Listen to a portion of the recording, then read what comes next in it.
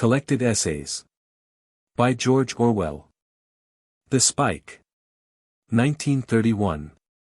It was late afternoon. 49 of us, 48 men and 1 woman, lay on the green waiting for the spike to open. We were too tired to talk much.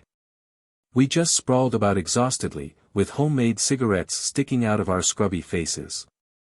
Overhead the chestnut branches were covered with blossom, and beyond that great woolly clouds floated almost motionless in a clear sky.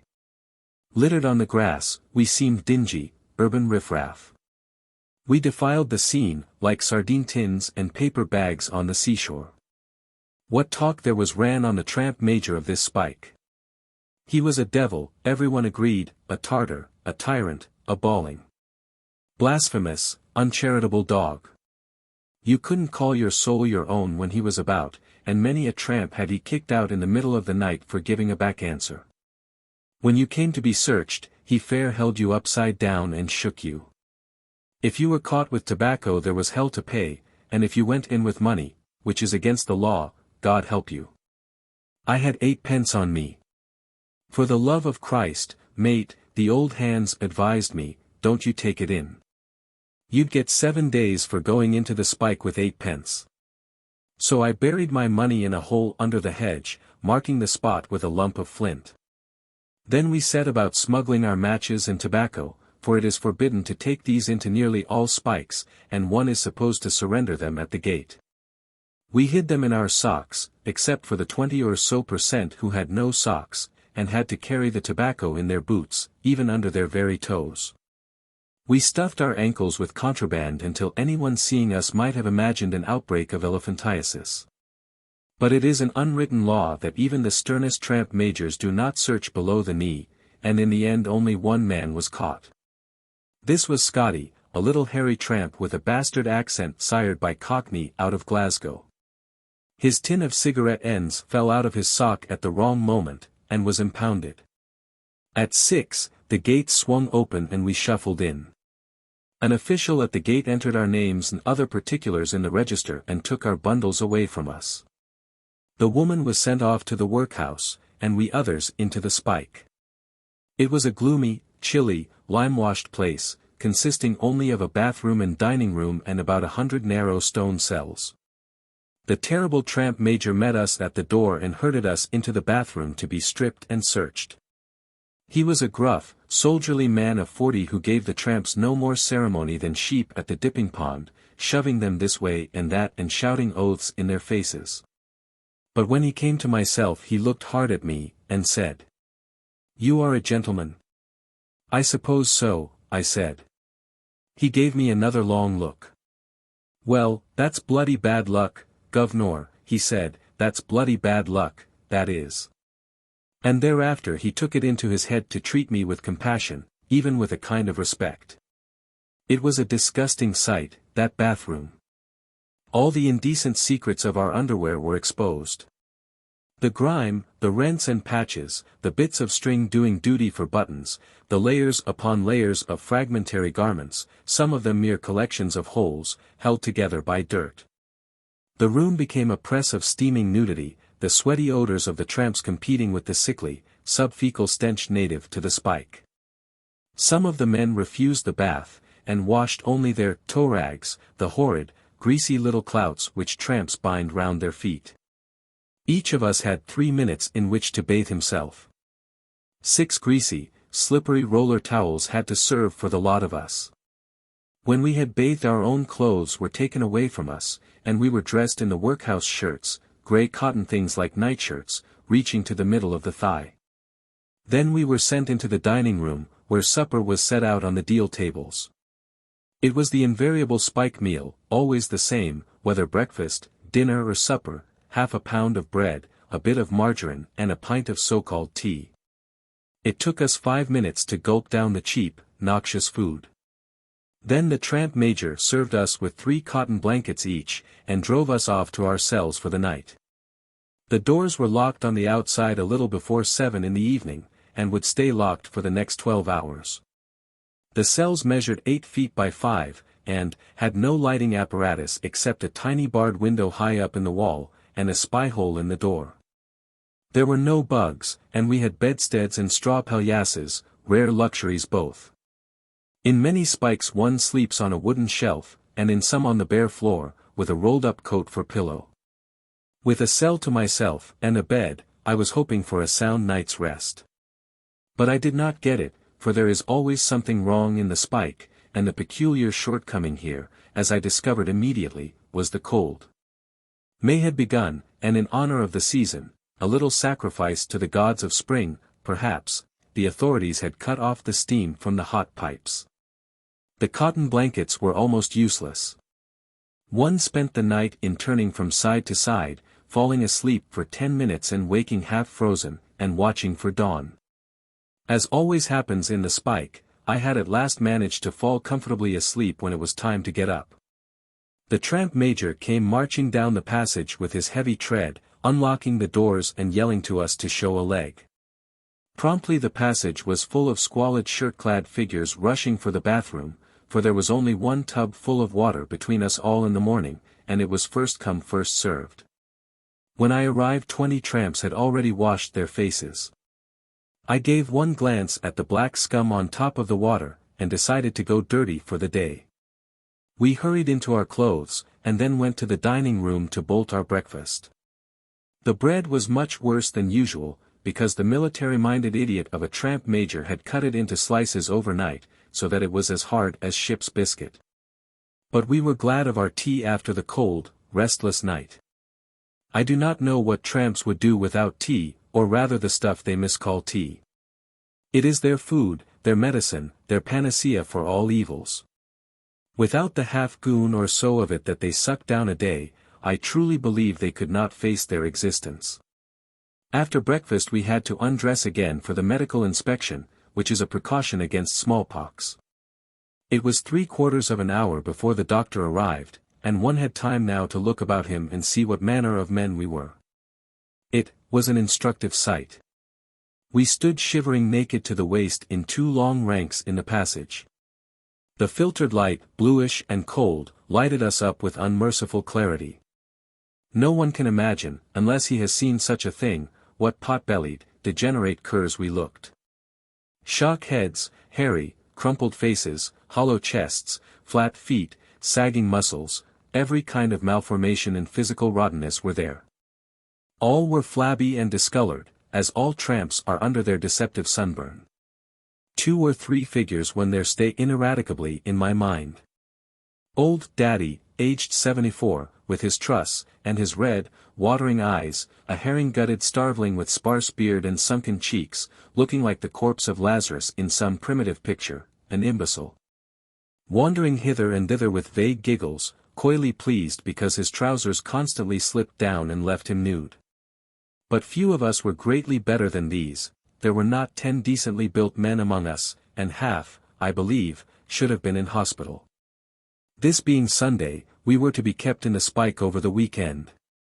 As soon as the doctor had gone we were herded back to the dining room, and its door shut upon us.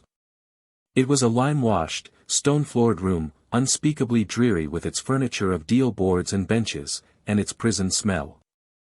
The windows were so high up that one could not look outside, and the sole ornament was a set of rules threatening dire penalties to any casual who misconduct himself. We packed the room so tight that one could not move an elbow without jostling somebody. Already, at 8 o'clock in the morning, we were bored with our captivity.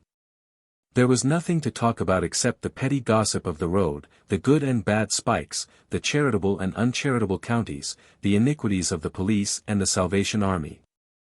Tramps hardly ever get away from these subjects. They talk, as it were, nothing but shop. They have nothing worthy to be called conversation, bemuse emptiness of belly leaves no speculation in their souls. The world is too much with them. Their next meal is never quite secure, and so they cannot think of anything except the next meal. 2 hours dragged by. Old Daddy, witless with age, sat silent, his back bent like a bow and his inflamed eyes dripping slowly onto the floor. George, a dirty old tramp notorious for the queer habit of sleeping in his hat, grumbled about a parcel of tommy that he had lost on the toad. Bill the moocher, the best-built man of us all, a Herculean sturdy beggar who smelt of beer even after 12 hours in the spike, told tales of mooching, of pints stood him in the boozers. And of a parson who had peached to the police and got him 7 days. William and Fred, 2 young ex-fishermen from Norfolk, sang a sad song about unhappy Bella, who was betrayed and died in the snow. The imbecile drivelled, about an imaginary toff, who had once given him 257 golden sovereigns. So the time passed, with dun talk and dull obscenities. Everyone was smoking, except Scotty, whose tobacco had been seized, and he was so miserable in his smokeless state that I stood him the makings of a cigarette. We smoked furtively, hiding our cigarettes like schoolboys when we heard the tramp major's step, for smoking, though connived at, was officially forbidden. Most of the tramps spent 10 consecutive hours in this dreary room. It is hard to imagine how they put up with 11. I have come to think that boredom is the worst of all a tramp's evils, worse than hunger and discomfort, worse even than the constant feeling of being socially disgraced. It is a silly piece of cruelty to confine an ignorant man all day with nothing to do, it is like chaining a dog in a barrel. Only an educated man, who has consolations within himself, can endure confinement. Tramps, unlettered types as nearly all of them are, face their poverty with blank, resourceless minds. Fixed for 10 hours on a comfortless bench, they know no way of occupying themselves, and if they think at all it is to whimper about hard luck and pine for work. They have not the stuff in them to endure the horrors of idleness. And so, since so much of their lives is spent in doing nothing, they suffer agonies from boredom. I was much luckier than the others, because at 10 o'clock the tramp major picked me out for the most coveted of all jobs in the spike, the job of helping in the workhouse kitchen. There was not really any work to be done there, and I was able to make off and hide in a shed used for storing potatoes, together with some workhouse paupers who were skulking to avoid the Sunday morning service. There was a stove burning there, and comfortable packing cases to sit on, and back numbers of the Family Herald, and even a copy of Raffles from the workhouse library. It was paradise after the spike. Also, I had my dinner from the workhouse table, and it was one of the biggest meals I have ever eaten. A tramp does not see such a meal twice in the year, in the spike or out of it. The paupers told me that they always gorged to the bursting point on Sundays, and went hungry 6 days of the week. When the meal was over, the cook set me to do the washing up, and told me to throw away the food that remained. The wastage was astonishing. Great dishes of beef, and bucketfuls of broth and vegetables, were pitched away like rubbish, and then defiled with tea leaves. I filled 5 dustbins to overflowing with good food. And while I did so, my fellow tramps were sitting 200 yards away in the spike, their bellies half filled with the spike dinner of the everlasting bread and tea, and perhaps 2 cold boiled potatoes each in honor of Sunday.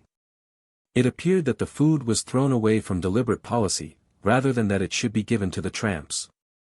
At 3 I left the workhouse kitchen and went back to the spike. The boredom in that crowded, comfortless room was now unbearable. Even smoking had ceased, for a tramp's only tobacco is picked up cigarette ends, and, like a browsing beast, he starves if he is long away from the pavement pasture. To occupy the time I talked with a rather superior tramp, a young carpenter who wore a collar and tie, and was on the road, he said, for lack of a set of tools. He kept a little aloof from the other tramps, and held himself more like a free man than a casual. He had literary tastes, too, and carried one of Scott's novels on all his wanderings. He told me he never entered a spike unless driven there by hunger, sleeping under hedges and behind ricks in preference. Along the south coast he had begged by day and slept in bathing machines for weeks at a time. We talked of life on the road. He criticized the system which makes a tramp spend 14 hours a day in the spike, and the other 10 in walking and dodging the police. He spoke of his own case, 6 months at the public charge for want of £3 worth of tools. It was idiotic, he said. Then I told him about the wastage of food in the workhouse kitchen, and what I thought of it. And at that he changed his tune immediately. I saw that I had awakened the purenter who sleeps in every English workman. Though he had been famished along with the rest, he at once saw reasons why the food should have been thrown away rather than given to the tramps. He admonished me quite severely. "They have to do it," he said. "If they made these places too pleasant you'd have all the scum of the country flocking into them. It's only the bad food as keeps all that scum away. These tramps are too lazy to work, that's all that's wrong with them. You don't want to go encouraging of them. They're scum." I produced arguments to prove him wrong, but he would not listen. He kept repeating. "You don't want to have any pity on these tramps, scum, they are. You don't want to judge them by the same standards as men like you and me. They're scum, just scum." It was interesting to see how subtly he disassociated himself from his fellow tramps. He has been on the road 6 months, but in the sight of God, he seemed to imply, he was not a tramp. His body might be in the spike, but his spirit soared far away, in the pure ether of the middle classes. The clock's hands crept round with excruciating slowness. We were too bored even to talk now, the only sound was of oaths and reverberating yawns. One would force his eyes away from the clock for what seemed an age, and then look back again to see that the hands had advanced 3 minutes. On we clogged our souls like cold mutton fat. Our bones ached because of it. The clock's hands stood at 4, and supper was not till 6, and there was nothing left remarkable beneath the visiting moon. At last 6 o'clock did come, and the tramp major and his assistant arrived with supper. The yawning tramps brisked up like lions at feeding time. But the meal was a dismal disappointment.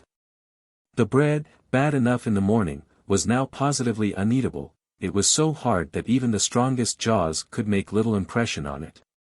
The older men went almost supperless, and not a man could finish his portion, hungry though most of us were. When we had finished, the blankets were served out immediately, and we were hustled off once more to the bare, chilly cells. 13 hours went by.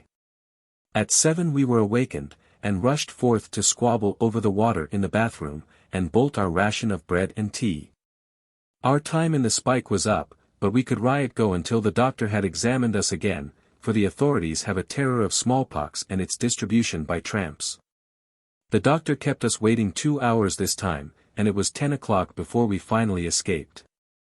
At last it was time to go, and we were let out into the yard.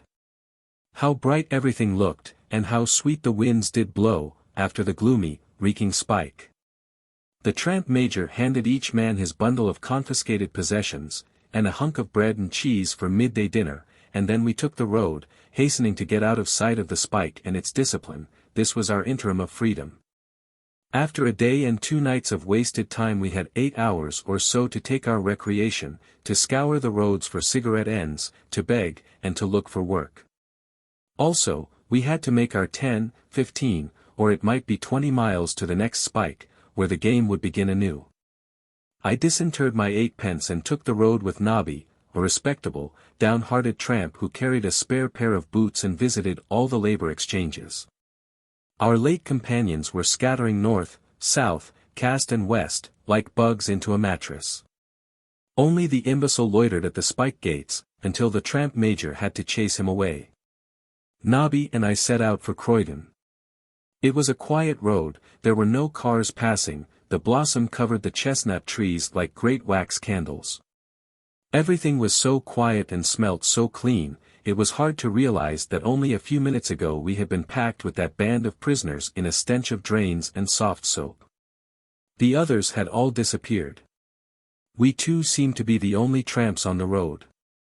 Then I heard a hurried step behind me, and felt a tap on my arm. It was little Scotty, who had run panting after us. He pulled a rusty tin box from his pocket.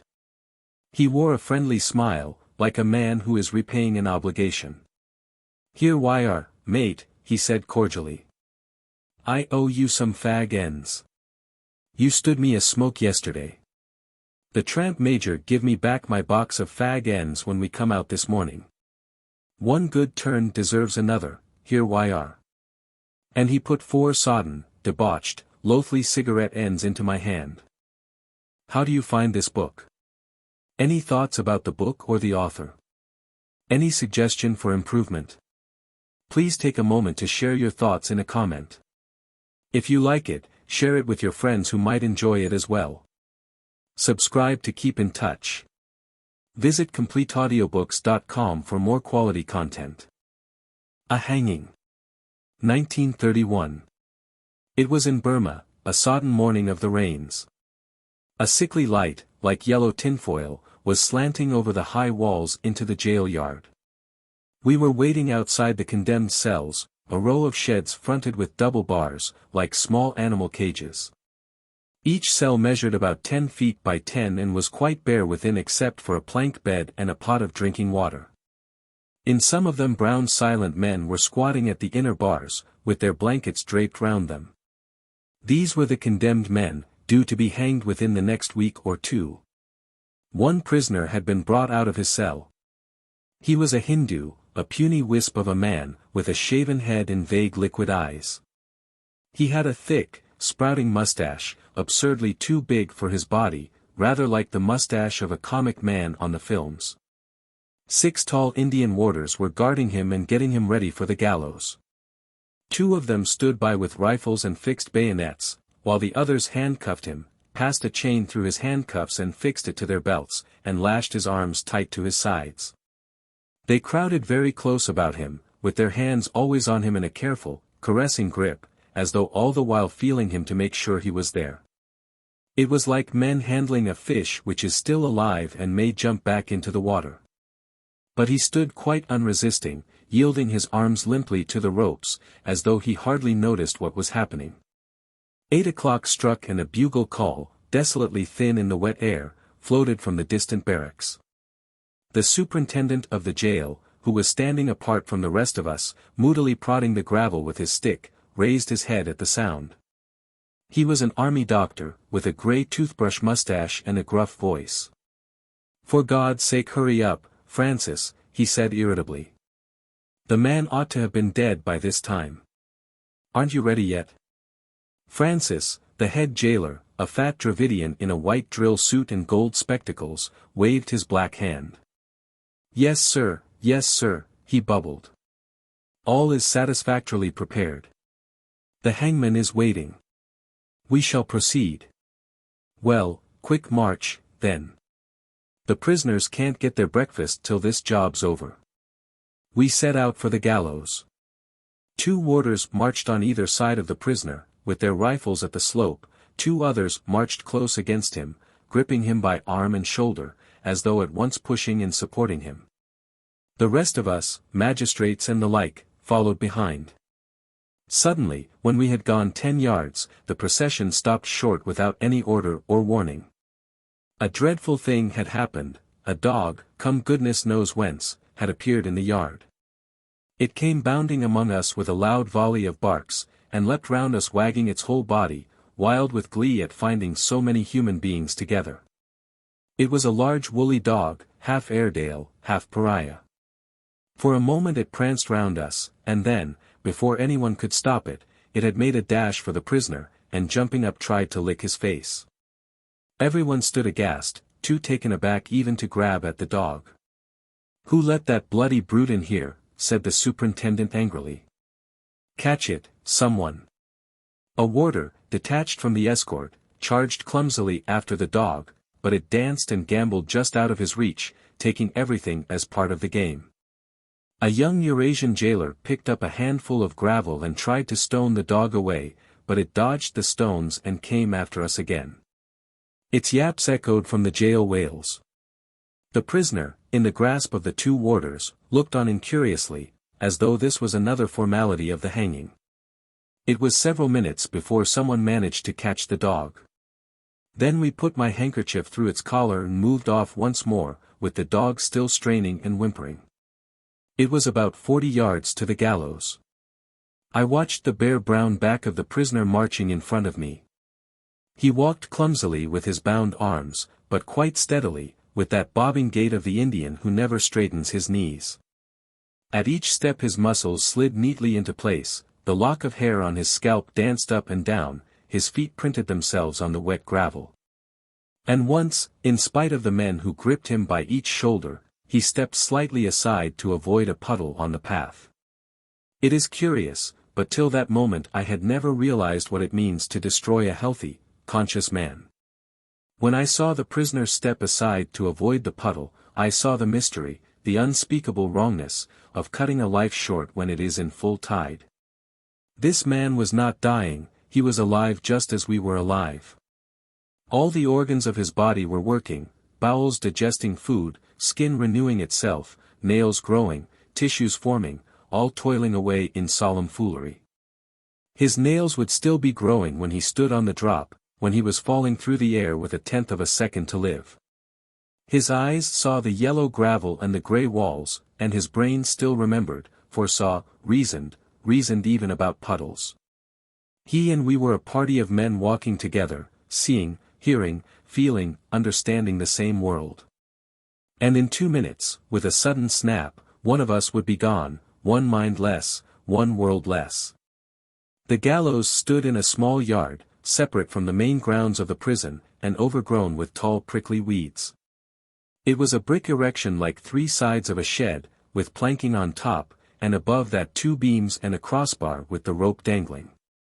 The hangman, a grey-haired convict in the white uniform of the prison, was waiting beside his machine. He greeted us with a servile crouch as we entered. At a word from Francis, the 2 warders, gripping the prisoner more closely than ever, half led, half pushed him to the gallows and helped him clumsily up the ladder. Then the hangman climbed up and fixed the rope round the prisoner's neck. We stood waiting, 5 yards away. The warders had formed in a rough circle round the gallows. And then, when the noose was fixed, the prisoner began crying out on his God. It was a high, reiterated cry of Ram! Ram! Ram!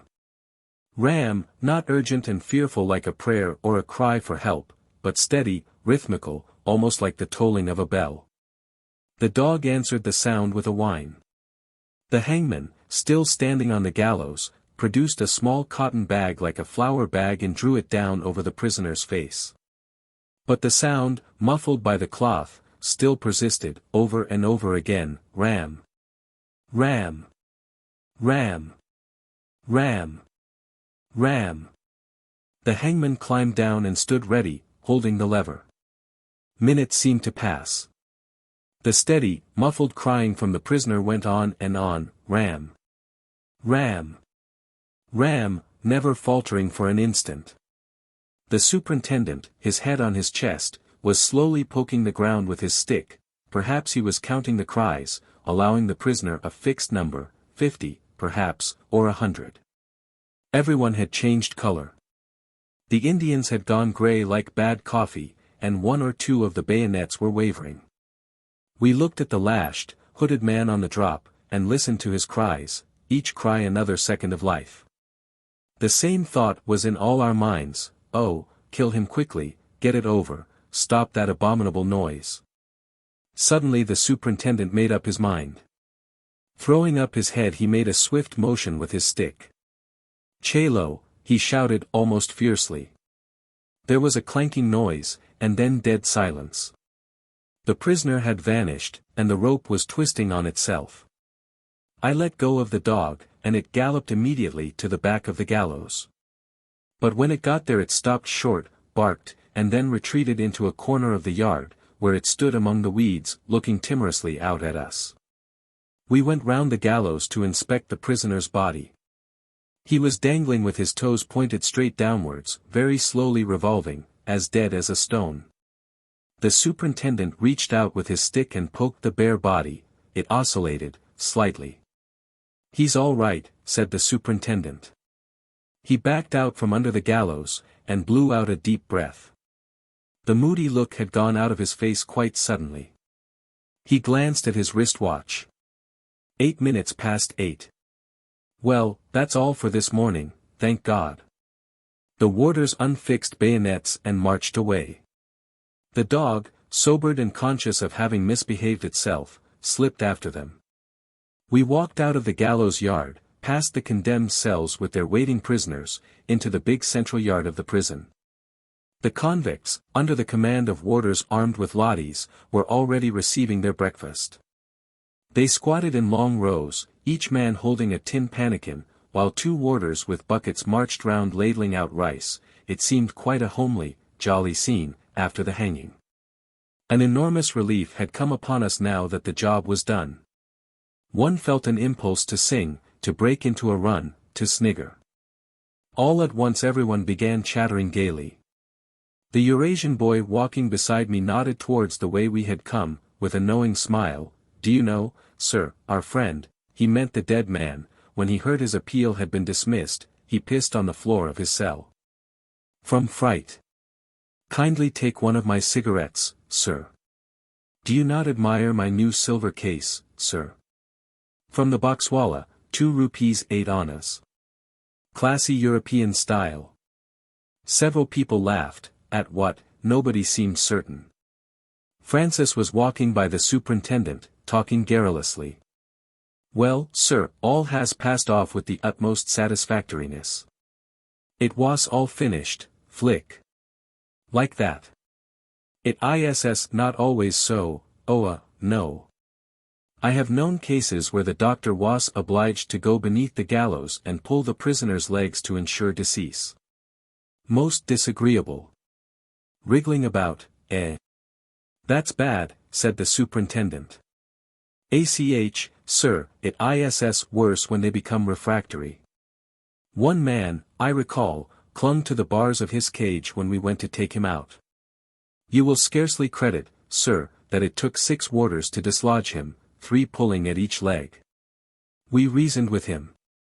"My dear fellow," we said, "think of all the pain and trouble you are causing to us." But no, he would not listen. He was very troublesome. I found that I was laughing quite loudly.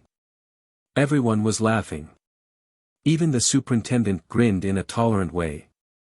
"You'd better all come out and have a drink," he said quite genially.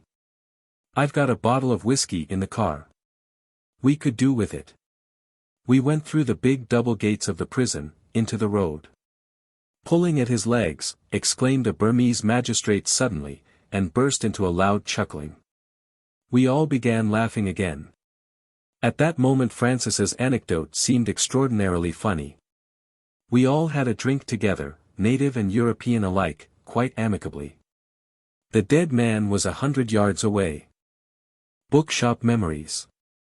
1936. When I worked in a second-hand bookshop, so easily pictured, if you don't work in one. As a kind of paradise where charming old gentlemen browse eternally among calf-bound folios, the thing that chiefly struck me was the rarity of really bookish people. Our shop had an exceptionally interesting stock, yet I doubt whether 10% of our customers knew a good book from a bad one. First edition snobs were much commoner than lovers of literature, but Oriental students haggling over cheap textbooks were commoner still, and vague-minded women looking for birthday presents for their nephews were commonest of all. Many of the people who came to us were of the kind who would be a nuisance anywhere but have special opportunities in a bookshop. For example, the dear old lady who wants a book for an invalid, a very common demand, that, and the other dear old lady who read such a nice book in 1897 and wonders whether you can find her a copy. Unfortunately she doesn't remember the title or the author's name or what the book was about, but she does remember that it had a red cover. But apart from these there are 2 well-known types of pest by whom every second-hand bookshop is haunted. One is the decayed person smelling of old bread crusts who comes every day, sometimes several times a day, and tries to sell you worthless books. The other is the person who orders large quantities of books for which he has not the smallest intention of paying. In our shop we sold nothing on credit, but we would put books aside, or order them if necessary, for people who arranged to fetch them away later. Scarcely half the people who ordered books from us ever came back. It used to puzzle me at first. What made them do it? They would come in and demand some rare and expensive book, would make us promise over and over again to keep it for them, and then would vanish never to return. But many of them, of course, were unmistakable paranoiacs. They used to talk in a grandiose manner about themselves and tell the most ingenious stories to explain how they had happened to come out of doors without any money, stories which, in many cases, I am sure they themselves believed. In a town like London there are always plenty of not quite certifiable lunatics walking the streets, and they tend to gravitate towards bookshops. Because a bookshop is one of the few places where you can hang about for a long time without spending any money. In the end one gets to know these people almost at a glance. For all their big talk there is something moth-eaten and aimless about them. Very often, when we were dealing with an obvious paranoiac, we would put aside the books he asked for and then put them back on the shelves the moment he had gone.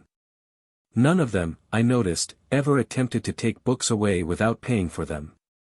Merely to order them was enough. It gave them, I suppose, the illusion that they were spending real money. Like most second-hand bookshops we had various sidelines. We sold second-hand typewriters, for instance, and also stamps, used stamps, I mean. Stamp collectors are a strange, silent, fish-like breed, of all ages, but only of the male sex. Women, apparently, fail to see the peculiar charm of gumming bits of colored paper into albums. We also sold sixpenny horoscopes compiled by somebody who claimed to have foretold the Japanese earthquake. They were in sealed envelopes and I never opened one of them myself, but the people who bought them often came back and told us how true their horoscopes had been. Doubtless any horoscope seems true if it tells you that you are highly attractive to the opposite sex and your worst fault is generosity. We did a good deal of business in children's books, chiefly remainders. Modern books for children are rather horrible things, especially when you see them in the mass. Personally I would sooner give a child a copy of Petrenius Arbiter than Peter Pan, but even Barry seems manly and wholesome compared with some of his later imitators. At Christmas time we spent a feverish 10 days struggling with Christmas cards and calendars, which are tiresome things to sell but good business while the season lasts. It used to interest me to see the brutal cynicism with which Christian sentiment is exploited. The touts from the Christmas card firms used to come round with their catalogues as early as June. A phrase from one of their invoices sticks in my memory. It was, 24 infant Jesus with rabbits. But our principal sideline was a lending library, the usual 2-penny no-deposit library of 500 or 600 volumes, all fiction. How the book thieves must love those libraries. It is the easiest crime in the world to borrow a book at one shop for twopence, remove the label and sell it at another shop for a shilling. Nevertheless booksellers generally find that it pays them better to have a certain number of books stolen. We used to lose about a dozen a month, than to frighten customers away by demanding a deposit. Our shop stood exactly on the frontier between Hampstead and Camden Town, and we were frequented by all types from baronets to bus conductors. Probably our library subscribers were a fair cross-section of London's reading public. It is therefore worth noting that of all the authors in our library the one who went out the best was Priestley, Hemingway, Walpole, Wodehouse.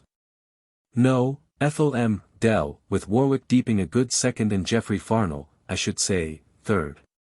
Dell's novels, of course, are read solely by women, but by women of all kinds and ages and not, as one might expect, merely by wistful spinsters and the fat wives of tobacconists. It is not true that men don't read novels, but it is true that there are whole branches of fiction that they avoid. Roughly speaking, what one might call the average novel, the ordinary, good-bad, Galsworthy-Water stuff which is the norm of the English novel, seems to exist only for women. Men read either the novels it is possible to respect, or detective stories. But their consumption of detective stories is terrific. One of our subscribers to my knowledge read 4 or 5 detective stories every week for over a year, besides others which he got from another library. What chiefly surprised me was that he never read the same book twice. Apparently the whole of that frightful torrent of trash, the pages read every year would, I calculated, cover nearly 3/4 of an acre, was stored forever in his memory. He took no notice of titles or authors' names, but he could tell by merely glancing into a book whether B had it already. In a lending library you see people's real tastes, not their pretended ones, and one thing that strikes you is how completely the classical English novelists have dropped out of favor. It is simply useless to put Dickens, Thackeray, Jane Austen, Trollope, etc. into the ordinary lending library, nobody takes them out. At the mere sight of a 19th-century novel people say, "Oh, but that's old," and shy away immediately.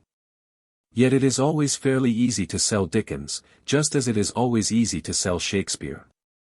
Dickens is one of those authors whom people are always meaning to read, and, like the Bible, he is widely known at second hand. People know by hearsay that Bill Sikes was a burglar and that Mr. Micawber had a bald head, just as they know by hearsay that Moses was found in a basket of bulrushes and saw the back parts of the Lord. Another thing that is very noticeable is the growing unpopularity of American books.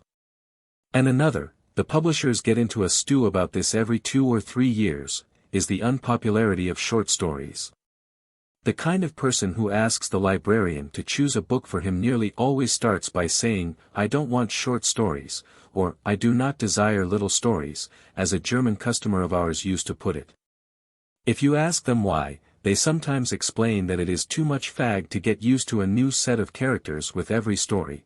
They like to get into a novel which demands no further thought after the first chapter.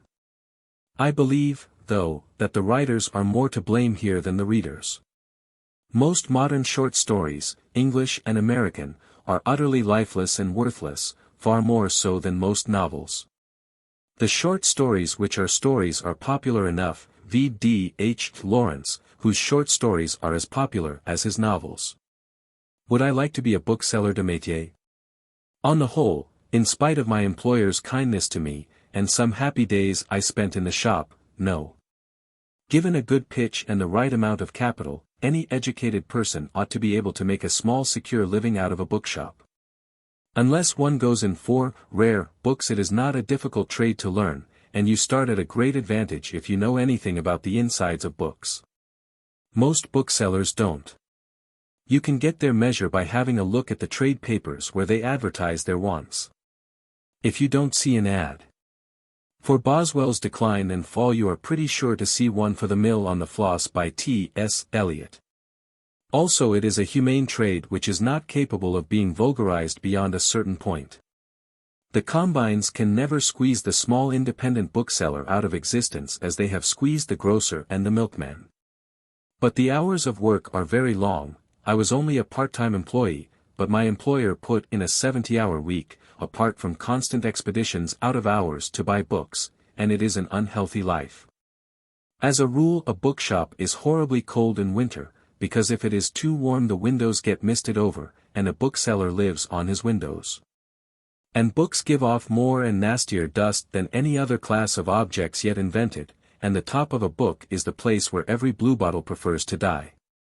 But the real reason why I should not like to be in the book trade for life is that while I was in it I lost my love of books. A bookseller has to tell lies about books, and that gives him a distaste for them. Still worse is the fact that he is constantly dusting them and hauling them to and fro. There was a time when I really did love books, loved the sight and smell and feel of them, I mean, at least if they were 50 or more years old.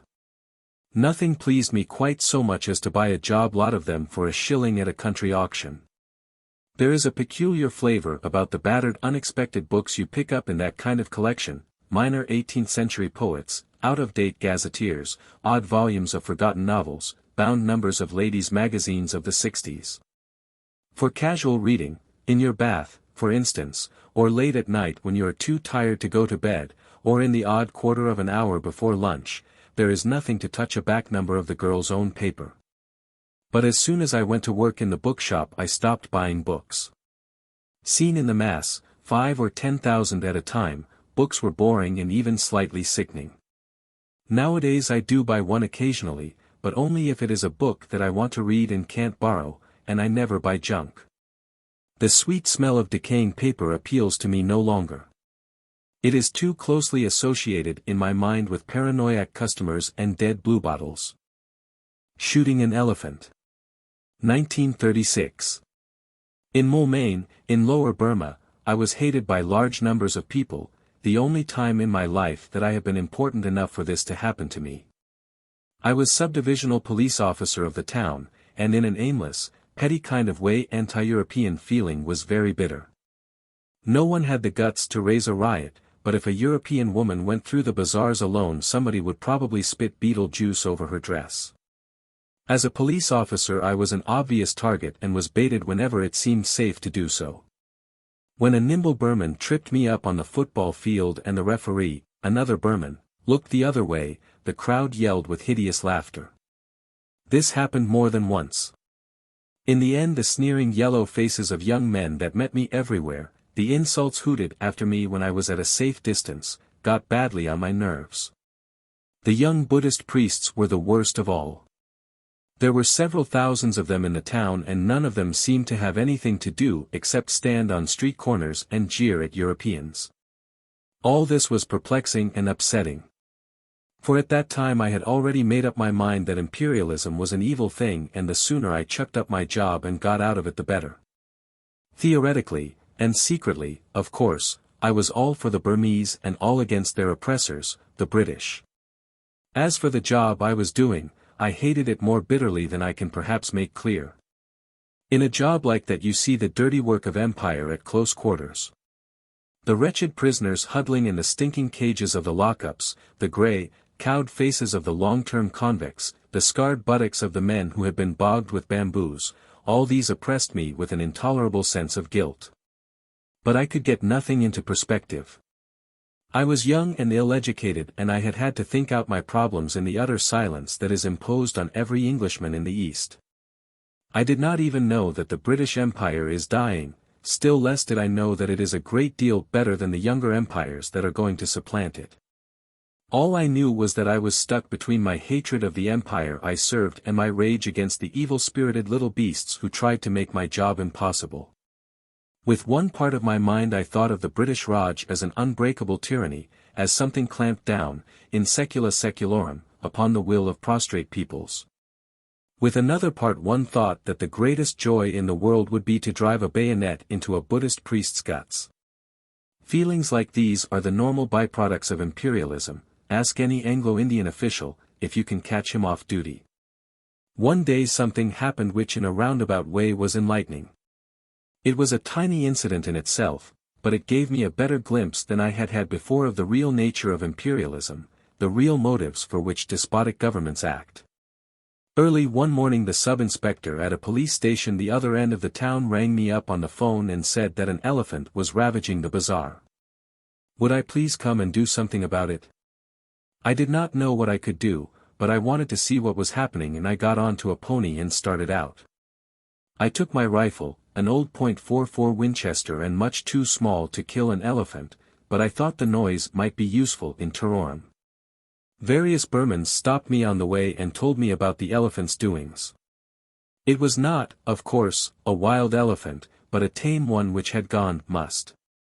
It had been chained up, as tame elephants always are when their attack of must is due, but on the previous night it had broken its chain and escaped. Its mahout, the only person who could manage it when it was in that state, had set out in pursuit, but had taken the wrong direction and was now 12 hours' journey away, and in the morning the elephant had suddenly reappeared in the town. The Burmese population had no weapons and were quite helpless against it. It had already destroyed somebody's bamboo hut, killed a cow and raided some fruit stalls and devoured the stock. Also it had met the municipal rubbish van and, when the driver jumped out and took to his heels, had turned the van over and inflicted violences upon it. The Burmese sub-inspector and some Indian constables were waiting for me in the quarter where the elephant had been seen. It was a very poor quarter, a labyrinth of squalid bamboo huts, thatched with palm leaf, winding all over a steep hillside. I remember that it was a cloudy, stuffy morning at the beginning of the rains. We began questioning the people as to where the elephant had gone and, as usual, failed to get any definite information. That is invariably the case in the East. A story always sounds clear enough at a distance, but the nearer you get to the scene of events the vaguer it becomes. Some of the people said that the elephant had gone in one direction, some said that he had gone in another, some professed not even to have heard of any elephant. I had almost made up my mind that the whole story was a pack of lies, when we heard yells a little distance away. There was a loud, scandalized cry of, "Go away, child! Go away this instant!" And an old woman with a switch in her hand came round the corner of a hut, violently shooing away a crowd of naked children. Some more women followed, clicking their tongues and exclaiming. Evidently there was something that the children ought not to have seen. I rounded the hut and saw a man's dead body sprawling in the mud. He was an Indian, a black Dravidian coolie, almost naked, and he could not have been dead many minutes. The people said that the elephant had come suddenly upon him round the corner of the hut, caught him with its trunk, put its foot on his back and ground him into the earth. This was the rainy season and the ground was soft, and his face had scored a trench a foot deep and a couple of yards long. He was lying on his belly with arms crucified and head sharply twisted to one side. His face was coated with mud, the eyes wide open, the teeth bared and grinning with an expression of unendurable agony. Never tell me, by the way, that the dead look peaceful. Most of the corpses I have seen looked devilish. The friction of the great beast's foot had stripped the skin from his back as neatly as one skins a rabbit.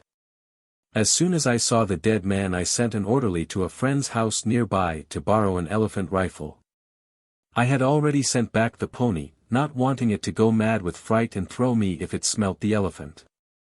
The orderly came back in a few minutes with a rifle and 5 cartridges, and meanwhile some Burmans had arrived and told us that the elephant was in the paddy fields below, only a few hundred yards away. As I started forward practically the whole population of the quarter flocked out of the houses and followed me. They had seen the rifle and were all shouting excitedly that I was going to shoot the elephant. They had not shown much interest in the elephant when he was merely ravaging their homes, but it was different now that he was going to be shot. It was a bit of fun to them, as it would be to an English crowd, besides they wanted the meat. It made me vaguely uneasy. I had no intention of shooting the elephant, I had merely sent for the rifle to defend myself if necessary, and it is always unnerving to have a crowd following you. I marched down the hill, looking and feeling a fool, with the rifle over my shoulder and an ever-growing army of people jostling at my heels. At the bottom, when you got away from the huts, there was a metalled road and beyond that a miry waste of paddy fields 1,000 yards across, not yet ploughed but soggy from the first rains and dotted with coarse grass. The elephant was standing 8 yards from the road, his left side towards us. He took not the slightest notice of the crowd's approach. He was tearing up bunches of grass, beating them against his knees to clean them and stuffing them into his mouth. I had halted on the road. As soon as I saw the elephant I knew with perfect certainty that I ought not to shoot him. It is a serious matter to shoot a working elephant, it is comparable to destroying a huge and costly piece of machinery, and obviously one ought not to do it if it can possibly be avoided. And at that distance, peacefully eating, the elephant looked no more dangerous than a cow. I thought then and I think now that his attack of must was already passing off. In which case he would merely wander harmlessly about until the mahout came back and caught him. Moreover, I did not in the least want to shoot him. I decided that I would watch him for a little while to make sure that he did not turn savage again, and then go home. But at that moment I glanced round at the crowd that had followed me. It was an immense crowd, 2,000 at the least and growing every minute. It blocked the road for a long distance on either side. I looked at the sea of yellow faces above the garish clothes faces all happy and excited over this bit of fun, all certain that the elephant was going to be shot. They were watching me as they would watch a conjurer about to perform a trick. They did not like me, but with the magical rifle in my hands I was momentarily worth watching. And suddenly I realized that I should have to shoot the elephant after all. The people expected it of me and I had got to do it. I could feel their 2,000 wills pressing me forward, irresistibly. And it was at this moment, as I stood there with the rifle in my hands, that I first grasped the hollowness, the futility of the white man's dominion in the East. Here was I, the white man with his gun, standing in front of the unarmed native crowd, seemingly the leading actor of the piece, but in reality I was only an absurd puppet pushed to and fro by the will of those yellow faces behind. I perceived in this moment that when the white man turns tyrant it is his own freedom that he destroys. He becomes a sort of hollow, posing dummy, the conventionalized figure of a sahib. For it is the condition of his rule that he shall spend his life in trying to impress the natives, and so in every crisis he has got to do what the natives expect of him. He wears a mask, and his face grows to fit it. I had got to shoot the elephant. I had committed myself to doing it when I sent for the rifle. A sahib has got to act like a sahib, he has got to appear resolute, to know his own mind and do definite things. To come all that way, rifle in hand, with 2,000 people marching at my heels, and then to trail feebly away, having done nothing, no, that was impossible. The crowd would laugh at me. And my whole life, every white man's life in the East, was one long struggle not to be laughed at. But I did not want to shoot the elephant. I watched him beating his bunch of grass against his knees, with that preoccupied grandmotherly air that elephants have. It seemed to me that it would be murder to shoot him. At that age I was not squeamish about killing animals, but I had never shot an elephant and never wanted to. Somehow it always seems worse to kill a large animal. Besides, there was the beast's owner to be considered. Alive, the elephant was worth at least 100 pounds, dead, he would only be worth the value of his tusks, 5 pounds, possibly. But I had got to act quickly. I turned to some experienced-looking Burmans who had been there when we arrived, and asked them how the elephant had been behaving. They all said the same thing, he took no notice of you if you left him alone, but he might charge if you went too close to him. It was perfectly clear to me what I ought to do. I ought to walk up to within, say, 25 yards of the elephant and test his behavior. If he charged, I could shoot, if he took no notice of me, it would be safe to leave him until the mahout came back. But also I knew that I was going to do no such thing. I was a poor shot with a rifle and the ground was soft mud into which one would sink at every step. If the elephant charged and I missed him, I should have about as much chance as a toad under a steamroller.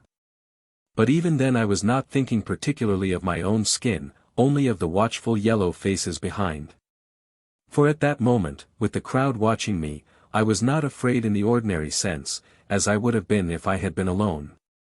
A white man mustn't be frightened in front of natives, and so, in general, he isn't frightened.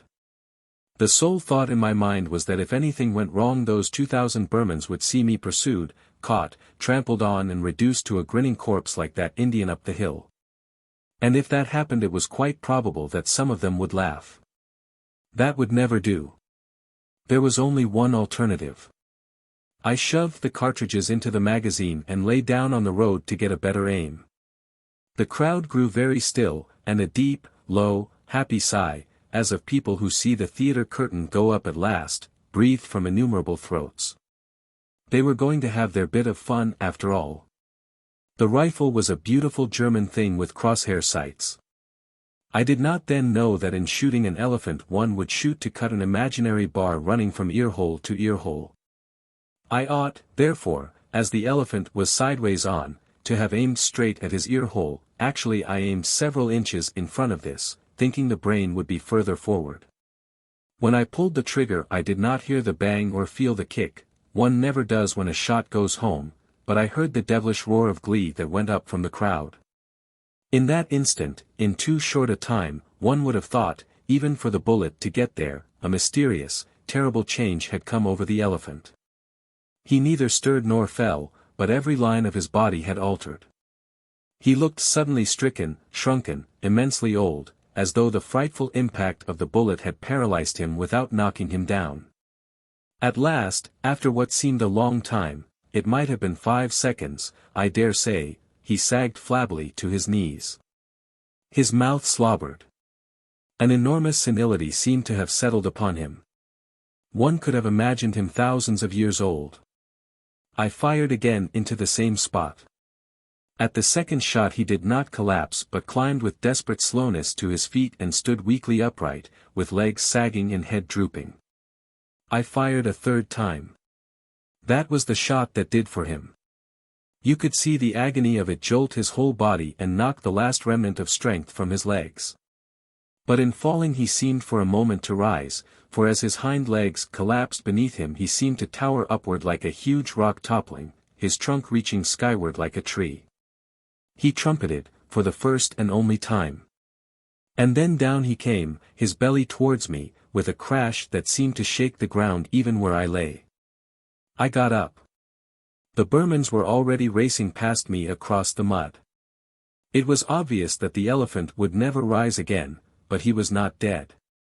He was breathing very rhythmically with long rattling gasps, his great mound of a side painfully rising and falling. His mouth was wide open, I could see far down into caverns of pale pink throat. I waited a long time for him to die, but his breathing did not weaken. Finally I fired my 2 remaining shots into the spot where I thought his heart must be. The thick blood welled out of him like red velvet, but still he did not die. His body did not even jerk when the shots hit him, the tortured breathing continued without a pause. He was dying, very slowly and in great agony, but in some world remote from me where not even a bullet could damage him further. I felt that I had got to put an end to that dreadful noise.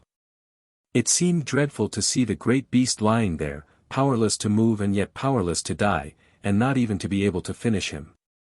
I sent back for my small rifle and poured shot after shot into his heart and down his throat. They seemed to make no impression. The tortured gasps continued as steadily as the ticking of a clock. In the end I could not stand it any longer and went away. I heard later that it took him half an hour to die. Burmans were bringing daws and baskets even before I left, and I was told they had stripped his body almost to the bones by the afternoon. Afterwards, of course, there were endless discussions about the shooting of the elephant. The owner was furious, but he was only an Indian and could do nothing. Besides, legally I had done the right thing, for a mad elephant has to be killed, like a mad dog, if its owner fails to control it. Among the Europeans opinion was divided. The older men said I was right, the younger men said it was a damn shame to shoot an elephant for killing a coolie, because an elephant was worth more than any damn Korangi coolie. And afterwards I was very glad that the coolie had been killed. It put me legally in the right and it gave me a sufficient pretext for shooting the elephant. I often wondered whether any of the others grasped that I had done it solely to avoid looking a fool. Down the Mine.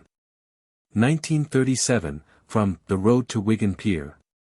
Our civilization, Pace Chesterton, is founded on coal, more completely than one realizes until one stops to think about it. The machines that keep us alive, and the machines that make machines, are all directly or indirectly dependent upon coal.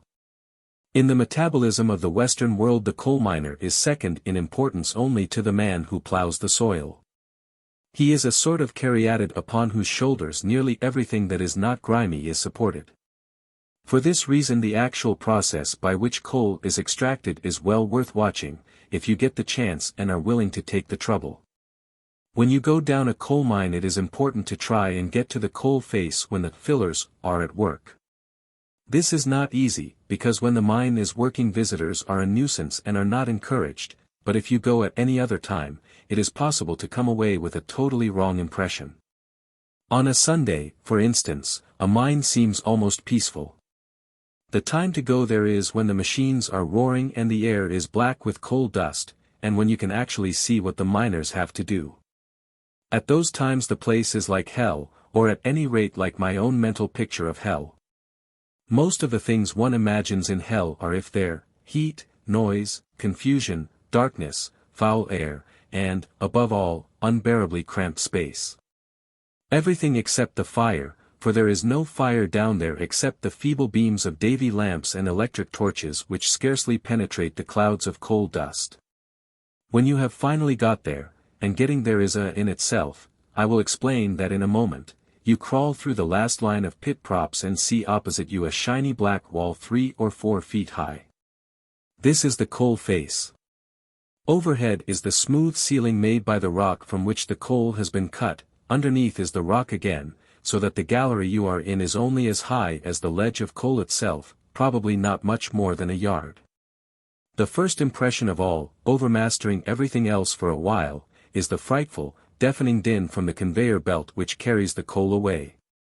You cannot see very far, because the fog of coal dust throws back the beam of your lamp, but you can see on either side of you the line of half-naked kneeling men, one to every 4 or 5 yards. Driving their shovels under the fallen coal and flinging it swiftly over their left shoulders. They are feeding it onto the conveyor belt, a moving rubber belt a couple of feet wide which runs a yard or two behind them.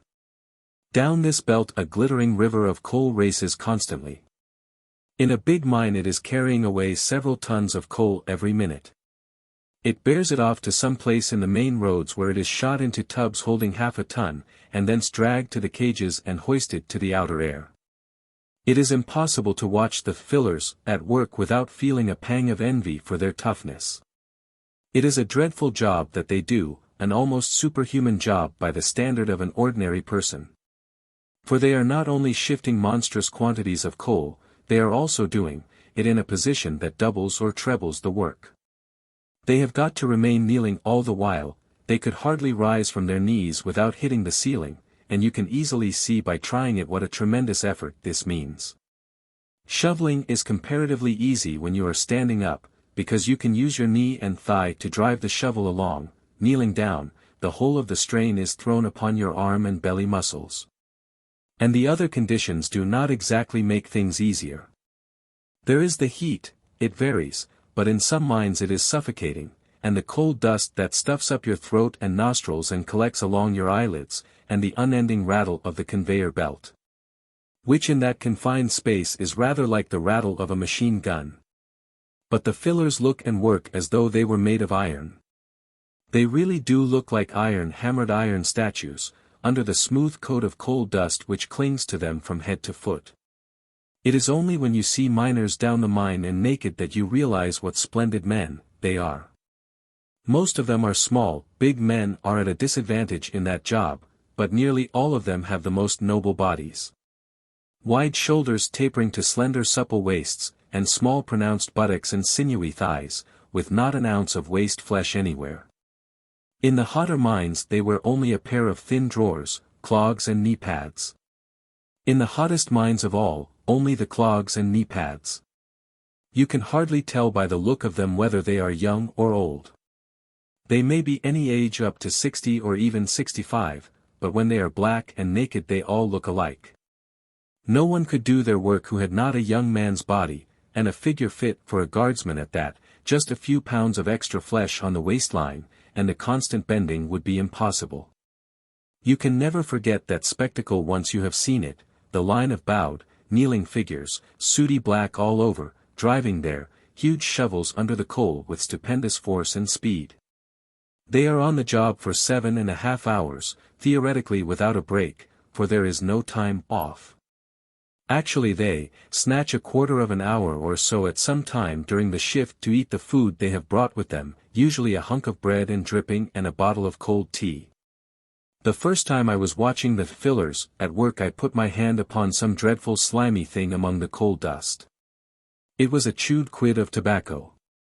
Nearly all the miners chew tobacco, which is said to be good against thirst. Probably you have to go down several coal mines before you can get much grasp of the processes that are going on round you. This is chiefly because the mere effort of getting from place to place makes it difficult to notice anything else. In some ways it is even disappointing, or at least is unlike what you have expected. You get into the cage, which is a steel box about as wide as a telephone box and 2 or 3 times as long. It holds 10 men, but they pack it like pilchards in a tin, and a tall man cannot stand upright in it. The steel door shuts upon you, and somebody working the winding gear above drops you into the void. You have the usual momentary qualm in your belly and a bursting sensation in the cars, but not much sensation of movement till you get near the bottom, when the cage slows down so abruptly that you could swear it is going upwards again. In the middle of the run the cage probably touches 60 miles an hour, in some of the deeper mines it touches even more. When you crawl out at the bottom you are perhaps 400 yards underground. That is to say you have a tolerable sized mountain on top of you. Hundreds of yards of solid rock, bones of extinct beasts, subsoil, flints, roots of growing things, green grass and cows grazing on it, all this suspended over your head and held back only by wooden props as thick as the calf of your leg. But because of the speed at which the cage has brought you down, and the complete blackness through which you have traveled, you hardly feel yourself deeper down than you would at the bottom of the Piccadilly tube. What is surprising, on the other hand, is the immense horizontal distances that have to be traveled underground. Before I had been down a mine, I had vaguely imagined the miner stepping out of the cage and getting to work on a ledge of coal a few yards away. I had not realized that before he even gets to work he may have had to creep along passages as long as from London Bridge to Oxford Circus. In the beginning, of course, a mine shaft is sunk somewhere near a seam of coal. But as that seam is worked out and fresh seams are followed up, the workings get further and further from the pit bottom. If it is a mile from the pit bottom to the coal face, that is probably an average distance. 3 miles is a fairly normal one. There are even said to be a few mines where it is as much as 5 miles. But these distances bear no relation to distances above ground. For in all that mile or 3 miles as it may be, there is hardly anywhere outside the main road, and not many places even there, where a man can stand upright. You do not notice the effect of this till you have gone a few hundred yards. You start off, stooping slightly, down the dim-lit gallery, 8 or 10 feet wide and about 5 high, with the walls built up with slabs of shale, like the stone walls in Derbyshire. Every yard or two there are wooden props holding up the beams and girders. Some of the girders have buckled into fantastic curves under which you have to duck. Usually it is bad going underfoot, thick dust or jagged chunks of shale, and in some mines where there is water it is as mucky as a farmyard. Also there is the track for the coal tubs, like a miniature railway track with sleepers a foot or 2 apart, which is tiresome to walk on. Everything is grey with shale dust. There is a dusty fiery smell which seems to be the same in all mines. You see mysterious machines of which you never learn the purpose, and bundles of tools slung together on wires, and sometimes mice darting away from the beam of the lamps. They are surprisingly common, especially in mines where there are or have been horses. It would be interesting to know how they got there in the first place. Possibly by falling down the shaft, for they say a mouse can fall any distance uninjured, owing to its surface area being so large relative to its weight. You press yourself against the wall to make way for lines of tubs jolting slowly towards the shaft, drawn by an endless steel cable operated from the surface. You creep through sacking curtains and thick wooden doors which, when they are opened, let out fierce blasts of air. These doors are an important part of the ventilation system. The exhausted air is sucked out of one shaft by means of fans, and the fresh air enters the other of its own accord. But if left to itself the air will take the shortest way round, leaving the deeper workings unventilated. So all the short cuts have to be partitioned off. At the start to walk stooping is rather a joke, but it is a joke that soon wears off. I am handicapped by being exceptionally tall, but when the roof falls to 4 feet or less it is a tough job for anybody except a dwarf or a child. You not only have to bend double, you have also got to keep your head up all the while so as to see the beams and girders and dodge them when they come. You have, therefore, a constant crick in the neck, but this is nothing to the pain in your knees and thighs. After half a mile it becomes, I am not exaggerating, an unbearable agony. You begin to wonder whether you will ever get to the end, still more, how on earth you are going to get back. Your pace grows slower and slower.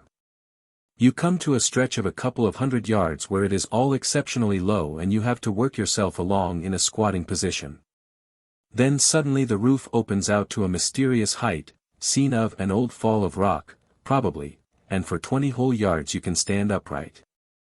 The relief is overwhelming. But after this there is another low stretch of 100 yards and then a succession of beams which you have to crawl under. You go down on all fours, even this is a relief after the squatting business. But when you come to the end of the beams and try to get up again, you find that your knees have temporarily struck work and refuse to lift you. You call a halt, ignominiously, and say that you would like to rest for a minute or two. Your guide, a miner, is sympathetic. He knows that your muscles are not the same as his. Only another 400 yards, he says encouragingly. You feel that he might as well say another 400 miles. But finally you do somehow creep as far as the coal face. You have gone a mile and taken the best part of an hour, a miner would do it in not much more than 20 minutes. Having got there, you have to sprawl in the coal dust and get your strength back for several minutes before you can even watch the work in progress with any kind of intelligence. Coming back is worse than going, not only because you are already tired out but because the journey back to the shaft is slightly uphill.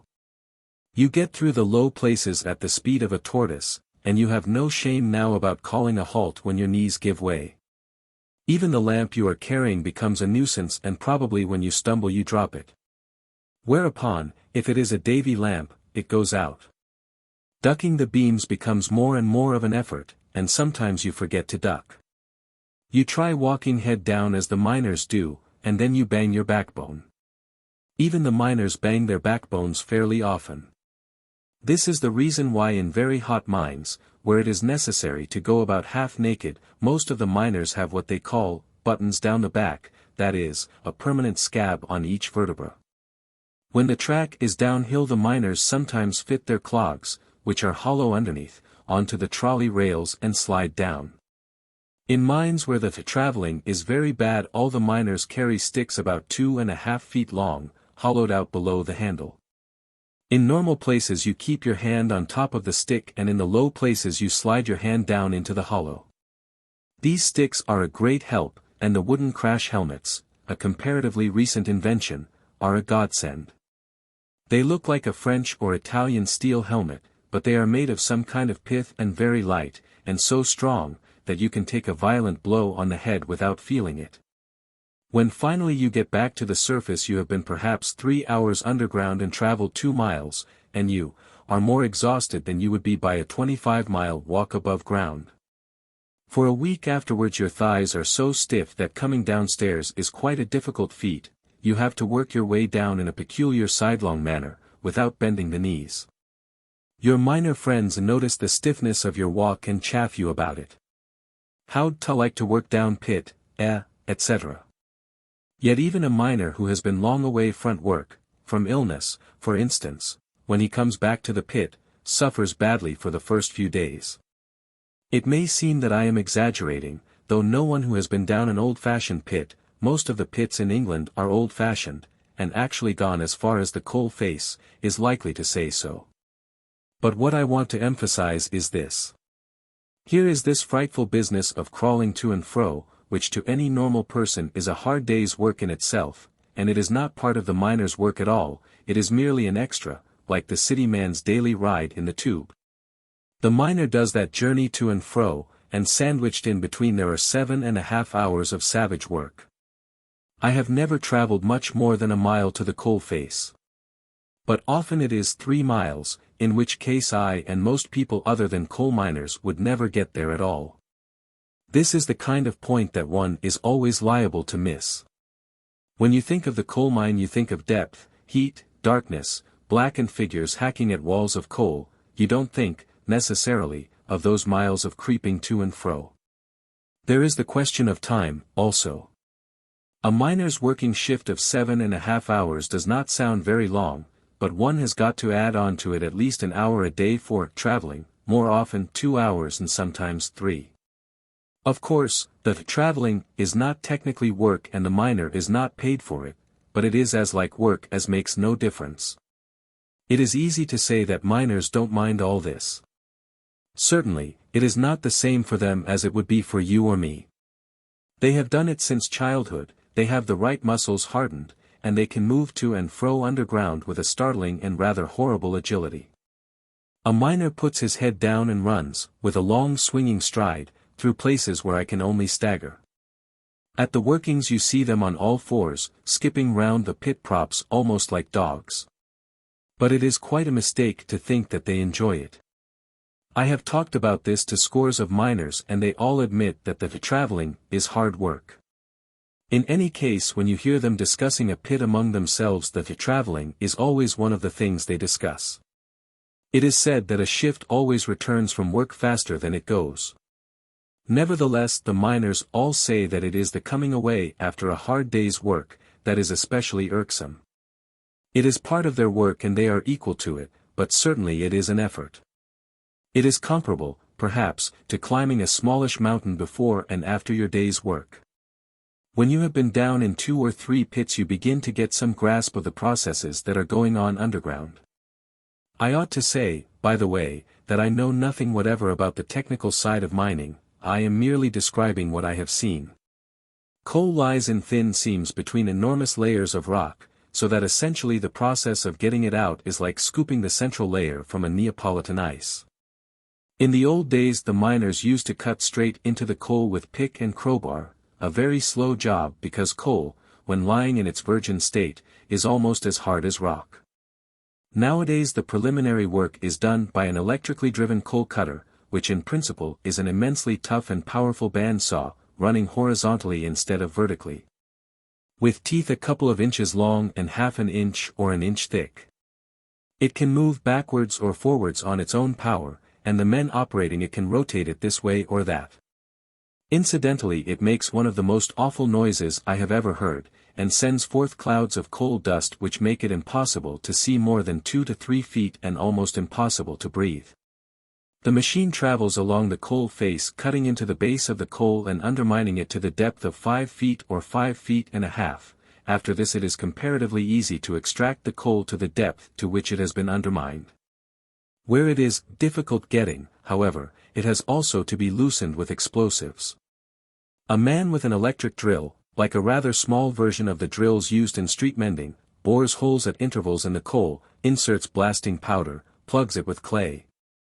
Goes round the corner if there is one handy, he is supposed to retire to 25 yards distance, and touches off the charge with an electric current. This is not intended to bring the coal out, only to loosen it.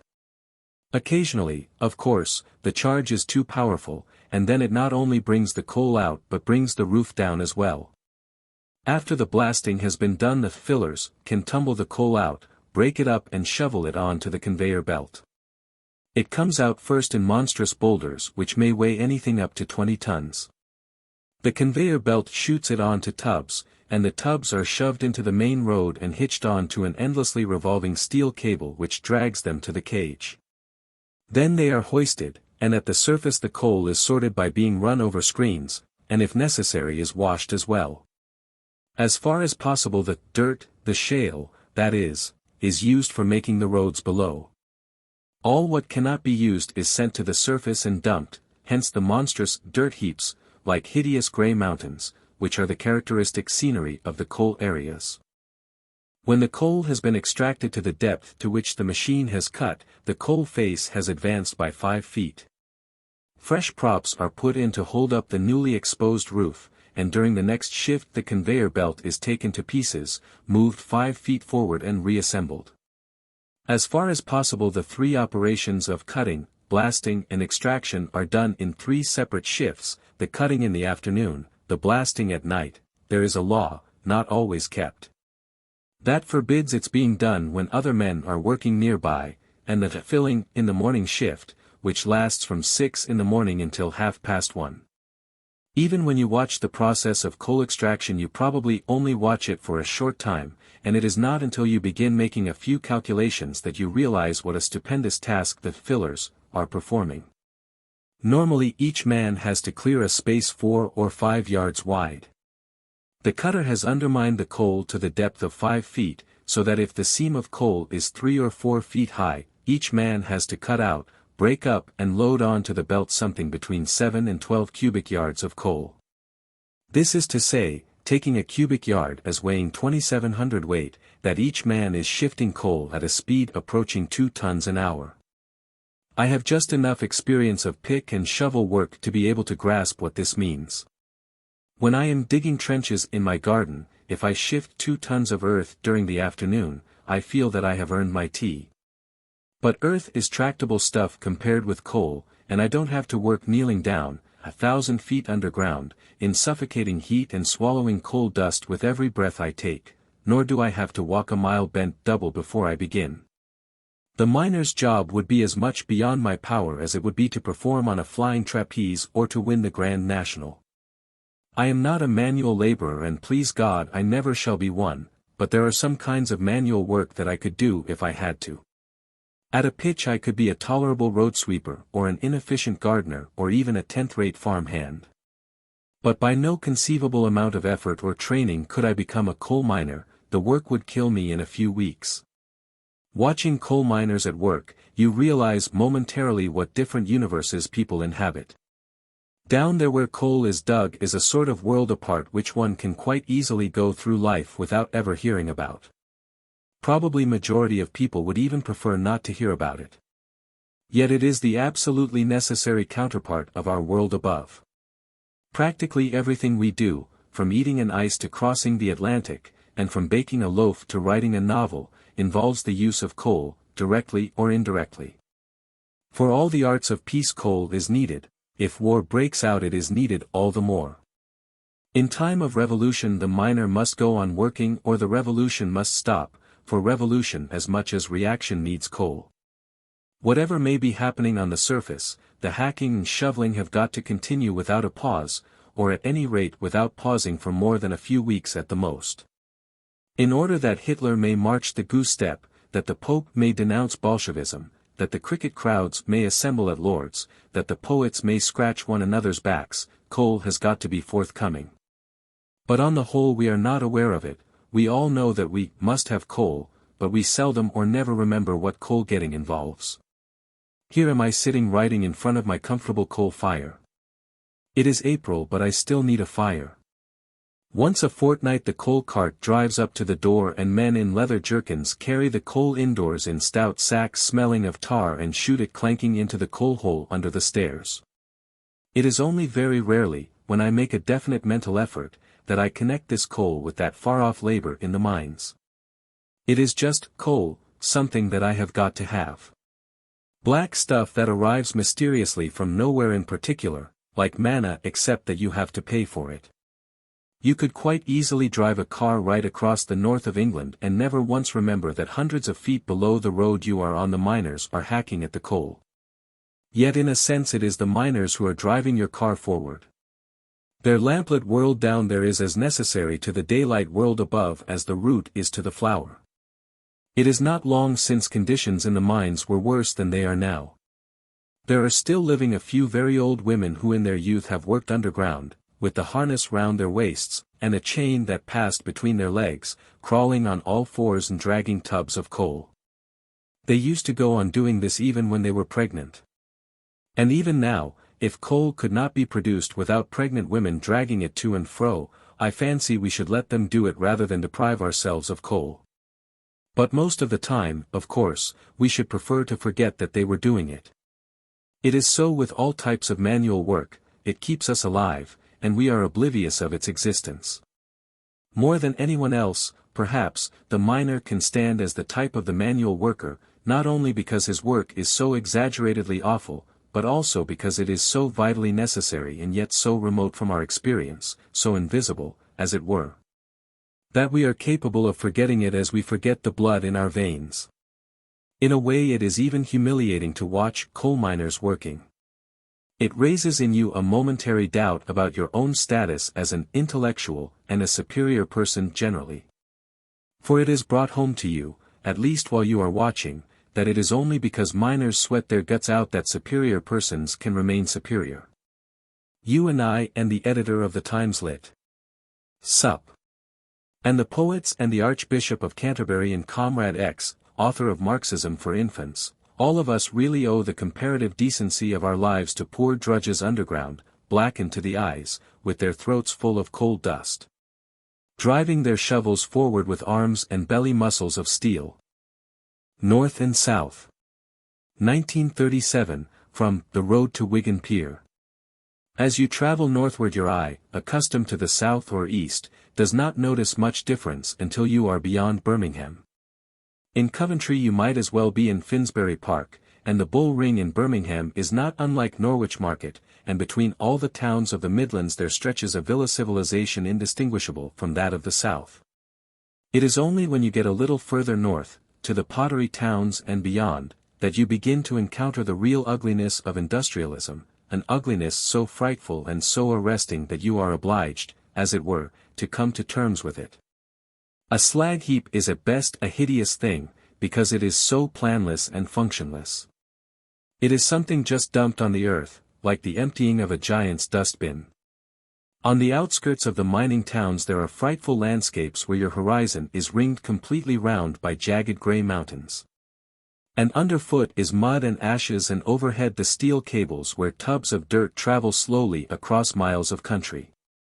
Often the slag heaps are on fire, and at night you can see the red rivulets of fire winding this way and that, and also the slow-moving blue flames of sulfur, which always seem on the point of expiring and always spring out again. Even when a slag heap sinks, as it does ultimately, only an evil brown grass grows on it, and it retains its hummocky surface.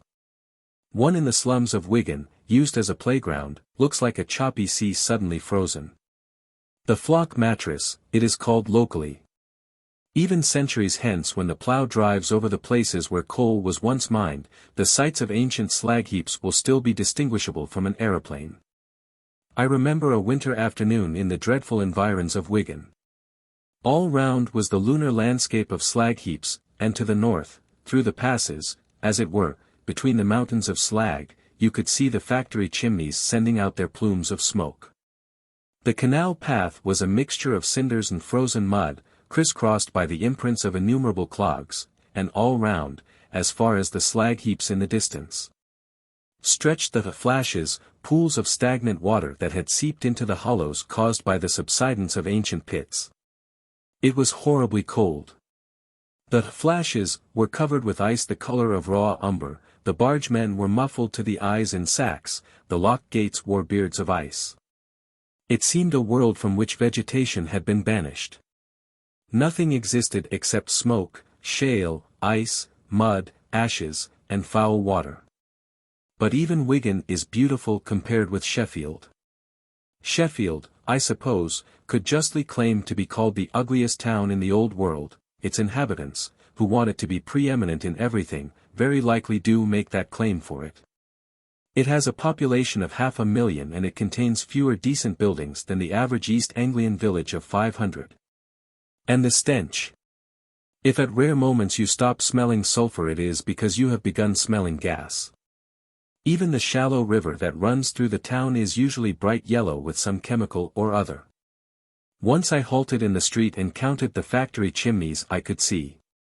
There were 33 of them, but there would have been far more if the air had not been obscured by smoke. One scene especially lingers in my mind. A frightful patch of waste ground, somehow, up there, a patch of waste ground attains a squalor that would be impossible even in London, trampled bare of grass and littered with newspapers and old saucepans. To the right an isolated row of gaunt four-roomed houses, dark red, blackened by smoke. To the left an interminable vista of factory chimneys, chimney beyond chimney, fading away into a dim blackish haze. Behind me a railway embankment made of the slag from furnaces. In front, across the patch of waste ground, a cubical building of red and yellow brick, with the sign, Thomas Grocock, haulage contractor. At night, when you cannot see the hideous shapes of the houses and the blackness of everything, a town like Sheffield assumes a kind of sinister magnificence. Sometimes the drifts of smoke are rosy with sulfur, and serrated flames, like circular saws, squeeze themselves out from beneath the cowls of the foundry chimneys. Through the open doors of foundries you see fiery serpents of iron being hauled to and fro by red-lit boys, and you hear the whiz and thump of steam hammers and the scream of the iron under the blow. The pottery towns are almost equally ugly in a pettier way. Right in among the rows of tiny blackened houses, part of the street as it were, are the pot banks, conical brick chimneys like gigantic burgundy bottles buried in the soil and belching their smoke almost in your face. You come upon monstrous clay chasms hundreds of feet across and almost as deep, with little rusty tubs creeping on chain railways up one side. And on the other workmen clinging like samphire gatherers and cutting into the face of the cliff with their picks. I passed that way in snowy weather, and even the snow was black. The best thing one can say for the pottery towns is that they are fairly small and stop abruptly. Less than 10 miles away you can stand in undefiled country, on the almost naked hills, and the pottery towns are only a smudge in the distance. When you contemplate such ugliness as this, there are two questions that strike you. First, is it inevitable? Secondly, does it matter? I do not believe that there is anything inherently and unavoidably ugly about industrialism. A factory or even a gasworks is not obliged of its own nature to be ugly, any more than a palace or a dog kennel or a cathedral. It all depends on the architectural tradition of the period. The industrial towns of the North are ugly because they happen to have been built at a time when modern methods of steel construction and smoke abatement were unknown, and when everyone was too busy making money to think about anything else. They go on being ugly largely because the Northerners have got used to that kind of thing and do not notice it. Many of the people in Sheffield or Manchester, if they smelled the air along the Cornish cliffs, would probably declare that it had no taste in it. But since the war, industry has tended to shift southward and in doing so has grown almost comely. The typical post-war factory is not a gaunt barrack or an awful chaos of blackness and belching chimneys, it is a glittering white structure of concrete, glass, and steel, surrounded by green lawns and beds of tulips. Look at the factories you pass as you travel out of London on the GWR, they may not be aesthetic triumphs but certainly they are not ugly in the same way as the Sheffield gasworks. But in any case, though the ugliness of industrialism is the most obvious thing about it and the thing every newcomer exclaims against, I doubt whether it is centrally important. And perhaps it is not even desirable, industrialism being what it is, that it should lean to disguise itself as something else. As Mr. Aldous Huxley has truly remarked, a dark satanic mill ought to look like a dark satanic mill and not like the temple of mysterious and splendid gods. Moreover, even in the worst of the industrial towns one sees a great deal that is not ugly in the narrow aesthetic sense. A belching chimney or a stinking slum is repulsive chiefly because it implies warped lives and ailing children. Look at it from a purely aesthetic standpoint and it may have a certain macabre appeal. I find that anything outrageously strange generally ends by fascinating me even when I abominate it. The landscapes of Burma, which, when I was among them, so appalled me as to assume the qualities of nightmare, afterward stayed so hauntingly in my mind that I was obliged to write a novel about them to get rid of them. In all novels about the East the scenery is the real subject matter. It would probably be quite easy to extract a sort of beauty, as Arnold Bennett did, from the blackness of the industrial towns. One can easily imagine Baudelaire, for instance, writing a poem about a slag heap. But the beauty or ugliness of industrialism hardly matters. Its real evil lies far deeper and is quite uneradicable. It is important to remember this, because there is always a temptation to think that industrialism is harmless so long as it is clean and orderly. But when you go to the industrial north you are conscious, quite apart from the unfamiliar scenery, of entering a strange country. This is partly because of certain real differences which do exist, but still more because of the north-south antithesis which has been rubbed into us for such a long time past. There exists in England a curious cult of northerness, sort of northern snobbishness. A Yorkshireman in the south will always take care to let you know that he regards you as an inferior. If you ask him why, he will explain that it is only in the north that life is real life, that the industrial work done in the north is the only real work, that the north is inhabited by real people. The south merely by rentiers and their parasites. The northerner has grit, he is grim, dour, plucky, warm-hearted, and democratic, the southerner is snobbish, effeminate, and lazy, that at any rate is the theory. Hence the southerner goes north, at any rate for the first time, with the vague inferiority complex of a civilized man venturing among savages, while the Yorkshireman, like the Scotchman, comes to London in the spirit of a barbarian out for loot. And feelings of this kind, which are the result of tradition, are not affected by visible facts. Just as an Englishman 5 feet 4 inches high and 29 inches round the chest feels that as an Englishman he is the physical superior of Camera being a dago, so also with the northerner and the southerner. I remember a weedy little Yorkshireman, who would almost certainly have run away if a fox terrier had snapped at him, telling me that in the south of England he felt like a wild invader. But the cult is often adopted by people who are not by birth northerners themselves. A year or two ago a friend of mine, brought up in the south but now living in the north, was driving me through Suffolk in a car. We passed through a rather beautiful village. He glanced disapprovingly at the cottages and said, "Of course most of the villages in Yorkshire are hideous, but the Yorkshiremen are splendid chaps. Down here it's just the other way about, beautiful villages and rotten people. All the people in those cottages there are worthless, absolutely worthless." I could not help inquiring whether he happened to know anybody in that village. No, he did not know them, but because this was East Anglia they were obviously worthless. Another friend of mine, again a southerner by birth, loses no opportunity of praising the North to the detriment of the South. Here is an extract from one of his letters to me. "I am in Clitheroe, Lanes.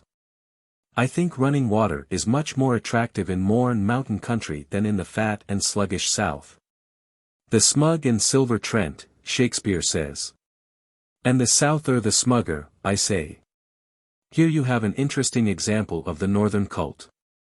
Not only are you and I and everyone else in the south of England written off as fat and sluggish, but even water when it gets north of a certain latitude, ceases to be H2O and becomes something mystically superior.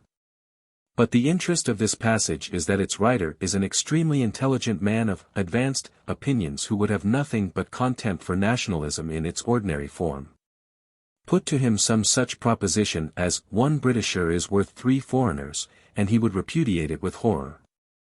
But when it is a question of North versus South, he is quite ready to generalize. All nationalistic distinctions, all claims to be better than somebody else because you have a different shaped skull or speak a different dialect, are entirely spurious, but they are important so long as people believe in them. There is no doubt about the Englishman's inbred conviction that those who live to the south of him are his inferiors. Even our foreign policy is governed by it to some extent. I think, therefore, that it is worth pointing out when and why it came into being. When nationalism first became a religion, the English looked at the map, and, noticing that their island lay very high in the northern hemisphere, evolved the pleasing theory that the further north you live the more virtuous you become. The histories I was given when I was a little boy generally started off by explaining in the naivest way that a cold climate made people energetic while a hot one made them lazy, and hence the defeat of the Spanish Armada. This nonsense about the superior energy of the English, actually the laziest people in Europe, has been current for at least 100 years. Better is it for us, writes a quarterly reviewer of 1827, to be condemned to labor for our country's good than to luxuriate amid olives, vines, and vices. Olives, vines, and vices sums up the normal English attitude towards the Latin races. In the mythology of Carlyle, Creasy, etc., the Northerner, Teutonic, later, Nordic, is pictured as a hefty, vigorous chap with blonde mustaches and pure morals, while the Southerner is sly, cowardly, and licentious. This theory was never pushed to its logical end, which would have meant assuming that the finest people in the world were the Eskimos, but it did involve admitting that the people who lived to the north of us were superior to ourselves. Hence, partly, the cult of Scotland and of Scotch things which has so deeply marked English life during the past 50 years. But it was the industrialization of the North that gave the North-South antithesis its peculiar slant. Until comparatively recently the northern part of England was the backward and feudal part, and such industry as existed was concentrated in London and the southeast. In the Civil War for instance, roughly speaking a war of money versus feudalism, the North and West were for the king and the South and East for the Parliament. But with the increasing use of coal industry passed to the North, and there grew up a new type of man, the self-made northern businessman, the Mr. Rouncewell and Mr. Bounderby of Dickens. The northern businessman, with his hateful get on or get out philosophy, was the dominant figure of the 19th century, and as a sort of tyrannical corpse he rules us still. This is the type edified by Arnold Bennett, the type who starts off with half a crown and ends up with £50,000, and whose chief pride is to be an even greater boor after he has made his money than before. On analysis his sole virtue turns out to be a talent for making money. We were bidden to admire him because though he might be narrow-minded, sordid, ignorant, grasping, and uncouth, he had grit, he got on. In other words, he knew how to make money. This kind of cant is nowadays a pure anachronism, for the northern businessman is no longer prosperous. But traditions are not killed by facts, and the tradition of northern grit lingers. It is still dimly felt that a northerner will get on, i.e. make money, where a southerner will fail. At the back of the mind of every Yorkshireman and every Scotchman who comes to London is a sort of Dick Whittington picture of himself as the boy who starts off by selling newspapers and ends up as Lord Mayor. And that, really, is at the bottom of his bumptiousness. But where one can make a great mistake is in imagining that this feeling extends to the genuine working class. When I first went to Yorkshire, some years ago, I imagined that I was going to a country of boors. I was used to the London Yorkshireman with his interminable harangues and his pride in the supposed raciness of his dialect, a stitch in time saves nine, as we say in the West Riding, and I expected to meet with a good deal of rudeness. But I met with nothing of the kind, and least of all among the miners. Indeed, the Lancashire and Yorkshire miners treated me with a kindness and courtesy that were even embarrassing. For if there is one type of man to whom I do feel myself inferior, it is a coal miner. Certainly no one showed any sign of despising me for coming from a different part of the country. This has its importance when one remembers that the English regional snobberies are nationalism in miniature, for it suggests that place snobbery is not a working-class characteristic. There is nevertheless a real difference between North and South, and there is at least a tinge of truth in that picture of southern England as one enormous Brighton inhabited by lounge lizards. For climatic reasons the parasitic dividend-drawing class tend to settle in the south. In a Lancashire cotton town you could probably go for months on end without once hearing an educated accent, whereas there can hardly be a town in the south of England where you could throw a brick without hitting the niece of a bishop. Consequently, with no petty gentry to set the pace, the bourgeoisification of the working class, though it is taking place in the north, is taking place more slowly. All the northern accents, for instance, persist strongly, while the southern ones are collapsing before the movies and the BBC. Hence your educated accent stamps you rather as a foreigner than as a chunk of the petty gentry. And this is an immense advantage, for it makes it much easier to get into contact with the working class. But is it ever possible to be really intimate with the working class? I shall have to discuss that later. I will only say here that I do not think it is possible. But undoubtedly it is easier in the north than it would be in the south to meet working-class people on approximately equal terms. It is fairly easy to live in a miner's house and be accepted as one of the family. With, say, a farm laborer in the southern counties it probably would be impossible. I have seen just enough of the working class to avoid idealizing them, but I do know that you can learn a great deal in a working-class home, if only you can get there. The essential point is that your middle-class ideals and prejudices are tested by contact with others which are not necessarily better but are certainly different. Take for instance the different attitude towards the family. A working-class family hangs together as a middle-class one does, but the relationship is far less tyrannical. A working man has not that deadly weight of family prestige hanging round his neck like a millstone. I have pointed out earlier that a middle-class person goes utterly to pieces under the influence of poverty. And this is generally due to the behavior of his family, to the fact that he has scores of relations nagging and badgering him night and day for failing to get on. The fact that the working class know how to combine and the middle class don't is probably due to their different conceptions of family loyalty.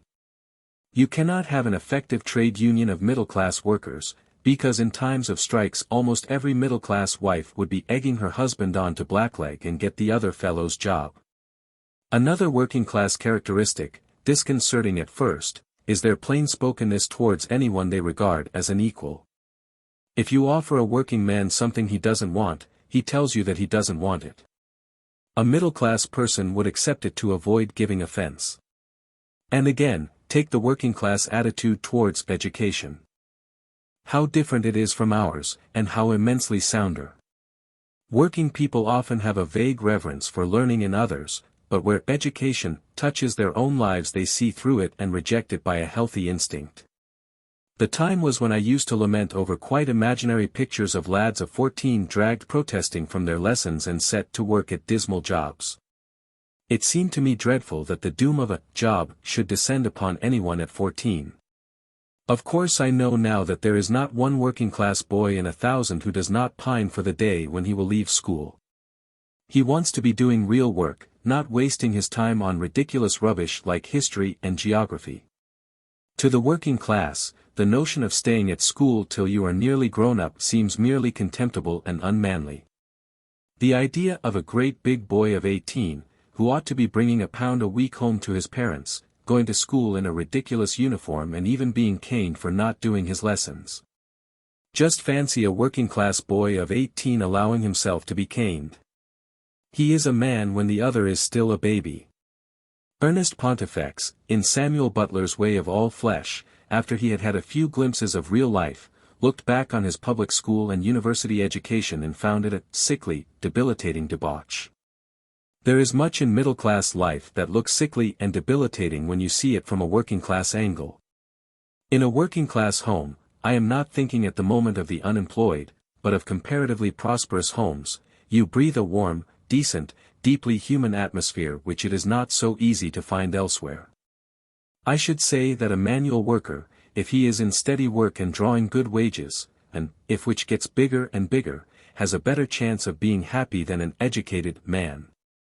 His home life seems to fall more naturally into a sane and comely shape. I have often been struck by the peculiar easy completeness, the perfect symmetry as it were, of a working-class interior at its best. Especially on winter evenings after tea, when the fire glows in the open range and dances mirrored in the steel fender, when father, in shirt-sleeves, sits in the rocking chair at one side of the fire reading the racing finals. And mother sits on the other with her sewing, and the children are happy with a Pennorth of mint humbugs, and the dog lolls roasting himself on the rag mat, it is a good place to be in. Provided that you can be not only in it but sufficiently of it to be taken for granted. This scene is still reduplicated in a majority of English homes, though not in so many as before the war. Its happiness depends mainly upon one question, whether father is in work. But notice that the picture I have called up, of a working-class family sitting round the coal fire after kippers and strong tea, belongs only to our own moment of time and could not belong either to the future or the past. Skip forward 200 years into the utopian future, and the scene is totally different. Hardly one of the things I have imagined will still be there. In that age when there is no manual labor and everyone is educated, it is hardly likely that father will still be a rough man with enlarged hands who likes to sit in shirt-sleeves and says, "Ah, we're come in Oop Street." And there won't be a coal fire in the grate, only some kind of invisible heater. The furniture will be made of rubber, glass, and steel. If there are still such things as evening papers, there will certainly be no racing news in them, for gambling will be meaningless in a world where there is no poverty and the horse will have vanished from the face of the earth. Dogs, too, will have been suppressed on grounds of hygiene. And there won't be so many children either, if the birth controllers have their way. But move backwards into the Middle Ages and you are in a world almost equally foreign. A windowless hut, a wood fire which smokes in your face because there is no chimney, mouldy bread, poor John, lice, scurvy, a yearly childbirth and a yearly child death, and the priest terrifying you with tales of hell. Curiously enough, it is not the triumphs of modem engineering, or the radio, nor the cinematograph, nor the 5,000 novels which are published yearly, nor the crowds at Ascot and the Eton and Harrow match. But the memory of working-class interiors, especially as I sometimes saw them in my childhood before the war, when England was still prosperous, that reminds me that our age has not been altogether a bad one to live in. Spilling the Spanish Beans. 1937.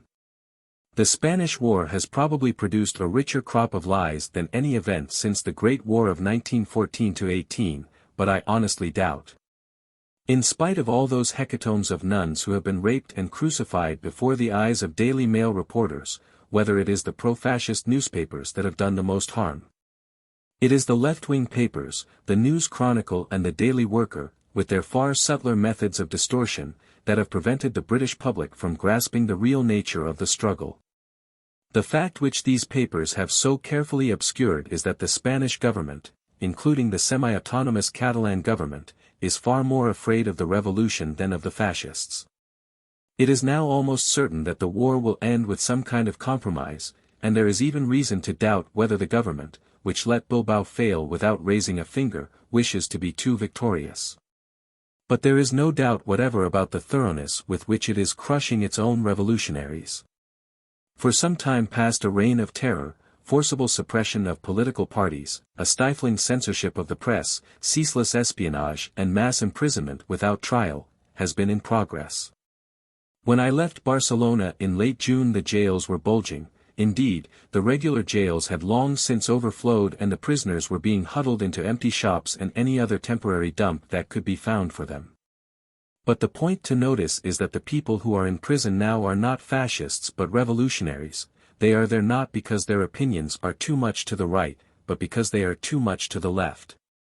And the people responsible for putting them there are those dreadful revolutionaries at whose very name Garvin quakes in his galoshes, the communists. Meanwhile the war against Franco continues, but, except for the poor devils in the front-line trenches, nobody in government Spain thinks of it as the real war. The real struggle is between revolution and counter-revolution. Between the workers who are vainly trying to hold on to a little of what they won in 1936, and the liberal communist bloc who are so successfully taking it away from them. It is unfortunate that so few people in England have yet caught up with the fact that communism is now a counter-revolutionary force.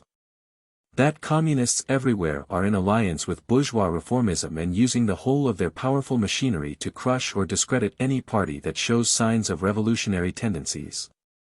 Hence the grotesque spectacle of communists assailed as wicked Reds by right-wing intellectuals who are in essential agreement with them. Mr. Wyndham Lewis, for instance, ought to love the communists, at least temporarily. In Spain the Communist-Liberal alliance has been almost completely victorious.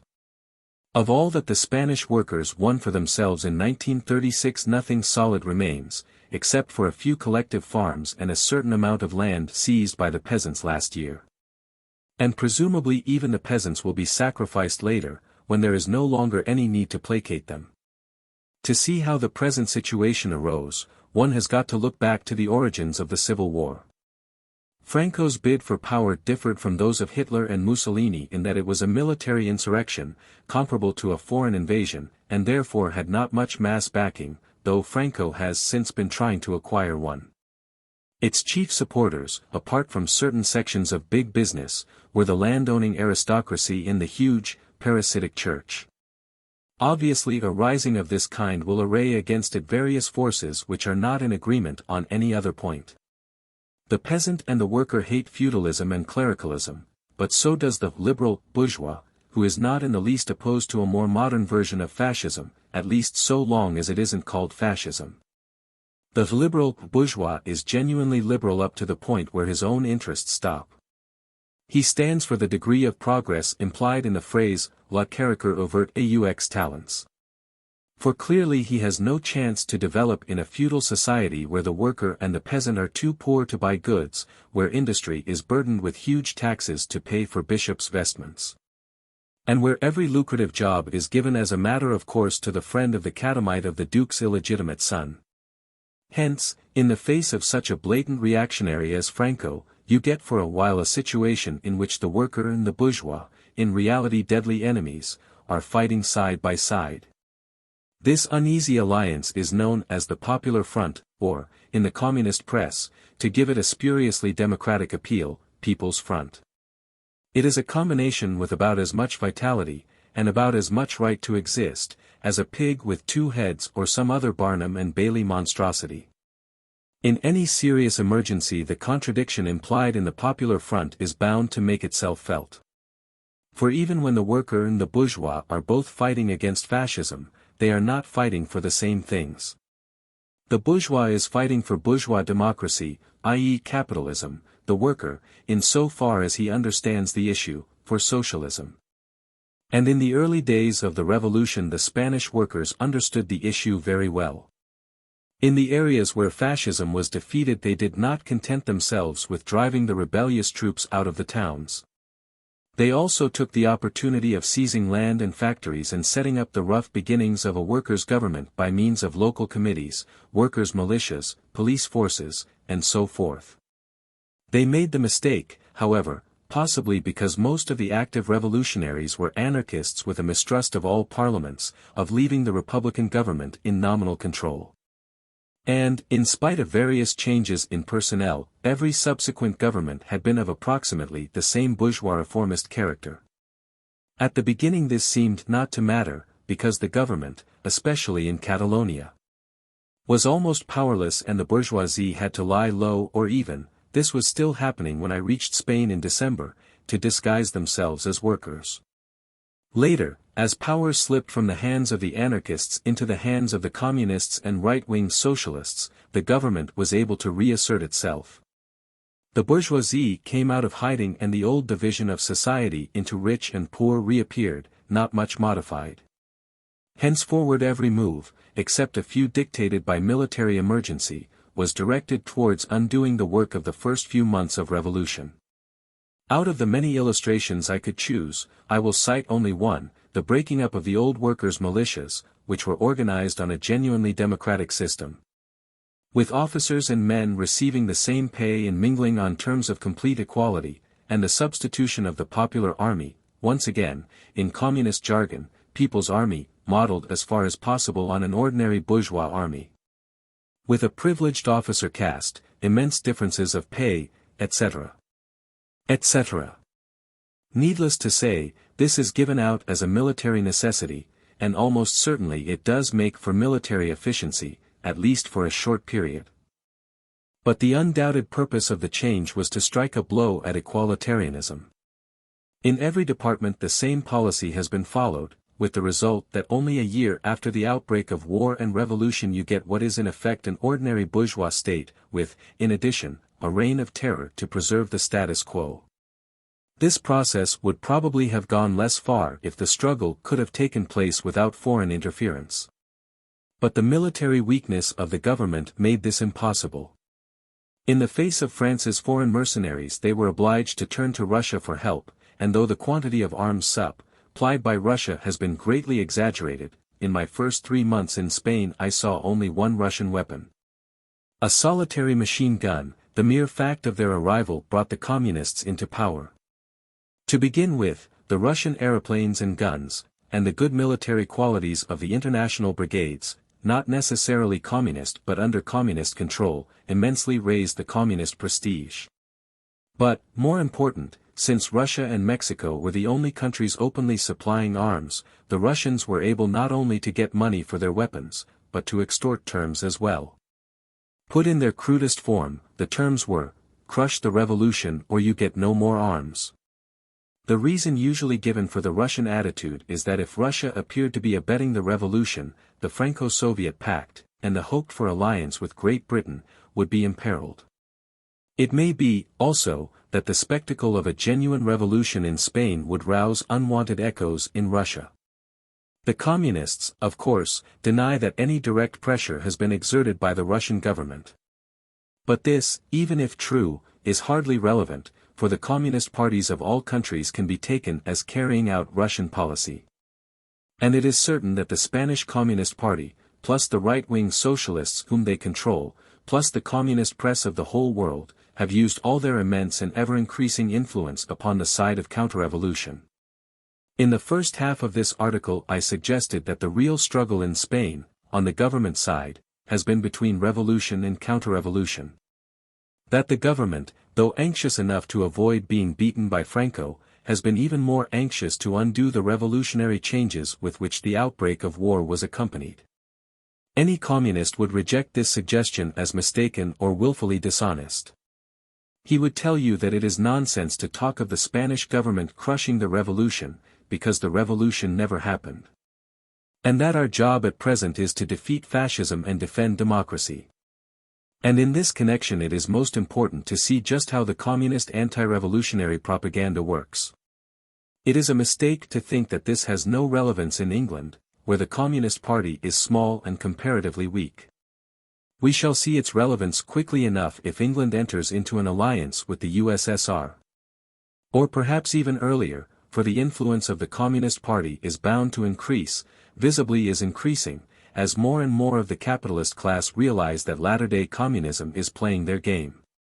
Broadly speaking, communist propaganda depends upon terrifying people with the, quite real, horrors of fascism. It also involves pretending, not in so many words, but by implication, that fascism has nothing to do with capitalism. Fascism is just a kind of meaningless wickedness, an aberration, mass sadism, the sort of thing that would happen if you suddenly let loose an asylum full of homicidal maniacs. Present fascism in this form, and you can mobilize public opinion against it, at any rate for a while, without provoking any revolutionary movement. You can oppose fascism by bourgeois democracy, meaning capitalism. But meanwhile you have got to get rid of the troublesome person who points out that fascism and bourgeois democracy are tweedledum and tweedledee. You do it at the beginning by calling him an impracticable visionary. You tell him that he is confusing the issue, that he is splitting the anti-fascist forces, that this is not the moment for revolutionary phrasemongering. That for the moment we have got to fight against fascism without inquiring too closely what we are fighting for. Later, if he still refuses to shut up, you change your tune and call him a traitor. More exactly, you call him a Trotskyist. And what is a Trotskyist? This terrible word, in Spain at this moment you can be thrown into jail and kept there indefinitely, without trial, on the mere rumor that you are a Trotskyist, is only beginning to be bandied to and fro in England. We shall be hearing more of it later. The word Trotskyist, or Trotsky fascist, is generally used to mean a disguised fascist who poses as an ultra-revolutionary in order to split the left-wing forces. But it derives its peculiar power from the fact that it means three separate things.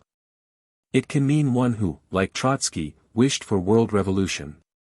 Or a member of the actual organization of which Trotsky is head, the only legitimate use of the word, or the disguised fascist already mentioned. The three meanings can be telescoped one into the other at will. Meaning no. I may or may not carry with it meaning number 2, and meaning number 2 almost invariably carries with it meaning number 3. Thus, XY has been heard to speak favorably of world revolution, therefore he is a Trotskyist, therefore he is a fascist.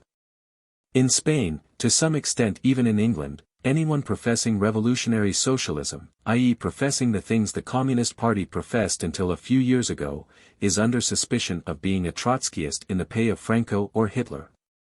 The accusation is a very subtle one, because in any given case, unless one happened to know the contrary, it might be true. A fascist spy probably would disguise himself as a revolutionary. In Spain, everyone whose opinions are to the left of those of the Communist Party is sooner or later discovered to be a Trotskyist or, at least, a traitor. At the beginning of the war the POM, an opposition communist party roughly corresponding to the English ILP, was an accepted party and supplied a minister to the Catalan government, later it was expelled from the government. Then it was denounced as Trotskyist, then it was suppressed, every member that the police could lay their hands on being flung into jail. Until a few months ago the anarcho-syndicalists were described as working loyally beside the communists. Then the anarcho-syndicalists were levered out of the government, then it appeared that they were not working so loyally, now they are in the process of becoming traitors. After that will come the turn of the left-wing socialists. Caballero, the left-wing socialist ex-premier, until May 1937 the idol of the communist press, is already in outer darkness, a Trotskyist and enemy of the people. And so the game continues. The logical end is a regime in which every opposition party and newspaper is suppressed and every dissentient of any importance is in jail. Of course, such a regime will be fascism. It will not be the same as the fascism Franco would impose, it will even be better than Franco's fascism to the extent of being worth fighting for, but it will be fascism. Only, being operated by communists and liberals, it will be called something different. Meanwhile, can the war be won? The communist influence has been against revolutionary chaos and has therefore, apart from the Russian aid, tended to produce greater military efficiency. If the anarchists saved the government from August to October 1936, the communists have saved it from October onwards. But in organizing the defense they have succeeded in killing enthusiasm, inside Spain, not outside. They made a militarized conscript army possible, but they also made it necessary. It is significant that as early as January of this year voluntary recruiting had practically ceased. A revolutionary army can sometimes win by enthusiasm, but a conscript army has got to win with weapons. And it is unlikely that the government will ever have a large preponderance of arms unless France intervenes or unless Germany and Italy decide to make off with the Spanish colonies and leave Franco in the lurch. On the whole, a deadlock seems the likeliest thing. And does the government seriously intend to win? It does not intend to lose, that is certain. On the other hand, an outright victory, with Franco in flight and the Germans and Italians driven into the sea, would raise difficult problems, some of them too obvious to need mentioning. There is no real evidence and one can only judge by the event, but I suspect that what the government is playing for is a compromise that would leave the war situation essentially in being.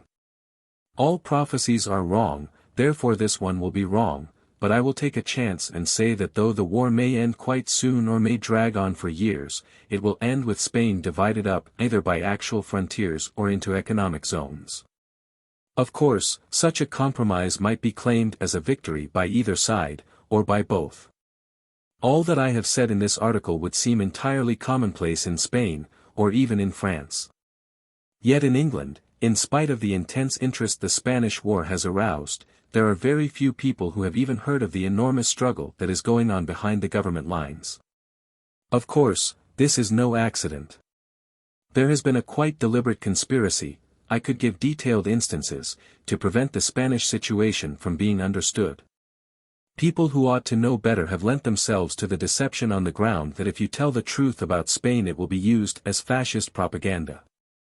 It is easy to see where such cowardice leads. If the British public had been given a truthful account of the Spanish War they would have had an opportunity of learning what fascism is and how it can be combated. As it is, the News Chronicle version of fascism as a kind of homicidal mania peculiar to Colonel Blimp's bombinating in the economic void has been established more firmly than ever. And thus we are one step nearer to the Great War, against fascism, cf 1914, against militarism, which will allow fascism, British variety, to be slipped over our necks during the first week. Marrakech. 1939. As the corpse went past the flies left the restaurant table in a cloud and rushed after it, but they came back a few minutes later. The little crowd of mourners, all men and boys, no women, threaded their way across the marketplace between the piles of pomegranates and the taxis and the camels, wailing a short chant over and over again. What really appeals to the flies is that the corpses here are never put into coffins, they are merely wrapped in a piece of rag and carried on a rough wooden bier on the shoulders of four friends. When the friends get to the burying ground they hack an oblong hole a foot or two deep, dump the body in it and fling over it a little of the dried-up, lumpy earth, which is like broken brick. No gravestone, no name, no identifying mark of any kind. The burying ground is merely a huge waste of hummocky earth, like a derelict building lot. After a month or two no one can even be certain where his own relatives are buried. When you walk through a town like this, 200,000 inhabitants, of whom at least 20,000 own literally nothing except the rags they stand up in, when you see how the people live, and still more how easily they die. It is always difficult to believe that you are walking among human beings. All colonial empires are in reality founded upon that fact. The people have brown faces, besides, there are so many of them. Are they really the same flesh as yourself? Do they even have names? Or are they merely a kind of undifferentiated brown stuff, about as individual as bees or coral insects? They rise out of the earth, they sweat and starve for a few years, and then they sink back into the nameless mounds of the graveyard and nobody notices that they are gone. And even the graves themselves soon fade back into the soil. Sometimes, out for a walk, as you break your way through the prickly pear, you notice that it is rather bumpy underfoot, and only a certain regularity in the bumps tells you that you are walking over skeletons. I was feeding one of the gazelles in the public gardens. Gazelles are almost the only animals that look good to eat when they are still alive, in fact, one can hardly look at their hindquarters without thinking of mint sauce. The gazelle I was feeding seemed to know that this thought was in my mind, for though it took the piece of bread I was holding out, it obviously did not like me. It nibbled rapidly at the bread, then lowered its head and tried to butt me, then took another nibble and then butted again. Probably its idea was that if it could drive me away, the bread would somehow remain hanging in midair. An Arab navvy working on the path nearby lowered his heavy hoe and sidled towards us. He looked from the gazelle to the bread and from the bread to the gazelle, with a sort of quiet amazement, as though he had never seen anything quite like this before. Finally he said shyly in French, "I could eat some of that bread." I tore off a piece and he stowed it gratefully in some secret place under his rags. This man is an employee of the municipality. When you go through the Jewish quarters you gather some idea of what the medieval ghettos were probably like. Under their Moorish rulers the Jews were only allowed to own land in certain restricted areas, and after centuries of this kind of treatment they have ceased to bother about overcrowding. Many of the streets are a good deal less than 6 feet wide, the houses are completely windowless, and sore-eyed children cluster everywhere in unbelievable numbers, like clouds of flies. Down the center of the street there is generally running a little river of urine. In the bazaar huge families of Jews, all dressed in the long black robe and little black skull cap, are working in dark fly-infested booths that look like caves. A carpenter sits cross-legged at a prehistoric lathe, turning chair legs at lightning speed. He works the lathe with a bow in his right hand and guides the chisel with his left foot, and thanks to a lifetime of sitting in this position his left leg is warped out of shape. At his side his grandson, aged 6, is already starting on the simpler parts of the job. I was just passing the coppersmith's booths when somebody noticed that I was lighting a cigarette. Instantly, from the dark holes all round, there was a frenzied rush of Jews, many of them old grandfathers with flowing grey beards, all clamoring for a cigarette. Even a blind man somewhere at the back of one of the booths heard a rumor of cigarettes and came crawling out, groping in the air with his hand. In about a minute I had used up the whole packet. None of these people, I suppose, works less than 12 hours a day, and every one of them looks on a cigarette as a more or less impossible luxury. As the Jews live in self-contained communities they follow the same trades as the Arabs, except for agriculture. Fruit sellers, potters, silversmiths, blacksmiths, butchers, leatherworkers, tailors, water carriers, beggars, porters, whichever way you look you see nothing but Jews. As a matter of fact there are 13,000 of them, all living in the space of a few acres. A good job Hitler isn't here. Perhaps he is on his way, however. You hear the usual dark rumors about the Jews, not only from the Arabs but from the poorer Europeans. Yes, mon vieux, they took my job away from me and gave it to a Jew. The Jews. They're the real rulers of this country, you know. They've got all the money. They control the banks, finance, everything. But, I said, isn't it a fact that the average Jew is a laborer working for about a penny an hour? Ah, that's only for show.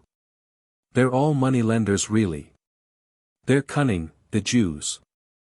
In just the same way, a couple of 100 years ago, poor old women used to be burned for witchcraft when they could not even work enough magic to get themselves a square meal.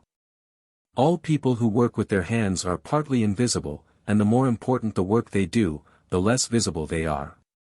Still, a white skin is always fairly conspicuous. In Northern Europe, when you see a laborer plowing a field, you probably give him a second glance. In a hot country, anywhere south of Gibraltar or east of Suez, the chances are that you don't even see him. I have noticed this again and again. In a tropical landscape one's eye takes in everything except the human beings. It takes in the dried-up soil, the prickly pear, the palm tree and the distant mountain, but it always misses the peasant hoeing at his patch.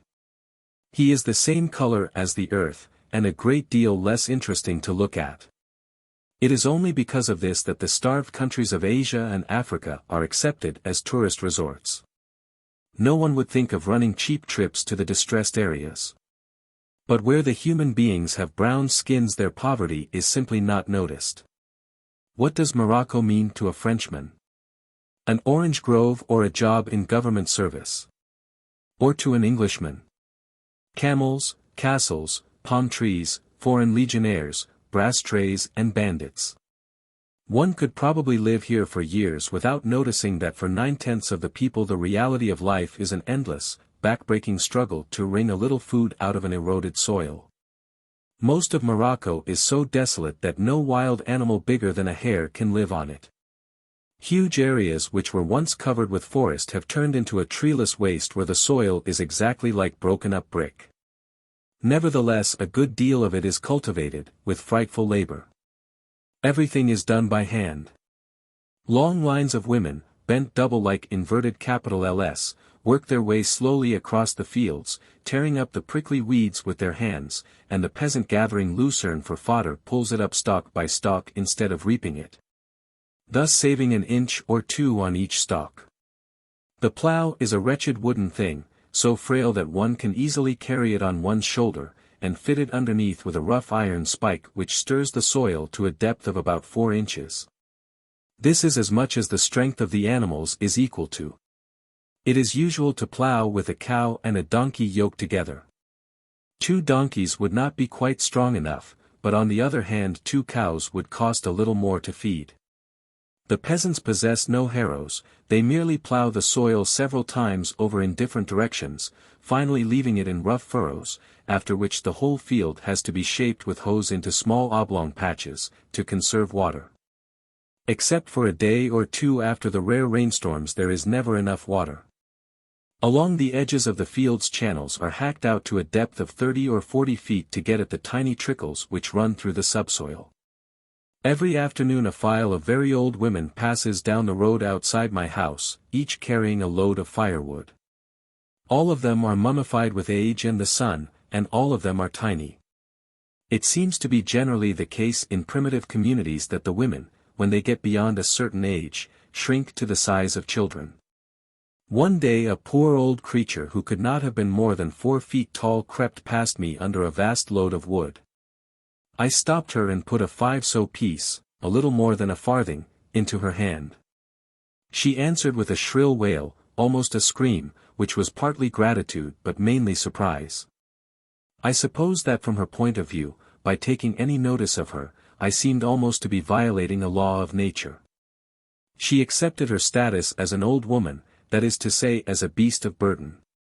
When a family is traveling it is quite usual to see a father and a grown-up son riding ahead on donkeys, and an old woman following on foot, carrying the baggage. But what is strange about these people is their invisibility. For several weeks, always at about the same time of day, the file of old women had hobbled past the house with their firewood, and though they had registered themselves on my eyeballs I cannot truly say that I had seen them. Firewood was passing, that was how I saw it. It was only that one day I happened to be walking behind them, and the curious up and down motion of a load of wood drew my attention to the human being underneath it. Then for the first time I noticed the poor old earth-colored bodies reduced to bones and leathery skin, bent double under the crushing weight. Yet I suppose I had not been 5 minutes on Moroccan soil before I noticed the overloading of the donkeys and was infuriated by it. There is no question that the donkeys are damnably treated. The Moroccan donkey is hardly bigger than a Saint Bernard dog, it carries a load which in the British Army would be considered too much for a 15-hands mule, and very often its pack saddle is not taken off its back for weeks together. But what is peculiarly pitiful is that it is the most willing creature on earth, it follows its master like a dog and does not need either bridle or halter. After a dozen years of devoted work it suddenly drops dead, whereupon its master tips it into the ditch and the village dogs have torn its guts out before it is cold. This kind of thing makes one's blood boil, whereas, on the whole, the plight of the human beings does not.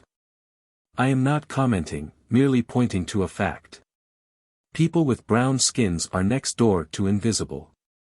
Anyone can be sorry for the donkey with its galled back, but it is generally owing to some kind of accident if one even notices the old woman under her load of sticks. As the storks flew northward the Negroes were marching southward, a long, dusty column, infantry, screw-gun batteries and then more infantry, 4,000 or 5,000 men in all. Winding up the road with a clumping of boots and a clatter of iron wheels. They were Senegalese, the blackest Negroes in Africa, so black that sometimes it is difficult to see whereabouts on their necks the hair begins. Their splendid bodies were hidden in reach-me-down khaki uniforms, their feet squashed into boots that looked like blocks of wood, and every tin hat seemed to be a couple of sizes too small. It was very hot and the men had marched a long way. They slumped under the weight of their packs and the curiously sensitive black faces were glistening with sweat. As they went past a tall, very young Negro turned and caught my eye. But the look he gave me was not in the least the kind of look you might expect. Not hostile, not contemptuous, not sullen, not even inquisitive. It was the shy, wide-eyed Negro look, which actually is a look of profound respect. I saw how it was. This wretched boy, who is a French citizen and has therefore been dragged from the forest to scrub floors and catch syphilis in garrison towns, actually has feelings of reverence before a white skin. He has been taught that the white race are his masters, and he still believes it. But there is one thought which every white man, and in this connection it doesn't matter tuppence if he calls himself a socialist, thinks when he sees a black army marching past. How much longer can we go on kidding these people? How long before they turn their guns in the other direction? It was curious, really. Every white man there has this thought stowed somewhere or other in his mind. I had it, so had the other onlookers, so had the officers on their sweating chargers and the white NCOs marching in the ranks. It was a kind of secret which we all knew and were too clever to tell, only the Negroes didn't know it. And really it was almost like watching a flock of cattle to see the long column, a mile or 2 miles of armed men, flowing peacefully up the road, while the great white birds drifted over them in the opposite direction. Glittering like scraps of paper. Boys' Weeklies and Frank Richards's reply. 1940. You never walk far through any poor quarter in any big town without coming upon a small newsagent's shop. The general appearance of these shops is always very much the same, a few posters for the Daily Mail and the news of the world outside, a poky little window with sweet bottles and packets of players. And a dark interior smelling of licorice all sorts and festooned from floor to ceiling with vilely printed 2-penny papers, most of them with lurid cover illustrations in 3 colors. Except for the daily and evening papers, the stock of these shops hardly overlaps at all with that of the big newsagents. Their main selling line is the 2-penny weekly, and the number and variety of these are almost unbelievable. Every hobby and pastime, cage birds, fretwork, carpentering, bees, carrier pigeons, home conjuring, philately, chess, has at least one paper devoted to it, and generally several. Gardening and livestock keeping must have at least a score between them. Then there are the sporting papers, the radio papers, the children's comics, the various snippet papers such as Titbits, the large range of papers devoted to the movies and all more or less exploiting women's legs, the various trade papers. The women's story papers, the Oracle, Secrets, Peg's paper, etc. Etc., the needlework papers, these so numerous that a display of them alone will often fill an entire window, and in addition the long series of Yank mags, fight stories, action stories, western short stories, etc. which are imported shop-soiled from America and sold at 2 halfpenny or 3. And the periodical proper shades off into the 4-penny novelette, the Aldine boxing novels, the Boys' Friend Library, the Schoolgirl's Own Library and many others. Probably the contents of these shops is the best available indication of what the mass of the English people really feels and thinks. Certainly nothing half so revealing exists in documentary form. Bestseller novels, for instance, tell one a great deal, but the novel is aimed almost exclusively at people above the L4 week level. The movies are probably a very unsafe guide to popular taste, because the film industry is virtually a monopoly, which means that it is not obliged to study its public at all closely. The same applies to some extent to the daily papers, and most of all to the radio. But it does not apply to the weekly paper with a smallish circulation and specialized subject matter. Papers like the Exchange and Mart, for instance, or Cage Birds, or the Oracle, or the Prediction, or the Matrimonial Times, only exist because there is a definite demand for them. And they reflect the minds of their readers as a great national daily with a circulation of millions cannot possibly do. Here I am only dealing with a single series of papers, the boys' twopenny weeklies, often inaccurately described as penny dreadfuls. Falling strictly within this class there are at present 10 papers, the Gem, Magnet, Modern Boy, Triumph and Champion, all owned by the Amalgamated Press, and the Wizard, Rover, Skipper, Hotspur and Adventure, all owned by D. C. Thomson and Company. What the circulations of these papers are, I do not know. The editors and proprietors refuse to name any figures, and in any case the circulation of a paper carrying serial stories is bound to fluctuate widely. But there is no question that the combined public of the 10 papers is a very large one. They are on sale in every town in England, and nearly every boy who reads at all goes through a phase of reading one or more of them. The Gem and Magnet, which are much the oldest of these papers, are of rather different type from the rest, and they have evidently lost some of their popularity during the past few years. A good many boys now regard them as old-fashioned and slow. Nevertheless, I want to discuss them first, because they are more interesting psychologically than the others, and also because the mere survival of such papers into the 1930s is a rather startling phenomenon. The Gem and Magnet are sister papers, characters out of one paper frequently appear in the other, and were both started more than 30 years ago. At that time, together with Chums and the old B. Boys, O. W. N. P. Aper, they were the leading papers for boys, and they remained dominant till quite recently. Each of them carries every week a 15, or 20,000 word school story, complete in itself, but usually more or less connected with the story of the week before. The Gem in addition to its school story carries one or more adventure serial. Otherwise the two papers are so much alike that they can be treated as one, though the Magnet has always been the better known of the two, probably because it possesses a really first-rate character in the fat boy. Billy Bunter. The stories are stories of what purports to be public school life, and the schools, Greyfriars in the Magnet and St. Jim's in the Gem, are represented as ancient and fashionable foundations of the type of Eton or Winchester. All the leading characters are fourth-form boys aged 14 or 15, older or younger boys only appearing in very minor parts. Like Sexton Blake and Nelson Lee, these boys continue week after week and year after year, never growing any older. Very occasionally a new boy arrives or a minor character drops out, but in at any rate the last 25 years the personnel has barely altered.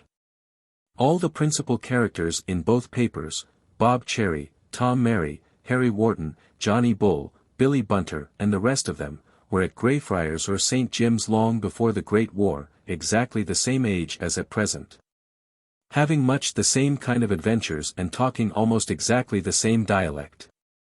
And not only the characters but the whole atmosphere of both Gem and Magnet has been preserved unchanged, partly by means of very elaborate stylization. The stories in the Magnet are signed, Frank Richards and those in the Gem, Martin Clifford, but a series lasting 30 years could hardly be the work of the same person every week. Consequently they have to be written in a style that is easily imitated, an extraordinary, artificial, repetitive style, quite different from anything else now existing in English literature. A couple of extracts will do as illustrations. Here is one from the Magnet. Groan. Shut up, Bunter. Groan. Shutting up was not really in Billy Bunter's line. He seldom shut up, though often requested to do so. On the present awful occasion the fat owl of Greyfriars was less inclined than ever to shut up. And he did not shut up. He groaned, and went on groaning. Even groaning did not fully express Bunter's feelings. His feelings, in fact, were inexpressible. There were 6 of them in the soup. Only one of the 6 uttered sounds of woe and lamentation. But that one, William George Bunter, uttered enough for the whole party and a little over. Harry Wharton and Company stood in a wrathy and worried group. They were landed and stranded, diddled, dished and done. Etc., etc., etc. Here is one from the Gem. O Quomsel. O Gum. Buak. Berg. Arthur Augustus sat up dizzily. He grabbed his handkerchief and pressed it to his damaged nose. Tom Mary sat up, gasping for breath. They looked at one another. By Jove! This is a go, da boy, gurgled Arthur Augustus. I have been thrown into quite a flutter. Ugh! The Waddesel the Wuffians. The feeful outsiders. Wow, etc., etc., etc. Both of these extracts are entirely typical. You would find something like them in almost every chapter of every number, today or 25 years ago. The first thing that anyone would notice is the extraordinary amount of tautology. The first of these two passages contains 125 words and could be compressed into about 30, seemingly designed to spin out the story, but actually playing its part in creating the atmosphere. For the same reason various facetious expressions are repeated over and over again. Wrathy, for instance, is a great favorite, and so is diddled, dished and done. Buick, grew, and euro. Stylized cries of pain recur constantly, and so does ha. Ha. Ha, always given a line to itself, so that sometimes a quarter of a column or thereabouts consists of ha. Ha. Ha. The slang, go and cat coke, what the thump. Euphrabius ass, etc., etc., has never been altered, so that the boys are now using slang which is at least 30 years out of date. In addition, the various nicknames are rubbed in on every possible occasion.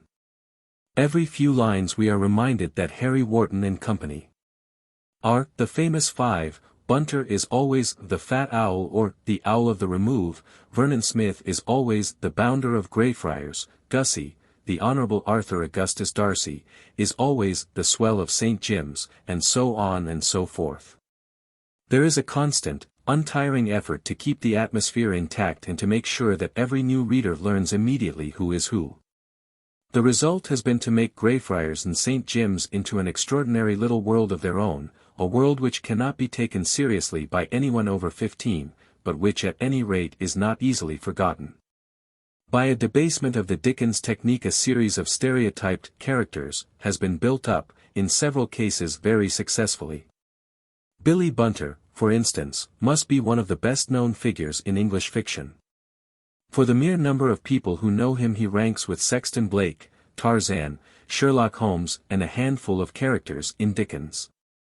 Needless to say, these stories are fantastically unlike life at a real public school. They run in cycles of rather differing types, but in general they are the clean fun, knockabout type of story, with interest centering round horseplay, practical jokes, ragging roasters, fights, canings, football, cricket and food. A constantly recurring story is one in which a boy is accused of some misdeed committed by another and is too much of a sportsman to reveal the truth. The good boys are good in the clean-living Englishman tradition. They keep in hard training, wash behind their ears, never hit below the belt etc., etc. And by way of contrast there is a series of bad boys, Racka, Crook, Loader and others, whose badness consists in betting, smoking cigarettes and frequenting public houses. All these boys are constantly on the verge of expulsion, but as it would mean a change of personnel if any boy were actually expelled, no one is ever caught out in any really serious offense. Stealing, for instance, barely enters as a motif. Sex is completely taboo, especially in the form in which it actually arises at public schools. Occasionally girls enter into the stories, and very rarely there is something approaching a mild flirtation, but it is entirely in the spirit of clean fun. A boy and a girl enjoy going for bicycle rides together, that is all it ever amounts to. Kissing, for instance, would be regarded as soppy. Even the bad boys are presumed to be completely sexless. When the Gem and Magnet were started, it is probable that there was a deliberate intention to get away from the guilty sex-ridden atmosphere that pervaded so much of the earlier literature for boys. In the 90s the Boys' Own paper, for instance, used to have its correspondence columns full of terrifying warnings against masturbation, and books like St. Winifred's and Tom Brown's School Days were heavy with homosexual feeling. Though no doubt the authors were not fully aware of it. In the Gem and Magnet sex simply does not exist as a problem. Religion is also taboo. In the whole 30 years issue of the two papers the word God probably does not occur, except in God Save the King. On the other hand, there has always been a very strong temperance strain. Drinking and, by association, smoking are regarded as rather disgraceful even in an adult. Shady is the usual word, but at the same time as something irresistibly fascinating, a sort of substitute for sex. In their moral atmosphere the gem and magnet have a great deal in common with the Boy Scout movement, which started at about the same time. All literature of this kind is partly plagiarism. Sexton Blake, for instance, started off quite frankly as an imitation of Sherlock Holmes, and still resembles him fairly strongly. He has hawk-like features, lives in Baker Street, smokes enormously and puts on a dressing gown when he wants to think. The gem and magnet probably owe something to the old-school story writers who were flourishing when they began, Gunby Haddoth, Desmond Coke and the rest, but they owe more to 19th-century models. In so far as Greyfriars and St. Jim's are like real schools at all, they are much more like Tom Brown's Rugby than a modern public school. Neither school has an OTG.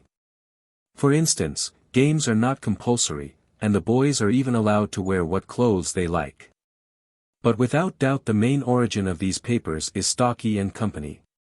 This book has had an immense influence on boys' literature, and it is one of those books which have a sort of traditional reputation among people who have never even seen a copy of it.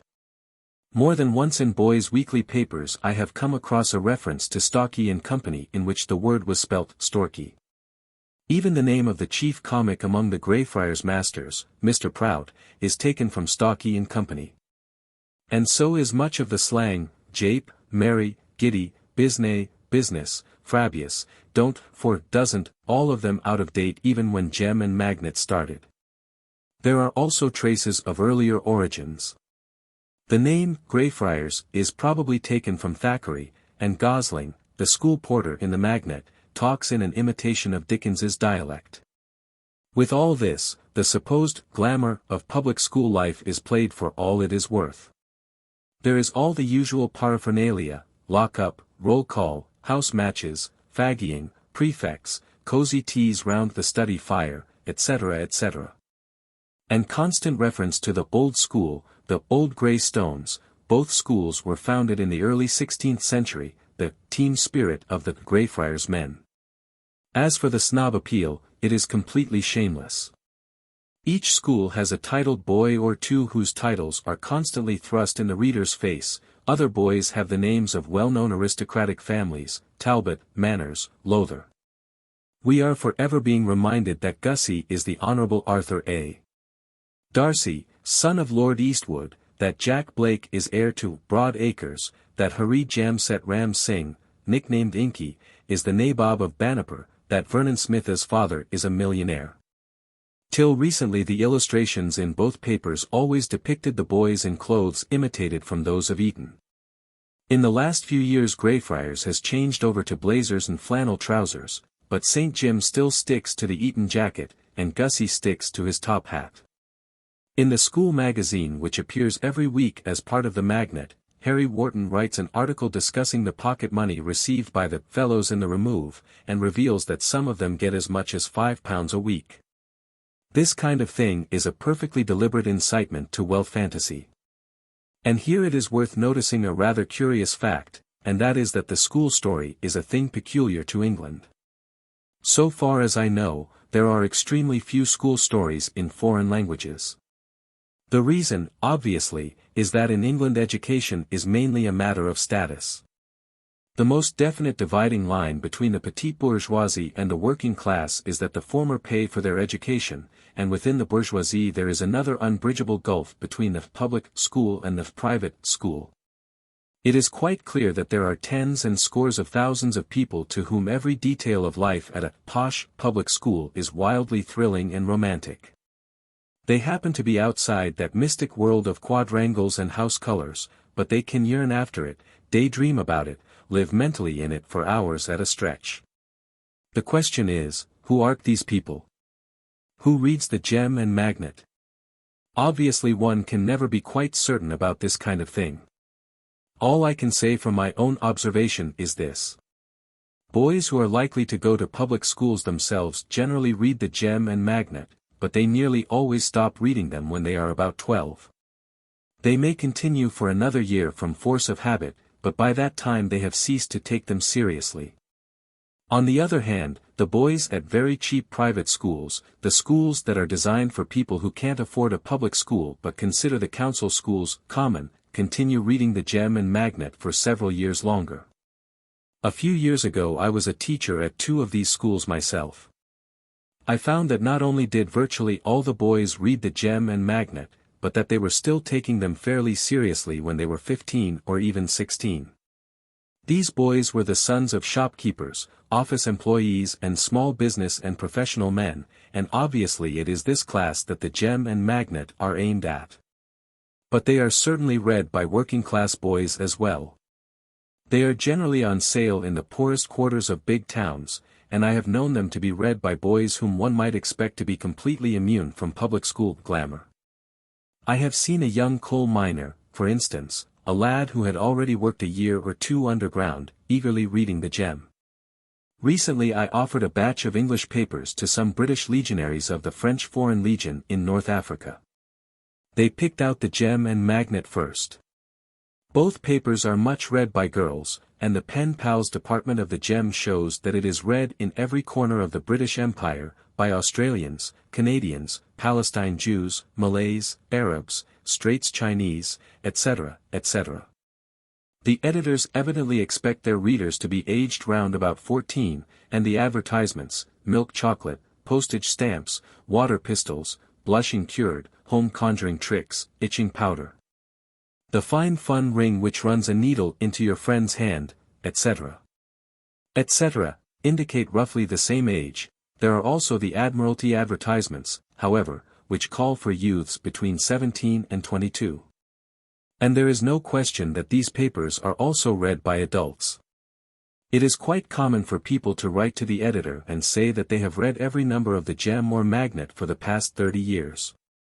Here, for instance, is a letter from a lady in Salisbury.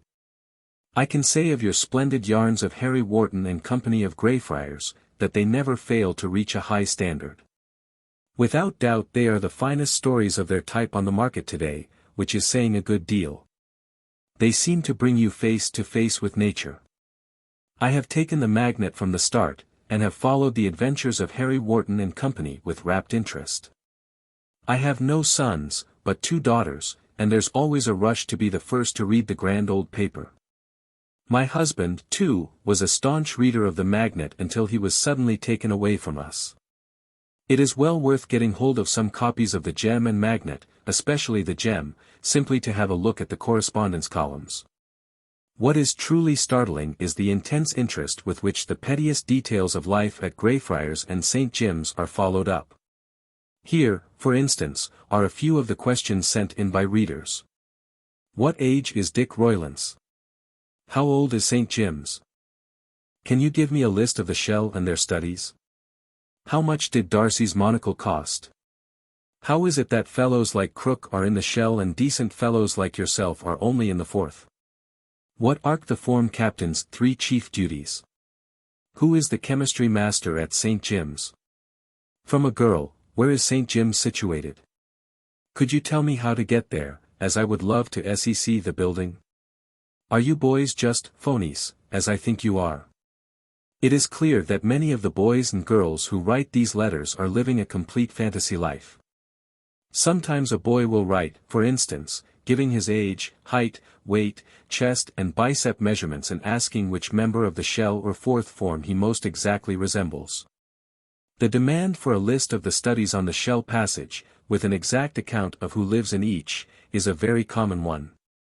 The editors, of course, do everything in their power to keep up the illusion. In the Gem Jack Blake is supposed to write answers to correspondence, and in the Magnet a couple of pages is always given up to the school magazine, the Greyfriars Herald, edited by Harry Wharton. And there is another page in which one or other character is written up each week. The stories run in cycles, 2 or 3 characters being kept in the foreground for several weeks at a time. First there will be a series of rollicking adventure stories, featuring the famous Five and Billy Bunter. Then a run of stories turning on mistaken identity, with Weebly, the makeup wizard, in the star part, then a run of more serious stories in which Vernon Smith is trembling on the verge of expulsion. And here one comes upon the real secret of the Gem and Magnet and the probable reason why they continue to be read in spite of their obvious out-of-dateness. It is that the characters are so carefully graded as to give almost every type of reader a character he can identify himself with. Most boys' papers aim at doing this, hence the boy assistant, Sexton Blake's tinker, Nelson Lee's nipper, etc. Who usually accompanies the explorer, detective or whatnot on his adventures. But in these cases there is only one boy, and usually it is much the same type of boy. In the Gem and Magnet there is a model for very nearly everybody. There is the normal athletic, high-spirited boy, Tom Mary, Jack Blake, Frank Nugent, a slightly rowdier version of this type, Bob Cherry, a more aristocratic version, Talbot, Manners, a quieter, more serious version, Harry Wharton. And a stolid, bulldog version, Johnny Bull.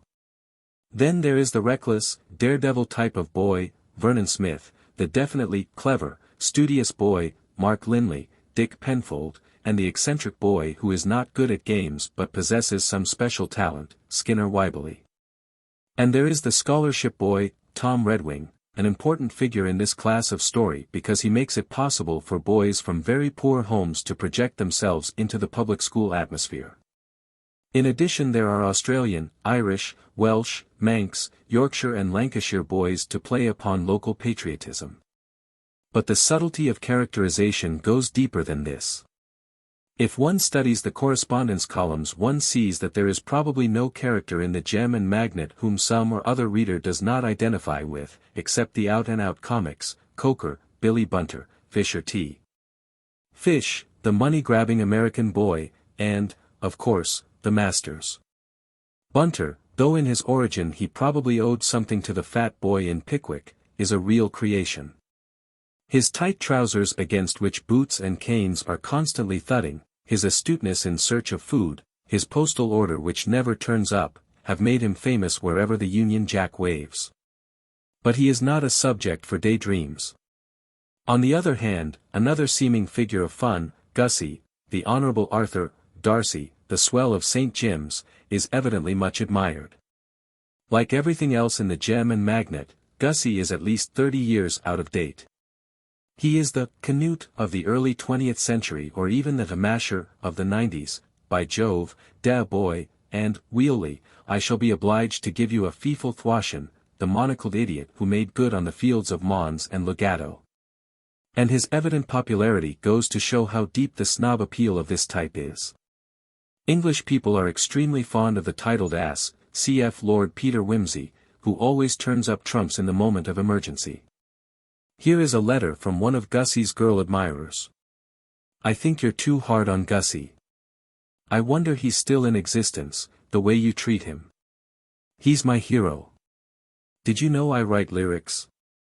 How's this, to the tune of Goody? Gonna get my gas mask, join the ARP. 'Cause I'm wise to all those bombs you drop on me. Gonna dig myself a trench inside the garden fence. Gonna seal my windows up with tin, so the tear gas can't get in. Gonna park my cannon right outside the curb. With a note to Adolf Hitler, don't disturb. And if I never fall in Nazi hands, that's soon enough for me. Gonna get my gas mask, join the ARP. P.S. Do you get on well with girls? I quote this in full because, dated April 1939, it is interesting as being probably the earliest mention of Hitler in the Gem. In the Gem there is also a heroic fat boy. Fatty Wynne, as a set-off against Bunter. Vernon Smith, the bounder of the Remove, a Byronic character, always on the verge of the sack, is another great favorite. And even some of the cads probably have their following.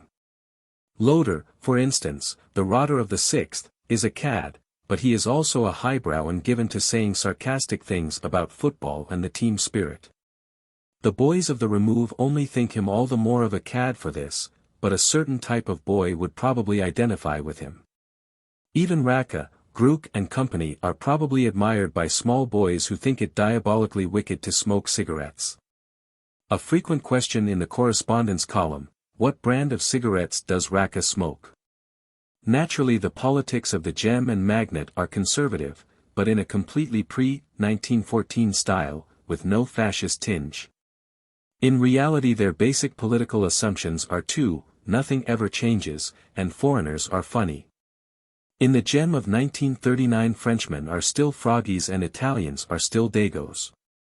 Mozu, the French master at Greyfriars, is the usual comic paper frog, with pointed beard, peg-top trousers, etc.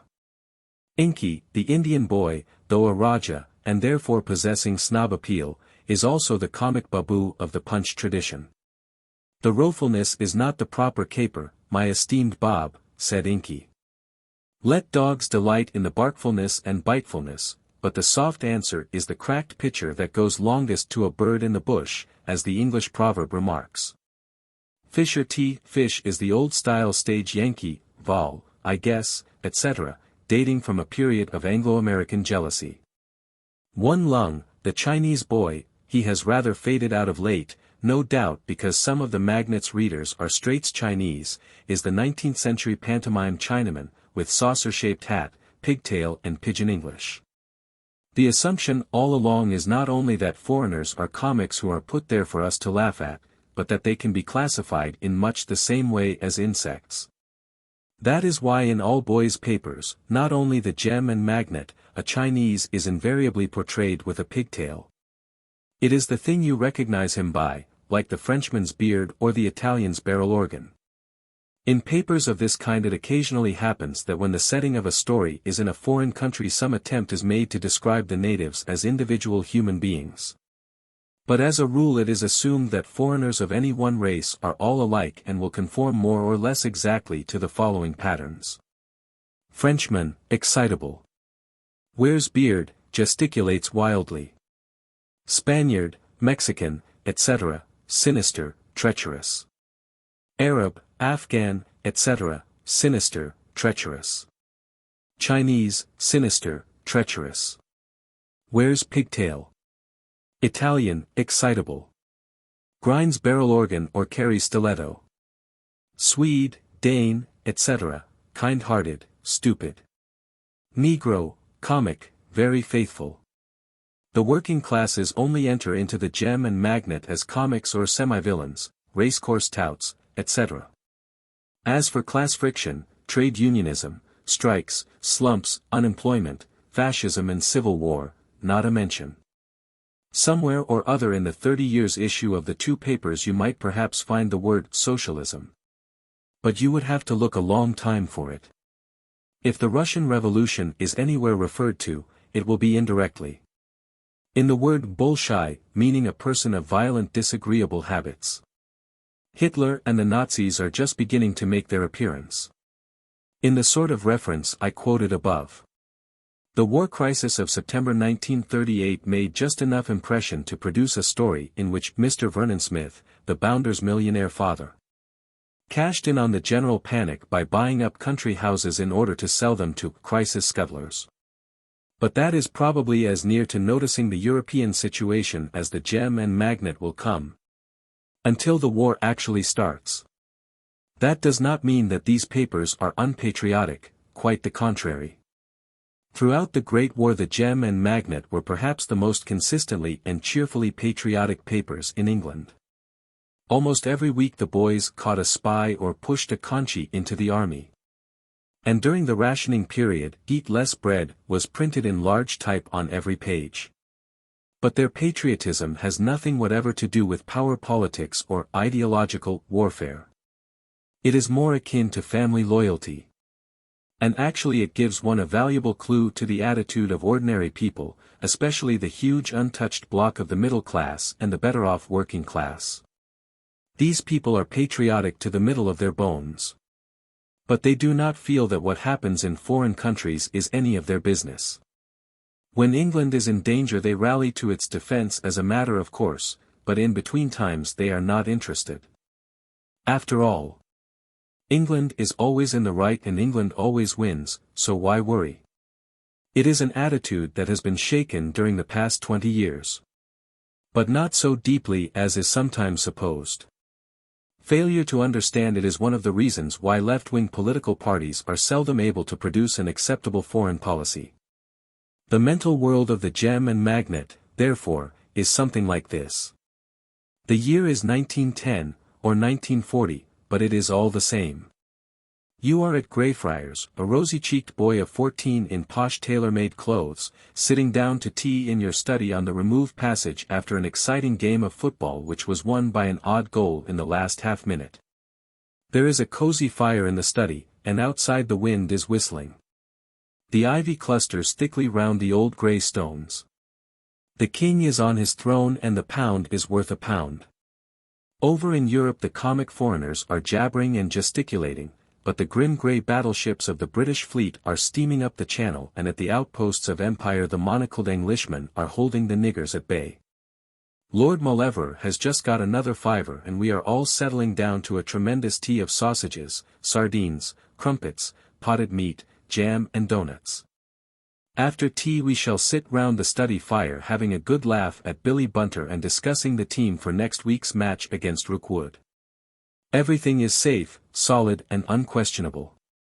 Everything will be the same forever and ever. That approximately is the atmosphere. But now turn from the gem and magnet to the more up-to-date papers which have appeared since the Great War. The truly significant thing is that they have more points of resemblance to the gem and magnet than points of difference. But it is better to consider the differences first. There are 8 of these newer papers: The Modern Boy, Triumph, Champion, Wizard, Rover, Skipper, Hotspur and Adventure. All of these have appeared since the Great War, but except for The Modern Boy none of them is less than 5 years old. 2 papers which ought also to be mentioned briefly here, though they are not strictly in the same class as the rest, are the Detective Weekly and the Thriller, both owned by the Amalgamated Press. The Detective Weekly has taken over Sexton Blake. Both of these papers admit a certain amount of sex interest into their stories, and though certainly read by boys, they are not aimed at them exclusively. All the others are boys' papers pure and simple, and they are sufficiently alike to be considered together. There does not seem to be any notable difference between Thomson's publications and those of the Amalgamated Press. As soon as one looks at these papers one sees their technical superiority to the gem and magnet. To begin with, they have the great advantage of not being written entirely by one person. Instead of one long complete story, a number of the Wizard or Hotspur consists of half a dozen or more serials, none of which goes on forever. Consequently there is far more variety and far less padding, and none of the tiresome stylization and facetiousness of the gem and magnet. Look at these 2 extracts, for example. Billy Bunter groaned. A quarter of an hour had elapsed out of the 2 hours that Bunter was booked for extra French. In a quarter of an hour there were only 15 minutes. But every one of those minutes seemed inordinately long to Bunter. They seemed to crawl by like tired snails. Looking at the clock in classroom number 10 the fat owl could hardly believe that only 15 minutes had passed. It seemed more like 15 hours, if not 15 days. Other fellows were in extra French as well as Bunter. They did not matter. Bunter did. The magnet. After a terrible climb, hacking out handholds in the smooth ice every step of the way up. Sergeant Lionheart Logan of the Mounties was now clinging like a human fly to the face of an icy cliff, as smooth and treacherous as a giant pane of glass. An Arctic blizzard, in all its fury, was buffeting his body, driving the blinding snow into his face. Seeking to tear his fingers loose from their handholds and dash him to death on the jagged boulders which lay at the foot of the cliff 100 feet below. Crouching among those boulders were 11 villainous trappers who had done their best to shoot down Lionheart and his companion, Constable Jim Rogers, until the blizzard had blotted the 2 Mounties out of sight from below. The Wizard. The second extract gets you some distance with the story, the first takes 100 words to tell you that Bunter is in the detention class. Moreover, by not concentrating on school stories, in point of numbers the school story slightly predominates in all these papers, except the Thriller and Detective Weekly, The Wizard, Hotspur, etc. have far greater opportunities for sensationalism. Merely looking at the cover illustrations of the papers which I have on the table in front of me, here are some of the things I see. On one, a cowboy is clinging by his toes to the wing of an aeroplane in mid-air and shooting down another aeroplane with his revolver. On another, a Chinese is swimming for his life down a sewer with a swarm of ravenous-looking rats swimming after him. On another, an engineer is lighting a stick of dynamite while a steel robot feels for him with its claws. On another, a man in airman's costume is fighting barehanded against a rat somewhat larger than a donkey. On another, a nearly naked man of terrific muscular development has just seized a lion by the tail and flung it 30 yards over the wall of an arena, with the words, "Take back your blooming lion." Clearly no school story can compete with this kind of thing.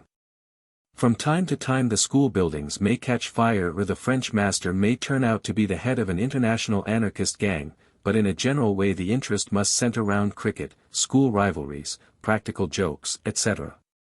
There is not much room for bombs, death rays, submachine guns, aeroplanes, mustangs, octopuses, grizzly bears, or gangsters. Examination of a large number of these papers shows that, putting aside school stories, the favorite subjects are Wild West, Frozen North, Foreign Legion, crime, always from the detective's angle, the Great War, Air Force or Secret Service. Not the infantry, the Tarzan motif in varying forms, professional football, tropical exploration, historical romance, Robin Hood, Cavaliers and Roundheads, etc. And scientific invention. The Wild West still leads, at any rate as a setting, though the Red Indian seems to be fading out. The one theme that is really new is the scientific one. Death rays, Martians, invisible men, robots, helicopters and interplanetary rockets figure largely. Here and there are even far-off rumors of psychotherapy in ductless glands.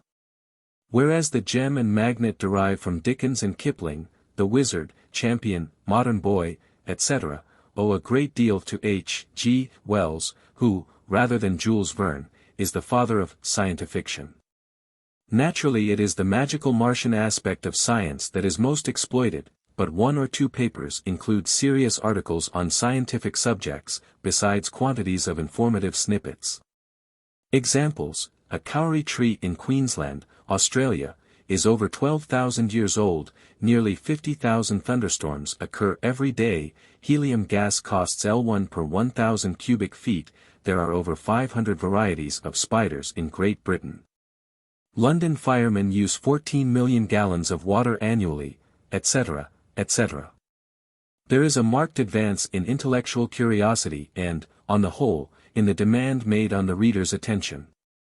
In practice the Gem and Magnet and the post-war papers are read by much the same public. But the mental age aimed at seems to have risen by a year or 2 years, an improvement probably corresponding to the improvement in elementary education since 1909.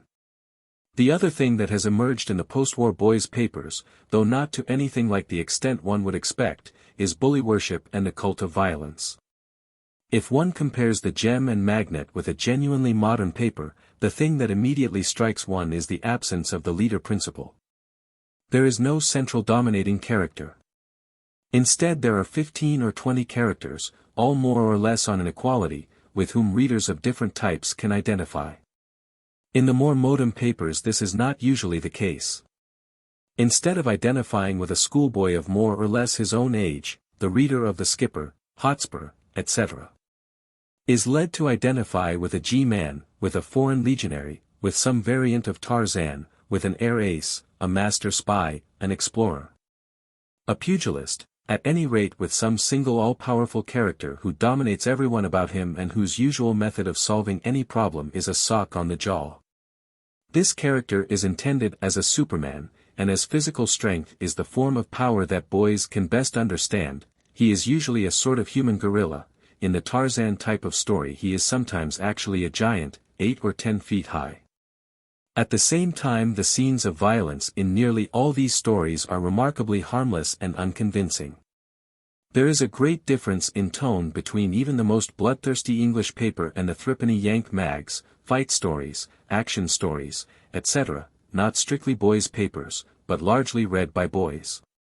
In the Yank mags you get real bloodlust, really gory descriptions of the all-in, jump-on-his-testicles style fighting, written in a jargon that has been perfected by people who brood endlessly on violence. A paper like Fight Stories, for instance, would have very little appeal except to sadists and masochists. You can see the comparative gentleness of the English civilization by the amateurish way in which prize fighting is always described in the boys' weeklies. There is no specialized vocabulary. Look at these 4 extracts, 2 English, 2 American. When the gong sounded, both men were breathing heavily and each had great red marks on his chest. Bill's chin was bleeding, and Ben had a cut over his right eye. Into their corners they sank, but when the gong clanged again they were up swiftly, and they went like tigers at each other. Rover. He walked in stolidly and smashed a club-like right to my face. Blood spattered and I went back on my heels, but surged in and ripped my right under the heart. Another right smashed full on Ben's already battered mouth, and, spitting out the fragments of a tooth, he crashed a flailing left to my body. Fight Stories. It was amazing to watch the Black Panther at work. His muscles rippled and slid under his dark skin. There was all the power and grace of a giant cat in his swift and terrible onslaught. He volleyed blows with a bewildering speed for so huge a fellow. In a moment Ben was simply blocking with his gloves as well as he could. Ben was really a past master of defense. He had many fine victories behind him. But the Negro's rights and lefts crashed through openings that hardly any other fighter could have found. Wizard. Haymakers which packed the bludgeoning weight of forest monarchs crashing down under the axe hurled into the bodies of the 2 heavies as they swapped punches. Fight Stories. Notice how much more knowledgeable the American extracts sound. They are written for devotees of the prize ring, the others are not. Also, it ought to be emphasized that on its level the moral code of the English boys' papers is a decent one. Crime and dishonesty are never held up to admiration, there is none of the cynicism and corruption of the American gangster story. The huge sale of the Yank mags in England shows that there is a demand for that kind of thing, but very few English writers seem able to produce it. When hatred of Hitler became a major emotion in America, it was interesting to see how promptly anti-fascism was adapted to pornographic purposes by the editors of the Yank mags. One magazine which I have in front of me is given up to a long, complete story, When Hell Came to America, in which the agents of a blood-maddened European dictator are trying to conquer the USA with death rays and invisible aeroplanes. There is the frankest appeal to sadism, scenes in which the Nazis tie bombs to women's backs and fling them off heights to watch them blown to pieces in midair. Others in which they tie naked girls together by their hair and prod them with knives to make them dance, etc. etc. The editor comments solemnly on all this, and uses it as a plea for tightening up restrictions against immigrants. On another page of the same paper, Lives of the Hacha Chorus Girls reveals all the intimate secrets and fascinating pastimes of the famous Broadway Hacha girls. Nothing is omitted. Price 10c. How to Love. 10c. French Photo Ring. 25c. Naughty Nudies Transfers. From the outside of the glass you see a beautiful girl, innocently dressed. Turn it around and look through the glass and oh, what a difference. Set of 3 transfers 25c, etc., etc., etc. There is nothing at all like this in any English paper likely to be read by boys. But the process of Americanization is going on all the same. The American ideal, the he-man, the tough guy, the gorilla who puts everything right by socking everybody on the jaw, now figures in probably a majority of boys' papers. In one serial now running in The Skipper he is always portrayed ominously enough, swinging a rubber truncheon. The development of the Wizard, Hotspur, etc. As against the earlier boys' papers, boils down to this: better technique, more scientific interest, more bloodshed, more leader worship. But, after all, it is the lack of development that is the really striking thing. To begin with, there is no political development whatever. The world of the skipper and the champion is still the pre-1914 world of the magnate and the gem. The Wild West story, for instance, with its cattle rustlers, lynch law and other paraphernalia belonging to the 80s, is a curiously archaic thing. It is worth noticing that in papers of this type it is always taken for granted that adventures only happen at the ends of the earth, in tropical forests, in Arctic wastes, in African deserts, on western prairies. In Chinese opium dens, everywhere in fact, except the places where things really do happen. That is a belief dating from 30 or 40 years ago, when the new continents were in process of being opened up. Nowadays, of course, if you really want adventure, the place to look for it is in Europe.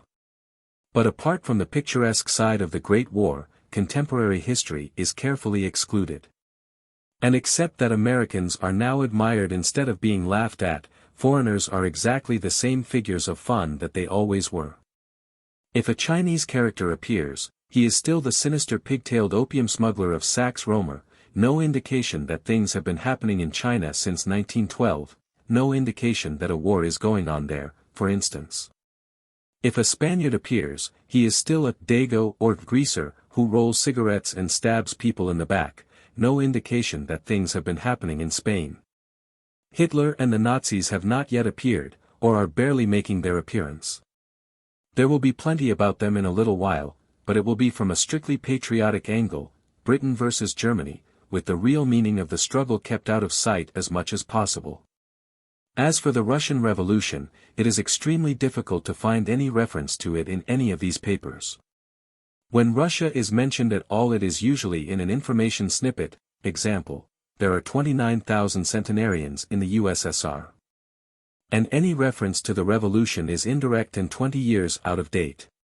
In one story in The Rover, for instance, somebody has a tame bear, and as it is a Russian bear, it is nicknamed Trotsky, obviously an echo of the 1917-23 period and not of recent controversies. The clock has stopped at 1910. Britannia rules the waves, and no one has heard of slumps, booms, unemployment, dictatorships, purges or concentration camps. And in social outlook there is hardly any advance. The snobbishness is somewhat less open than in the gem and magnet, that is the most one can possibly say. To begin with, the school story, always partly dependent on snob appeal, is by no means eliminated. Every number of a boy's paper includes at least one school story, these stories slightly outnumbering the wild westerns. The very elaborate fantasy life of the gem and magnet is not imitated and there is more emphasis on extraneous adventure, but the social atmosphere, old grey stones, is much the same. When a new school is introduced at the beginning of a story we are often told in just those words that, it was a very posh school. From time to time a story appears which is ostensibly directed against snobbery. The Scholarship Boy, cf.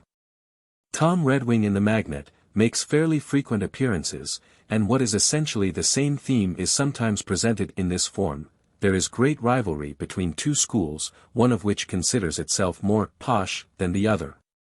And there are fights, practical jokes, football matches, etc. Always ending in the discomfiture of the snobs.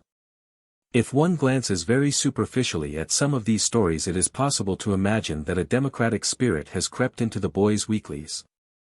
But when one looks more closely one sees that they merely reflect the bitter jealousies that exist within the white-collar class. Their real function is to allow the boy who goes to a cheap private school, not a council school, to feel that his school is just as posh in the sight of God as Winchester or Eton. The sentiment of school loyalty, we're better than the fellows down the road, a thing almost unknown to the real working class, is still kept up. As these stories are written by many different hands, they do, of course, vary a good deal in tone. Some are reasonably free from snobbishness, in others money and pedigree are exploited even more shamelessly than in the gem and magnet. In one that I came across an actual majority of the boys mentioned were titled. Where working-class characters appear, it is usually either as comics, jokes about tramps, convicts, etc., or as prize-fighters, acrobats, cowboys, professional footballers and foreign legionaries, in other words, as adventurers. There is no facing of the facts about working-class life, or, indeed, about working life of any description. Very occasionally one may come across a realistic description of, say, work in a coal mine, but in all probability it will only be there as the background of some lurid adventure. In any case, the central character is not likely to be a coal miner. Nearly all the time the boy who reads these papers, in 9 cases out often a boy who is going to spend his life working in a shop, in a factory or in some subordinate job in an office, is led to identify with people in positions of command.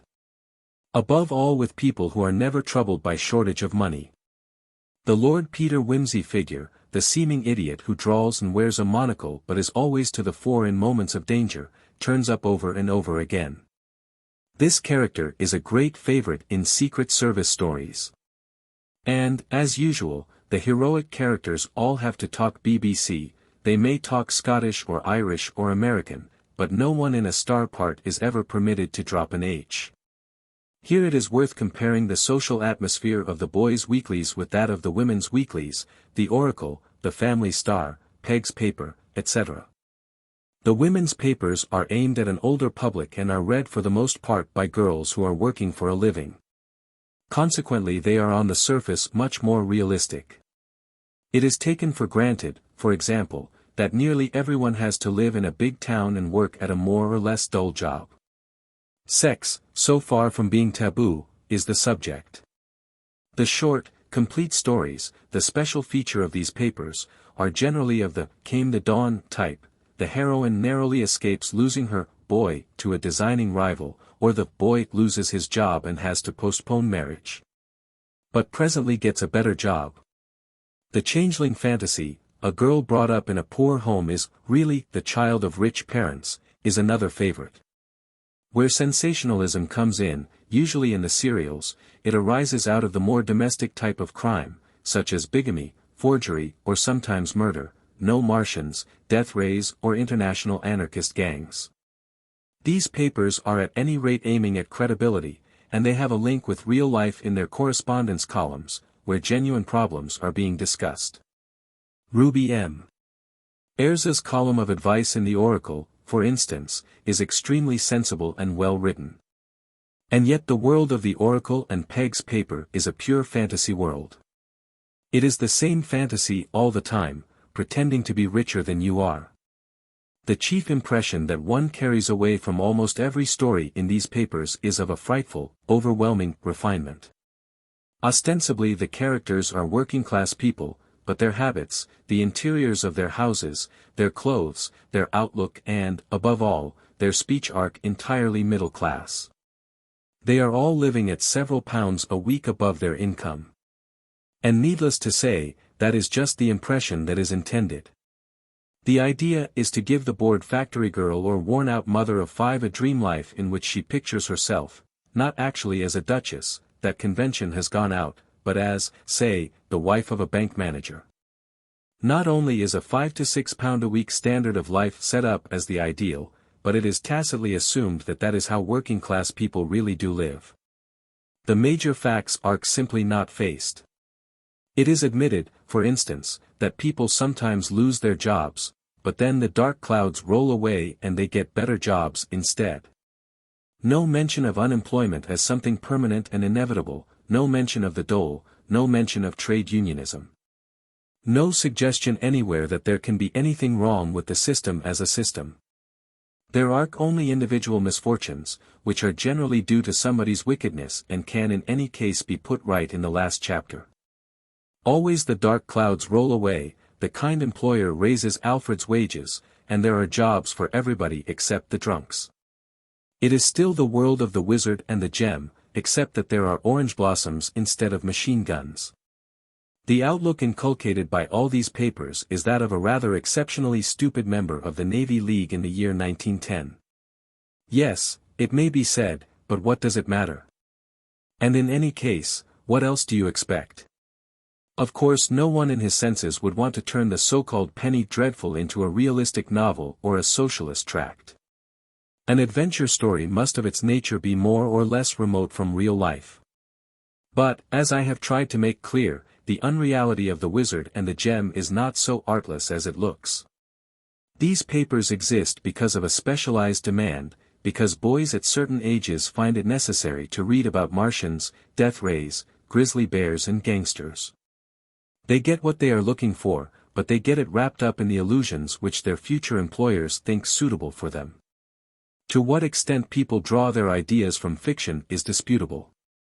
Personally, I believe that most people are influenced far more than they would care to admit by novels, serial stories, films, and so forth, and that from this point of view the worst books are often the most important. Because they are usually the ones that are read earliest in life. It is probable that many people who would consider themselves extremely sophisticated and advanced are actually carrying through life an imaginative background which they acquired in childhood from, for instance, Sapper and Lon Hay. If that is so, the boys' twopenny weeklies are of the deepest importance. Here is the stuff that is read somewhere between the ages of 12 and 18 by a very large proportion, perhaps an actual majority, of English boys, including many who will never read anything else except newspapers. And along with it they are absorbing a set of beliefs which would be regarded as hopelessly out of date in the central office of the Conservative Party. All the better because it is done indirectly. There is being pumped into them the conviction that the major problems of our time do not exist, that there is nothing wrong with laissez-faire capitalism. That foreigners are unimportant comics and that the British Empire is a sort of charity concern which will last forever. Considering who owns these papers, it is difficult to believe that this is unintentional. Of the 12 papers I have been discussing, i.e., 12 including the thriller and detective weekly, 7 are the property of the Amalgamated Press, which is one of the biggest press combines in the world and controls more than 100 different papers. The Gem and Magnet, therefore, are closely linked up with the Daily Telegraph and the Financial Times. This in itself would be enough to rouse certain suspicions, even if it were not obvious that the stories in the boys' weeklies are politically vetted. So it appears that if you feel the need of a fantasy life in which you travel to Mars and fight lions bare-handed, and what boy doesn't, you can only have it by delivering yourself over, mentally, to people like Lord Camrose. For there is no competition. Throughout the whole of this run of papers the differences are negligible, and on this level no others exist. This raises the question, why is there no such thing as a left-wing boys' paper? At first glance such an idea merely makes one slightly sick. It is so horribly easy to imagine what a left-wing boys' paper would be like, if it existed. I remember in 1920 or 1921 some optimistic person handing round communist tracts among a crowd of public school boys. The tract I received was of the question and answer kind. Q. Can a boy communist be a Boy Scout, comrade? A. No, comrade. Q. Why, comrade? A. Because, comrade, a Boy Scout must salute the Union Jack, which is the symbol of tyranny and oppression, etc., etc. Now suppose that at this moment somebody started a left-wing paper deliberately aimed at boys of 12 or 14. I do not suggest that the whole of its contents would be exactly like the tract I have quoted above, but does anyone doubt that they would be something like it? Inevitably such a paper would either consist of dreary uplift or it would be under communist influence and given over to adulation of Soviet Russia. In either case no normal boy would ever look at it. Highbrow literature apart, the whole of the existing left-wing press, in so far as it is at all vigorously left, is one long tract. The one socialist paper in England which could live a week on its merits as a paper is the Daily Herald, and how much socialism is there in the Daily Herald? At this moment, therefore, a paper with a left slant and at the same time likely to have an appeal to ordinary boys in their teens is something almost beyond hoping for. But it does not follow that it is impossible. There is no clear reason why every adventure story should necessarily be mixed up with snobbishness and gutter patriotism. For, after all, the stories in the Hotspur and the Modern Boy are not conservative tracts. They are merely adventure stories with a conservative bias. It is fairly easy to imagine the process being reversed. It is possible, for instance, to imagine a paper as thrilling and lively as the Hotspur, but with subject matter and ideology a little more up to date. It is even possible, though this raises other difficulties, to imagine a women's paper at the same literary level as the Oracle, dealing in approximately the same kind of story, but taking rather more account of the realities of working-class life. Such things have been done before, though not in England. In the last years of the Spanish monarchy there was a large output in Spain of left-wing novelettes, some of them evidently of anarchist origin. Unfortunately at the time when they were appearing I did not see their social significance, and I lost the collection of them that I had, but no doubt copies would still be procurable.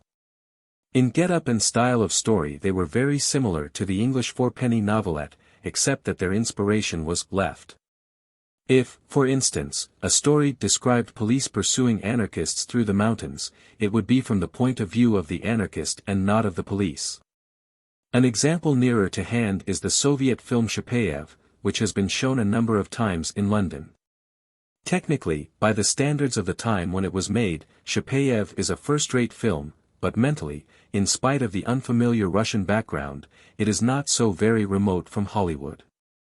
The one thing that lifts it out of the ordinary is the remarkable performance by the actor who takes the part of the white officer, the fat one, a performance which looks very like an inspired piece of gagging.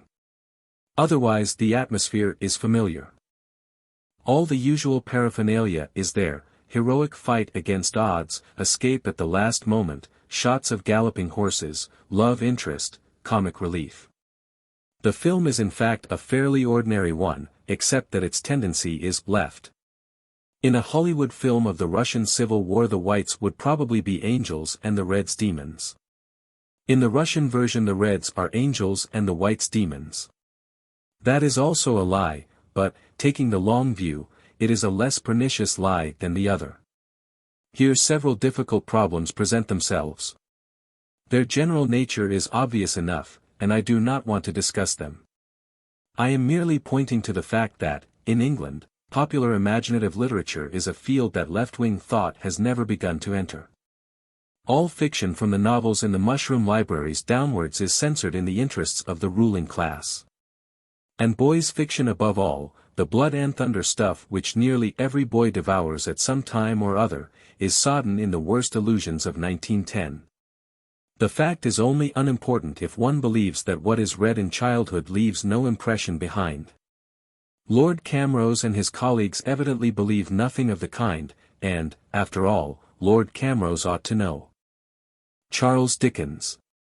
1940. Dickens is one of those writers who are well worth stealing. Even the burial of his body in Westminster Abbey was a species of theft, if you come to think of it.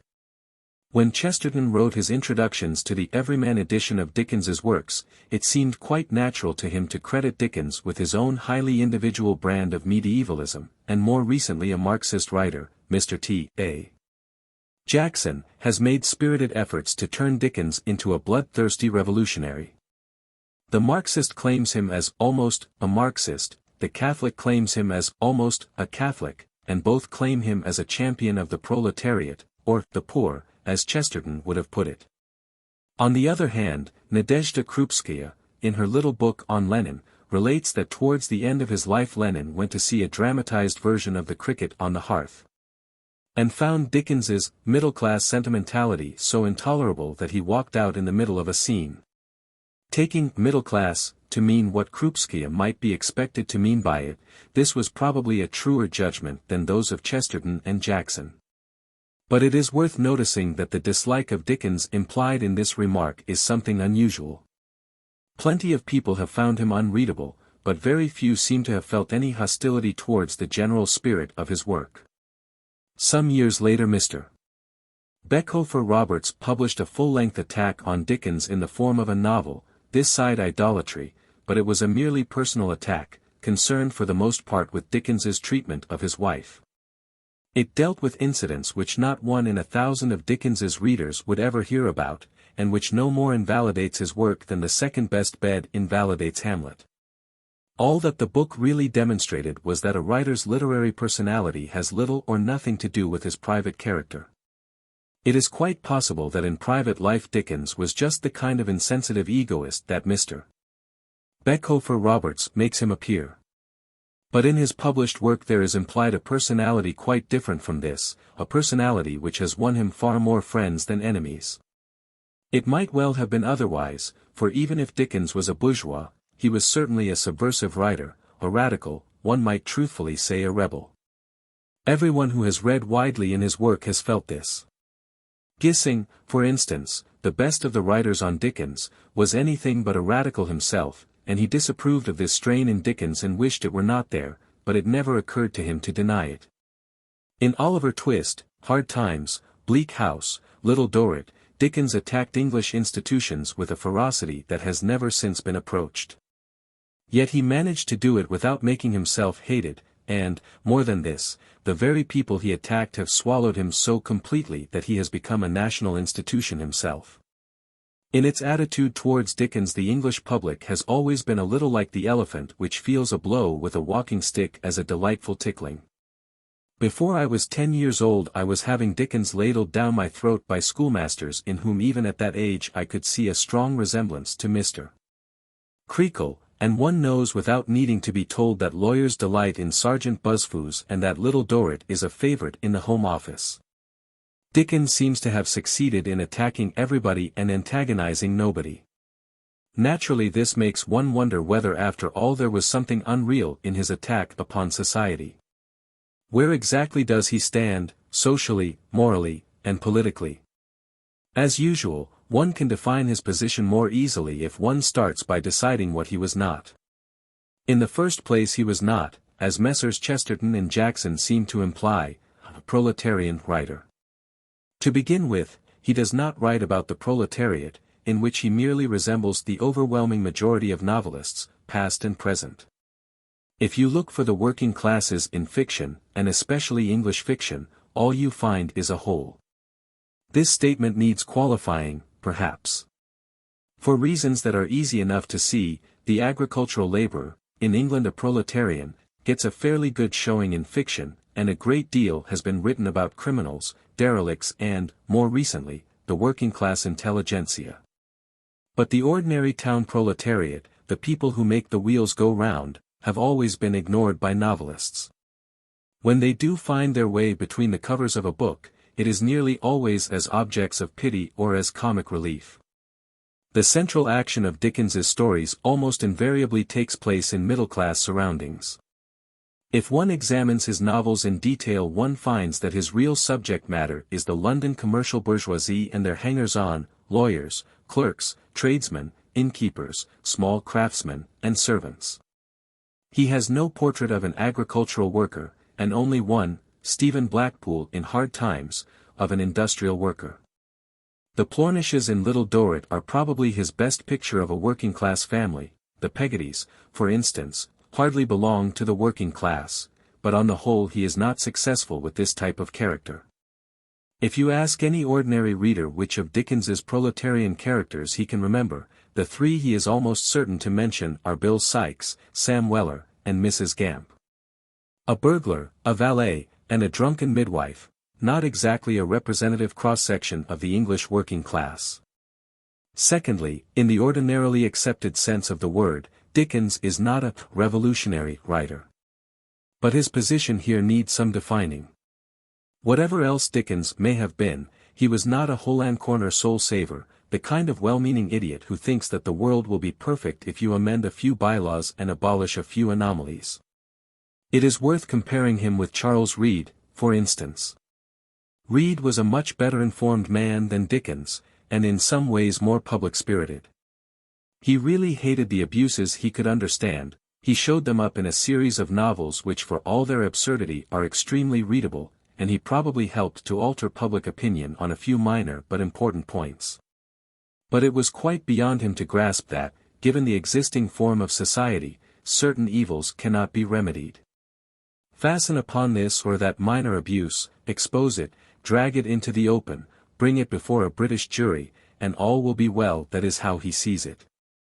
Dickens at any rate never imagined that you can cure pimples by cutting them off. In every page of his work one can see a consciousness that society is wrong somewhere at the root. It is when one asks which root, that one begins to grasp his position. The truth is that Dickens's criticism of society is almost exclusively moral. Hence the utter lack of any constructive suggestion anywhere in his work. He attacks the law, parliamentary government, the educational system and so forth, without ever clearly suggesting what he would put in their places. Of course it is not necessarily the business of a novelist, or a satirist, to make constructive suggestions, but the point is that Dickens's attitude is at bottom not even destructive. There is no clear sign that he wants the existing order to be overthrown, or that he believes it would make very much difference if it were overthrown. For in reality his target is not so much society as human nature. It would be difficult to point anywhere in his books to a passage suggesting that the economic system is wrong as a system. Nowhere, for instance, does he make any attack on private enterprise or private property. Even in a book like Our Mutual Friend, which turns on the power of corpses to interfere with living people by means of idiotic wills, it does not occur to him to suggest that individuals ought not to have this irresponsible power. Of course one can draw this inference for oneself, and one can draw it again from the remarks about Bounderby's will at the end of Hard Times, and indeed from the whole of Dickens's work one can infer the evil of laissez-faire capitalism. But Dickens makes no such inference himself. It is said that Macaulay refused to review Hard Times because he disapproved of its sullen socialism. Obviously Macaulay is here using the word socialism in the same sense in which, 20 years ago, a vegetarian meal or a cubist picture used to be referred to as Bolshevism. There is not a line in the book that can properly be called socialistic, indeed, its tendency if anything is pro-capitalist, because its whole moral is that capitalists ought to be kind, not that workers ought to be rebellious. Bounderby is a bullying windbag and Gradgrind has been morally blinded, but if they were better men, the system would work well enough that, all through, is the implication. And so far as social criticism goes, one can never extract much more from Dickens than this, unless one deliberately reads meanings into him. His whole message is one that at first glance looks like an enormous platitude: if men would behave decently the world would be decent. Naturally this calls for a few characters who are in positions of authority and who do behave decently. Hence that recurrent Dickens figure, the good rich man. This character belongs especially to Dickens's early optimistic period. He is usually a merchant, we are not necessarily told what merchandise he deals in, and he is always a superhumanly kind-hearted old gentleman who trots to and fro, raising his employees' wages, patting children on the head, getting debtors out of jail and in general, acting the fairy godmother. Of course he is a pure dream figure, much further from real life than, say, Squeers or Micawber. Even Dickens must have reflected occasionally that anyone who was so anxious to give his money away would never have acquired it in the first place. Mr. Pickwick, for instance, had been in the city, but it is difficult to imagine him making a fortune there. Nevertheless this character runs like a connecting thread through most of the earlier books. Pickwick, the Cheerybles, Old Chuzzlewit, Scrooge, it is the same figure over and over again, the good rich man, handing out guineas. Dickens does however show signs of development here. In the books of the middle period the good rich man fades out to some extent. There is no one who plays this part in A Tale of Two Cities, nor in Great Expectations. Great Expectations is, in fact, definitely an attack on patronage, and in Hard Times it is only very doubtfully played by Gradgrind after his reformation. The character reappears in a rather different form as Meagles in Little Dorrit and John Jarndyce in Bleak House, one might perhaps add Betsy Trotwood in David Copperfield. But in these books the good rich man has dwindled from a merchant to a rentier. This is significant. A rentier is part of the possessing class, he can and, almost without knowing it, does make other people work for him, but he has very little direct power. Unlike Scrooge or the Cheerybles, he cannot put everything right by raising everybody's wages. The seeming inference from the rather despondent books that Dickens wrote in the 50s is that by that time he had grasped the helplessness of well-meaning individuals in a corrupt society. Nevertheless in the last completed novel, Our Mutual Friend, published 1864-5, the good rich man comes back in full glory in the person of Boffin. Boffin is a proletarian by origin and only rich by inheritance, but he is the usual deus ex machina, solving everybody's problems by showering money in all directions. He even trots like the Cheerybles. In several ways our mutual friend is a return to the earlier manner, and not an unsuccessful return either. Dickens's thoughts seem to have come full circle. Once again, individual kindliness is the remedy for everything. One crying evil of his time that Dickens says very little about is child labor. There are plenty of pictures of suffering children in his books, but usually they are suffering in schools rather than in factories. The one detailed account of child labor that he gives is the description in David Copperfield of little David washing bottles in Murdstone and Grinby's warehouse. This, of course, is autobiography. Dickens himself, at the age of 10, had worked in Warren's blacking factory in the Strand, very much as he describes it here. It was a terribly bitter memory to him, partly because he felt the whole incident to be discreditable to his parents, and he even concealed it from his wife till long after they were married. Looking back on this period, he says in David Copperfield, "It is a matter of some surprise to me, even now, that I can have been so easily thrown away at such an age. A child of excellent abilities and with strong powers of observation, quick, eager, delicate, and soon hurt bodily or mentally, it seems wonderful to me that nobody should have made any sign in my behalf. But none was made. And I became, at 10 years old, a little laboring hind in the service of Murdstone and Grinby." And again, having described the rough boys among whom he worked. "No words can express the secret agony of my soul as I sunk into this companionship. And felt my hopes of growing up to be a learned and distinguished man crushed in my bosom." Obviously it is not David Copperfield who is speaking, it is Dickens himself. He uses almost the same words in the autobiography that he began and abandoned a few months earlier. Of course Dickens is right in saying that a gifted child ought not to work 10 hours a day pasting labels on bottles, but what he does not say is that no child ought to be condemned to such a fate. And there is no reason for inferring that he thinks it. David escapes from the warehouse, but Mick Walker and Mealy Potatoes and the others are still there, and there is no sign that this troubles Dickens particularly. As usual, he displays no consciousness that the structure of society can be changed. He despises politics, does not believe that any good can come out of Parliament. He had been a parliamentary shorthand writer, which was no doubt a disillusioning experience, and he is slightly hostile to the most hopeful movement of his day. Trade unionism. In hard times trade unionism is represented as something not much better than a racket, something that happens because employers are not sufficiently paternal. Stephen Blackpool's refusal to join the union is rather a virtue in Dickens's eyes. Also, as Mr. Jackson has pointed out, the Apprentices Association in Barnaby Rudge, to which Sim Tappertit belongs, is probably a hit at the illegal or barely legal unions of Dickens's own day, with their secret assemblies, passwords and so forth. Obviously he wants the workers to be decently treated, but there is no sign that he wants them to take their destiny into their own hands, least of all by open violence. As it happens, Dickens deals with revolution in the narrower sense in two novels, Barnaby Rudge and A Tale of Two Cities. In Barnaby Rudge it is a case of rioting rather than revolution. The Gordon riots of 1780, though they had religious bigotry as a pretext, seem to have been little more than a pointless outburst of looting. Dickens's attitude to this kind of thing is sufficiently indicated by the fact that his first idea was to make the ringleaders of the riots 3 lunatics escaped from an asylum. He was dissuaded from this, but the principal figure of the book is in fact a village idiot. In the chapters dealing with the riots Dickens shows a most profound horror of mob violence. He delights in describing scenes in which the dregs of the population behave with atrocious bestiality. These chapters are of great psychological interest, because they show how deeply he had brooded on this subject.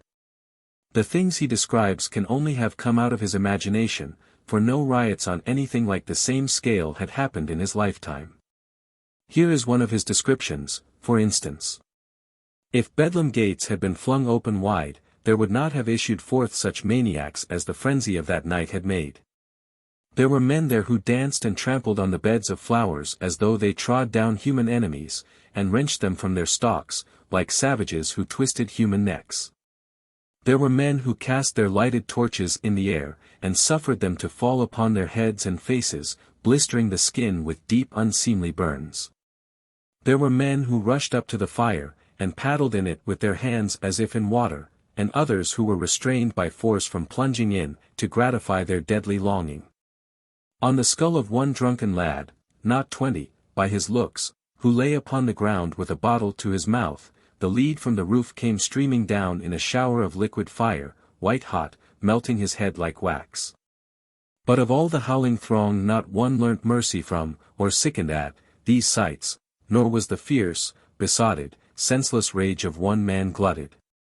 You might almost think you were reading a description of Red Spain by a partisan of General Franco.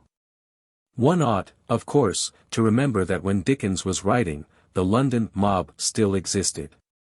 Nowadays there is no mob, only a flock. Low wages and the growth and shift of population had brought into existence a huge, dangerous slum proletariat, and until the early middle of the 19th century there was hardly such a thing as a police force.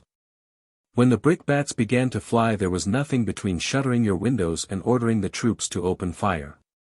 In A Tale of Two Cities he is dealing with a revolution which was really about something, and Dickens's attitude is different, but not entirely different. As a matter of fact, A Tale of Two Cities is a book which tends to leave a false impression behind, especially after a lapse of time.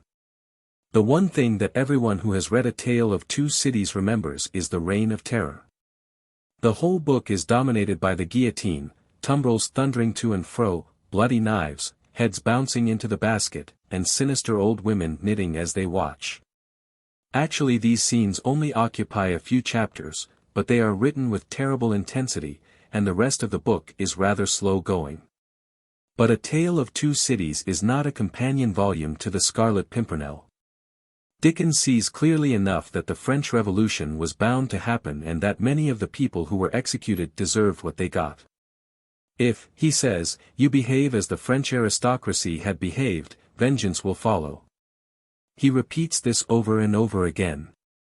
We are constantly being reminded that while my lord is lolling in bed, with 4 liveried footmen serving his chocolate and the peasants starving outside, somewhere in the forest a tree is growing which will presently be sawn into planks for the platform of the guillotine, etc. etc., etc. The inevitability of the terror, given its causes, is insisted upon in the clearest terms. It was too much the way. To talk of this terrible revolution as if it were the only harvest ever known under the skies that had not been sown, as if nothing had ever been done, or omitted to be done, that had led to it, as if observers of the wretched millions in France, and of the misused and perverted resources that should have made them prosperous, had not seen it inevitably coming, years before, and had not in plain terms recorded what they saw. And again, all the devouring and insatiate monsters imagined since imagination could record itself, are fused in the one realization, guillotine. And yet there is not in France, with its rich variety of soil and climate, a blade, a leaf, a root, a spring, a peppercorn, which will grow to maturity under conditions more certain than those that have produced this horror. Crush humanity out of shape once more, under similar hammers, and it will twist itself into the same tortured forms. In other words, the French aristocracy had dug their own graves. But there is no perception here of what is now called historic necessity. Dickens sees that the results are inevitable, given the causes, but he thinks that the causes might have been avoided. The revolution is something that happens because centuries of oppression have made the French peasantry subhuman. If the wicked nobleman could somehow have turned over a new leaf, like Scrooge, there would have been no revolution, no jackery, no guillotine, and so much the better. This is the opposite of the revolutionary attitude. From the revolutionary point of view, the class struggle is the main source of progress, and therefore the nobleman who robs the peasant and goads him to revolt is playing a necessary part, just as much as the Jacobin who guillotines the nobleman. Dickens never writes anywhere a line that can be interpreted as meaning this. Revolution as he sees it is merely a monster that is begotten by tyranny and always ends by devouring its own instruments. In Sidney Carton's vision at the foot of the guillotine, he foresees Defarge and the other leading spirits of the terror all perishing under the same knife, which, in fact, was approximately what happened. And Dickens is very sure that revolution is a monster. That is why everyone remembers the revolutionary scenes in A Tale of Two Cities. They have the quality of nightmare, and it is Dickens's own nightmare. Again and again he insists upon the meaningless horrors of revolution, the mass butcheries, the injustice, the ever-present terror of spies, the frightful bloodlust of the mob. The descriptions of the Paris mob, the description, for instance, of the crowd of murderers struggling round the grindstone to sharpen their weapons before butchering the prisoners in the September massacres, outdo anything in Barnaby Rudge. The revolutionaries appear to him simply as degraded savages, in fact, as lunatics. He broods over their frenzies with a curious imaginative intensity. He describes them dancing the Carmagnole, for instance. There could not be fewer than 500 people, and they were dancing like 5,000 demons. They danced to the popular revolution song, keeping a ferocious time that was like a gnashing of teeth in unison. They advanced, retreated, struck at one another's hands, clutched at one another's heads, spun round alone, caught one another, and spun around in pairs, until many of them dropped.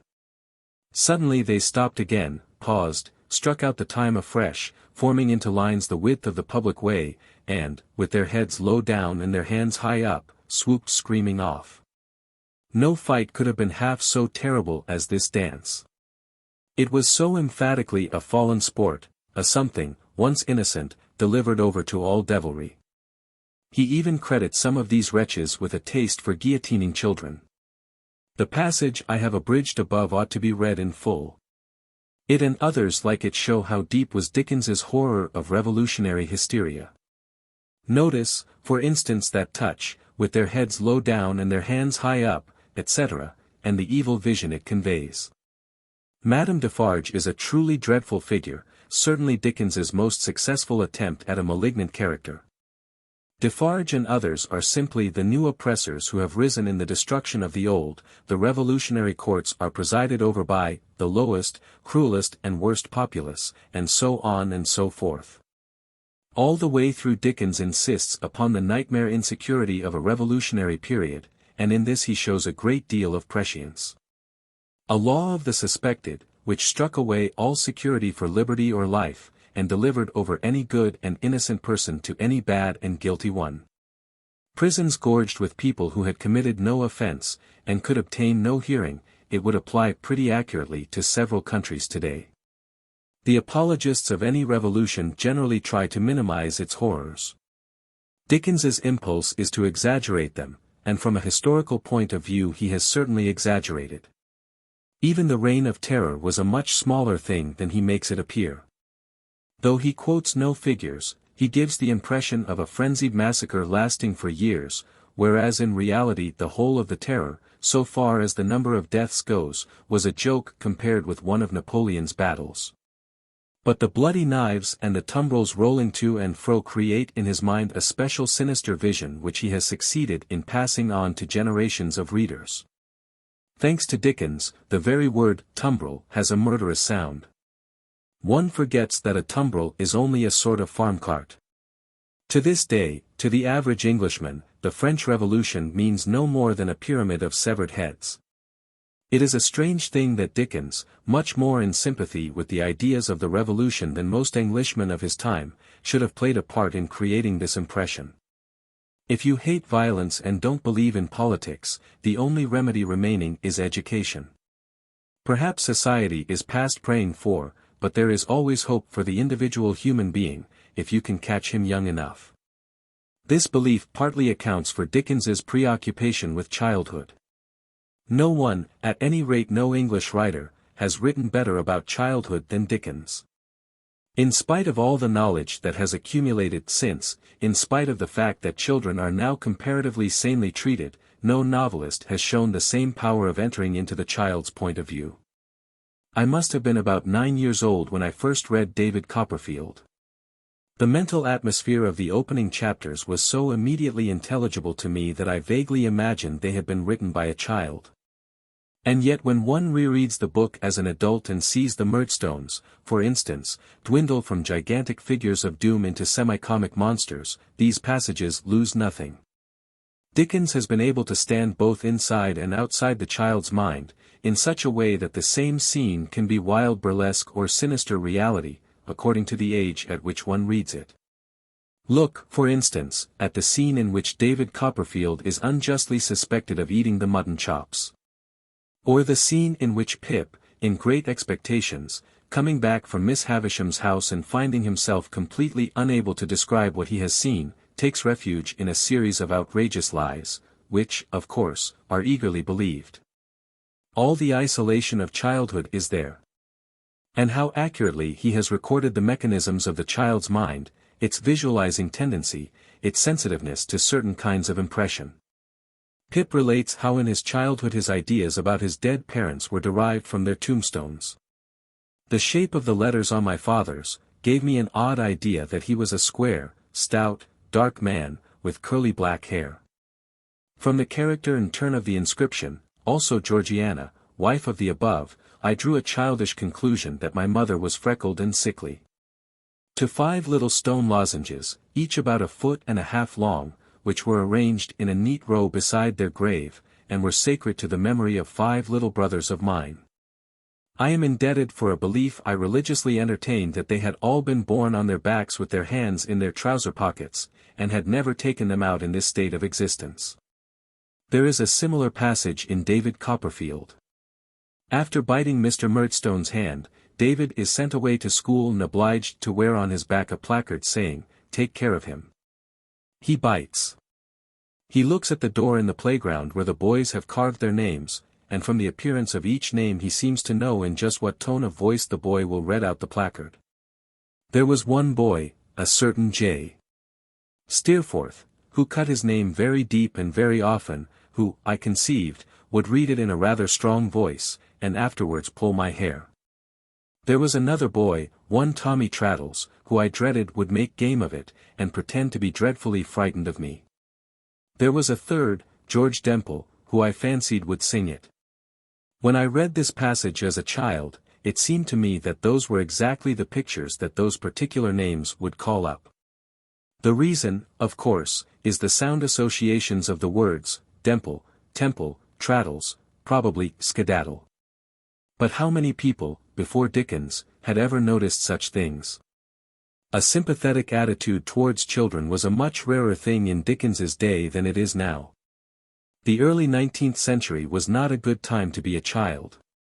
In Dickens's youth children were still being solemnly tried at a criminal bar, where they were held up to be seen, and it was not so long since boys of 13 had been hanged for petty theft. The doctrine of breaking the child's spirit was in full vigor, and the Fairchild Family was a standard book for children till late into the century. This evil book is now issued in pretty expurgated editions, but it is well worth reading in the original version. It gives one some idea of the lengths to which child discipline was sometimes carried. Mr. Fairchild, for instance, when he catches his children quarreling, first thrashes them, reciting Dr. Watts's "Let dogs delight to bark and bite," between blows of the cane, and then takes them to spend the afternoon beneath a gibbet where the rotting corpse of a murderer is hanging. In the earlier part of the century scores of thousands of children, aged sometimes as young as 6, were literally worked to death in the mines or cotton mills. And even at the fashionable public schools boys were flogged till they ran with blood for a mistake in their Latin verses. One thing which Dickens seems to have recognized, and which most of his contemporaries did not, is the sadistic sexual element in flogging. I think this can be inferred from David Copperfield and Nicholas Nickleby. But mental cruelty to a child infuriates him as much as physical, and though there is a fair number of exceptions, his schoolmasters are generally scoundrels.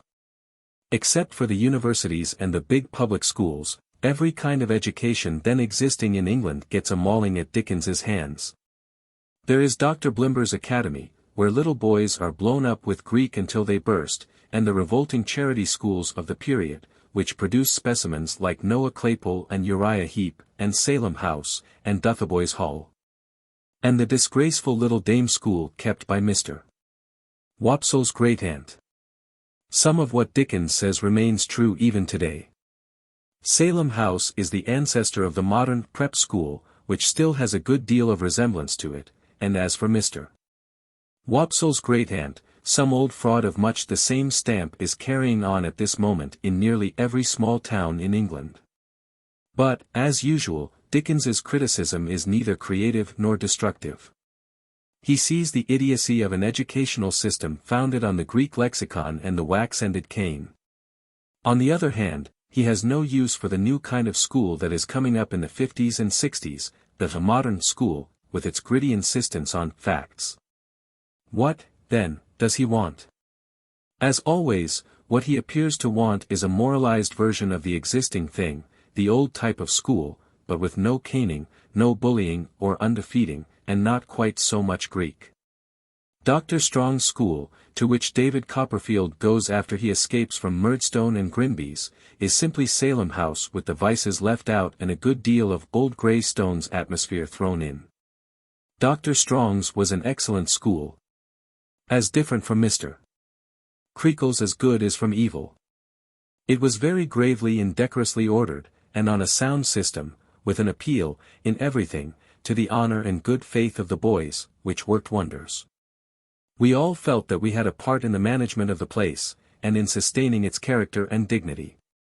Hence, we soon became warmly attached to it, I am sure I did for one, and I never knew, in all my time, of any boy being otherwise, and learnt with a good will, desiring to do it credit. We had noble games out of hours, and plenty of liberty. But even then, as I remember, we were well spoken of in the town, and rarely did any disgrace, by our appearance or manner, to the reputation of Dr. Strong and Dr. Strong's boys. In the woolly vagueness of this passage one can see Dickens's utter lack of any educational theory. He can imagine the moral atmosphere of a good school, but nothing further. The boys learnt with a good will, but what did they learn? No doubt it was Dr. Blimber's curriculum, a little watered down. Considering the attitude to society that is everywhere implied in Dickens's novels, it comes as rather a shock to learn that he sent his eldest son to Eton and sent all his children through the ordinary educational mill. Gissing seems to think that he may have done this because he was painfully conscious of being undereducated himself. Here perhaps Gissing is influenced by his own love of classical learning. Dickens had had little or no formal education, but he lost nothing by missing it, and on the whole he seems to have been aware of this. If he was unable to imagine a better school than Dr. Strong's, or, in real life, than Eton, it was probably due to an intellectual deficiency rather different from the one Gissing suggests. It seems that in every attack Dickens makes upon society he is always pointing to a change of spirit rather than a change of structure. It is hopeless to try and pin him down to any definite remedy, still more to any political doctrine. His approach is always along the moral plane, and his attitude is sufficiently summed up in that remark about Strong's school being as different from Creakle's, as good is from evil. Two things can be very much alike and yet abysmally different. Heaven and hell are in the same place. Useless to change institutions without a change of heart, that, essentially, is what he is always saying. If that were all, he might be no more than a cheer-up writer, a reactionary humbug. A change of heart is in fact the alibi of people who do not wish to endanger the status quo. But Dickens is not a humbug, except in minor matters, and the strongest single impression one carries away from his books is that of a hatred of tyranny. I said earlier that Dickens is not in the accepted sense a revolutionary writer. But it is not at all certain that a merely moral criticism of society may not be just as revolutionary, and revolution, after all, means turning things upside down, as the politico-economic criticism which is fashionable at this moment. Blake was not a politician, but there is more understanding of the nature of capitalist society in a poem like I Wander Through Each Charted Street, than in three-quarters of socialist literature. Progress is not an illusion, it happens, but it is slow and invariably disappointing. There is always a new tyrant waiting to take over from the old, generally not quite so bad, but still a tyrant. Consequently, two viewpoints are always tenable. The one, how can you improve human nature until you have changed the system? The other, what is the use of changing the system before you have improved human nature? They appeal to different individuals, and they probably show a tendency to alternate in point of time. The moralist and the revolutionary are constantly undermining one another. Marx exploded 100 tons of dynamite beneath the moralist position, and we are still living in the echo of that tremendous crash. But already, somewhere or other, the sappers are at work and fresh dynamite is being tamped in place to blow Marx at the moon. Then Marx, or somebody like him, will come back with yet more dynamite, and so the process continues, to an end we cannot yet foresee. The central problem, how to prevent power from being abused, remains unsolved. Dickens, who had not the vision to see that private property is an obstructive nuisance, had the vision to see that if men would behave decently the world would be decent is not such a platitude as it sounds. 2. More completely than most writers, perhaps, Dickens can be explained in terms of his social origin, though actually his family history was not quite what one would infer from his novels. His father was a clerk in government service, and through his mother's family he had connections with both the army and the navy. But from the age of 9 onwards he was brought up in London in commercial surroundings, and generally in an atmosphere of struggling poverty. Mentally he belongs to the small urban bourgeoisie, and he happens to be an exceptionally fine specimen of this class, with all the points, as it were, very highly developed. That is partly what makes him so interesting. If one wants a modern equivalent, the nearest would be H. G. Wells, who has had a rather similar history and who obviously owes something to Dickens as novelist. Arnold Bennett was essentially of the same type, but, unlike the other two, he was a Midlander, with an industrial and nonconformist rather than commercial and Anglican background. The great disadvantage, and advantage, of the small urban bourgeois is his limited outlook. He sees the world as a middle-class world, and everything outside these limits is either laughable or slightly wicked. On the one hand, he has no contact with industry or the soil, on the other, no contact with the governing classes. Anyone who has studied Wells's novels in detail will have noticed that though he hates the aristocrat like poison, he has no particular objection to the plutocrat, and no enthusiasm for the proletarian. His most hated types, the people he believes to be responsible for all human ills, are kings, landowners, priests, nationalists, soldiers, scholars and peasants. At first sight a list beginning with kings and ending with peasants looks like a mere omnium gatherum, but in reality all these people have a common factor. All of them are archaic types, people who are governed by tradition and whose eyes are turned towards the past, the opposite, therefore, of the rising bourgeois who has put his money on the future and sees the past simply as a dead hand. Actually, although Dickens lived in a period when the bourgeoisie was really a rising class, he displays this characteristic less strongly than Wells. He is almost unconscious of the future and has a rather sloppy love of the picturesque, the quaint old church, etc. Nevertheless his list of most hated types is like enough to Wells's for the similarity to be striking. He is vaguely on the side of the working class, has a sort of generalized sympathy with them because they are oppressed, but he does not in reality know much about them, they come into his books chiefly as servants. And comic servants at that. At the other end of the scale he loathes the aristocrat and, going one better than Wells in this, loathes the big bourgeois as well. His real sympathies are bounded by Mr. Pickwick on the upper side and Mr. Burkiss on the lower. But the term aristocrat, for the type Dickens hates, is vague and needs defining. Actually Dickens's target is not so much the great aristocracy, who hardly enter into his books, as their petty offshoots, the cadging dowagers who live up Mews in Mayfair, and the bureaucrats and professional soldiers. All through his books there are countless hostile sketches of these people, and hardly any that are friendly. There are practically no friendly pictures of the landowning class, for instance. One might make a doubtful exception of Sir Leicester Dedlock, otherwise there is only Mr. Wardle, who is a stock figure, the good old squire, and Haredale in Barnaby Rudge, who has Dickens's sympathy because he is a persecuted Catholic. There are no friendly pictures of soldiers, i.e. officers, and none at all of naval men. As for his bureaucrats, judges and magistrates, most of them would feel quite at home in the circumlocution office. The only officials whom Dickens handles with any kind of friendliness are, significantly enough, policemen. Dickens's attitude is easily intelligible to an Englishman, because it is part of the English Puritan tradition, which is not dead even at this day.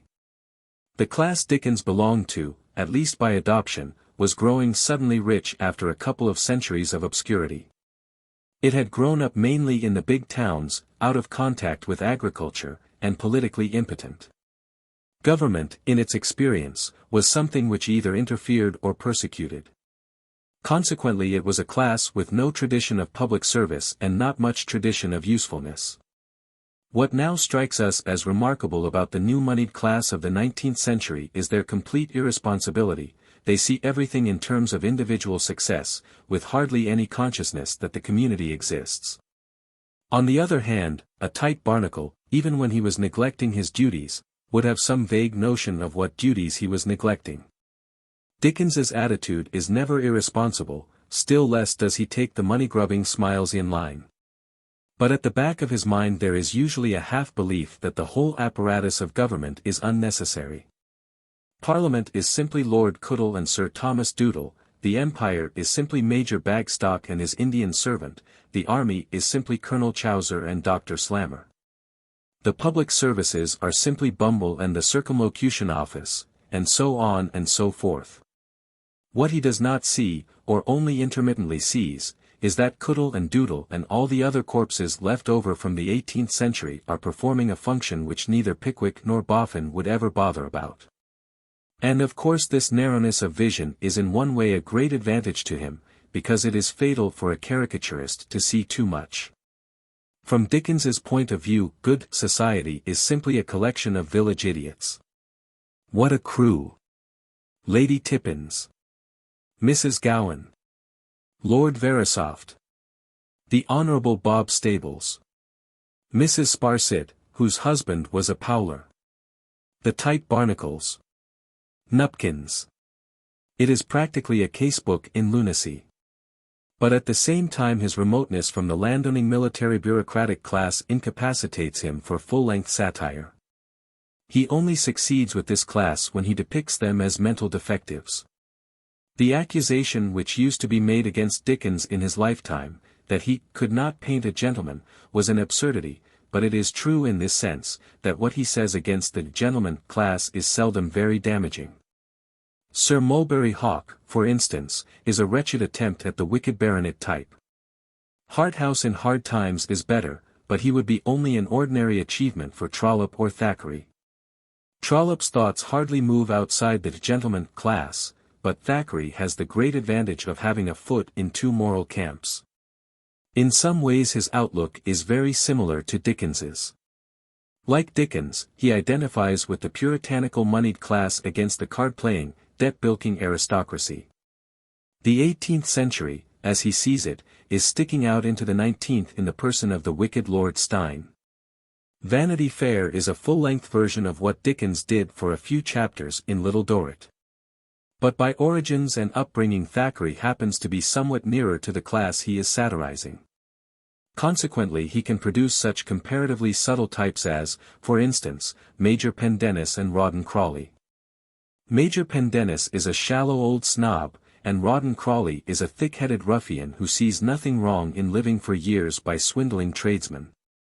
But what Thackeray realizes is that according to their tortuous code they are neither of them bad men. Major Pendennis would not sign a dud check, for instance. Rawdon certainly would, but on the other hand he would not desert a friend in a tight corner.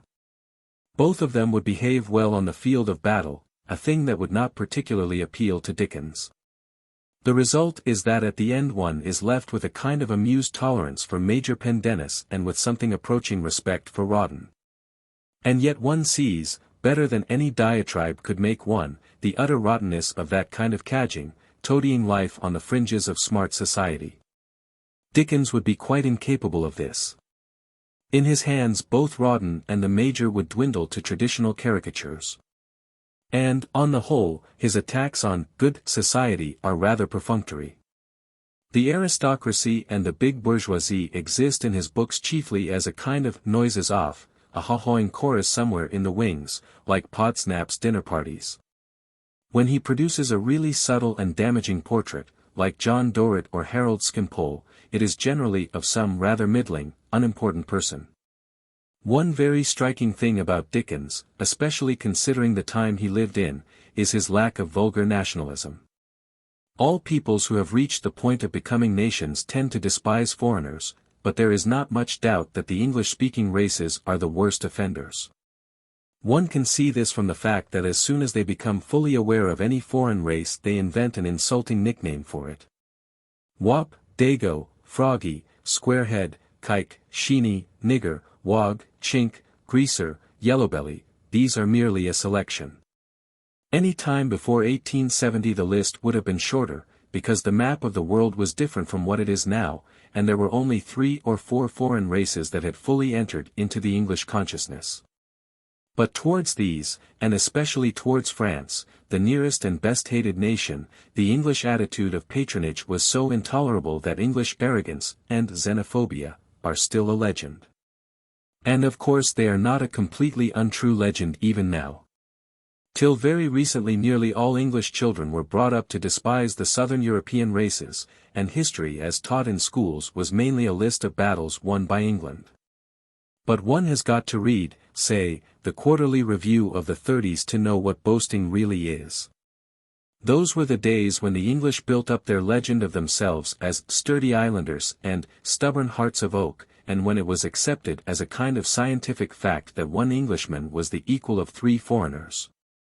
All through 19th-century novels and comic papers there runs the traditional figure of the froggy, a small ridiculous man with a tiny beard and a pointed top hat, always jabbering and gesticulating, vain, frivolous and fond of boasting of his martial exploits, but generally taking to flight when real danger appears.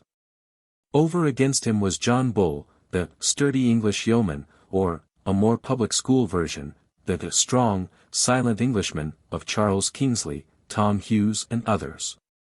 Thackeray, for instance, has this outlook very strongly, though there are moments when he sees through it and laughs at it. The one historical fact that is firmly fixed in his mind is that the English won the Battle of Waterloo.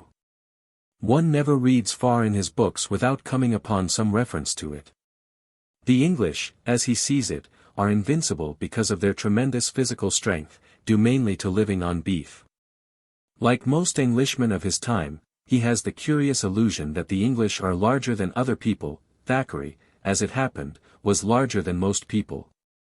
And therefore he is capable of writing passages like this. I say to you that you are better than a Frenchman. I would lay even money that you who are reading this are more than 5 feet 7 in height, and weigh 11 stone, while a Frenchman is 5 feet 4 and does not weigh 9. The Frenchman has after his soup a dish of vegetables, where you have one of meat. You are a different and superior animal, a French-beating animal, the history of hundreds of years has shown you to be so, etc. etc. There are similar passages scattered all through Thackeray's works. Dickens would never be guilty of anything of that kind. It would be an exaggeration to say that he nowhere pokes fun at foreigners, and of course like nearly all 19th-century Englishmen, he is untouched by European culture. But never anywhere does he indulge in the typical English boasting, the island race, bulldog breed, right little, tight little island, style of talk. In the whole of A Tale of Two Cities there is not a line that could be taken as meaning, look how these wicked Frenchmen behave. The only place where he seems to display a normal hatred of foreigners is in the American chapters of Martin Chuzzlewit. This, however, is simply the reaction of a generous mind against cant. If Dickens were alive today he would make a trip to Soviet Russia and come back to the book rather like Gide's Retour de l'Urs. But he is remarkably free from the idiocy of regarding nations as individuals. He seldom even makes jokes turning on nationality. He does not exploit the comic Irishman and the comic Welshman, for instance, and not because he objects to stock characters and ready-made jokes, which obviously he does not. It is perhaps more significant that he shows no prejudice against Jews. It is true that he takes it for granted, Oliver Twist and Great Expectations, that a receiver of stolen goods will be a Jew, which at the time was probably justified. But the Jew joke, endemic in English literature until the rise of Hitler, does not appear in his books, and in Our Mutual Friend he makes a pious though not very convincing attempt to stand up for the Jews. Dickens's lack of vulgar nationalism is in part the mark of a real largeness of mind, and in part results from his negative, rather unhelpful political attitude. He is very much an Englishman, but he is hardly aware of it. Certainly the thought of being an Englishman does not thrill him. He has no imperialist feelings, no discernible views on foreign politics, and is untouched by the military tradition. Temperamentally he is much nearer to the small nonconformist tradesman who looks down on the redcoats, and thinks that war is wicked, a one-eyed view, but after all, war is wicked. It is noticeable that Dickens hardly writes of war, even to denounce it.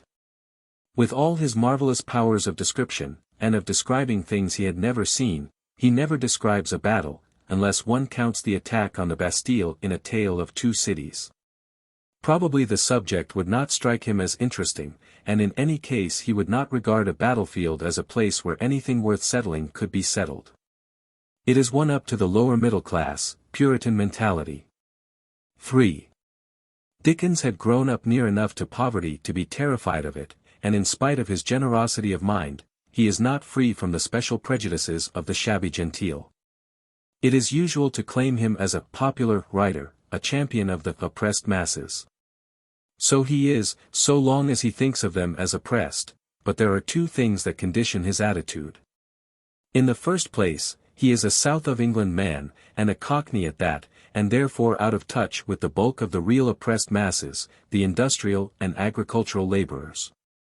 It is interesting to see how Chesterton, another Cockney, always presents Dickens as the spokesman of the poor, without showing much awareness of who the poor really are. To Chesterton, the poor means small shopkeepers and servants. Sam Weller, he says, is the great symbol in English literature of the populace peculiar to England, and Sam Weller is a valet. The other point is that Dickens's early experiences have given him a horror of proletarian roughness. He shows this unmistakably whenever he writes of the very poorest of the poor, the slum dwellers. His descriptions of the London slums are always full of undisguised repulsion. The ways were foul and narrow, the shops and houses wretched. And people half-naked, drunken, slipshod and ugly. Alleys and archways, like so many cesspools, disgorged their offences of smell, and dirt, and life, upon the straggling streets, and the whole quarter reeked with crime, and filth, and misery, etc. etc. There are many similar passages in Dickens. From them one gets the impression of whole submerged populations whom he regards as being beyond the pale. In rather the same way the modern doctrinaire socialist contemptuously writes off a large block of the population as lumpenproletariat. Dickens also shows less understanding of criminals than one would expect of him. Although he is well aware of the social and economic causes of crime, he often seems to feel that when a man has once broken the law he has put himself outside human society. There is a chapter at the end of David Copperfield in which David visits the prison where Latimer and Uriah Heep are serving their sentences. Dickens actually seems to regard the horrible, model, prisons, against which Charles Reade delivered his memorable attack in It Is Never Too Late to Mend, as too humane. He complains that the food is too good. As soon as he comes up against crime or the worst depths of poverty, he shows traces of the "I've always kept myself respectable" habit of mind. The attitude of Pip, obviously the attitude of Dickens himself, towards Magwitch in Great Expectations is extremely interesting. Pip is conscious all along of his ingratitude towards Joe, but far less so of his ingratitude towards Magwitch. When he discovers that the person who has loaded him with benefits for years is actually a transported convict, he falls into frenzies of disgust. The abhorrence in which I held the man, the dread I had of him, the repugnance with which I shrank from him, could not have been exceeded if he had been some terrible beast, etc. etc. So far as one can discover from the text, this is not because when Pip was a child he had been terrorized by Magwitch in the churchyard, it is because Magwitch is a criminal and a convict. There is an even more, kept myself respectable, touch in the fact that Pip feels as a matter of course that he cannot take Magwitch's money.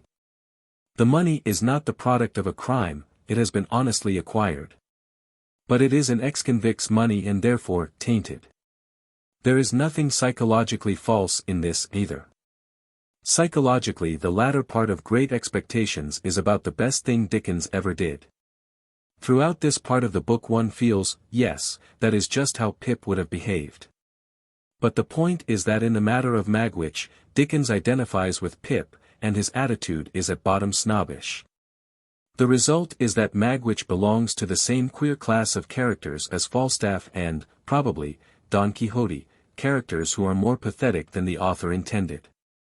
When it is a question of the non-criminal poor, the ordinary, decent, laboring poor, there is of course nothing contemptuous in Dickens's attitude. He has the sincerest admiration for people like the Peggottys and the Plornishes. But it is questionable whether he really regards them as equals. It is of the greatest interest to read chapter 11 of David Copperfield and side by side with it the autobiographical fragments, parts of this are given in Forster's Life, in which Dickens expresses his feelings about the blacking factory episode a great deal more strongly than in the novel. For more than 20 years afterwards the memory was so painful to him that he would go out of his way to avoid that part of the Strand.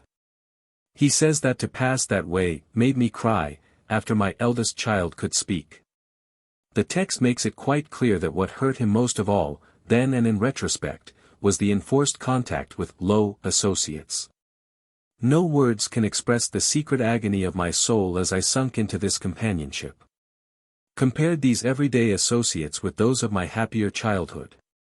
But I held some station at the blacking warehouse too. I soon became at least as expeditious and as skillful with my hands as either of the other boys. Though perfectly familiar with them, my conduct and manners were different enough from theirs to place a space between us. They, and the men, always spoke of me as the young gentleman.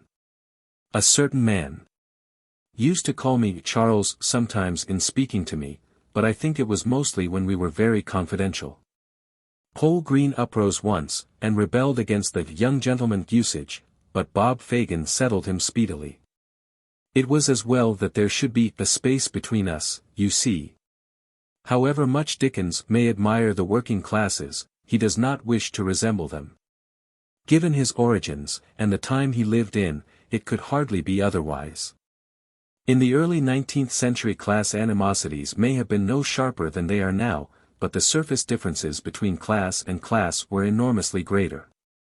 The gentleman and the common man must have seemed like different species of animal. Dickens is quite genuinely on the side of the poor against the rich, but it would be next door to impossible for him not to think of a working-class exterior as a stigma.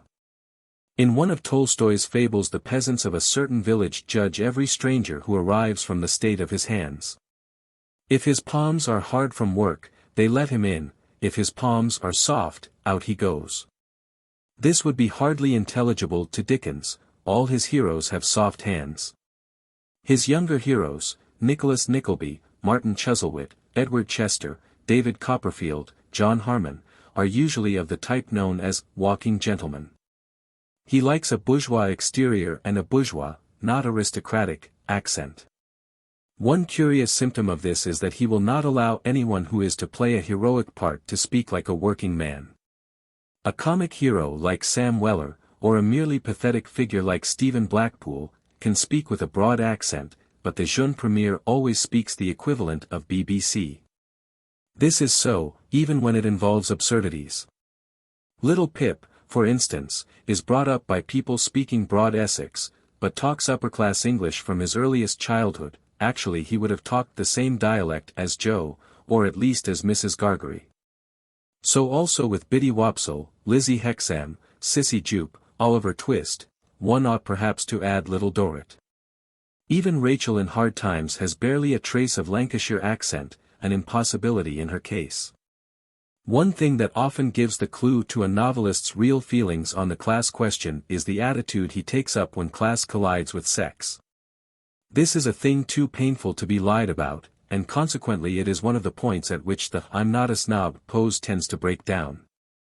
One sees that at its most obvious where a class distinction is also a color distinction.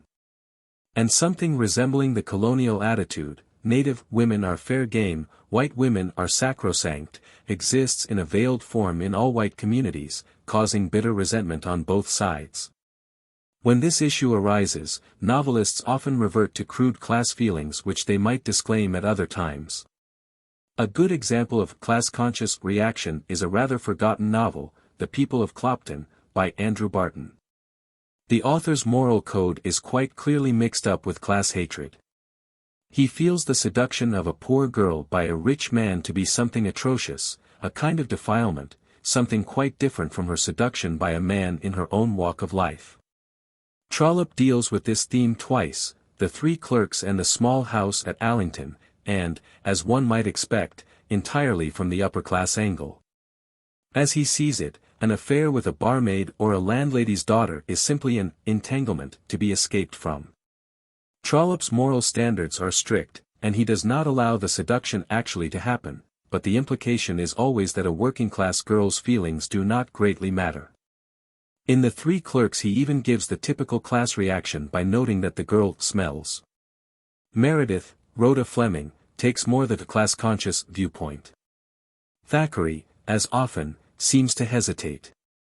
In Pendennis, Fanny Bolton, his attitude is much the same as Trollope's. In A Shabby Genteel Story it is nearer to Meredith's.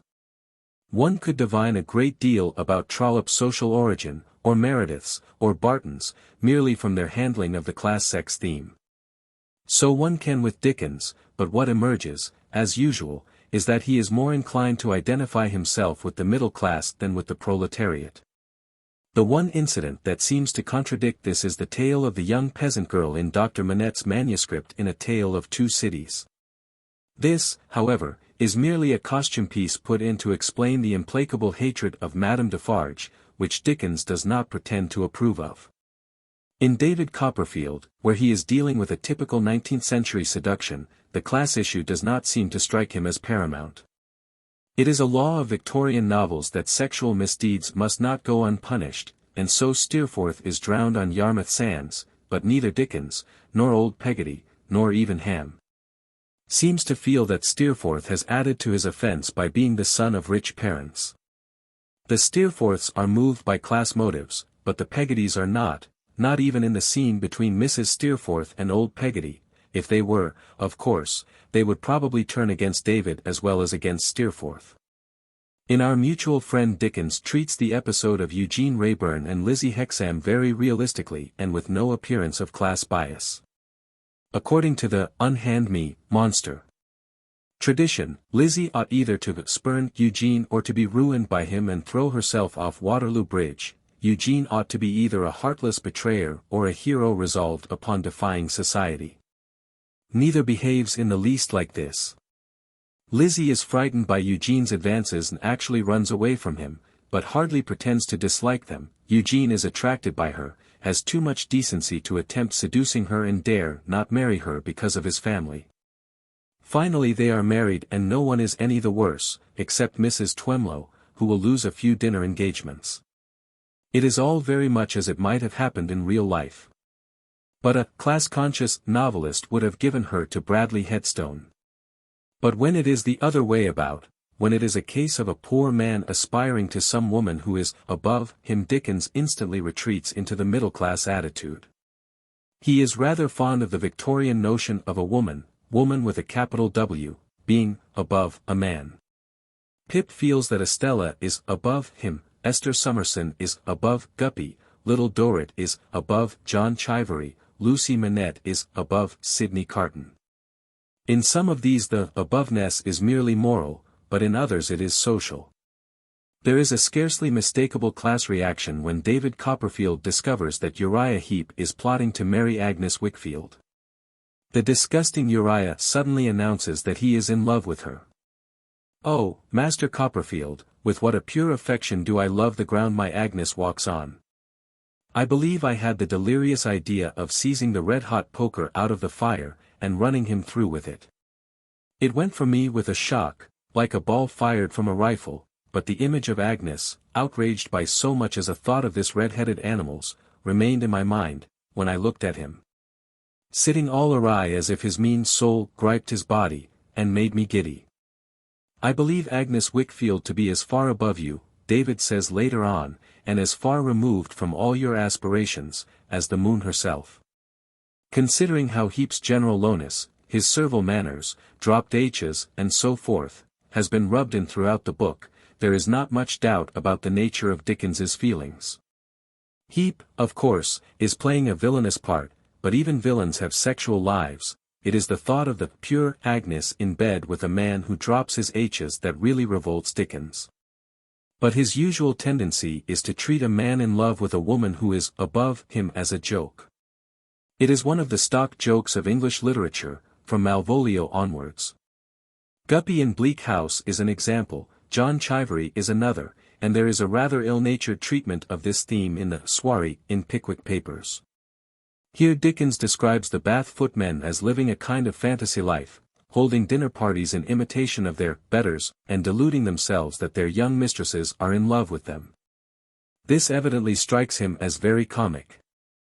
So it is in a way, though one might question whether it is not better for a footman even to have delusions of this kind than simply to accept his status in the spirit of the Catechism. In his attitude towards servants Dickens is not ahead of his age. In the 19th century the revolt against domestic service was just beginning, to the great annoyance of everyone with over L500 a year. An enormous number of the jokes in 19th-century comic papers deals with the uppishness of servants.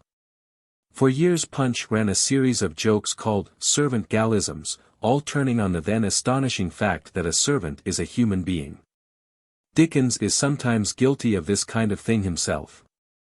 His books abound with the ordinary comic servants. They are dishonest, Great Expectations, incompetent, David Copperfield, turn up their noses at good food, Pickwick Papers, etc. etc. All rather in the spirit of the suburban housewife with one downtrodden cook general. But what is curious, in a 19th-century radical, is that when he wants to draw a sympathetic picture of a servant, he creates what is recognizably a feudal type. Sam Weller, Mark Tapley, Clara Peggotty are all of them feudal figures. They belong to the genre of the old family retainer, they identify themselves with their master's family and are at once doggishly faithful and completely familiar. No doubt Mark Tapley and Sam Weller are derived to some extent from Smollett, and hence from Cervantes, but it is interesting that Dickens should have been attracted by such a type. Sam Weller's attitude is definitely medieval. He gets himself arrested in order to follow Mr. Pickwick into the Fleet, and afterwards refuses to get married because he feels that Mr. Pickwick still needs his services. There is a characteristic scene between them. Vagues or no vagues, board or no board, lodgin' or no lodgin', Sam Weller, as you took from the old inn in the Borough, sticks by you, come what may. My good fellow, said Mr. Pickwick, when Mr. Weller had sat down again, rather abashed at his own enthusiasm, you are bound to consider the young woman also. I do consider the young woman, sir, said Sam. I have considered the young woman. I've spoke to her. I've told her how I'm sitivated, she's ready to vait till I'm ready, and I believe she will. If she don't, she's not the young woman I take her for, and I give up with readiness. It is easy to imagine what the young woman would have said to this in real life. But notice the feudal atmosphere. Sam Weller is ready as a matter of course to sacrifice years of his life to his master, and he can also sit down in his master's presence. A modern manservant would never think of doing either. Dickens's views on the servant question do not get much beyond wishing that master and servant would love one another. Sloppy in Our Mutual Friend, though a wretched failure as a character, represents the same kind of loyalty as Sam Weller. Such loyalty, of course, is natural, human, and likable, but so was feudalism. What Dickens seems to be doing, as usual, is to reach out for an idealized version of the existing thing. He was writing at a time when domestic service must have seemed a completely inevitable evil. There were no labor-saving devices, and there was huge inequality of wealth. It was an age of enormous families, pretentious meals and inconvenient houses, when the slavey drudging 14 hours a day in the basement kitchen was something too normal to be noticed. And given the fact of servitude, the feudal relationship is the only tolerable one. Sam Weller and Mark Tapley are dream figures, no less than the Cheerybles. If there have got to be masters and servants, how much better that the master should be Mr. Pickwick and the servant should be Sam Weller. Better still, of course, if servants did not exist at all, but this Dickens is probably unable to imagine. Without a high level of mechanical development, human equality is not practically possible. Dickens goes to show that it is not imaginable either. 4. It is not merely a coincidence that Dickens never writes about agriculture and writes endlessly about food. He was a Cockney, and London is the center of the earth in rather the same sense that the belly is the center of the body. It is a city of consumers, of people who are deeply civilized but not primarily useful. A thing that strikes one when one looks below the surface of Dickens's books is that, as 19th-century novelists go, he is rather ignorant. He knows very little about the way things really happen. At first sight this statement looks flatly untrue and it needs some qualification. Dickens had had vivid glimpses of low life, life in a debtor's prison, for example, and he was also a popular novelist and able to write about ordinary people. So were all the characteristic English novelists of the 19th century. They felt at home in the world they lived in, whereas a writer nowadays is so hopelessly isolated that the typical modern novel is a novel about a novelist.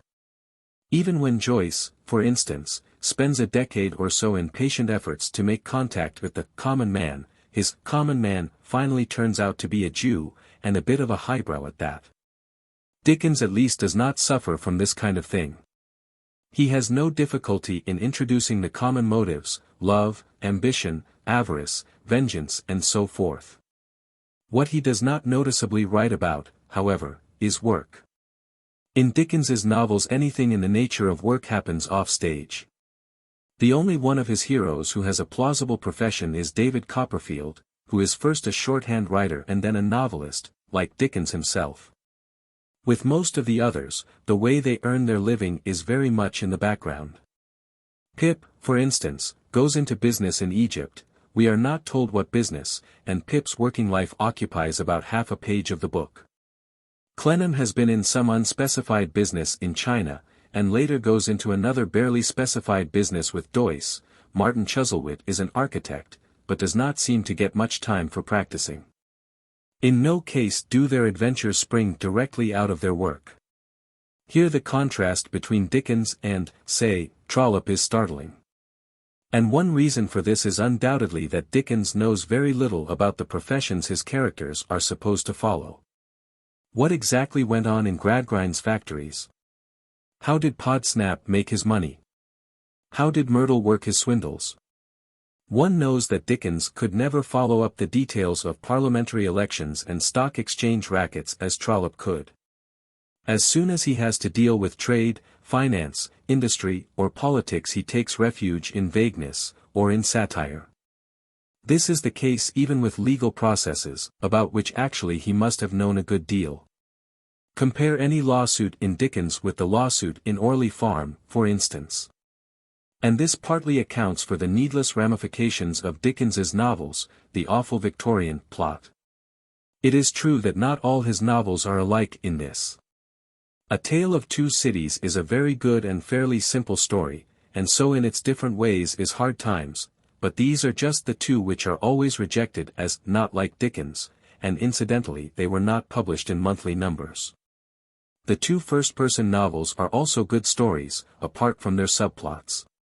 But the typical Dickens novel, Nicholas Nickleby, Oliver Twist, Martin Chuzzlewit, Our Mutual Friend, always exists round a framework of melodrama. The last thing anyone ever remembers about the books is their central story. On the other hand, I suppose no one has ever read them without carrying the memory of individual pages to the day of his death. Dickens sees human beings with the most intense vividness, but sees them always in private life, as characters, not as functional members of society, that is to say, he sees them statically. Consequently his greatest success is the Pickwick Papers, which is not a story at all, merely a series of sketches. There is little attempt at development, the characters simply go on, behaving like idiots, in a kind of eternity. As soon as he tries to bring his characters into action, the melodrama begins. He cannot make the action revolve round their ordinary occupations. Hence the crossword puzzle of coincidences, intrigues, murders, disguises, buried wills, long-lost brothers, etc. etc. In the end even people like Squeers and Micawber get sucked into the machinery. Of course it would be absurd to say that Dickens is a vague or merely melodramatic writer. Much that he wrote is extremely factual, and in the power of evoking visual images he has probably never been equaled.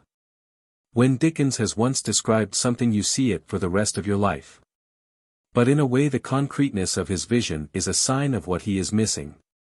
For, after all, that is what the merely casual onlooker always sees, the outward appearance, the non-functional, the surfaces of things. No one who is really involved in the landscape ever sees the landscape. Wonderfully as he can describe an appearance, Dickens does not often describe a process.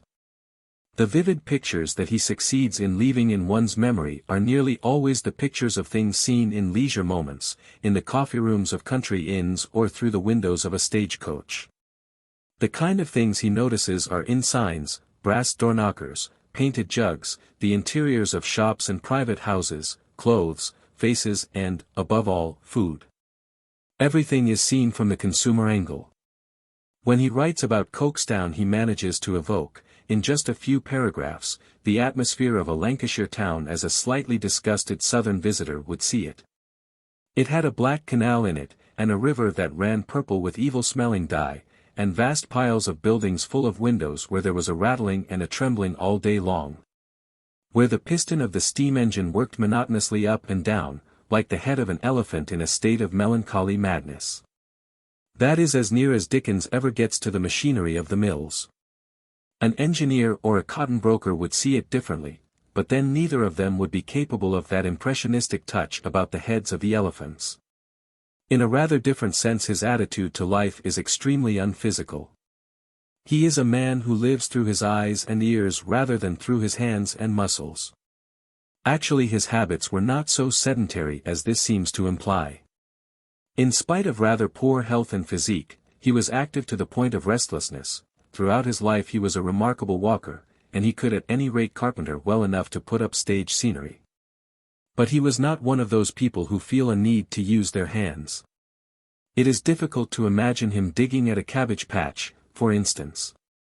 He gives no evidence of knowing anything about agriculture, and obviously knows nothing about any kind of game or sport. He has no interest in pugilism, for instance. Considering the age in which he was writing, it is astonishing how little physical brutality there is in Dickens's novels. Martin Chuzzlewit and Mark Tapley, for instance, behave with the most remarkable mildness towards the Americans who are constantly menacing them with revolvers and bowie knives. The average English or American novelist would have had them handing out socks on the jaw and exchanging pistol shots in all directions. Dickens is too decent for that. He sees the stupidity of violence, and he also belongs to a cautious urban class which does not deal in socks on the jaw, even in theory. And his attitude towards sport is mixed up with social feelings. In England, for mainly geographical reasons, sport, especially field sports, and snobbery are inextricably mingled. English socialists are often flatly incredulous when told that Lenin, for instance, was devoted to shooting.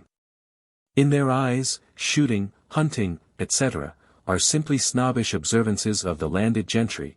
They forget that these things might appear differently in a huge virgin country like Russia. From Dickens's point of view almost any kind of sport is at best a subject for satire. Consequently one side of 19th-century life, the boxing, racing, cockfighting, badger-digging, poaching, rat-catching side of life, so wonderfully embalmed in Leech's illustrations to Surtees, is outside his scope. What is more striking, in a seemingly progressive radical, is that he is not mechanically minded. He shows no interest either in the details of machinery or in the things machinery can do. As Gissing remarks, Dickens nowhere describes a railway journey with anything like the enthusiasm he shows in describing journeys by stagecoach. In nearly all of his books one has a curious feeling that one is living in the first quarter of the 19th century, and in fact, he does tend to return to this period. Little Dorrit, written in the middle 50s, deals with the late 20s. Great Expectations, 1861, is not dated, but evidently deals with the 20s and 30s. Several of the inventions and discoveries which have made the modern world possible, the electric telegraph, the breech-loading gun, India rubber, coal gas, wood pulp paper, first appeared in Dickens's lifetime. But he scarcely notes them in his books. Nothing is queerer than the vagueness with which he speaks of Doyce's invention in Little Dorrit.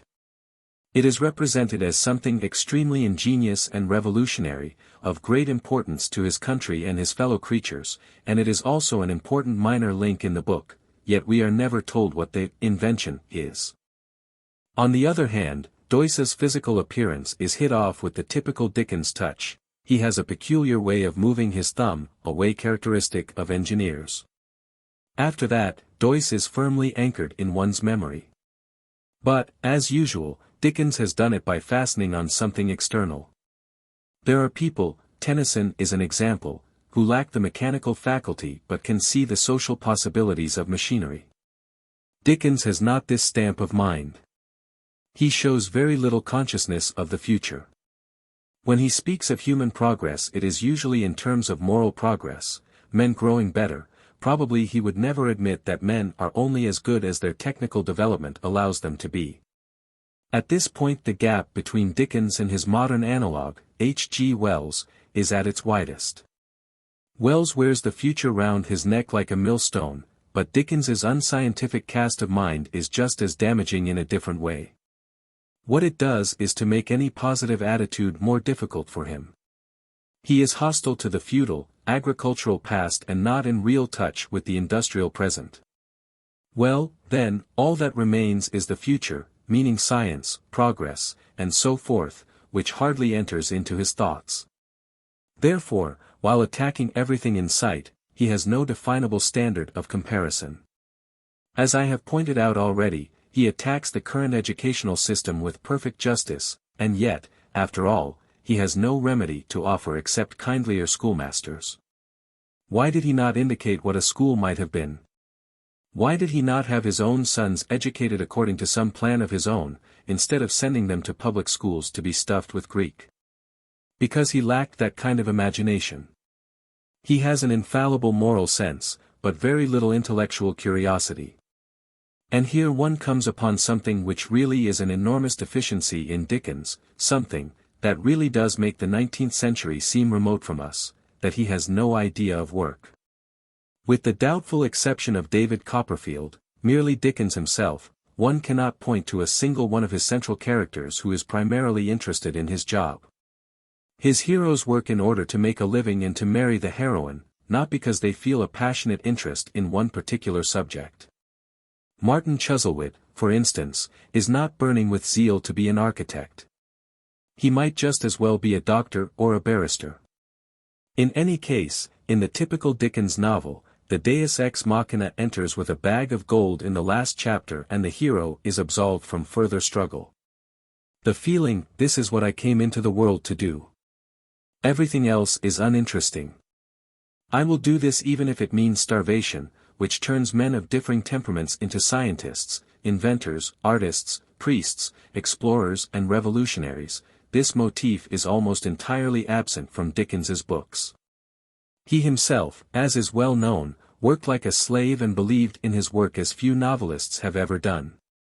But there seems to be no calling except novel writing, and perhaps acting, towards which he can imagine this kind of devotion. And, after all, it is natural enough, considering his rather negative attitude towards society. In the last resort there is nothing he admires except common decency.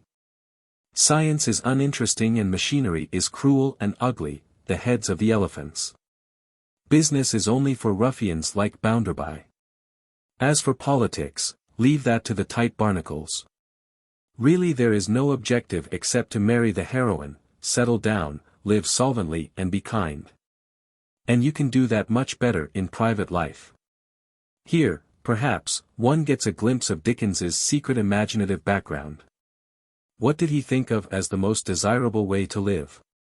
When Martin Chuzzlewit had made it up with his uncle, when Nicholas Nickleby had married money, when John Harmon had been enriched by Boffin, what did they do? The answer evidently is that they did nothing. Nicholas Nickleby invested his wife's money with the Cheerybles and became a rich and prosperous merchant, but as he immediately retired into Devonshire, we can assume that he did not work very hard. Mr. and Mrs. Snodgrass purchased and cultivated a small farm, more for occupation than profit.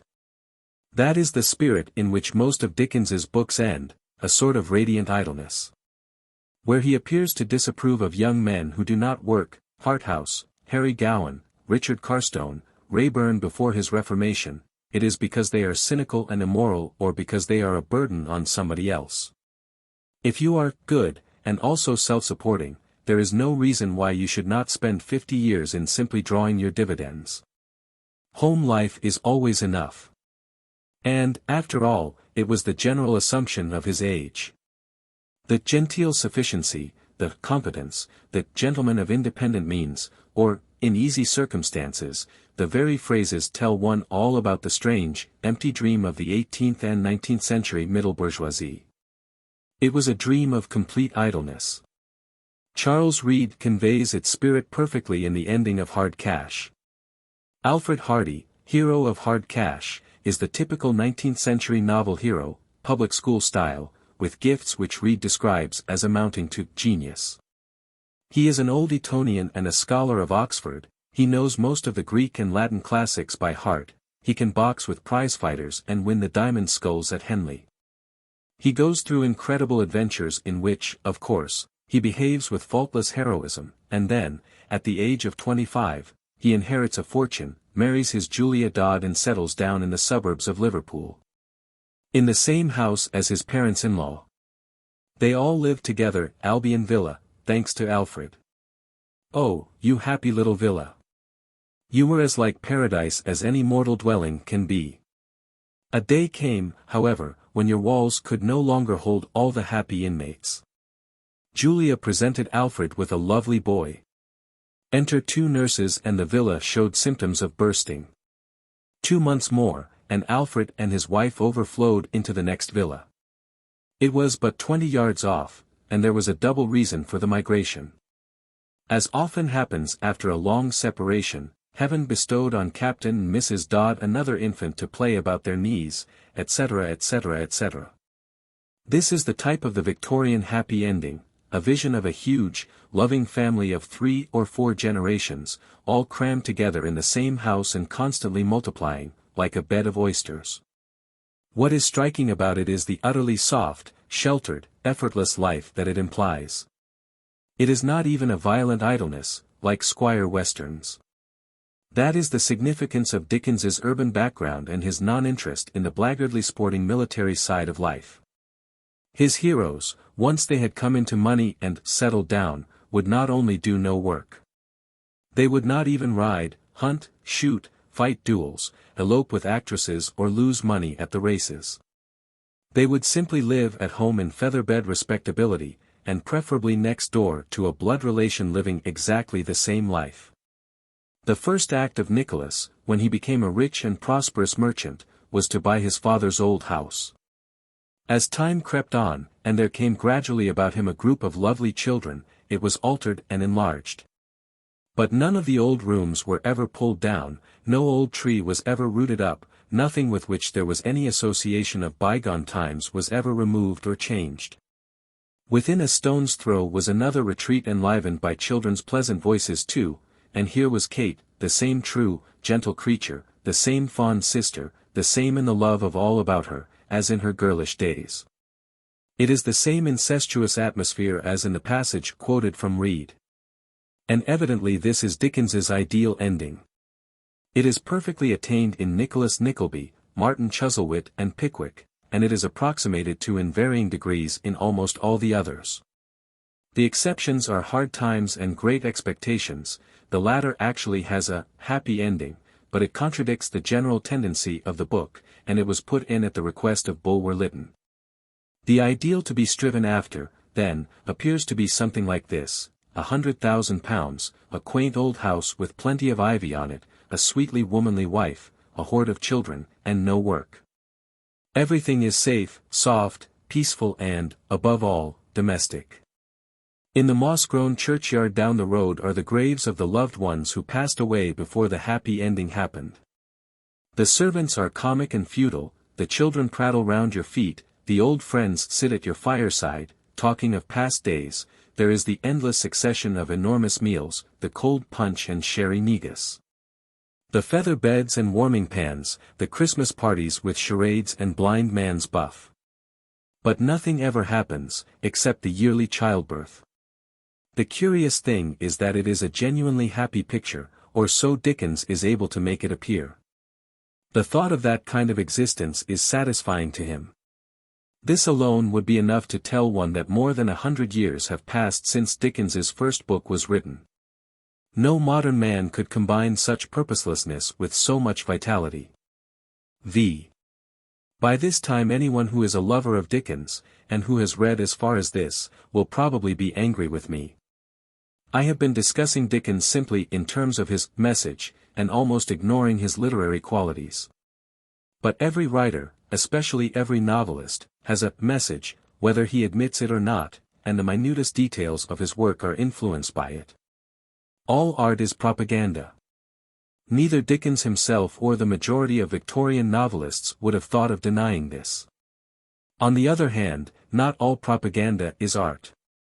As I said earlier, Dickens is one of those writers who are felt to be worth stealing. He has been stolen by Marxists, by Catholics and, above all, by conservatives.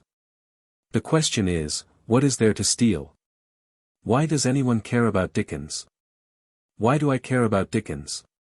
That kind of question is never easy to answer.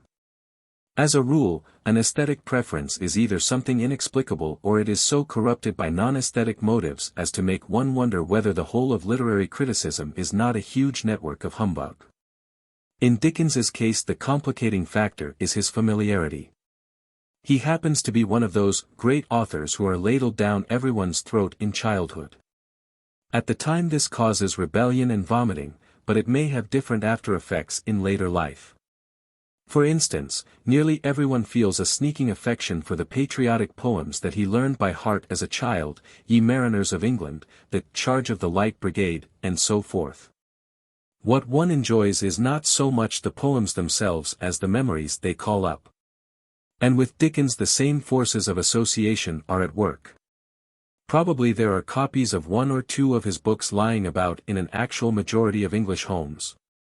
Many children begin to know his characters by sight before they can even read, for on the whole Dickens was lucky in his illustrators. A thing that is absorbed as early as that does not come up against any critical judgment. And when one thinks of this, one thinks of all that is bad and silly in Dickens, the cast-iron plots, the characters who don't come off, the longueurs, the paragraphs in blank verse, the awful pages of pathos.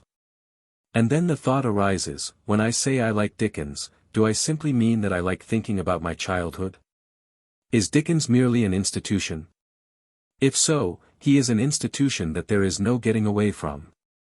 How often one really thinks about any writer, even a writer one cares for, is a difficult thing to decide, but I should doubt whether anyone who has actually read Dickens can go a week without remembering him in one context or another. Whether you approve of him or not, he is there, like the Nelson column. At any moment some scene or character, which may come from some book you cannot even remember the name of, is liable to drop into your mind. Micawber's letters. Winkle in the witness box. Mrs. Gamp. Mrs. Wititterly and Sir Tumley Snuffim. Todgers's. George Gissing said that when he passed the monument it was never of the fire of London that he thought, always of Todgers's. Mrs. Leo Hunter. Squeers. Silas Wegg and the Decline and Fall Off of the Russian Empire. Miss Mills and the Desert of Sahara. Wopsle acting Hamlet. Mrs. Jellyby.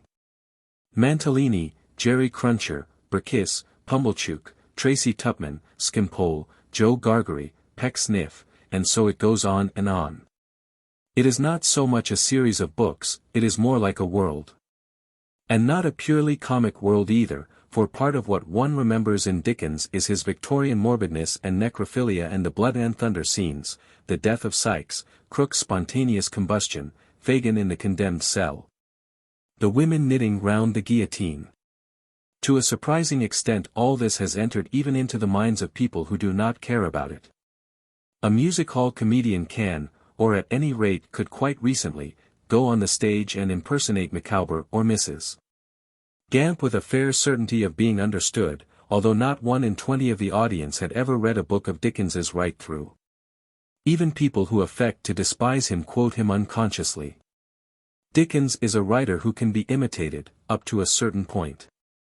In genuinely popular literature, for instance, the Elephant and Castle version of Sweeney Todd, he has been plagiarized quite shamelessly.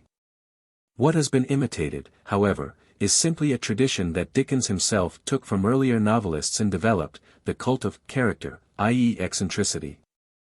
The thing that cannot be imitated is his fertility of invention, which is invention not so much of characters, still less of situations, as of turns of phrase and concrete details. The outstanding, unmistakable mark of Dickens's writing is the unnecessary detail. Here is an example of what I mean. The story given below is not particularly funny, but there is one phrase in it that is as individual as a fingerprint. Mr.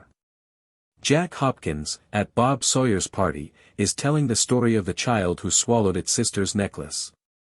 Next day, child swallowed 2 beads. The day after that, he treated himself to 3, and so on, till in a week's time he had got through the necklace, 25 beads in all. The sister, who was an industrious girl and seldom treated herself to a bit of finery, cried her eyes out at the loss of the necklace, looked high and low for it, but I needn't say, didn't find it.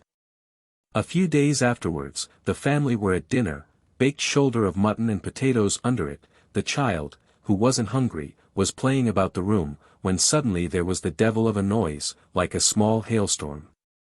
"Don't do that, my boy," says the father. "I ain't a-doin' nothing," said the child. "Well, don't do it again," said the father. There was a short silence, and then the noise began again, worse than ever. "If you don't mind what I say, my boy," said the father, "you'll find yourself in bed, in something less than a pig's whisper." He gave the child a shake to make him obedient, and such a rattling ensued as nobody ever heard before. "Why damn me, it's in the child," said the father, "he's got the croup in the wrong place." "No, I haven't, father," said the child, beginning to cry, "it's the necklace, I swallowed it, father." The father caught the child up, and ran with him to the hospital, the beads in the boy's stomach rattling all the way with the jolting, and the people looking up in the air, and down in the cellars, to see where the unusual sound came from. "He's in the hospital now," said Jack Hopkins, "and he makes such a devil of a noise when he walks about, that they're obliged to muffle him in a watchman's coat, for fear he should wake the patients." As a whole, this story might come out of any 19th-century comic paper. But the unmistakable Dickens touch, the thing that nobody else would have thought of, is the baked shoulder of mutton and potatoes under it. How does this advance the story? The answer is that it doesn't. It is something totally unnecessary, a florid little squiggle on the edge of the page, only, it is by just these squiggles that the special Dickens atmosphere is created. The other thing one would notice here is that Dickens's way of telling a story takes a long time. An interesting example, too long to quote, is Sam Weller's story of the obstinate patient in chapter 44 of the Pickwick Papers. As it happens, we have a standard of comparison here, because Dickens is plagiarizing, consciously or unconsciously. The story is also told by some ancient Greek writer. I cannot now find the passage, but I read it years ago as a boy at school, and it runs more or less like this. A certain Thracian, renowned for his obstinacy, was warned by his physician that if he drank a flagon of wine it would kill him. The Thracian thereupon drank the flagon of wine and immediately jumped off the housetop and perished. "For," said he, In this way I shall prove that the wine did not kill me. As the Greek tells it, that is the whole story, about 6 lines. As Sam Weller tells it, it takes round about 1,000 words. Long before getting to the point we have been told all about the patient's clothes, his meals, his manners, even the newspapers he reads, and about the peculiar construction of the doctor's carriage, which conceals the fact that the coachman's trousers do not match his coat. Then there is the dialogue between the doctor and the patient. "Crumpets is wholesome, sir," said the patient. "Crumpets is not wholesome, sir," says the doctor, "wery fierce," etc., etc. In the end the original story had been buried under the details. And in all of Dickens's most characteristic passages it is the same. His imagination overwhelms everything, like a kind of weed. Squeers stands up to address his boys, and immediately we are hearing about Boulder's father who was 2 pounds 10 short, and Mobbs's stepmother who took to her bed on hearing that Mobbs wouldn't eat fat and hoped Mr. Squeers would flog him into a happier state of mind. Mrs. Leo Hunter writes a poem, Expiring Frog, 2 full stanzas are given. Boffin takes a fancy to pose as a miser, and instantly we are down among the squalid biographies of 18th-century misers, with names like Vulture Hopkins and the Rev. Blueberry Jones, and chapter headings like The Story of the Mutton Pies and The Treasures of a Dunghill. Mrs. Harris, who does not even exist, has more detail piled onto her than any 3 characters in an ordinary novel. Merely in the middle of a sentence we learn, for instance, that her infant nephew has been seen in a bottle at Greenwich Fair, along with the pink-eyed lady, the Prussian dwarf and the living skeleton. Joe Gargery describes how the robbers broke into the house of Pumblechook, the corn and seed merchant, and they took his till, and they took his cash-box, and they drinked his wine, and they partook of his victuals, and they slapped his face. And they pulled his nose, and they tied him up to his bedpost, and they give him a dozen, and they stuffed his mouth full of flowering annuals to prevent his crying out.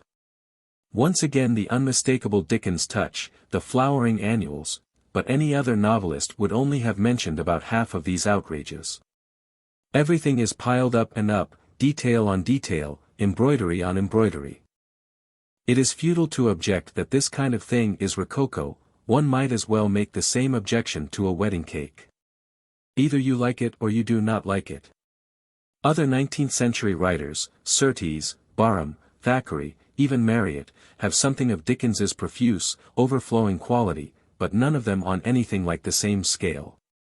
The appeal of all these writers now depends partly on period flavor, and though Marryat is still officially a boys' writer and Surtees has a sort of legendary fame among hunting men, it is probable that they are read mostly by bookish people. Significantly, Dickens's most successful books, not his best books, are The Pickwick Papers, which is not a novel, and Hard Times and A Tale of Two Cities, which are not funny. As a novelist his natural fertility greatly hampers him, because the burlesque which he is never able to resist, is constantly breaking into what ought to be serious situations. There is a good example of this in the opening chapter of Great Expectations.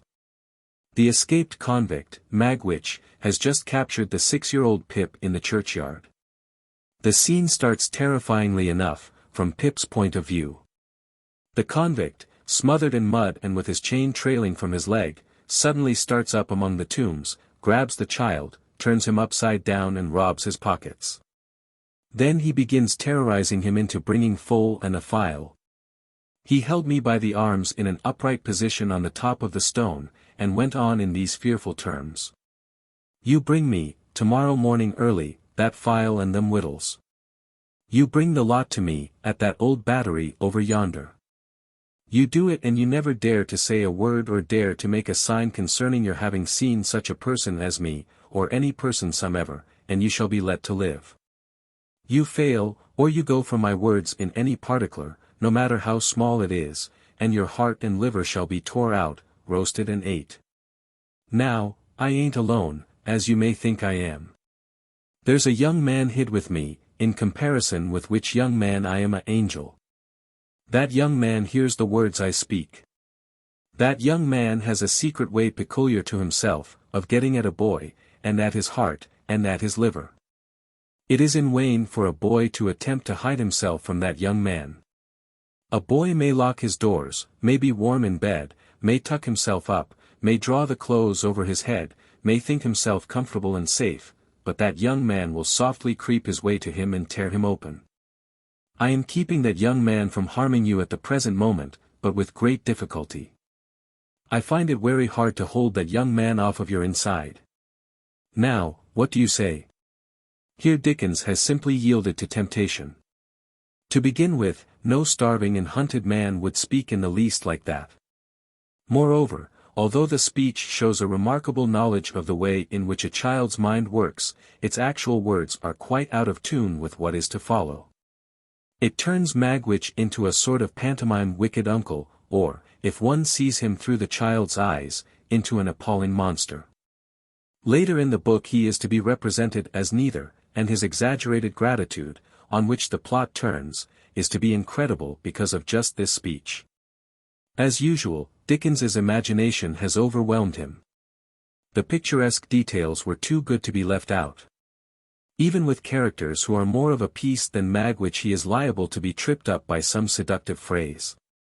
Mr. Murdstone, for instance, is in the habit of ending David Copperfield's lessons every morning with a dreadful sum in arithmetic. If I go into a cheesemonger's shop, and buy 4,000 double Gloucester cheeses at 4p halfpenny each, present payment, it always begins. Once again the typical Dickens detail, the double Gloucester cheeses. But it is far too human a touch for Murdstone, he would have made it 5,000 cash boxes. Every time this note is struck, the unity of the novel suffers.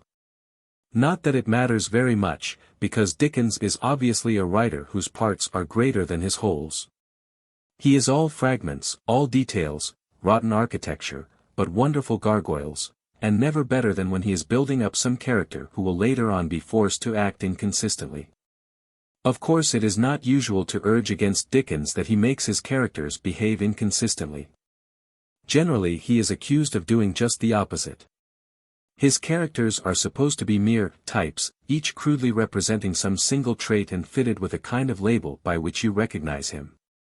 Dickens is only a caricaturist, that is the usual accusation, and it does him both more and less than justice. To begin with, he did not think of himself as a caricaturist, and was constantly setting into action characters who ought to have been purely static. Squeers, Micawber, Miss Mosher, One Weg, Skimpole, Pecksniff and many others are finally involved in plots where they are out of place and where they behave quite incredibly. They start off as magic lantern slides and they end by getting mixed up in a third-rate movie. Sometimes one can put one's finger on a single sentence in which the original illusion is destroyed. There is such a sentence in David Copperfield. After the famous dinner party, the one where the leg of mutton was underdone, David is showing his guests out. He stops Traddles at the top of the stairs. "Traddles," said I, "Mr. Micawber don't mean any harm, poor fellow, but if I were you I wouldn't lend him anything." "My dear Copperfield," returned Traddles, smiling, "I haven't got anything to lend." "You have got a name, you know," I said. At the place where one reads it this remark jars a little, though something of the kind was inevitable sooner or later. The story is a fairly realistic one, and David is growing up. Ultimately he is bound to see Mr. Micawber for what he is, a cadging scoundrel. Afterwards, of course, Dickens's sentimentality overcomes him and Micawber is made to turn over a new leaf. But from then on, the original Micawber is never quite recaptured, in spite of desperate efforts. As a rule, the plot in which Dickens's characters get entangled is not particularly credible, but at least it makes some pretense at reality, whereas the world to which they belong is a never-never land, a kind of eternity. But just here one sees that only a caricaturist is not really a condemnation. The fact that Dickens is always thought of as a caricaturist, although he was constantly trying to be something else, is perhaps the surest mark of his genius. The monstrosities that he created are still remembered as monstrosities, in spite of getting mixed up in would-be probable melodramas. Their first impact is so vivid that nothing that comes afterwards effaces it. As with the people one knew in childhood, one seems always to remember them in one particular attitude, doing one particular thing. Mrs. Squeers is always ladling out brimstone and treacle, Mrs. Gummidge is always weeping, Mrs. Gargery is always banging her husband's head against the wall, Mrs. Jellyby is always scribbling tracts while her children fall into the area, and there they all are, fixed up forever like little twinkling miniatures painted on snuff-box lids, completely fantastic and incredible. And yet somehow more solid and infinitely more memorable than the efforts of serious novelists. Even by the standards of his time, Dickens was an exceptionally artificial writer. As Ruskin said, he chose to work in a circle of stage fire. His characters are even more distorted and simplified than Smollett's. But there are no rules in novel writing, and for any work of art there is only one test worth bothering about: survival. By this test Dickens's characters have succeeded, even if the people who remember them hardly think of them as human beings. They are monsters, but at any rate they exist. But all the same there is a disadvantage in writing about monsters. It amounts to this, that it is only certain moods that Dickens can speak to. There are large areas of the human mind that he never touches. There is no poetic feeling anywhere in his books, and no genuine tragedy, and even sexual love is almost outside his scope. Actually his books are not so sexless as they are sometimes declared to be, and considering the time in which he was writing, he is reasonably frank. But there is not a trace in him of the feeling that one finds in Manon Lescaut, Salammbô, Carmen, Wuthering Heights. According to Aldous Huxley, D.H. Lawrence once said that Balzac was a gigantic dwarf, and in a sense the same is true of Dickens. There are whole worlds which he either knows nothing about or does not wish to mention. Except in a rather roundabout way, one cannot learn very much from Dickens. And to say this is to think almost immediately of the great Russian novelists of the 19th century. Why is it that Tolstoy's grasp seems to be so much larger than Dickens's? Why is it that he seems able to tell you so much more about yourself? It is not that he is more gifted, or even, in the last analysis, more intelligent. It is because he is writing about people who are growing. His characters are struggling to make their souls, whereas Dickens's are already finished and perfect. In my own mind Dickens's people are present far more often and far more vividly than Tolstoy's, but always in a single unchangeable attitude, like pictures or pieces of furniture. You cannot hold an imaginary conversation with a Dickens character as you can with, say, Peter Bezukov. And this is not merely because of Tolstoy's greater seriousness, for there are also comic characters that you can imagine yourself talking to, Bloom, for instance, or Picushet, or even Wells's Mr. Polly.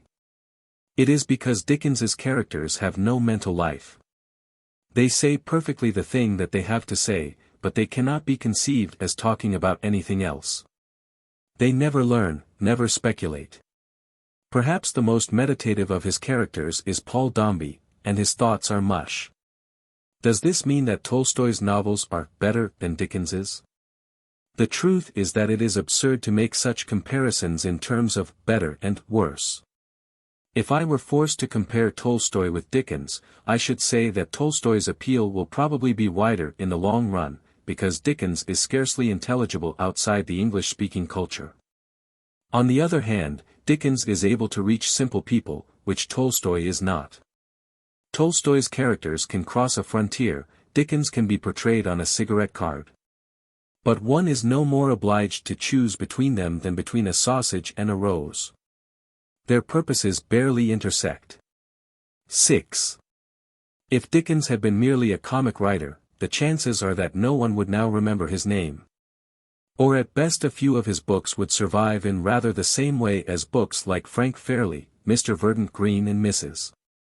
Caudle's Curtain Lectures, as a sort of hangover of the Victorian atmosphere, a pleasant little whiff of oysters and brown stout.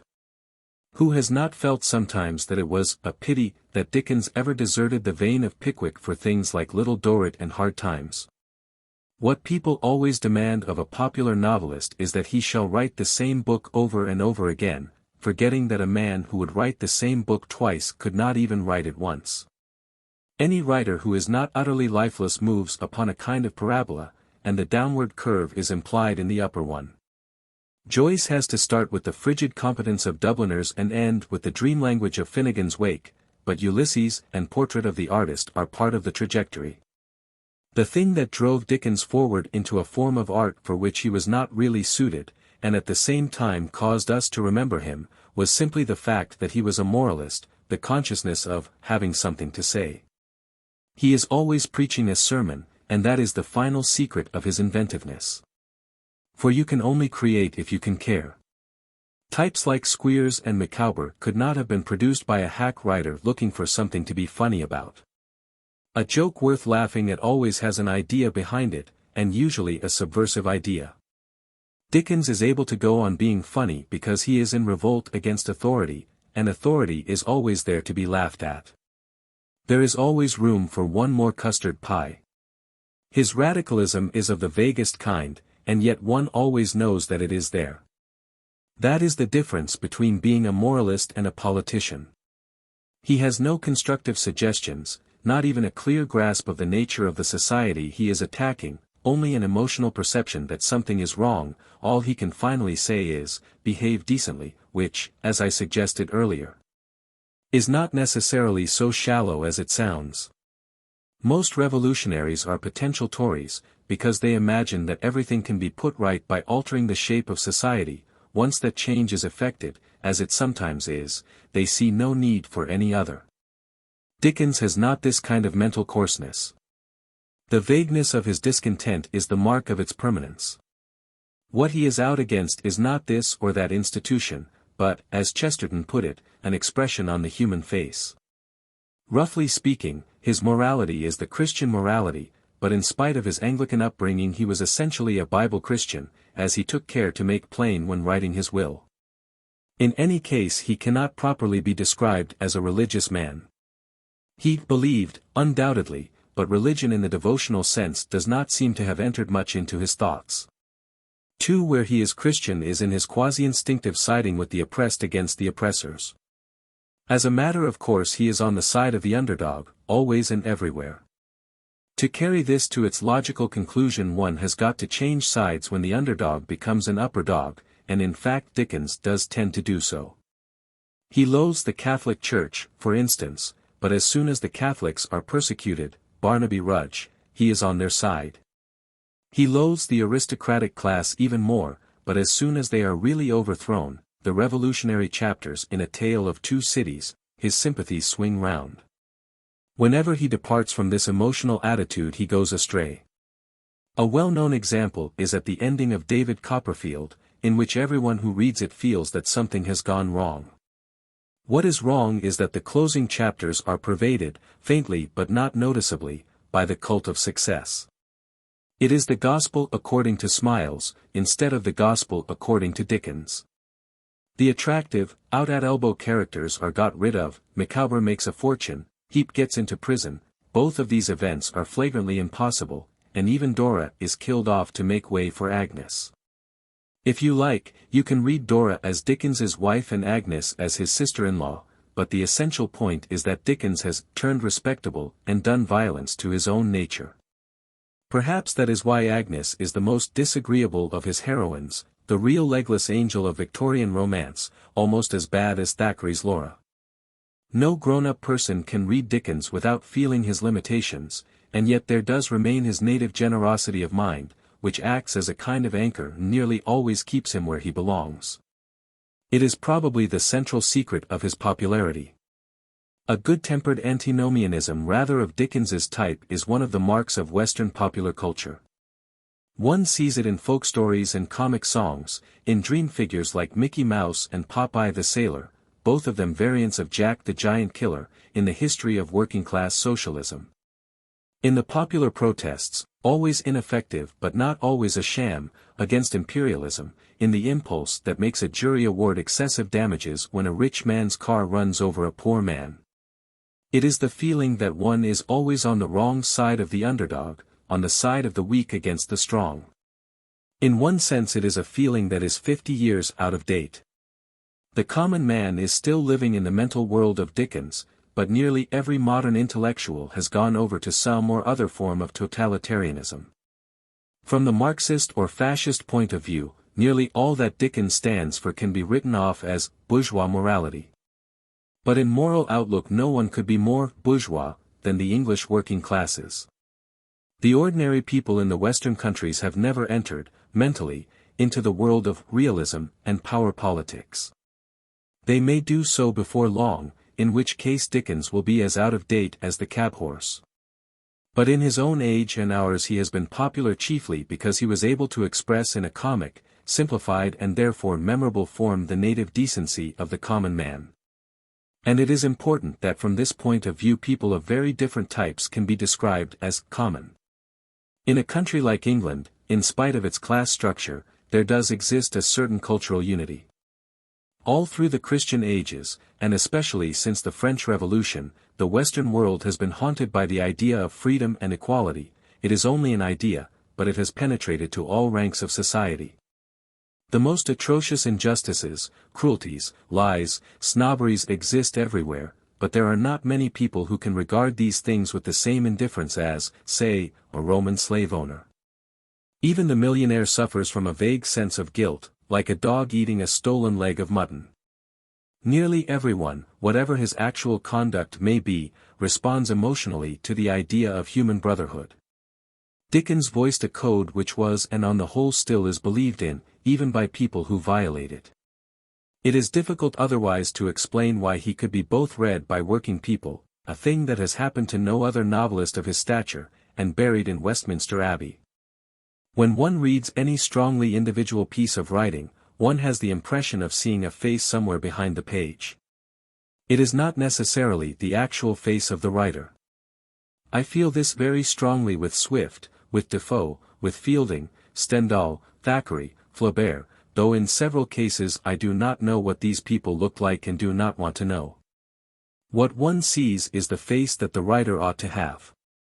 Well, in the case of Dickens I see a face that is not quite the face of Dickens's photographs, though it resembles it. It is the face of a man of about 40, with a small beard and a high color. He is laughing, with a touch of anger in his laughter, but no triumph, no malignity. It is the face of a man who is always fighting against something, but who fights in the open and is not frightened, the face of a man who is generously angry, in other words, of a 19th-century liberal, a free intelligence. A type hated with equal hatred by all the smelly little orthodoxies which are now contending for our souls. Charles Reade. 1940. Since Charles Reade's books are published in cheap editions one can assume that he still has his following, but it is unusual to meet anyone who has voluntarily read him. In most people his name seems to evoke, at most, a vague memory of doing the cloister and the hearth as a school holiday task. It is his bad luck to be remembered by this particular book, rather as Mark Twain, thanks to the films, is chiefly remembered by a Connecticut Yankee in King Arthur's court. Reade wrote several dull books, and The Cloister and the Hearth is one of them. But he also wrote 3 novels which I personally would back to outlive the entire works of Meredith and George Eliot, besides some brilliant long short stories such as A Jack of All Trades and The Autobiography of a Thief. What is the attraction of Reade? At bottom it is the same charm as one finds in our Austin Freeman's detective stories or Lieutenant Commander Gould's collections of curiosities, the charm of useless knowledge. Reade was a man of what one might call penny encyclopedic learning. He possessed vast stocks of disconnected information which a lively narrative gift allowed him to cram into books which would at any rate pass as novels. If you have the sort of mind that takes a pleasure in dates, lists, catalogues, concrete details, descriptions of processes, junk shop windows and back numbers of the Exchange and Mart. The sort of mind that likes knowing exactly how a medieval catapult worked or just what objects a prison cell of the 1840s contained, then you can hardly help enjoying Reade. He himself, of course, did not see his work in quite this light. He prided himself on his accuracy and compiled his books largely from newspaper cuttings, but the strange facts which he collected were subsidiary to what he would have regarded as his purpose. For he was a social reformer in a fragmentary way, and made vigorous attacks on such diverse evils as bloodletting, the treadmill, private asylums, clerical celibacy and tightlacing. My own favorite has always been foul play, which as it happens is not an attack on anything in particular. Like most 19th-century novels, Foul Play is too complicated to be summarized, but its central story is that of a young clergyman, Robert Penfold, who is unjustly convicted of forgery, is transported to Australia, absconds in disguise, and is wrecked on a desert island together with the heroine. Here, of course, Reade is in his element. Of all men who ever lived, he was the best fitted to write a desert island story. Some desert island stories, of course, are worse than others, but none is altogether bad when it sticks to the actual concrete details of the struggle to keep alive. A list of the objects in a shipwrecked man's possession is probably the surest winner in fiction, surer even than a trial scene. Nearly 30 years after reading the book, I can still remember more or less exactly what things the three heroes of Ballantyne's Coral Island possessed between them. A telescope, 6 yards of whipcord, a penknife, a brass ring and a piece of hoop iron. Even a dismal book like Robinson Crusoe, so unreadable as a whole that few people even know that the second part exists, becomes interesting when it describes Crusoe's efforts to make a table, glaze earthenware and grow a patch of wheat. Reade, however, was an expert on desert islands, or at any rate he was very well up in the geography textbooks of the time. Moreover, he was the kind of man who would have been at home on a desert island himself. He would never, like Crusoe, have been stumped by such an easy problem as that of leavening bread and, unlike Ballantyne, he knew that civilized men cannot make fire by rubbing sticks together. The hero of Foul Play, like most of Reade's heroes, is a kind of Superman. He is hero, saint, scholar, gentleman, athlete, pugilist, navigator, physiologist, botanist, blacksmith and carpenter all rolled into one. The sort of compendium of all the talents that Reade honestly imagined to be the normal product of an English university. Needless to say, it is only a month or two before this wonderful clergyman has got the desert island running like a West End hotel. Even before reaching the island, when the last survivors of the wrecked ship are dying of thirst in an open boat, he has shown his ingenuity by constructing a distilling apparatus with a jar, a hot water bottle and a piece of tubing. But his best stroke of all is the way in which he contrives to leave the island. He himself, with a price on his head, would be glad enough to remain, but the heroine, Helen Rollestone, who has no idea that he is a convict, is naturally anxious to escape. She asks Robert to turn his great mind to this problem. The first difficulty, of course, is to discover exactly where the island is. Luckily, however, Helen is still wearing her watch, which is still keeping Sydney time. By fixing a stick in the ground and watching its shadow, Robert notes the exact moment of noon, after which it is a simple matter to work out the longitude, for naturally a man of his caliber would know the longitude of Sydney. It is equally natural that he can determine the latitude within a degree or two by the nature of the vegetation. But the next difficulty is to send a message to the outside world. After some thought, Robert writes a series of messages on pieces of parchment made from seals' bladders, with ink obtained from cochineal insects. He has noticed that migrant birds often use the island as a stopping place, and he fixes on ducks as the likeliest messengers, because every duck is liable to be shot sooner or later. By a stratagem often used in India, he captures a number of ducks, ties a message to each of their legs and lets them go. Finally, of course, one of the ducks takes refuge on a ship, and the couple are rescued, but even then the story is barely half finished. There follow enormous ramifications, plots and counterplots, intrigues, triumphs and disasters, ending with the vindication of Robert, and wedding bells. In any of Reade's three best books, Foul Play, Hard Cash and It Is Never Too Late to Mend, it is not fair to say that the sole interest is in the technical detail. His power of descriptive writing, especially of describing violent action, is also very striking, and on a serial story level he is a wonderful contriver of plots. Simply as a novelist it is impossible to take him seriously, because he has no sense whatever of character or of probability, but he himself had the advantage of believing in even the absurdest details of his own stories. He wrote of life as he saw it, and many Victorians saw it in the same way, that is, as a series of tremendous melodramas, with virtue triumphant every time. Of all the 19th-century novelists who have remained readable, he is perhaps the only one who is completely in tune with his own age. For all his unconventionality, his purpose, his eagerness to expose abuses, he never makes a fundamental criticism. Save for a few surface evils, he sees nothing wrong in an acquisitive society, with its equation of money and virtue, its pious millionaires and Eras-Tion clergymen. Perhaps nothing gives one his measure better than the fact that in introducing Robert Penfold, at the beginning of Foul Play, he mentions that he is a scholar and a cricketer, and only thirdly and almost casually adds that he is a priest. That is not to say that Reade's social conscience was not sound so far as it went, and in several minor ways he probably helped to educate public opinion. His attack on the prison system in It Is Never Too Late to Mend is relevant to this day, or was so till very recently, and in his medical theories he is said to have been a long way ahead of his time. What he lacked was any notion that the early railway age, with the special scheme of values appropriate to it, was not going to last forever. This is a little surprising when one remembers that he was the brother of Winwood Reade. However hastily and unbalanced Winwood Reade's Martyrdom of Man may seem now, it is a book that shows an astonishing width of vision, and it is probably the unacknowledged grandparent of the outlines, so popular today. Charles Reade might have written an outline of phrenology, cabinet-making, or the habits of whales, but not of human history.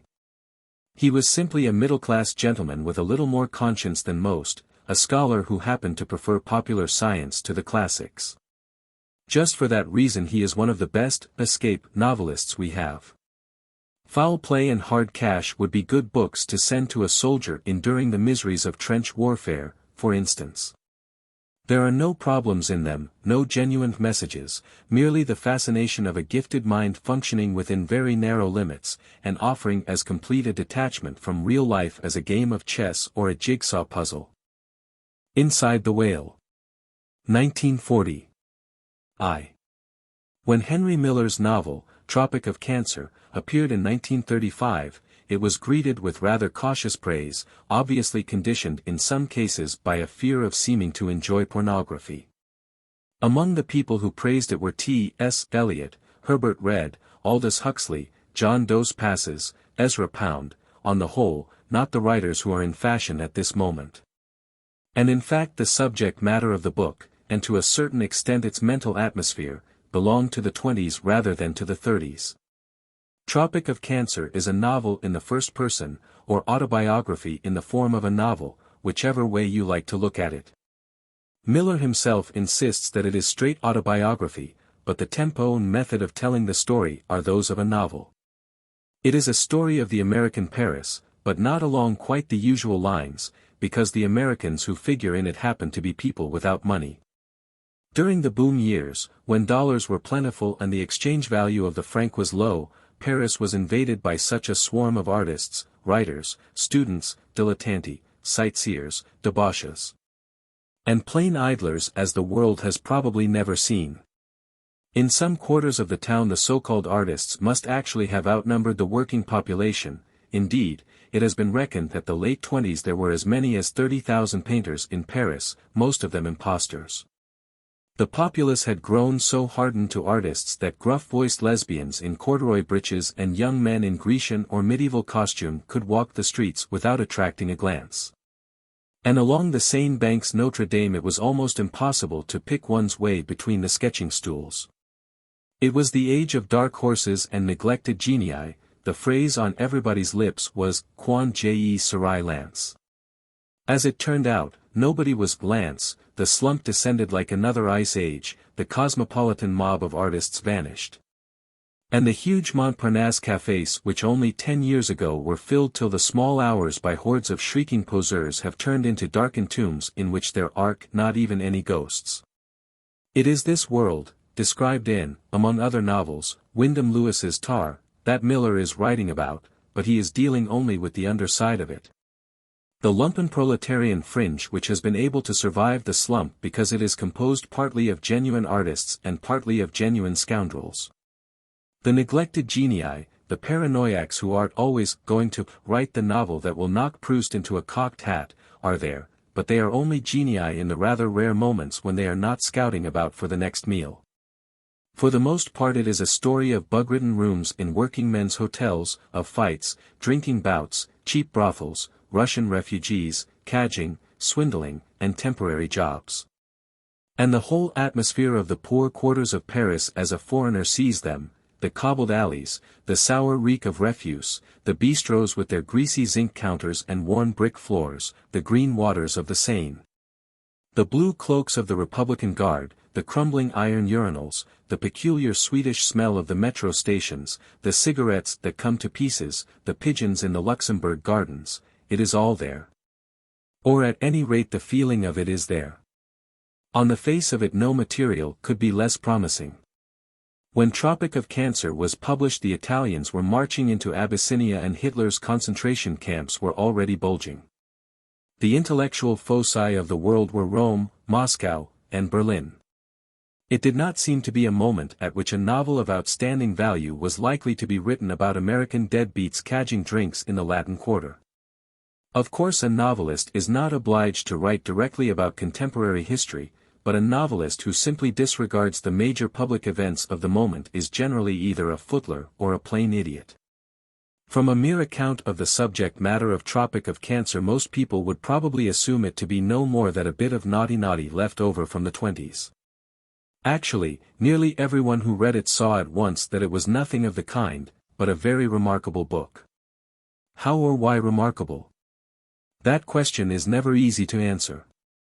It is better to begin by describing the impression that Tropic of Cancer has left on my own mind. When I first opened Tropic of Cancer and saw that it was full of unprintable words, my immediate reaction was a refusal to be impressed. Most people's would be the same, I believe.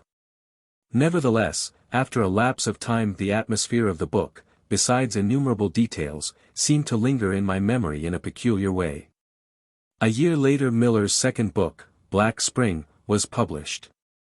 By this time Tropic of Cancer was much more vividly present in my mind than it had been when I first read it.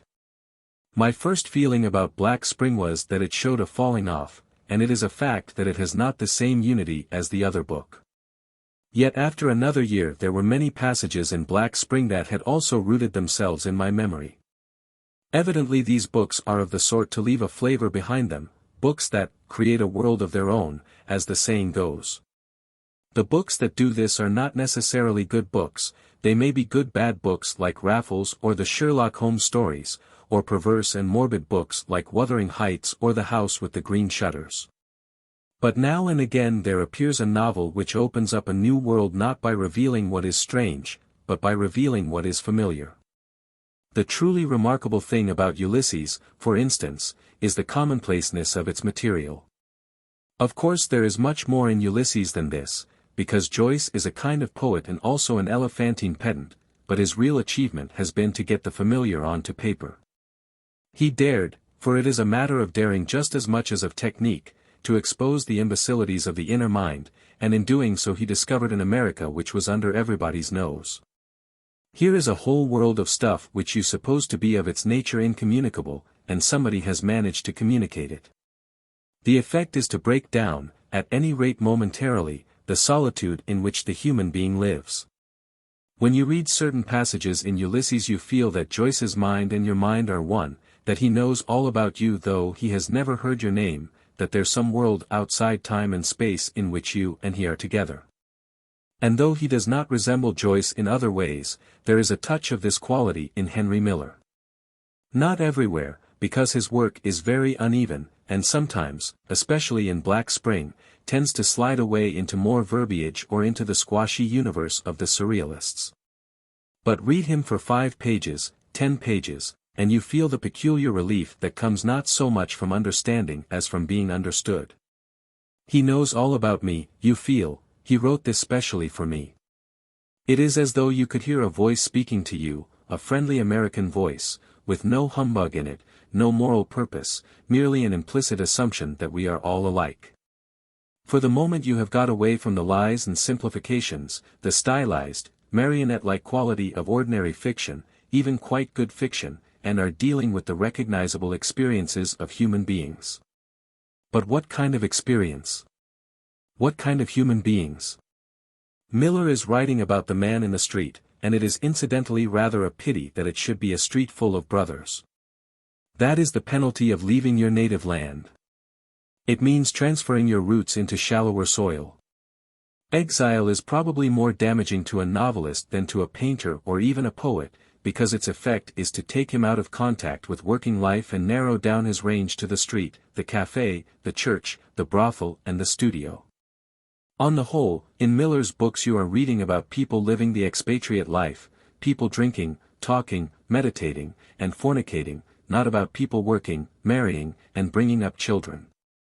A pity, because he would have described the one set of activities as well as the other. In Black Spring there is a wonderful flashback of New York, the swarming Irish-infested New York of the O.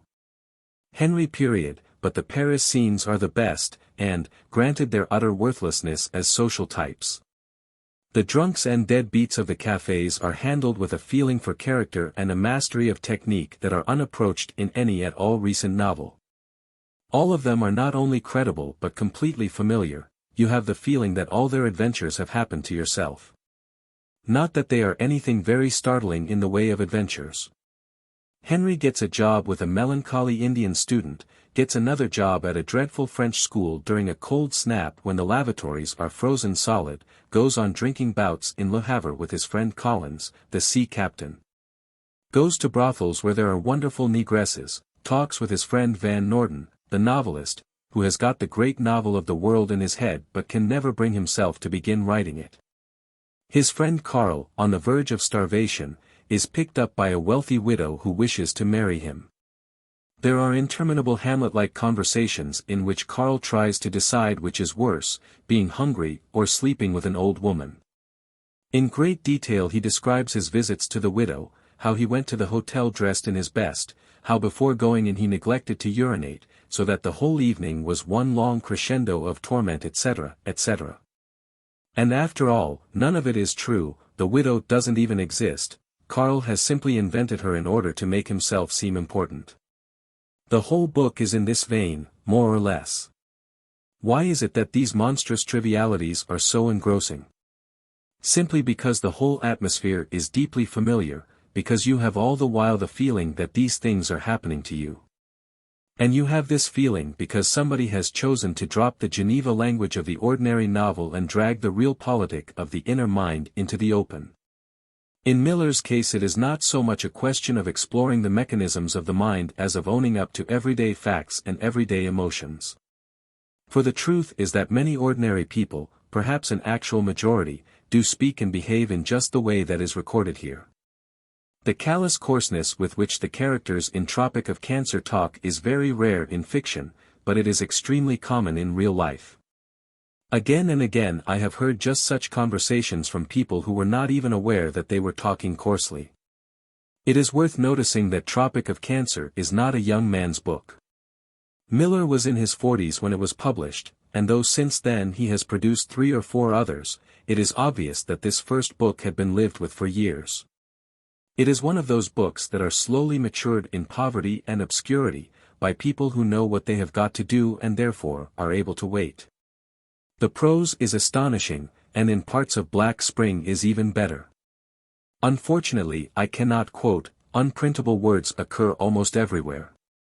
But get hold of Tropic of Cancer, get hold of Black Spring and read especially the first 100 pages. They give you an idea of what can still be done, even at this late date, with English prose. In them, English is treated as a spoken language, but spoken without fear, i.e. without fear of rhetoric or of the unusual or poetical word. The adjective has come back, after its 10 years' exile. It is a flowing, swelling prose, a prose with rhythms in it, something quite different from the flat cautious statements and snack bar dialects that are now in fashion. When a book like Tropic of Cancer appears, it is only natural that the first thing people notice should be its obscenity. Given our current notions of literary decency, it is not at all easy to approach an unprintable book with detachment. Either one is shocked and disgusted, or one is morbidly thrilled, or one is determined above all else not to be impressed. The last is probably the commonest reaction, with the result that unprintable books often get less attention than they deserve. It is rather the fashion to say that nothing is easier than to write an obscene book, that people only do it in order to get themselves talked about and make money, etc., etc. What makes it obvious that this is not the case is that books which are obscene in the police court sense are distinctly uncommon. If there were easy money to be made out of dirty words, a lot more people would be making it. But, because obscene books do not appear very frequently, there is a tendency to lump them together, as a rule quite unjustifiably. Tropic of Cancer has been vaguely associated with two other books, Ulysses and Voyage au Bout de la Nuit, but in neither case is there much resemblance. What Miller has in common with Joyce is a willingness to mention the inane, squalid facts of everyday life. Putting aside differences of technique, the funeral scene in Ulysses, for instance, would fit into Tropic of Cancer. The whole chapter is a sort of confession, an exposé of the frightful inner callousness of the human being. But there the resemblance ends. As a novel, Tropic of Cancer is far inferior to Ulysses. Joyce is an artist, in a sense in which Miller is not and probably would not wish to be, and in any case he is attempting much more. He is exploring different states of consciousness, dream, reverie, the bronze by gold chapter, drunkenness, etc. And dovetailing them all into a huge complex pattern, almost like a Victorian plot. Miller is simply a hard-boiled person talking about life, an ordinary American businessman with intellectual courage and a gift for words. It is perhaps significant that he looks exactly like everyone's idea of an American businessman. As for the comparison with Voyage au Bout de la Nuit, it is even further from the point. Both books use unprintable words, both are in some sense autobiographical, but that is all. Voyage au Bout de la Nuit is a book with a purpose, and its purpose is to protest against the horror and meaninglessness of modern life, actually, indeed, of life. It is a cry of unbearable disgust, a voice from the cesspool. Tropic of Cancer is almost exactly the opposite. The thing has become so unusual as to seem almost anomalous, but it is the book of a man who is happy. So is Black Spring, though slightly less so, because tinged in places with nostalgia. With years of lumpenproletarian life behind him, hunger, vagabondage, dirt, failure, nights in the open, battles with immigration officers, endless struggles for a bit of cash, Miller finds that he is enjoying himself. Exactly the aspects of life that fill Celine with horror are the ones that appeal to him. So far from protesting, he is accepting. And the very word acceptance calls up his real affinity, another American, Walt Whitman. But there is something rather curious in being Whitman in the 1930s. It is not certain that if Whitman himself were alive at the moment he would write anything in the least degree resembling Leaves of Grass. For what he is saying, after all, is, I accept, and there is a radical difference between acceptance now and acceptance then.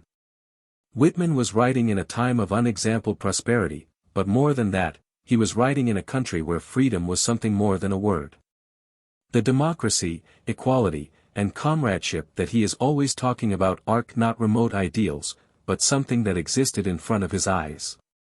In mid-19th century America men felt themselves free and equal, were free and equal, so far as that is possible outside a society of pure communism. There was poverty and there were even class distinctions, but except for the Negroes there was no permanently submerged class. Everyone had inside him, like a kind of core, the knowledge that he could earn a decent living, and earn it without bootlicking. When you read about Mark Twain's Mississippi raftsmen and pilots, or Bret Harte's Western gold miners, they seem more remote than the cannibals of the Stone Age. The reason is simply that they are free human beings. But it is the same even with the peaceful domesticated America of the eastern states, the America of the Little Women, Helen's babies, and riding down from Bangor. Life has a buoyant, carefree quality that you can feel as you read, like a physical sensation in your belly. It is this that Whitman is celebrating, though actually he does it very badly, because he is one of those writers who tell you what you ought to feel instead of making you feel it. Luckily for his beliefs, perhaps, he died too early to see the deterioration in American life that came with the rise of large-scale industry and the exploiting of cheap immigrant labor. Miller's outlook is deeply akin to that of Whitman, and nearly everyone who has read him has remarked on this. Tropic of Cancer ends with an especially Whitman-esque passage, in which, after the lecheries, the swindles, the fights, the drinking bouts, and the imbecilities, he simply sits down and watches the Seine flowing past. In a sort of mystical acceptance of thing as it is. Only, what is he accepting? In the first place, not America, but the ancient bone heap of Europe, where every grain of soil has passed through innumerable human bodies. Secondly, not an epoch of expansion and liberty, but an epoch of fear, tyranny, and regimentation. To say, I accept, in an age like our own is to say that you accept concentration camps, rubber truncheons. Hitler, Stalin, bombs, aeroplanes, tinned food, machine guns, putschs, purges, slogans, Bideau belts, gas masks, submarines, spies, provocateurs, press censorship, secret prisons, aspirins, Hollywood films, and political murders. Not only those things, of course, but those things among others. And on the whole this is Henry Miller's attitude. Not quite always, because at moments he shows signs of a fairly ordinary kind of literary nostalgia. There is a long passage in the earlier part of Black Spring, in praise of the Middle Ages, which as prose must be one of the most remarkable pieces of writing in recent years. But which displays an attitude not very different from that of Chesterton. In Max and the White Phagocytes there is an attack on modern American civilization, breakfast cereals, cellophane, etc., from the usual angle of the literary man who hates industrialism. But in general the attitude is, let's swallow it whole. And hence the seeming preoccupation with indecency and with the dirty handkerchief side of life. It is only seeming, for the truth is that ordinary everyday life consists far more largely of horrors than writers of fiction usually care to admit. Whitman himself accepted a great deal that his contemporaries found unmentionable. For he is not only writing of the prairie, he also wanders through the city and notes the shattered skull of the suicide, the grey sick faces of onanists, etc., etc. But unquestionably our own age, at any rate in Western Europe, is less healthy and less hopeful than the age in which Whitman was writing. Unlike Whitman, we live in a shrinking world. The democratic vistas have ended in barbed wire. There is less feeling of creation and growth, less and less emphasis on the cradle, endlessly rocking, more and more emphasis on the teapot, endlessly stewing. To accept civilization as it is practically means accepting decay. It has ceased to be a strenuous attitude and become a passive attitude, even decadent, if that word means anything. But precisely because, in one sense, he is passive to experience. Miller is able to get nearer to the ordinary man than is possible to more purposive writers. For the ordinary man is also passive. Within a narrow circle, home life, and perhaps the trade union or local politics, he feels himself master of his fate, but against major events he is as helpless as against the elements. So far from endeavoring to influence the future, he simply lies down and lets things happen to him. During the past 10 years literature has involved itself more and more deeply in politics, with the result that there is now less room in it for the ordinary man than at any time during the past 2 centuries. One can see the change in the prevailing literary attitude by comparing the books written about the Spanish Civil War with those written about the War of 1914–18. The immediately striking thing about the Spanish War books, at any rate those written in English, is their shocking dullness and badness. But what is more significant is that almost all of them, right-wing or left-wing, are written from a political angle, by cocksure partisans telling you what to think. Whereas the books about the Great War were written by common soldiers or junior officers who did not even pretend to understand what the whole thing was about. Books like All Quiet on the Western Front, Le Feu, A Farewell to Arms, Death of a Hero, Goodbye to All That, Memoirs of an Infantry Officer, and A Subaltern on the Somme were written not by propagandists but by victims. They are saying in effect, what the hell is all this about? God knows. All we can do is to endure. And though he is not writing about war, nor, on the whole, about unhappiness, this is nearer to Miller's attitude than the omniscience which is now fashionable. The Booster, a short-lived periodical of which he was part editor, used to describe itself in its advertisements as non-political, non-educational, non-progressive, non-cooperative, non-ethical, non-literary, non-consistent, non-contemporary. And Miller's own work could be described in nearly the same terms. It is a voice from the crowd, from the underling, from the third-class carriage, from the ordinary, non-political, non-moral, passive man.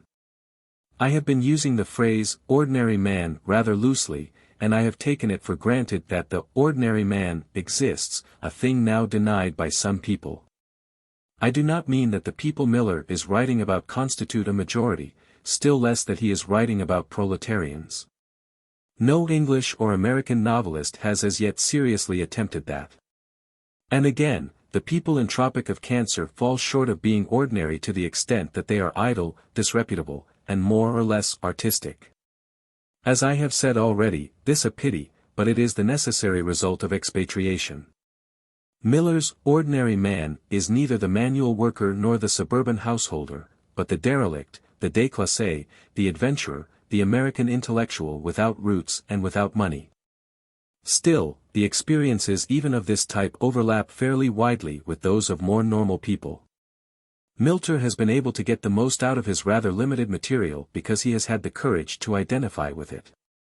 The ordinary man, the average sensual man, has been given the power of speech, like Balaam's ass. It will be seen that this is something out of date, or at any rate out of fashion. The average sensual man is out of fashion. Preoccupation with sex and truthfulness about the inner life are out of fashion. American Paris is out of fashion. A book like Tropic of Cancer, published at such a time, must be either a tedious precocity or something unusual, and I think a majority of the people who have read it would agree that it is not the first. It is worth trying to discover just what this escape from the current literary fashion means. But to do that one has got to see it against its background, that is, against the general development of English literature in the 20 years since the Great War. 2. When one says that a writer is fashionable, one practically always means that he is admired by people under 30. At the beginning of the period I am speaking of, the years during and immediately after the war, the writer who had the deepest hold upon the thinking young was almost certainly Housman. Among people who were adolescent in the years 1910 to 25, Housman had an influence which was enormous and is now not at all easy to understand. In 1920, when I was about 17, I probably knew the whole of the Shropshire Lad by heart. I wonder how much impression the Shropshire Lad makes at this moment on a boy of the same age and more or less the same cast of mind. No doubt he has heard of it and even glanced into it. It might strike him as cheaply clever, probably that would be about all. Yet these are the poems that I and my contemporaries used to recite to ourselves, over and over, in a kind of ecstasy, just as earlier generations had recited Meredith's Love in a Valley, Swinburne's Garden of Proserpine, etc., etc. With rue my heart is laden for golden friends I had, for many a rose-lipped maiden and many a lightfoot lad. By brooks too broad for leaping the lightfoot boys are laid, the rose-lipped girls arc sleeping in fields where roses fade. It just tinkles. But it did not seem to tinkle in 1920. Why does the bubble always burst? To answer that question one has to take account of the external conditions that make certain writers popular at certain times. Housman's poems had not attracted much notice when they were first published. What was there in them that appealed so deeply to a single generation, the generation born round about 1900? In the first place, Housman is a country poet. His poems are full of the charm of buried villages, the nostalgia of place names, Clunton and Clunbury, Knighton, Ludlow, on Wenlock Edge, in summer time on Breton, thatched roofs and the jingle of smithies, the wild jonquils and the pastures. The blue, remembered hills. War poems apart, English verse of the 1910 to 25 period is mostly country. The reason no doubt was that the rentier professional class was ceasing once and for all to have any real relationship with the soil. But at any rate there prevailed then, far more than now, a kind of snobism of belonging to the country and despising the town. England at that time was hardly more an agricultural country than it is now, but before the light industries began to spread themselves it was easier to think of it as one. Most middle-class boys grew up within sight of a farm, and naturally it was the picturesque side of farm life that appealed to them, the plowing, harvesting, stack thrashing and so forth. Unless he has to do it himself, a boy is not likely to notice the horrible drudgery of hoeing turnip, milking cows with chapped teats at 4 o'clock in the morning, etc., etc. Just before, just after, and for that matter, during the war was the great age of the nature poet, the heyday of Richard Jefferies and W. H. Hudson. Rupert Brooke's Grantchester, the star poem of 1913, is nothing but an enormous gush of country sentiment, a sort of accumulated vomit from a stomach stuffed with place names. Considered as a poem, Grantchester is something worse than worthless, but as an illustration of what the thinking middle-class young of that period felt, it is a valuable document. Houseman, however, did not enthuse over the Rambler Roses in the week-ending spirit of Brooke and the others. The country motif is there all the time, but mainly as a background. Most of the poems have a quasi-human subject, a kind of idealized rustic, in reality Strephon or Corydon brought up to date. This in itself had a deep appeal. Experience shows that over-civilized people enjoy reading about rustics, key phrase, close to the soil, because they imagine them to be more primitive and passionate than themselves. Hence the Dark Earth novel of Sheila K. Smith, etc. And at that time a middle-class boy, with his country bias, would identify with an agricultural worker as he would never have done with a town worker. Most boys had in their minds a vision of an idealized plowman, gypsy, poacher, or gamekeeper, always pictured as a wild, free, roving blade, living a life of rabbit snaring, cockfighting, horses, beer, and women. Macefield's Everlasting Mercy, another valuable period piece, immensely popular with boys round about the war years, gives you this vision in a very crude form. But Houseman's Maurices and Terences could be taken seriously where Maskfield's Saul Kane could not. On this side of him, Houseman was Masefield with a dash of Theocritus. Moreover, all his themes are adolescent, murder, suicide, unhappy love, early death. They deal with the simple, intelligible disasters that give you the feeling of being up against the bedrock facts of life. The sun burns on the half-mown hill, by now the blood has dried. And Maurice among the hay lies still and my knife is in his side. And again. They hand us now in Shrewsbury jail and whistles blow forlorn, and trains all night groan on the rail to men who die at morn. It is all more or less in the same tune. Everything comes unstuck. Ned lies long in the churchyard and Tom lies long in jail. And notice also the exquisite self-pity, that nobody loves me feeling. The diamond drops adorning the low mound on the Lea, these arc the tears of morning, that weeps, but not for thee. Hard cheese, old chap. Such poems might have been written expressly for adolescents. And the unvarying sexual pessimism, the girl always dies or marries somebody else, seemed like wisdom to boys who were herded together in public schools and were half inclined to think of women as something unattainable.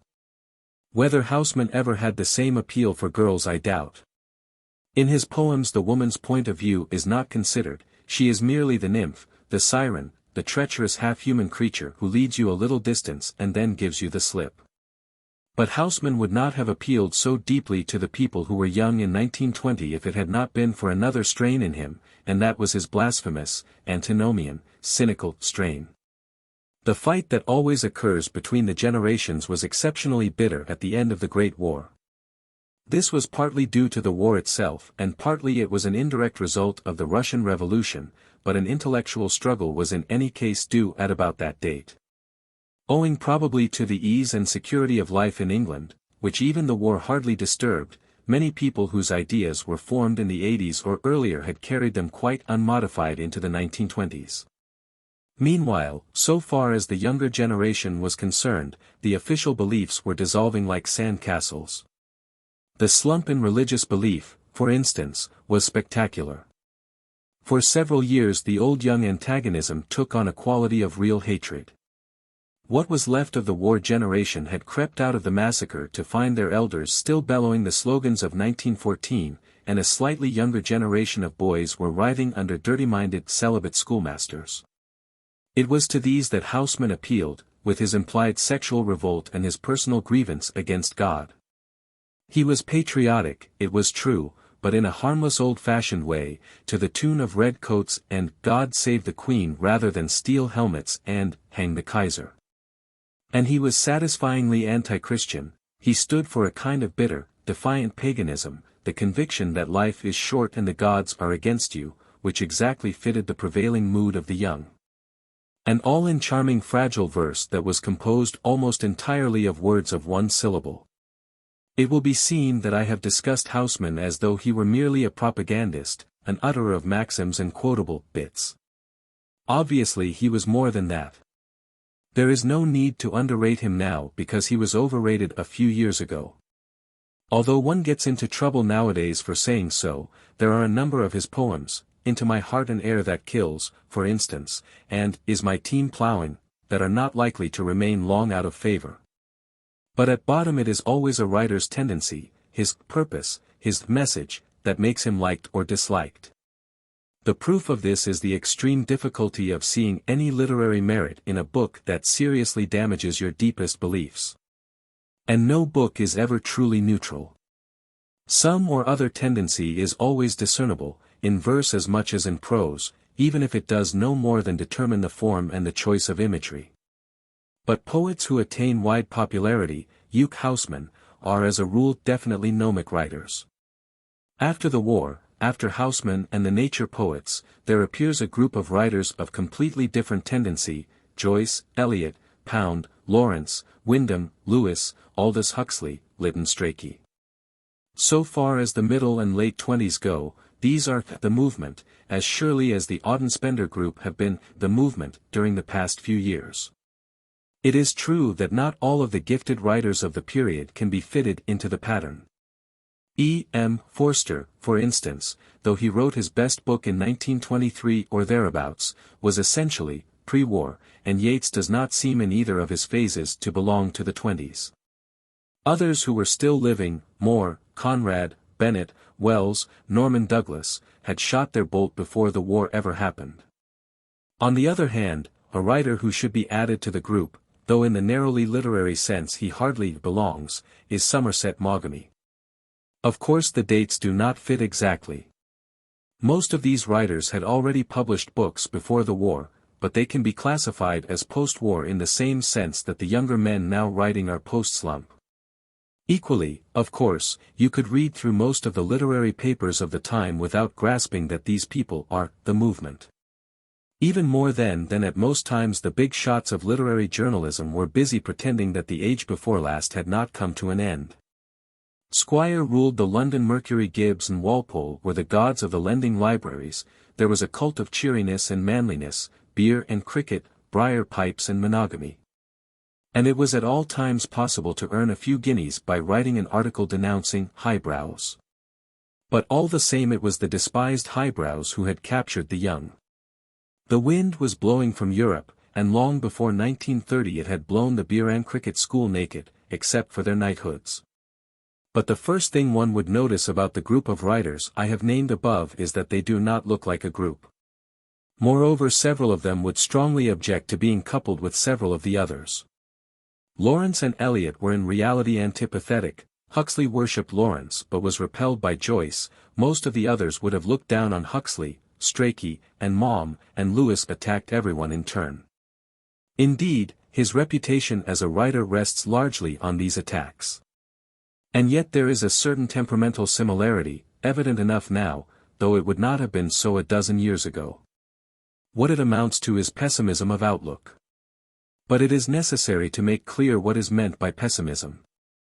If the keynote of the Georgian poets was beauty of nature, the keynote of the post-war writers would be tragic sense of life. The spirit behind Houseman's poems, for instance, is not tragic, merely querulous, it is hedonism disappointed. The same is true of Hardy, though one ought to make an exception of the dynasts. But the Joyce Eliot group come later in time. Puritanism is not their main adversary, they are able from the start to see through most of the things that their predecessors had fought for. All of them are temperamentally hostile to the notion of progress. It is felt that progress not only doesn't happen, but ought not to happen. Given this general similarity, there are, of course, differences of approach between the writers I have named as well as different degrees of talent. Eliot's pessimism is partly the Christian pessimism, which implies a certain indifference to human misery, partly a lament over the decadence of Western civilization, we are the hollow men, we are the stuffed men, etc., etc. A sort of twilight of the gods feeling, which finally leads him, in Sweeney Agonists for instance, to achieve the difficult feat of making modern life out to be worse than it is. With Strachey it is merely a polite 18th-century skepticism mixed up with a taste for debunking. With Maum it is a kind of stoical resignation, the stiff upper lip of the Pukka Sahib somewhere east of Suez, carrying on with his job without believing in it, like an Antonine emperor. Lawrence at first sight does not seem to be a pessimistic writer, because, like Dickens, he is a change-of-heart man and constantly insisting that life here and now would be all right if only you looked at it a little differently. But what he is demanding is a movement away from our mechanized civilization, which is not going to happen. Therefore his exasperation with the present turns once more into idealization of the past, this time a safely mythical past, the Bronze Age. When Lawrence prefers the Etruscans, his Etruscans, to ourselves it is difficult not to agree with him, and yet, after all, it is a species of defeatism, because that is not the direction in which the world is moving.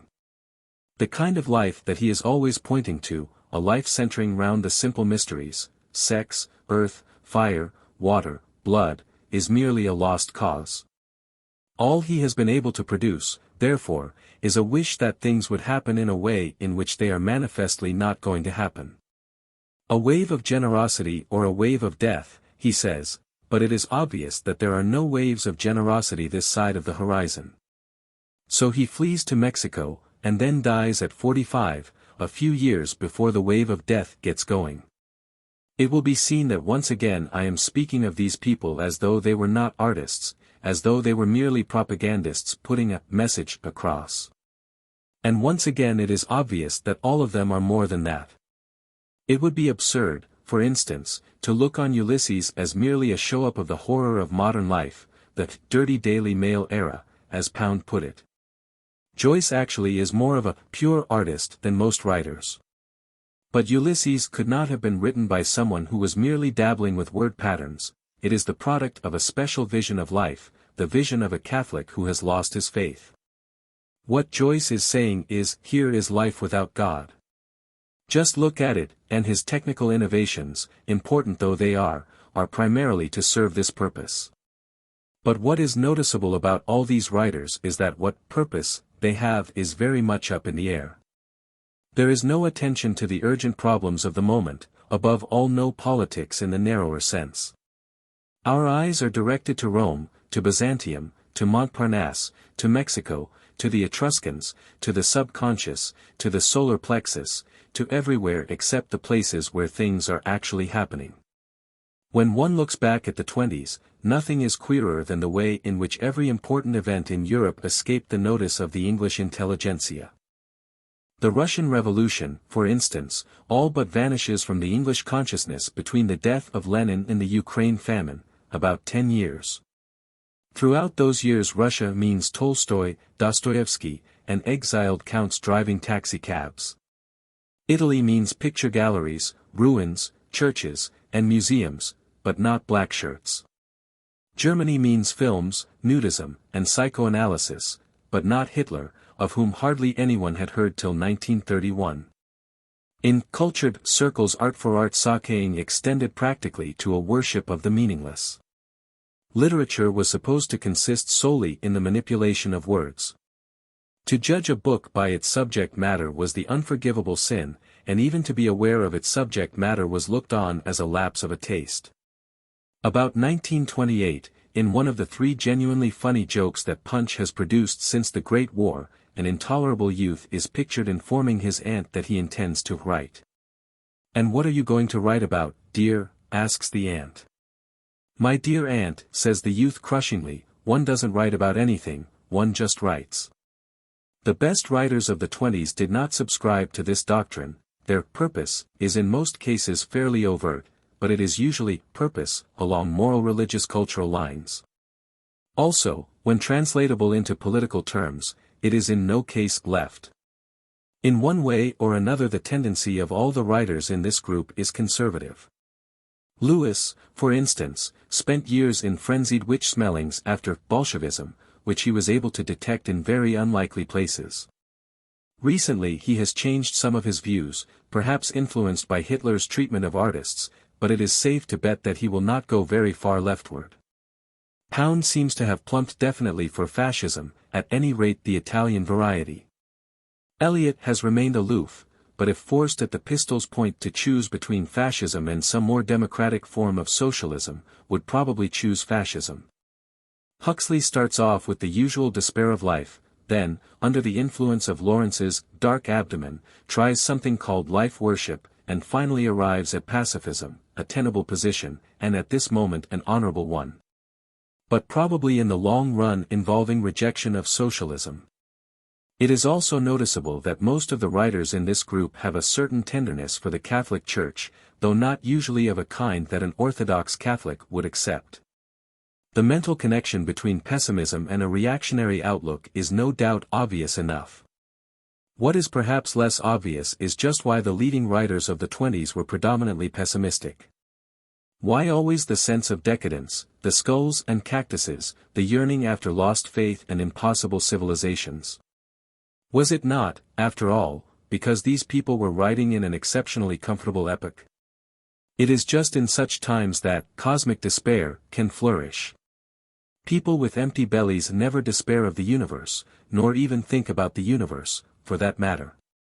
The whole period 1910 to 30 was a prosperous one, and even the war years were physically tolerable if one happened to be a non-combatant in one of the Allied countries. As for the 20s, they were the golden age of the rentier intellectual, a period of irresponsibility such as the world had never before seen. The war was over, the new totalitarian states had not arisen, moral and religious taboos of all descriptions had vanished, and the cash was rolling in. Disillusionment was all the fashion. Everyone with a safe L500 a year turned highbrow and began training himself in tedium vitae. It was an age of eagles and of crumpets, facile despairs, backyard hamlets, cheap return tickets to the end of the night. In some of the minor characteristic novels of the period, books like Told by an Idiot, the despair of life reaches a Turkish bath atmosphere of self-pity. And even the best writers of the time can be convicted of a too Olympian attitude, a too great readiness to wash their hands of the immediate practical problem. They see life very comprehensively, much more so than those who come immediately before or after them, but they see it through the wrong end of the telescope. Not that that invalidates their books, as books. The first test of any work of art is survival, and it is a fact that a great deal that was written in the period 1910 to 30 has survived and looks like continuing to survive. One has only to think of Ulysses, of Human Bondage, most of Lawrence's early work, especially his short stories, and virtually the whole of Eliot's poems up to about 1930, to wonder what is now being written that will wear so well. But quite suddenly, in the years 1930 to 5, something happens.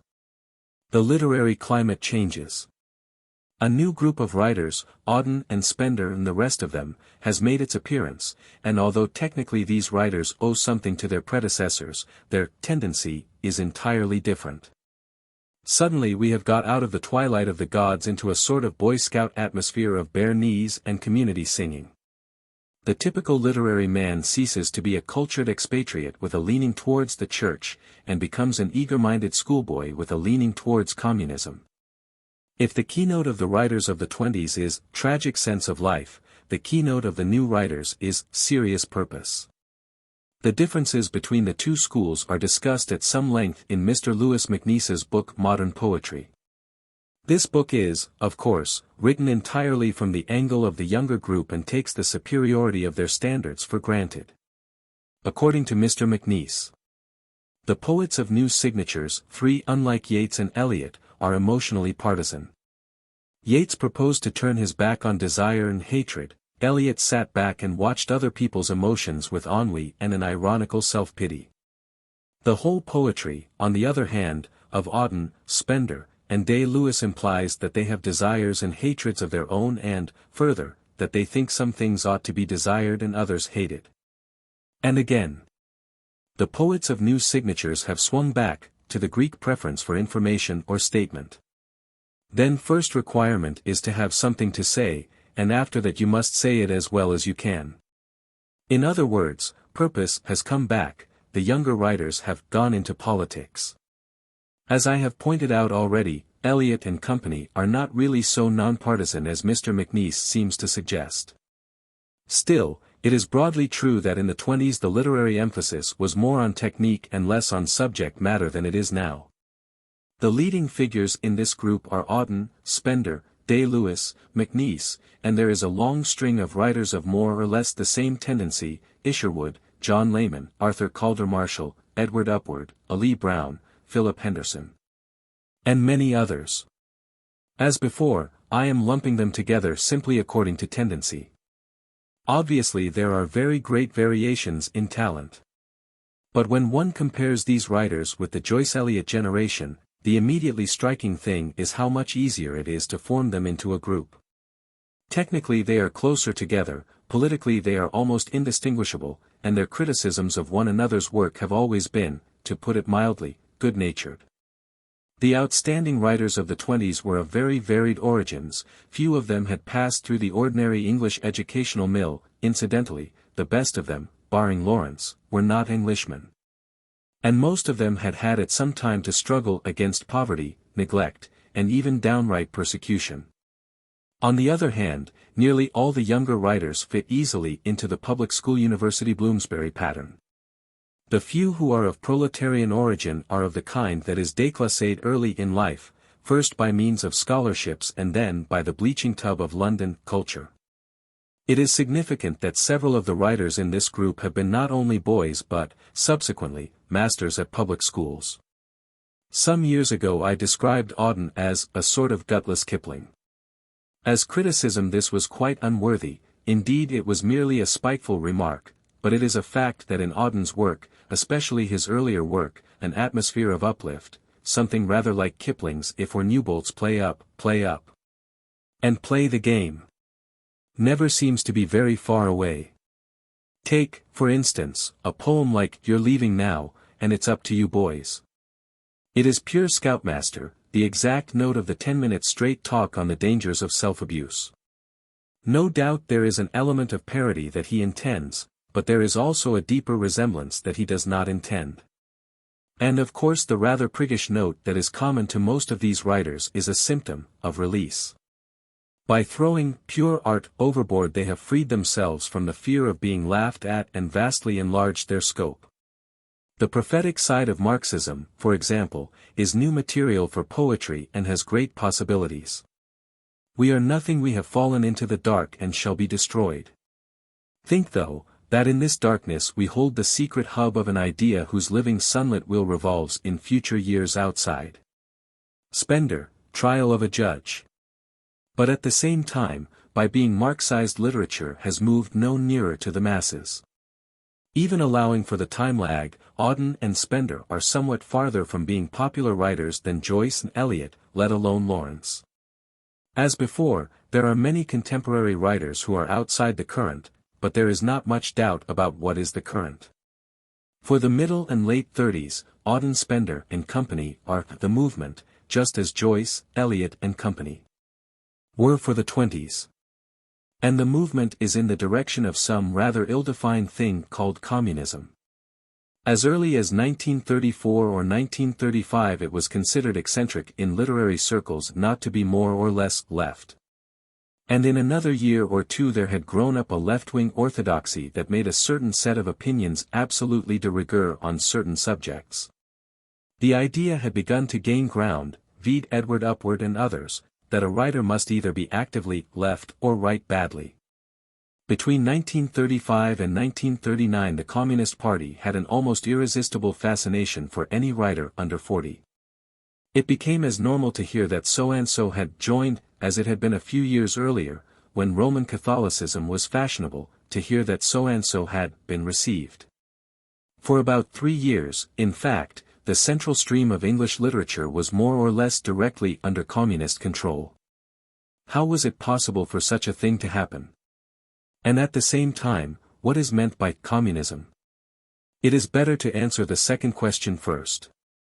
The communist movement in Western Europe began as a movement for the violent overthrow of capitalism, and degenerated within a few years into an instrument of Russian foreign policy. This was probably inevitable when this revolutionary ferment that followed the Great War had died down.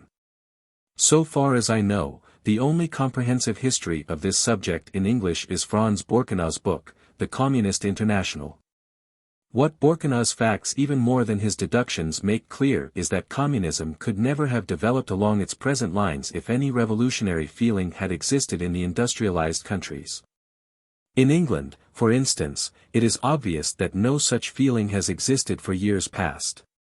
The pathetic membership figures of all extremist parties show this clearly.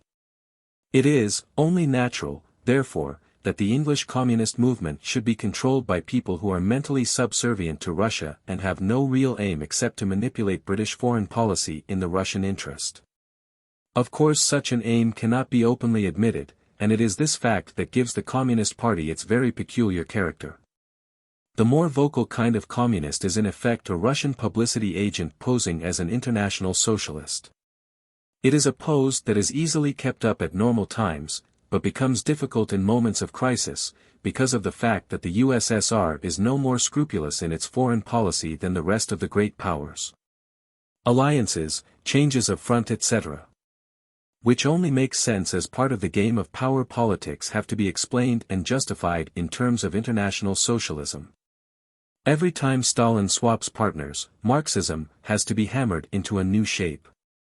This entails sudden and violent changes of line, purges, denunciations, systematic destruction of party literature, etc., etc. Every communist is in fact liable at any moment to have to alter his most fundamental convictions, or leave the party. The unquestionable dogma of Monday may become the damnable heresy of Tuesday, and so on. This has happened at least 3 times during the past 10 years. It follows that in any Western country a communist party is always unstable and usually very small. Its long-term membership really consists of an inner ring of intellectuals who have identified with the Russian bureaucracy, and a slightly larger body of working-class people who feel a loyalty towards Soviet Russia without necessarily understanding its policies. Otherwise there is only a shifting membership, one lot coming and another going with each change of line. In 1930 the English Communist Party was a tiny, barely legal organization whose main activity was libeling the Labour Party. But by 1935 the face of Europe had changed, and left-wing politics changed with it. Hitler had risen to power and begun to rearm, the Russian 5-year plans had succeeded, Russia had reappeared as a great military power. As Hitler's 3 targets of attack were, to all appearances, Great Britain, France, and the USSR, the 3 countries were forced into a sort of uneasy rapprochement. This meant that the English or French communist was obliged to become a good patriot and imperialist, that is, to defend the very things he had been attacking for the past 15 years. The Comintern slogans suddenly faded from red to pink. World Revolution and Social Fascism gave way to Defense of Democracy and Stop Hitler. The years 1935 to 9 were the period of anti-fascism and the Popular Front, the heyday of the Left Book Club. When red duchesses and broad-minded deans toured the battlefields of the Spanish War and Winston Churchill was the blue-eyed boy of the Daily Worker. Since then, of course, there has been yet another change of line. But what is important for my purpose is that it was during the anti-fascist phase that the younger English writers gravitated towards communism. The fascism-democracy dogfight was no doubt an attraction in itself, but in any case their conversion was due at about that date. It was obvious that laissez-faire capitalism was finished and that there had got to be some kind of reconstruction. In the world of 1935 it was hardly possible to remain politically indifferent. But why did these young men turn towards anything so alien as Russian communism? Why should writers be attracted by a form of socialism that makes mental honesty impossible?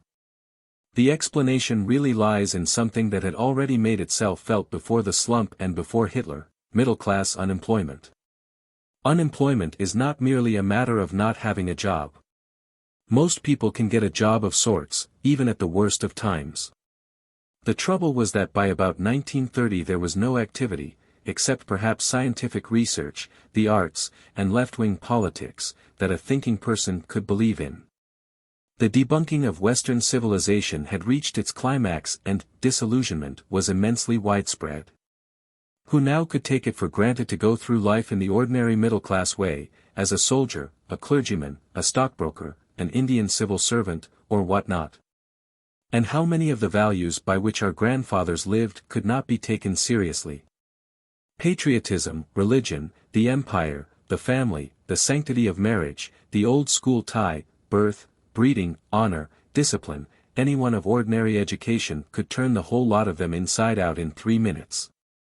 But what do you achieve, after all, by getting rid of such primal things as patriotism and religion? You have not necessarily got rid of the need for something to believe in. There had been a sort of false dawn a few years earlier when numbers of young intellectuals, including several quite gifted writers, Evelyn Waugh, Christopher Hollis, and others, had fled into the Catholic Church. It is significant that these people went almost invariably to the Roman Church and not, for instance, to the C. of E., the Greek Church, or the Protestant sects. They went, that is, to the Church with a worldwide organization, the one with a rigid discipline, the one with power and prestige behind it. Perhaps it is even worth noticing that the only latter-day convert of really first-rate gifts, Eliot, has embraced not Romanism but Anglo-Catholicism, the ecclesiastical equivalent of Trotskyism. But I do not think one need look farther than this for the reason why the young writers of the 30s flocked into or towards the Communist Party. It was simply something to believe in. Here was a church, an army, an orthodoxy, a discipline. Here was a fatherland and, at any rate since 1935 or thereabouts, a Führer. All the loyalties and superstitions that the intellect had seemingly banished could come rushing back under the thinnest of disguises. Patriotism, religion, empire, military glory, all in one word, Russia. Father, king, leader, hero, savior, all in one word, Stalin. God, Stalin. The devil, Hitler. Heaven, Moscow. Hell, Berlin. All the gaps were filled up. So, after all, the communism of the English intellectual is something explicable enough. It is the patriotism of the deracinated. But there is one other thing that undoubtedly contributed to the cult of Russia among the English intelligentsia during these years, and that is the softness and security of life in England itself. With all its injustices, England is still the land of habeas corpus, and the overwhelming majority of English people have no experience of violence or illegality. If you have grown up in that sort of atmosphere, it is not at all easy to imagine what a despotic regime is like. Nearly all the dominant writers of the 30s belonged to the soft-boiled emancipated middle class and were too young to have effective memories of the Great War. To people of that kind such things as purges, secret police, summary executions, imprisonment without trial etc., are too remote to be terrifying. They can swallow totalitarianism because they have no experience of anything except liberalism. Look, for instance, at this extract from Mr. Auden's poem, Spain. Incidentally, this poem is one of the few decent things that have been written about the Spanish War. Tomorrow for the young, the poets exploding like bombs. The walks by the lake. The weeks of perfect communion. Tomorrow the bicycle races. Through the suburbs on summer evenings. But today the struggle. Today the deliberate increase in the chances of death.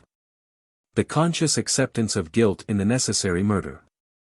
Today the expending of powers.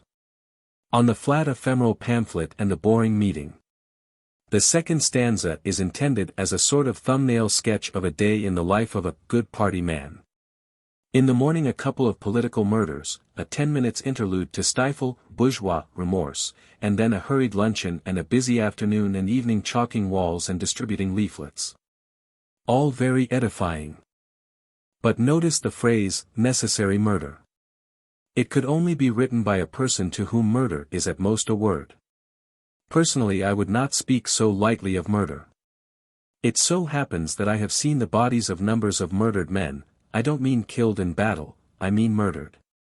Therefore I have some conception of what murder means, the terror, the hatred, the howling relatives, the post-mortems, the blood, the smells. To me, murder is something to be avoided. So it is to any ordinary person. The Hitlers and Stalins find murder necessary, but they don't advertise their callousness, and they don't speak of it as murder. It is liquidation, elimination, or some other soothing phrase.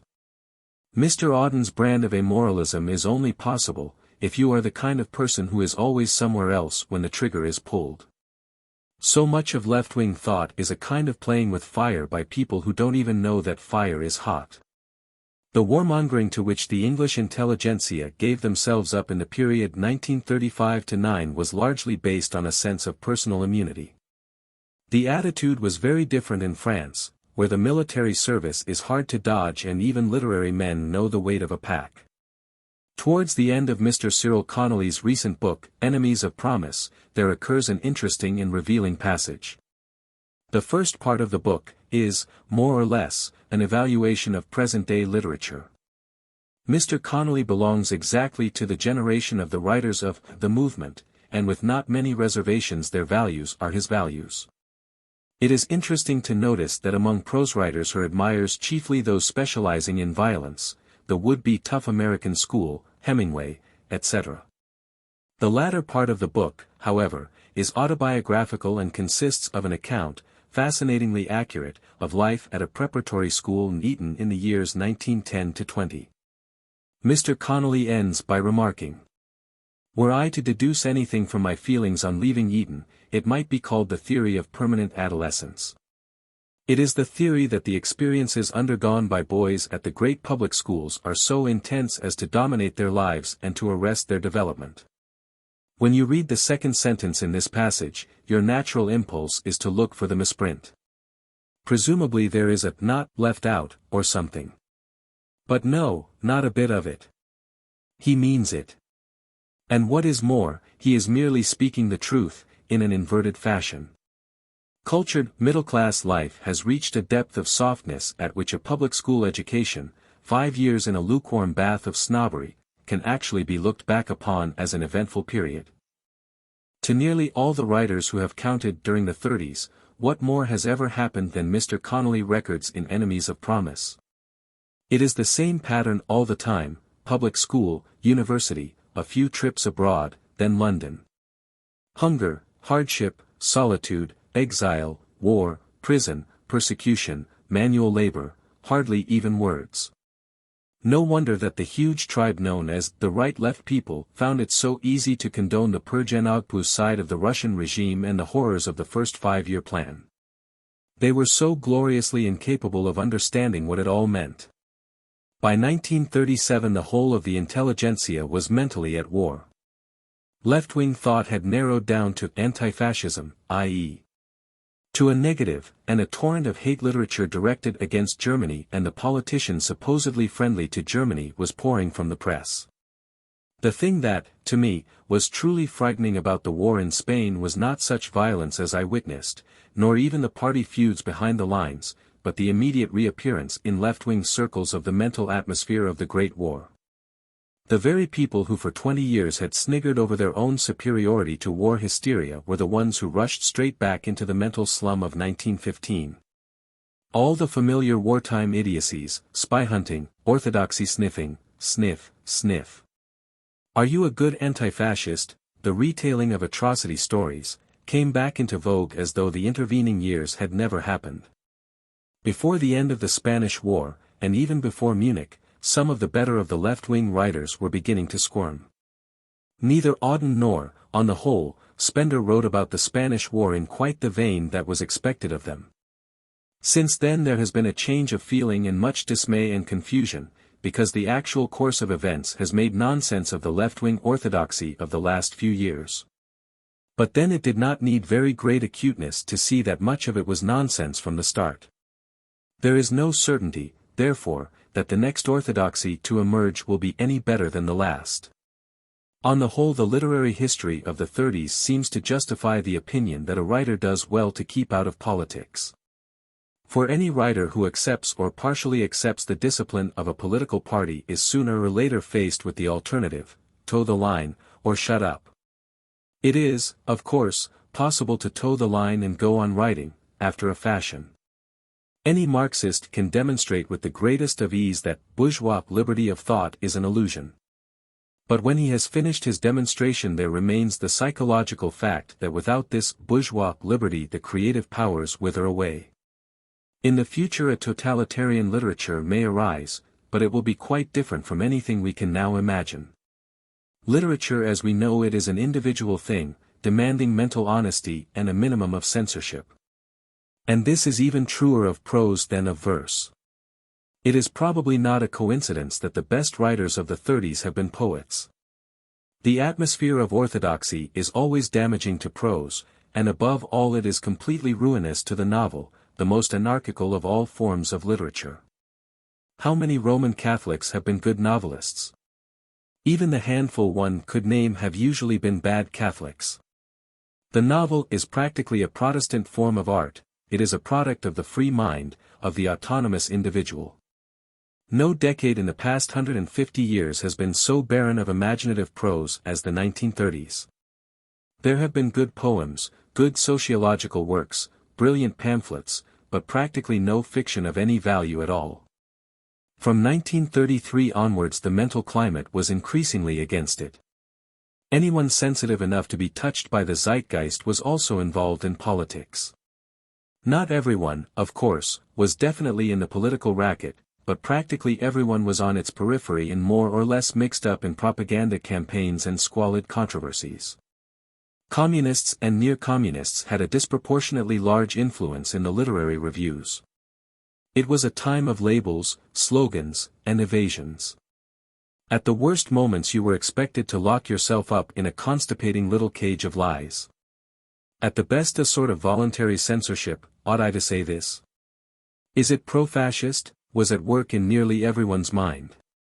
It is almost inconceivable that good novels should be written in such an atmosphere. Good novels are not written by orthodoxy sniffers, nor by people who are conscience-stricken about their own unorthodoxy. Good novels are written by people who are not frightened. This brings me back to Henry Miller. 3.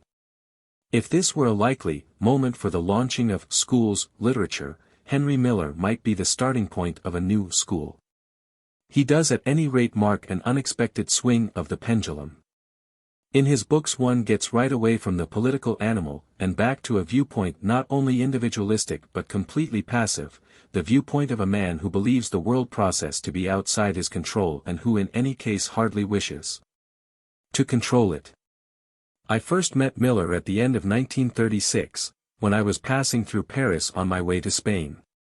What most intrigued me about him was to find that he felt no interest in the Spanish War whatever. He merely told me in forcible terms that to go to Spain at that moment was the act of an idiot. He could understand anyone going there from purely selfish motives, out of curiosity, for instance, but to mix oneself up in such things from a sense obligation was sheer stupidity. In any case my ideas about combating fascism, defending democracy, etc., were all baloney. Our civilization was destined to be swept away and replaced by something so different that we should scarcely regard it as human, a prospect that did not bother him, he said. And some such outlook is implicit throughout his work. Everywhere there is the sense of the approaching cataclysm, and almost everywhere the implied belief that it doesn't matter. The only political declaration which, so far as I know, he has ever made in print is a purely negative one. A year or so ago an American magazine, the Marxist Quarterly, sent out a questionnaire to various American writers asking them to define their attitude on the subject of war. Miller replied in terms of extreme pacifism, an individual refusal to fight, with no apparent wish to convert others to the same opinion, practically, in fact, a declaration of irresponsibility. However, there is more than one kind of irresponsibility. As a rule, writers who do not wish to identify themselves with the historical process at the moment either ignore it or fight against it. If they can ignore it, they are probably fools. If they can understand it well enough to want to fight against it, they probably have enough vision to realize that they cannot win. Look, for instance, at a poem like The Scholar Gypsy, with its railing against the strange disease of modern life, and its magnificent defeatist simile is the final stanza. It expresses one of the normal literary attitudes, perhaps actually the prevailing attitude during the last 100 years. And on the other hand there are the progressives, the yesayers, the Shawwells type, always leaping forward to embrace the ego projections which they mistake for the future. On the whole, the writers of the 20s took the first line and the writers of the 30s the second. And at any given moment, of course, there is a huge tribe of Barrys and Deepings and Dells who simply don't notice what is happening. Where Miller's work is symptomatically important is in its avoidance of any of these attitudes. He is neither pushing the world process forward nor trying to drag it back, but on the other hand he is by no means ignoring it. I should say that he believes in the impending ruin of Western civilization much more firmly than the majority of revolutionary writers, only he does not feel called upon to do anything about it. He is fiddling while Rome is burning, and, unlike the enormous majority of people who do this, fiddling with his face towards the flames. In Max and the White Phagocytes there is one of those revealing passages in which a writer tells you a great deal about himself while talking about somebody else. The book includes a long essay on the diaries of Anais Nin, which I have never read, except for a few fragments, and which I believe have not been published. Miller claims that they are the only true feminine writing that has ever appeared, whatever that may mean. But the interesting passage is one in which he compares Anais Nin, evidently a completely subjective, introverted writer, to Jonah in the whale's belly. In passing he refers to an essay that Aldous Huxley wrote some years ago about El Greco's picture, The Dream of Philip II. Huxley remarks that the people in El Greco's pictures always look as though they were in the bellies of whales, and professes to find something peculiarly horrible in the idea of being in a visceral prison. Miller retorts that, on the contrary, there are many worse things than being swallowed by whales, and the passage makes it dear that he himself finds the idea rather attractive. Here he is touching upon what is probably a very widespread fantasy. It is perhaps worth noticing that everyone, at least every English-speaking person, invariably speaks of Jonah and the whale. Of course the creature that swallowed Jonah was a fish, and was so described in the Bible, Jonah I. 17, but children naturally confuse it with a whale, and this fragment of baby talk is habitually carried into later life, a sign, perhaps, of the hold that the Jonah myth has upon our imaginations. For the fact is that being inside a whale is a very comfortable, cozy, home-like thought. The historical Jonah, if he can be so called, was glad enough to escape, but in imagination, in daydream, countless people have envied him. It is, of course, quite obvious why. The whale's belly is simply a womb big enough for an adult. There you are, in the dark, cushioned space that exactly fits you, with yards of blubber between yourself and reality, able to keep up an attitude of the completest indifference, no matter what happens. A storm that would sink all the battleships in the world would hardly reach you as an echo. Even the whale's own movements would probably be imperceptible to you. He might be wallowing among the surface waves or shooting down into the blackness of the middle seas, a mile deep, according to Herman Melville, but you would never notice the difference. Short of being dead, it is the final, unsurpassable stage of irresponsibility. And however it may be with Anais Nin, there is no question that Miller himself is inside the whale. All his best and most characteristic passages are written from the angle of Jonah, a willing Jonah.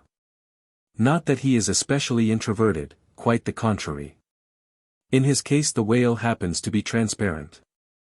Only he feels no impulse to alter or control the process that he is undergoing.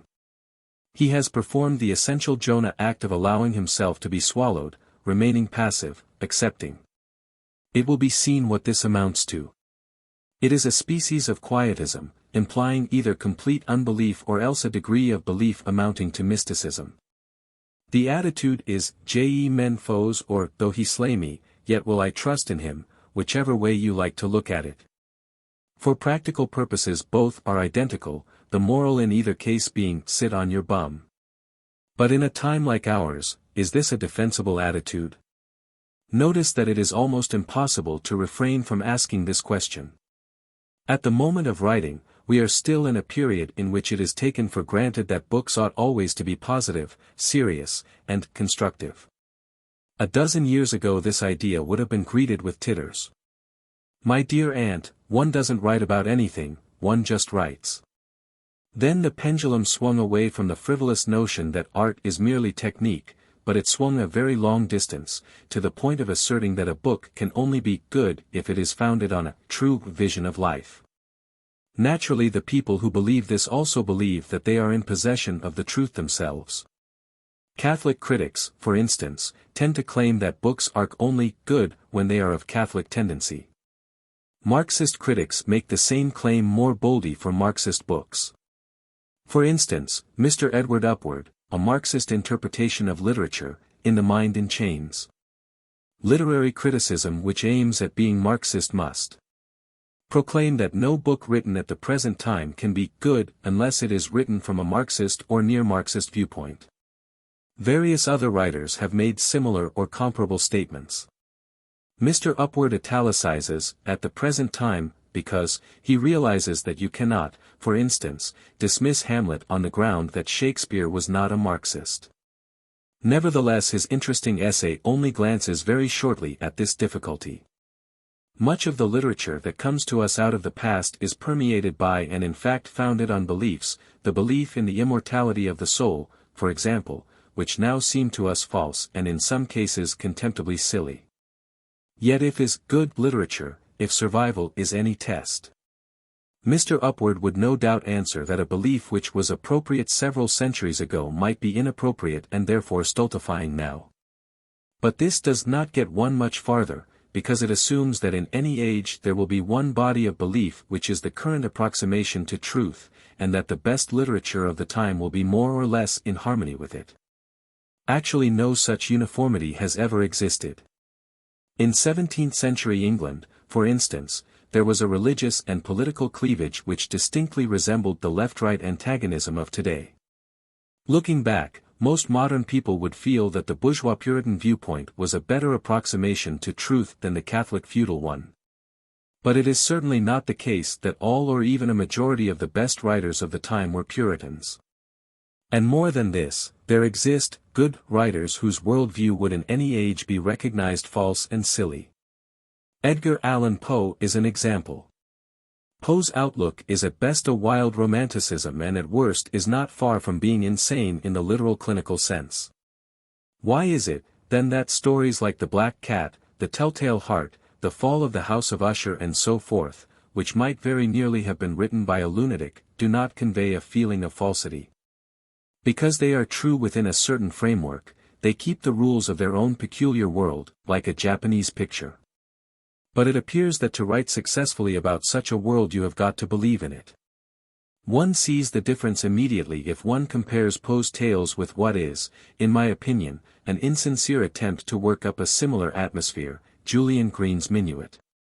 The thing that immediately strikes one about Minuet is that there is no reason why any of the events in it should happen. Everything is completely arbitrary, there is no emotional sequence. But this is exactly what one does not feel with Poe's stories. Their maniacal logic, in its own setting, is quite convincing. When, for instance, the drunkard seizes the black cat and cuts its eye out with his penknife, one knows exactly why he did it, even to the point of feeling that one would have done the same oneself. It seems therefore that for a creative writer possession of the truth is less important than emotional sincerity. Even Mr. Upward would not claim that a writer needs nothing beyond a Marxist training. He also needs a talent. But talent, apparently, is a matter of being able to care, of really believing in your beliefs, whether they are true or false. The difference between, for instance, Céline and Evelyn Waugh is a difference of emotional intensity. It is the difference between genuine despair and a despair that is at least partly a pretense. And with this there goes another consideration which is perhaps less obvious. that there are occasions when an untrue belief is more likely to be sincerely held than a true one. If one looks at the books of personal reminiscence written about the War of 1914-18, one notices that nearly all that have remained readable after a lapse of time are written from a passive, negative angle. They are the records of something completely meaningless, a nightmare happening in a void. That was not actually the truth about the war, but it was the truth about the individual reaction. The soldier advancing into a machine gun barrage or standing waist-deep in a flooded trench knew only that here was an appalling experience in which he was all but helpless. He was likelier to make a good book out of his helplessness and his ignorance than out of a pretended power to see the whole thing in perspective. As for the books that were written during the war itself, the best of them were nearly all the work of people who simply turned their backs and tried not to notice that the war was happening. Mr. E. M. Forster has described how in 1917 he read Prufrock and other of Eliot's early poems, and how it heartened him at such a time to get hold of poems that were innocent of public-spiritedness. They sang of private disgust and diffidence. And of people who seemed genuine because they were unattractive or weak. Here was a protest, and a feeble one, and the more congenial for being feeble. He who could turn aside to complain of ladies and drawing rooms preserved a tiny drop of our self-respect, he carried on the human heritage. That is very well said. Mr. McNeice, in the book I have referred to already, quotes this passage and somewhat smugly adds. 10 years later less feeble protests were to be made by poets and the human heritage carried on rather differently. The contemplation of a world of fragments becomes boring and Eliot's successors are more interested in tidying it up. Similar remarks are scattered throughout Mr. McNeice's book.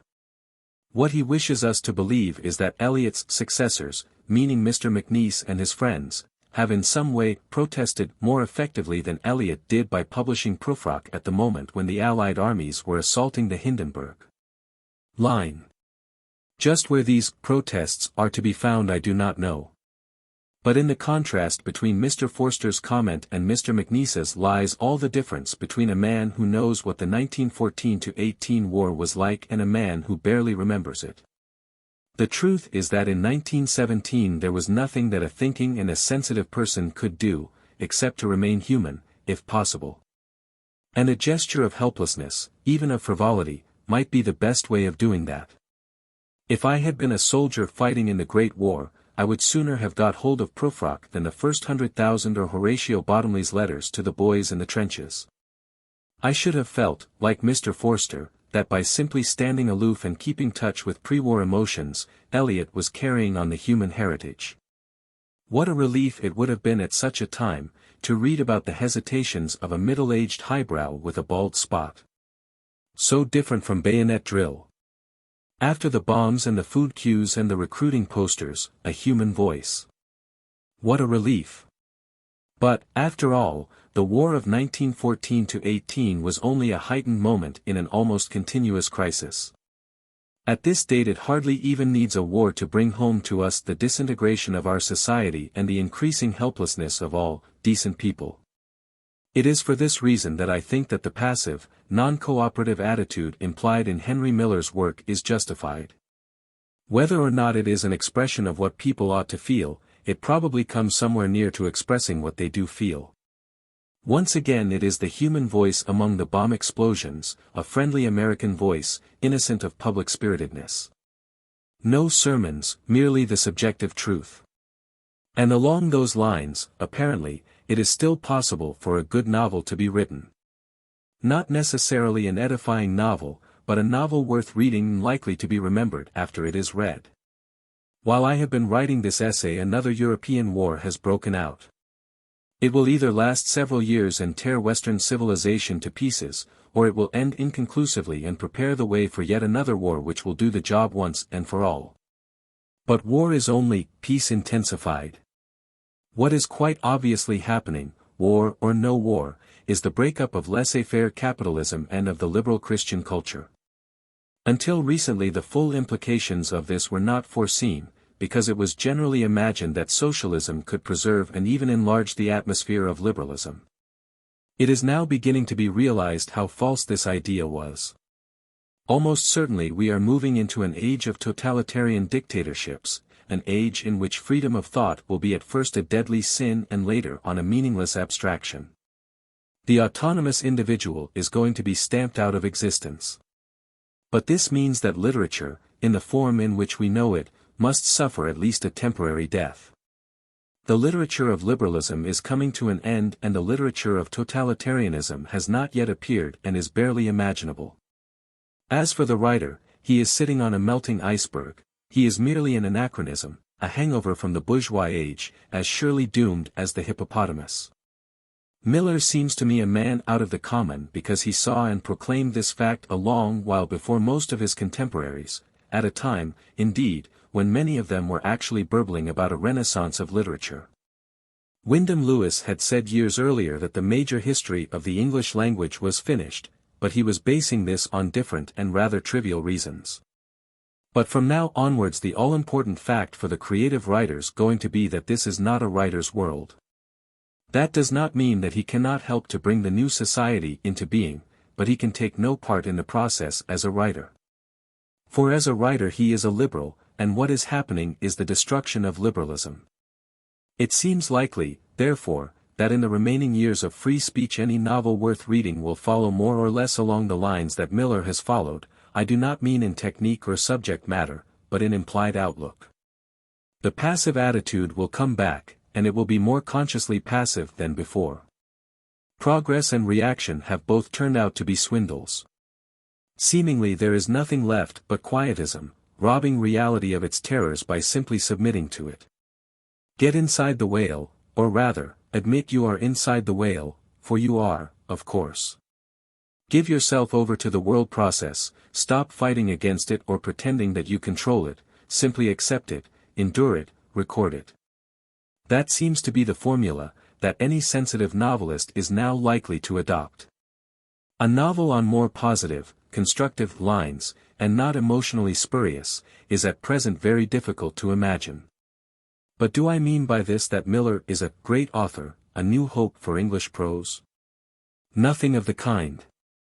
Miller himself would be the last to claim or want any such thing. No doubt he will go on writing, anybody who has once started always goes on writing, and associated with him there are a number of writers of approximately the same tendency, Lawrence Durrell, Michael Frankel and others. Almost amounting to the school. But he himself seems to me essentially a man of one book. Sooner or later I should expect him to descend into unintelligibility, or into charlatanism. There are signs of both in his later work. His last book, Tropic of Capricorn, I have not even read. This was not because I did not want to read it, but because the police and customs authorities have so far managed to prevent me from getting hold of it. But it would surprise me if it came anywhere near Tropic of Cancer or the opening chapters of Black Spring. Like certain other autobiographical novelists, he had it in him to do just one thing perfectly, and he did it. Considering what the fiction of the 1930s has been like, that is something. Miller's books are published by the Obelisk Press in Paris. What will happen to the Obelisk Press, now that war has broken out and Jack Cathane, the publisher, is dead, I do not know, but at any rate the books are still procurable. I earnestly counsel anyone who has not done so to read at least Tropic of Cancer. With a little ingenuity, or by paying a little over the published price, you can get hold of it, and even if parts of it disgust you, it will stick in your memory. It is also an important book, in a sense different from the sense in which that word is generally used. As a rule novels are spoken of as important, when they are either a terrible indictment of something or other or when they introduce some technical innovation. Neither of these applies to Tropic of Cancer. Its importance is merely symptomatic. Here in my opinion is the only imaginative prose writer of the slightest value who has appeared among the English-speaking races for some years past. Even if that is objected to as an overstatement, it will probably be admitted that Miller is a writer out of the ordinary, worth more than a single glance. And after all, he is a completely negative, unconstructive, immoral writer, a mere Jonah, a passive acceptor of evil, a sort of Whitman among the corpses. Symptomatically, that is more significant than the mere fact that 5,000 novels are published in England every year and 4,900 of them are tripe. It is a demonstration of the impossibility of any major literature until the world has shaken itself into its new shape. The Art of Donald Mcgill. 1941. Who does not know the comics of the cheap stationer's windows? The penny or two-penny colored postcards with their endless succession of fat women in tight bathing dresses and their crude drawing and unbearable colors, chiefly hedge sparrow's egg tint and post office red? This question ought to be rhetorical, but it is curious fact that many people seem to be unaware of the existence of these things, or else to have a vague notion that they are something to be found only at the seaside. Like nigger minstrels or peppermint rock. Actually they are on sale everywhere. They can be bought at nearly any Woolworths, for example, and they are evidently produced in enormous numbers, new series constantly appearing. They are not to be confused with the various other types of comic illustrated postcard, such as the sentimental ones dealing with puppies and kittens or the Wendyish, sub-pornographic ones which exploit the love affairs of children. They are a genre of their own, specializing in very low humor, the mother-in-law, baby's nappy, policeman's boot type of joke, and distinguishable from all the other kinds by having no artistic pretensions. Some half-dozen publishing houses issue them, though the people who draw them seem not to be numerous at any one time. I have associated them especially with the name of Donald Mcgill because he is not only the most prolific and by far the best of contemporary postcard artists, but also the most representative, the most perfect in the tradition. Who Donald Mcgill is, I do not know. He is apparently a trade name, for at least one series of postcards is issued simply as the Donald Mcgill Comics, but he is also unquestionable a real person with a style of drawing which is recognizable at a glance. Anyone who examines his postcards in bulk will notice that many of them are not despicable even as drawings, but it would be mere dilettanteism to pretend that they have any direct aesthetic value. A comic postcard is simply an illustration to a joke, invariably a low joke, and it stands or falls by its ability to raise a laugh. Beyond that it has only ideological interest. Mcgill is a clever draftsman with a real caricaturist's touch in the drawing of faces, but the special value of his postcards is that they are so completely typical. They represent, as it were, the norm of the comic postcard. Without being in the least imitative, they are exactly what comic postcards have been any time these last 40 years, and from them the meaning and purpose of the whole genre can be inferred. Get hold of a dozen of these things, preferably Mcgill's. If you pick out from a pile the ones that seem to you funniest, you will probably find that most of them are Mcgill's, and spread them out on a table. What do you see?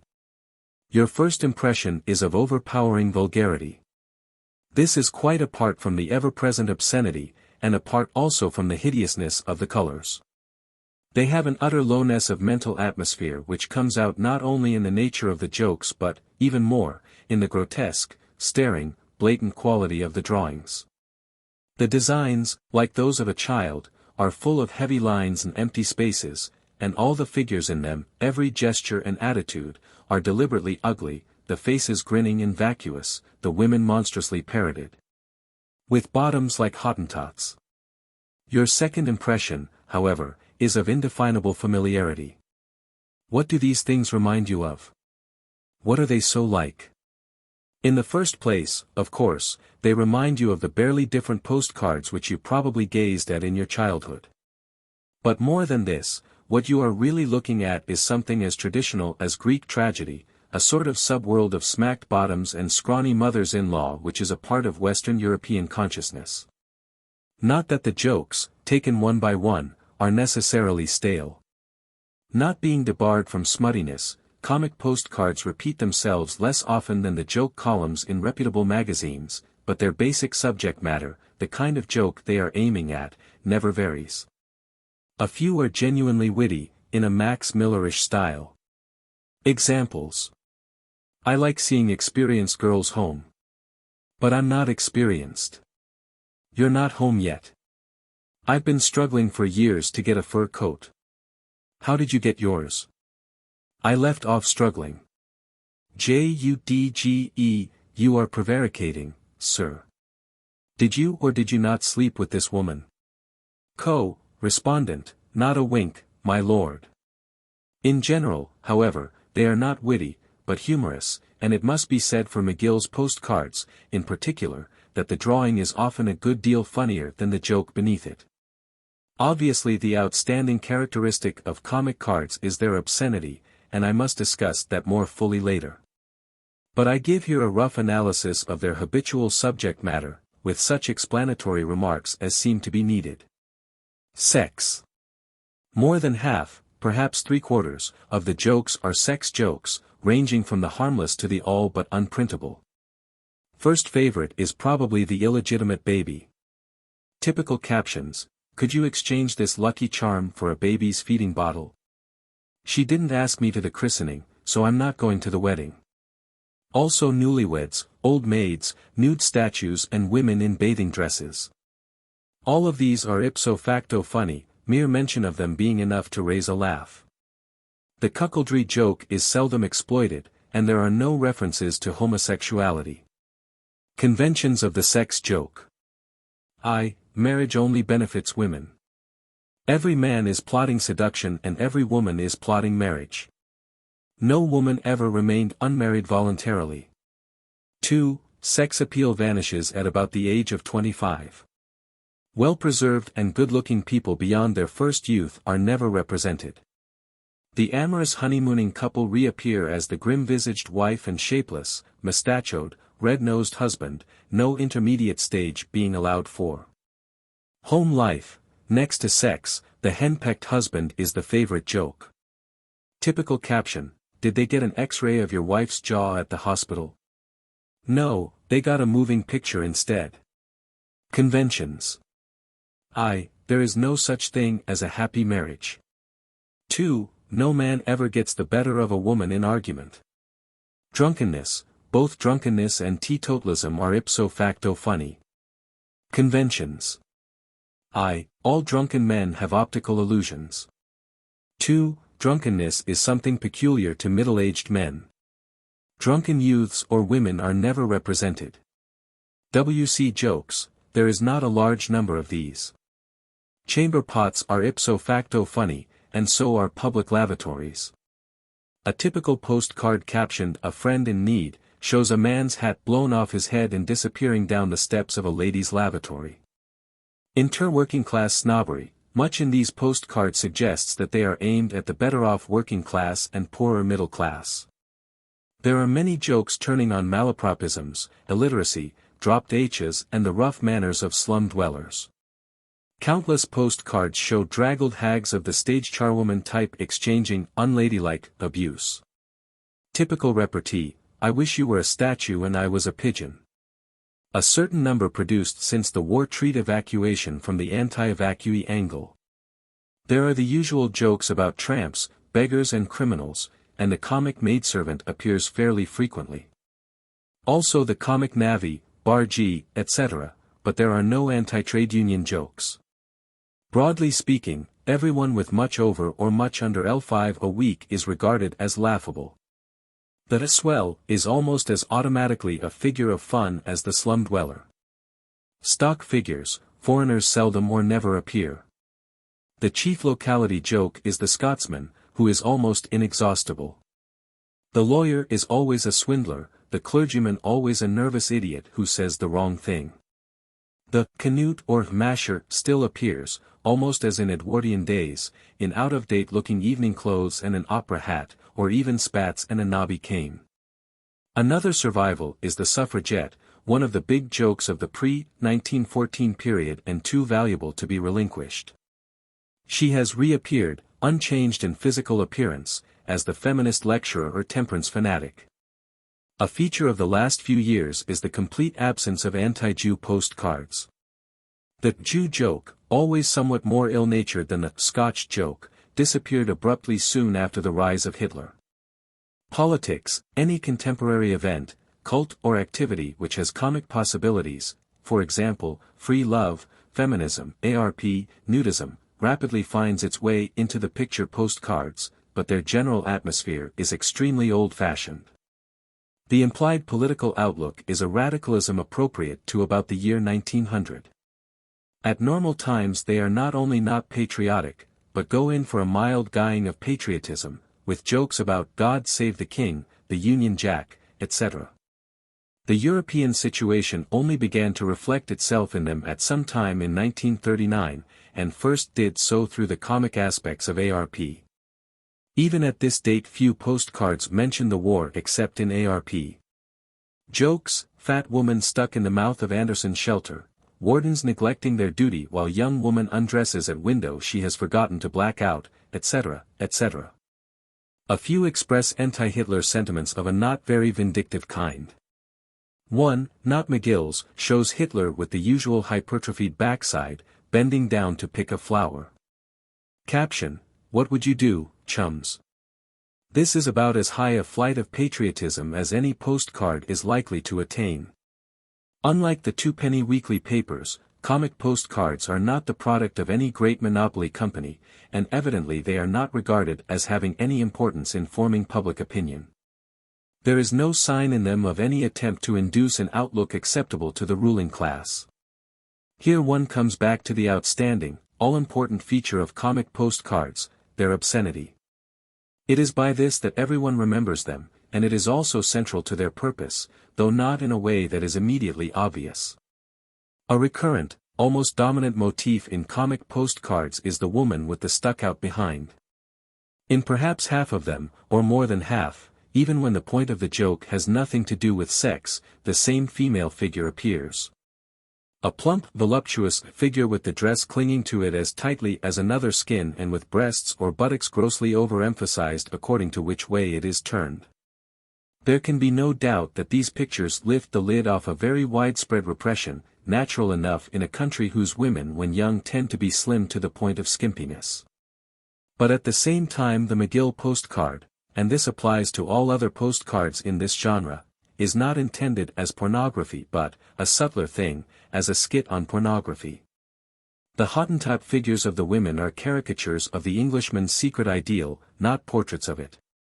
When one examines McGill's postcards more closely, one notices that his brand of humor only has a meaning in relation to a fairly strict moral code.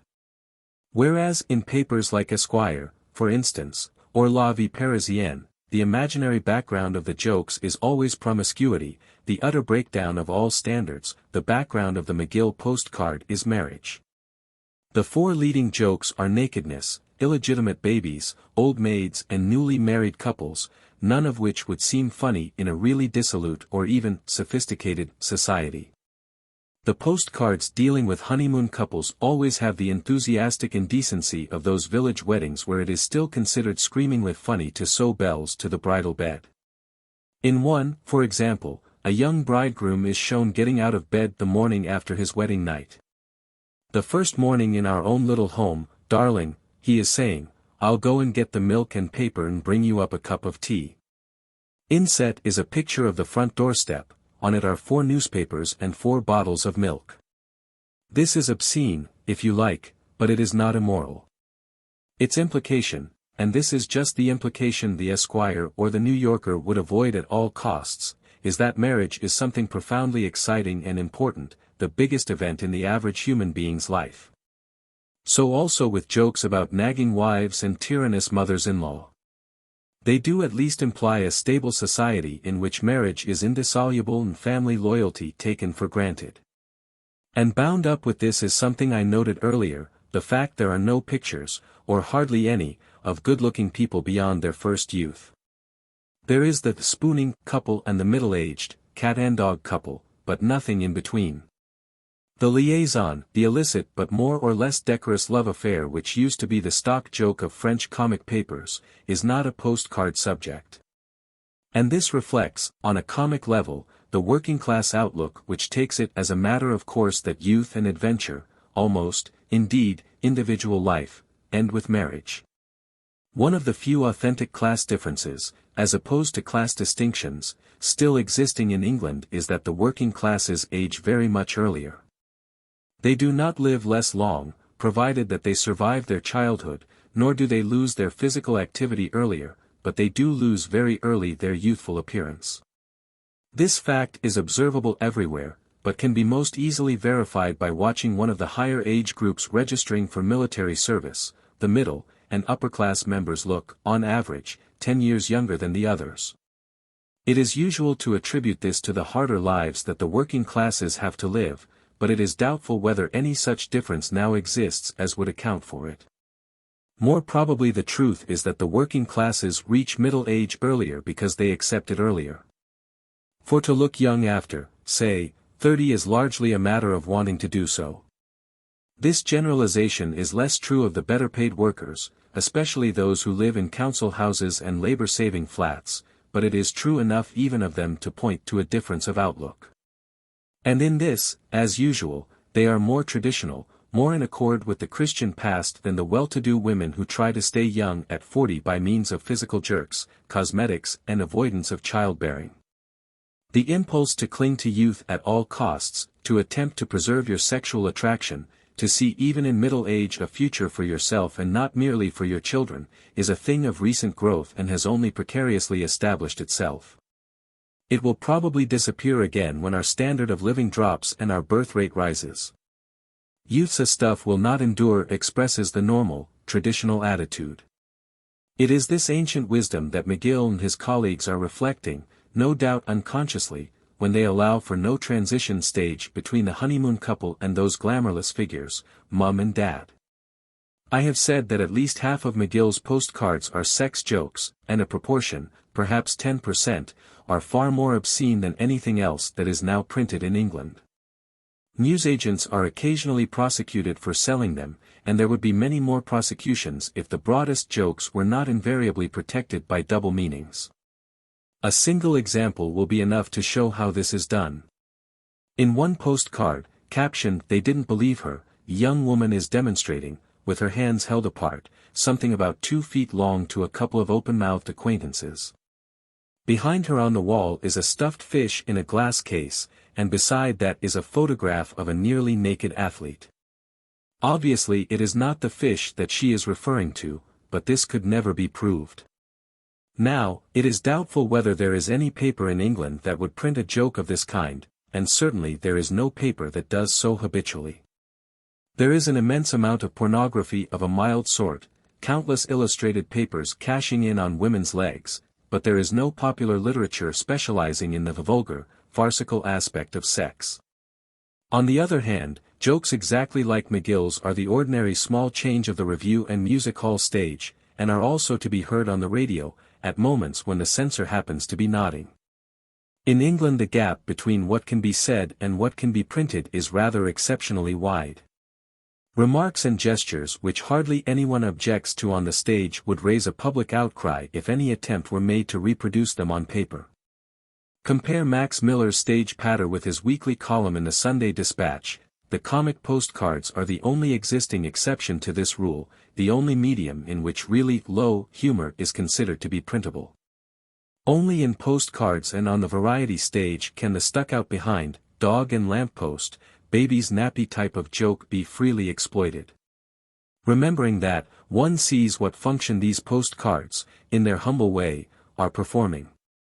What they are doing is to give expression to the Sancho Panza view of life, the attitude to life that Miss Rebecca West once summed up as extracting as much fun as possible from smacking behinds in basement kitchens. The Don Quixote-Sancho Panza combination, which of course is simply the ancient dualism of body and soul in fiction form, recurs more frequently in the literature of the last 400 years than can be explained by mere imitation. It comes up again and again, in endless variations, Bouvard and Picuchet, Jeeves and Worcester, Bloom and Daedalus, Holmes and Watson. The Holmes-Watson variant is an exceptionally subtle one. Because the usual physical characteristics of two partners have been transposed. Evidently it corresponds to something enduring in our civilization, not in the sense that either character is to be found in a pure state in real life, but in the sense that the two principles, noble folly and base wisdom, exist side by side in nearly every human being. If you look into your own mind, which are you, Don Quixote or Sancho Panza? Almost certainly you are both. There is one part of you that wishes to be a hero or a saint, but another part of you is a little fat man who sees very clearly the advantages of staying alive with a whole skin. He is your unofficial self, the voice of the belly protesting against the soul. His tastes lie towards safety, soft beds, no work, pots of beer and women with voluptuous figures. He it is who punctures your fine attitudes and urges you to look after number one, to be unfaithful to your wife, to bilk your debts, and so on and so forth. Whether you allow yourself to be influenced by him is a different question. But it is simply a lie to say that he is not part of you, just as it is a lie to say that Don Quixote is not part of you either, though most of what is said and written consists of one lie or the other, usually the first. But though in varying forms he is one of the stock figures of literature, in real life, especially in the way society is ordered, his point of view never gets a fair hearing. There is a constant worldwide conspiracy to pretend that he is not there, or at least that he doesn't matter. Codes of law and morals, or religious systems, never have much room in them for a humorous view of life. Whatever is funny is subversive, every joke is ultimately a custard pie, and the reason why so large a proportion of jokes center round obscenity is simply that all societies, as the price of survival, have to insist on a fairly high standard of sexual morality. A dirty joke is not, of course, a serious attack upon morality, but it is a sort of mental rebellion, a momentary wish that things were otherwise. So also with all other jokes, which always center round cowardice, laziness, dishonesty, or some other quality which society cannot afford to encourage. Society has always to demand a little more from human beings than it will get in practice. It has to demand faultless discipline and self-sacrifice, it must expect its subjects to work hard, pay their taxes, and be faithful to their wives. It must assume that men think it glorious to die on the battlefield and women want wear themselves out with childbearing. The whole of what one may call official literature is founded on such assumptions.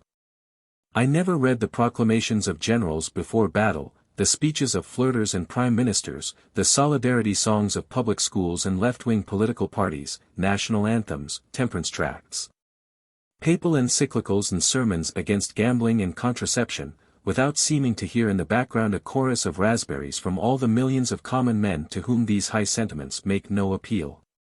Nevertheless, the high sentiments always win in the end. Leaders who offer blood, toil, tears and sweat always get more out of their followers than those who offer safety and a good time. When it comes to the pinch, human beings are heroic. Women face childbed and the scrubbing brush, revolutionaries keep their mouths shut in the torture chamber, battleships go down with their guns still firing when their decks are awash. It is only that the other element in man, the lazy, cowardly, debt-bilking adulterer who is inside all of us, can never be suppressed altogether and needs a hearing occasionally. The comic postcards are one expression of his point of view, a humble one, less important than the music halls, but still worthy of attention. In a society which is still basically Christian, they naturally concentrate on sex jokes. In a totalitarian society, if they had any freedom of expression at all, they would probably concentrate on laziness or cowardice, but at any rate on the unheroic in one form or another. It will not do to condemn them on the ground that they are vulgar and ugly. That is exactly what they are meant to be. Their whole meaning and virtue is in their unredeemed lowness, not only in the sense of obscenity, but lowness of outlook in every direction whatever. The slightest hint of higher influences would ruin them utterly. They stand for the worm's eye view of life, for the music hall world where marriage is a dirty joke or a comic disaster, where the rent is always behind and the clothes are always up the spout. Where the lawyer is always a crook and the Scotsman always a miser, where the newlyweds make fools of themselves on the hideous beds of seaside lodging houses and the drunken, red-nosed husbands roll home at 4 a.m. to meet the linen nightgowned wives who wait for them behind the front door, poker in hand. Their existence, the fact that people want them, is symptomatically important. Like the music halls, they are a sort of saturnalia, a harmless rebellion against virtue. They express only one tendency in the human mind, but a tendency which is always there and will find its own outlet, like water. On the whole, human beings want to be good, but not too good, and not quite all the time. 4. There is a just man that perished in his righteousness, and there is a wicked man that prolongeth his life in his wickedness. Be not righteous overmuch, neither make thyself overwise, why shouldst thou destroy thyself? Be not overmuch wicked, neither be thou foolish, why shouldst thou die before thy time? In the past the mood of the comic postcard could enter into the central stream of literature, and jokes barely different from McGill's could casually be uttered between the murders in Shakespeare's tragedies. That is no longer possible, and a whole category of humor, integral to our literature till 1800 or thereabouts, has dwindled down to these ill-drawn postcards, leading a barely legal existence in cheap stationers' windows. The corner of the human heart that they speak for might easily manifest itself in worse forms, and I for one should be sorry to see them vanish. The Lion and the Unicorn, Socialism and the English Genius. 1941. Part 1, England Your England. As I write, highly civilized human beings are flying overhead, trying to kill me. They do not feel any enmity against me as an individual, nor I against them. They are only doing their duty, as the saying goes. Most of them, I have no doubt, are kind-hearted law-abiding men who would never dream of committing murder in private life. On the other hand, if one of them succeeds in blowing me to pieces with a well-placed bomb, he will never sleep any the worse for it. He is serving his country, which has the power to absolve him from evil. One cannot see the modern world as it is unless one recognizes the overwhelming strength of patriotism, national loyalty. In certain circumstances it can break down, at certain levels of civilization it does not exist, but as a positive force there is nothing to set beside it. Christianity and international socialism are as weak as straw in comparison with it. Hitler and Mussolini rose to power in their own countries very largely because they could grasp this fact and their opponents could not. Also, one must admit that the divisions between nation and nation are founded on real differences of outlook. Till recently it was thought proper to pretend that all human beings are very much alike, but in fact anyone able to use his eyes knows that the average of human behavior differs enormously from country to country. Things that could happen in one country could not happen in another. Hitler's June Purge, for instance, could not have happened in England. And, as Western peoples go, the English are very highly differentiated. There is a sort of backhanded admission of this in the dislike which nearly all foreigners feel for our national way of life. Few Europeans can endure living in England, and even Americans often feel more at home in Europe. When you come back to England from any foreign country, you have immediately the sensation of breathing a different air. Even in the first few minutes dozens of small things conspire to give you this feeling.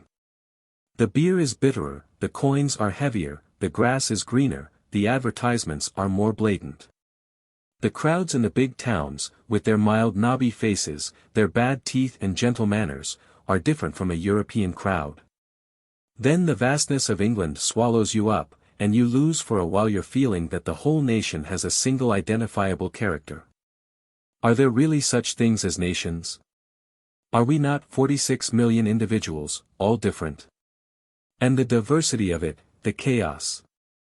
The clatter of clogs in the Lancashire mill towns, the to and fro of the lorries on the Great North Road, the queues outside the labour exchanges, the rattle of pin tables in the Soho pubs. The old maids hiking to Holy Communion through the mists of the autumn morning, all these are not only fragments, but characteristic fragments, of the English scene. How can one make a pattern out of this muddle? But talk to foreigners, read foreign books or newspapers, and you are brought back to the same thought. Yes, there is something distinctive and recognizable in English civilization. It is a culture as individual as that of Spain. It is somehow bound up with solid breakfasts and gloomy Sundays, smoky towns and winding roads, green fields and red pillar boxes. It has a flavor of its own. Moreover, it is continuous, it stretches into the future and the past, there is something in it that persists, as in a living creature. What can the England of 1940 have in common with the England of 1840? But then, what have you in common with the child of 5 whose photograph your mother keeps on the mantelpiece? Nothing, except that you happen to be the same person. And above all, it is your civilization, it is you. However much you hate it or laugh at it, you will never be happy away from it for any length of time. The suet puddings and the red pillar boxes have entered into your soul. Good or evil, it is yours, you belong to it, and this side the grave you will never get away from the marks that it has given you. Meanwhile England, together with the rest of the world, is changing. And like everything else it can change only in certain directions, which up to a point can be foreseen. That is not to say that the future is fixed, merely that certain alternatives are possible and others not. A seed may grow or not grow, but at any rate a turnip seed never grows into a parsnip. It is therefore of the deepest importance to try and determine what England is, before guessing what part England can play in the huge events that are happening. 2. National characteristics are not easy to pin down, and when pinned down they often turn out to be trivialities or seem to have no connection with one another. Spaniards are cruel to animals, Italians can do nothing without making a deafening noise, the Chinese are addicted to gambling. Obviously such things don't matter in themselves. Nevertheless, nothing is causeless, and even the fact that Englishmen have bad teeth can tell something about the realities of English life. Here are a couple of generalizations about England that would be accepted by almost all observers. One is that the English are not gifted artistically. They are not as musical as the Germans or Italians, painting and sculpture have never flourished in England as they have in France. Another is that, as Europeans go, the English are not intellectual. They have a horror of abstract thought, they feel no need for any philosophy or systematic worldview. Nor is this because they are practical, as they are so fond of claiming for themselves. One has only to look at their methods of town planning and water supply, their obstinate clinging to everything that is out of date and a nuisance, a spelling system that defies analysis. And a system of weights and measures that is intelligible only to the compilers of arithmetic books, to see how little they care about mere efficiency. But they have a certain power of acting without taking thought. Their world-famed hypocrisy, their double-faced attitude towards the empire, for instance, is bound up with this. Also, in moments of supreme crisis the whole nation can suddenly draw together and act upon a species of instinct, really a code of conduct which is understood by almost everyone, though never formulated. The phrase that Hitler coined for the Germans, a sleepwalking people, would have been better applied to the English. Not that there is anything to be proud of in being called a sleepwalker. But here it is worth noting a minor English trait which is extremely well marked though not often commented on, and that is a love of flowers. This is one of the first things that one notices when one reaches England from abroad, especially if one is coming from southern Europe. Does it not contradict the English indifference to the arts? Not really, because it is found in people who have no aesthetic feelings whatever.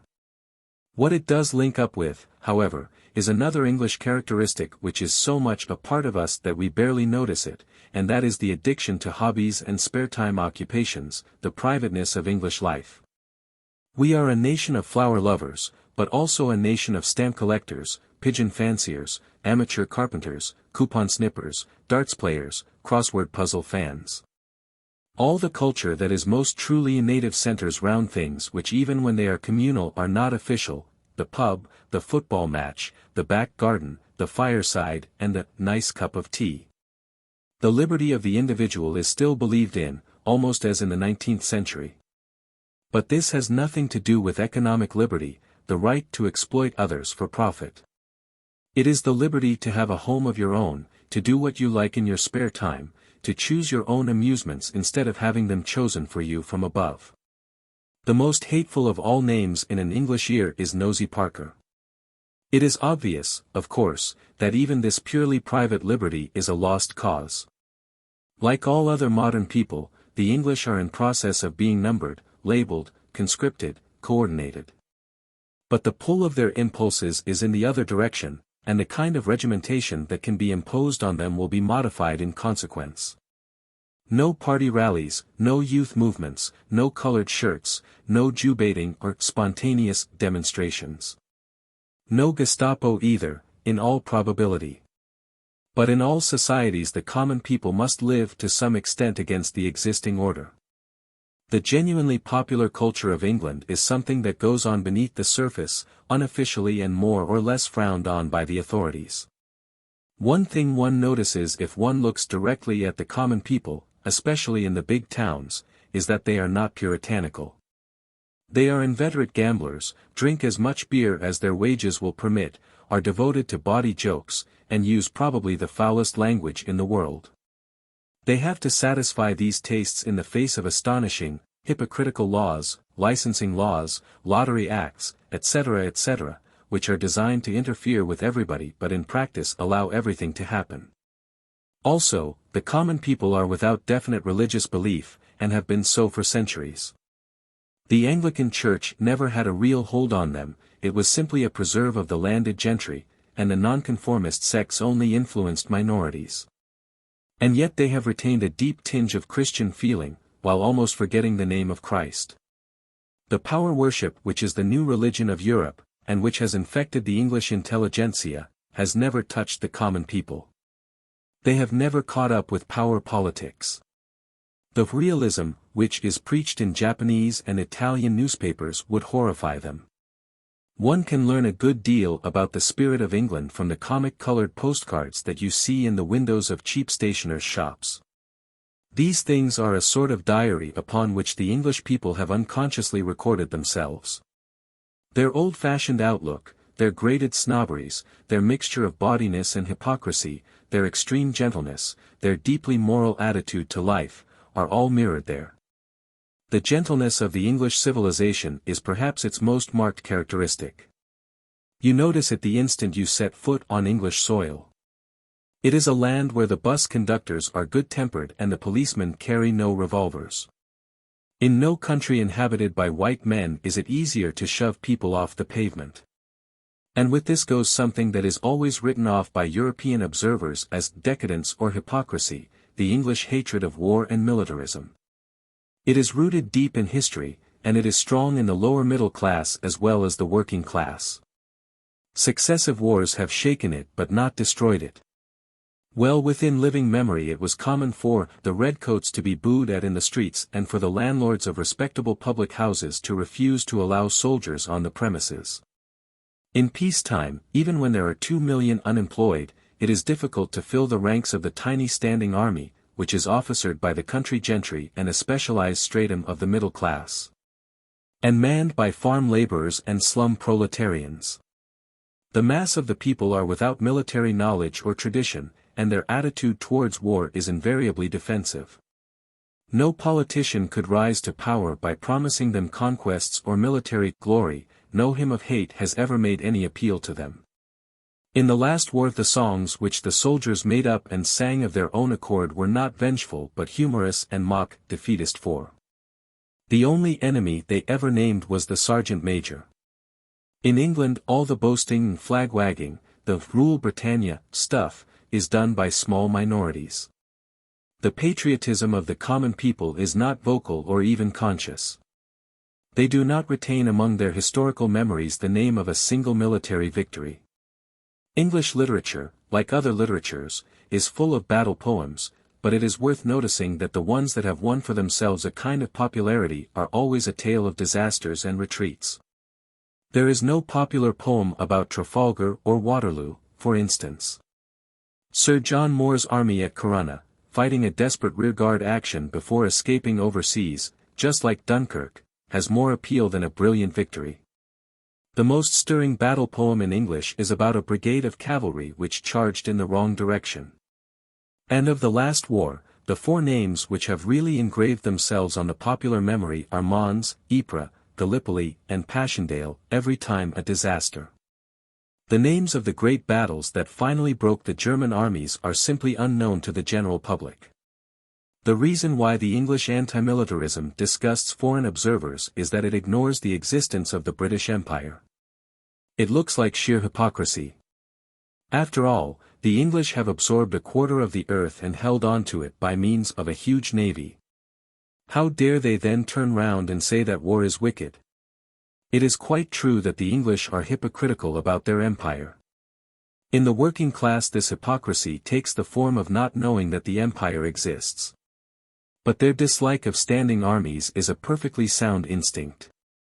A navy employs comparatively few people, and it is an external weapon which cannot affect home politics directly.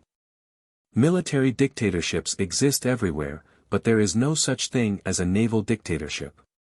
What English people of nearly all classes loathe from the bottom of their hearts is the swaggering officer type, the jingle of spurs and the crash of boots. Decades before Hitler was ever heard of, the word Prussian had much the same significance in England as Nazi has today. So deep does this feeling go that for 100 years past the officers of the British Army, in peacetime, have always worn civilian clothes when off duty. One rapid but fairly sure guide to the social atmosphere of a country is the parade step of its army. A military parade is really a kind of ritual dance, something like a ballet, expressing a certain philosophy of life. The goose step, for instance, is one of the most horrible sights in the world, far more terrifying than a dive bomber.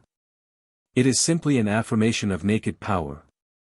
Contained in it, quite consciously and intentionally, is the vision of a boot crashing down on a face. Its ugliness is part of its essence, for what it is saying is, yes, I am ugly, and you daren't laugh at me, like the bully who makes faces at his victim. Why is the goose step not used in England?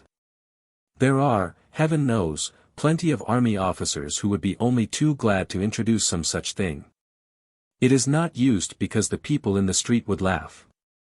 Beyond a certain point, military display is only possible in countries where the common people dare not laugh at the army. The Italians adopted the goose step at about the time when Italy passed definitely under German control, and, as one would expect, they do it less well than the Germans. The Vichy government, if it survives, is bound to introduce a stiffer parade ground discipline into what is left of the French army. In the British Army the drill is rigid and complicated, full of memories of the 18th century, but without definite swagger. The march is merely a formalized walk. It belongs to a society which is ruled by the sword, no doubt, but a sword which must never be taken out of the scabbard. And yet the gentleness of English civilization is mixed up with barbarities and anachronisms. Our criminal law is as out of date as the muskets in the Tower. Over against the Nazi storm trooper you have got to set that typically English figure, the hanging judge, some gouty old bully with his mind rooted in the 19th century, handing out savage sentences. In England people are still hanged by the neck and flogged with the cat o' nine tails. Both of these punishments are obscene as well as cruel, but there has never been any genuinely popular outcry against them. People accept them, and Dartmoor, and Borstal, almost as they accept the weather. They are part of the law, which is assumed to be unalterable. Here one comes upon an all-important English trait, the respect for constitutionalism and legality, the belief in the law as something above the state and above the individual, something which is cruel and stupid, of course, but at any rate incorruptible. It is not that anyone imagines the law to be just. Everyone knows that there is one law for the rich and another for the poor. But no one accepts the implications of this. Everyone takes it for granted that the law, such as it is, will be respected, and feels a sense of outrage when it is not. Remarks like, "They can't run me in. I haven't done anything wrong," or, "They can't do that, it's against the law," are part of the atmosphere of England. The professed enemies of society have this feeling as strongly as anyone else. One sees it in prison books like Wilfred Macartney's Walls Have Mouths or Jim Phelan's Jail Journey, in the solemn idiocies that take place at the trials of conscientious objectors, in letters to the papers from eminent Marxist professors, pointing out that this or that is a miscarriage of British justice. Everyone believes in his heart that the law can be, ought to be, and, on the whole, will be impartially administered. The totalitarian idea that there is no such thing as law, there is only power, has never taken root. Even the intelligentsia have only accepted it in theory. An illusion can become a half-truth, a mask can alter the expression of a face. The familiar arguments to the effect that democracy is just the same as or just as bad as totalitarianism never take account of this fact. All such arguments boil down to saying that half a loaf is the same as no bread. In England such concepts as justice, liberty, and objective truth are still believed in. They may be illusions, but they are very powerful illusions. The belief in them influences conduct. National life is different because of them. In proof of which, look about you. Where are the rubber truncheons, where is the castor oil? The sword is still in the scabbard, and while it stays there corruption cannot go beyond a certain point. The English electoral system, for instance, is an all but open fraud. In a dozen obvious ways it is gerrymandered in the interest of the moneyed class. But until some deep change has occurred in the public mind, it cannot become completely corrupt. You do not arrive at the polling booth to find men with revolvers telling you which way to vote, nor are the votes miscounted, nor is there any direct bribery. Even hypocrisy is a powerful safeguard. The hanging judge, that evil old man in scarlet robe and horsehair wig, whom nothing short of dynamite will ever teach what century he is living in. But who will at any rate interpret the law according to the books and will in no circumstances take a money bribe, is one of the symbolic figures of England. He is a symbol of the strange mixture of reality and illusion, democracy and privilege, humbug and decency, the subtle network of compromises, by which the nation keeps itself in its familiar shape. 3. I have spoken all the while of the nation, England, Britain, as though 45 million souls could somehow be treated as a unit. But is not England notoriously two nations, the rich and the poor? Dare one pretend that there is anything in common between people with L100,000 a year and people with L1 a week?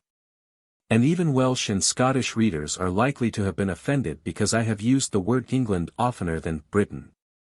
As though the whole population dwelt in London and the home counties and neither north nor west possessed a culture of its own.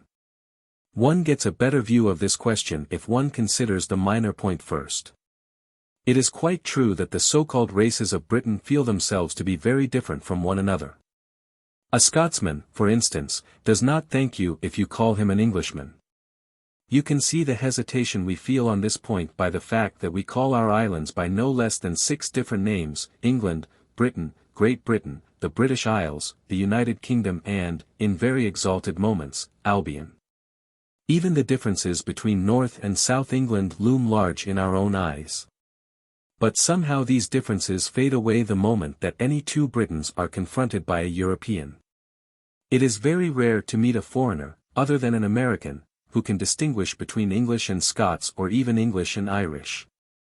To a Frenchman, the Breton and the Auvergnat seem very different beings, and the accent of Marseilles is a stock joke in Paris. Yet we speak of France and the French, recognizing France as an entity, a single civilization, which in fact it is. So also with ourselves. Looked at from the outsider, even the Cockney and the Yorkshireman have a strong family resemblance. And even the distinction between rich and poor dwindles somewhat when one regards the nation from the outside. There is no question about the inequality of wealth in England. It is grosser than in any European country, and you have only to look down the nearest street to see it.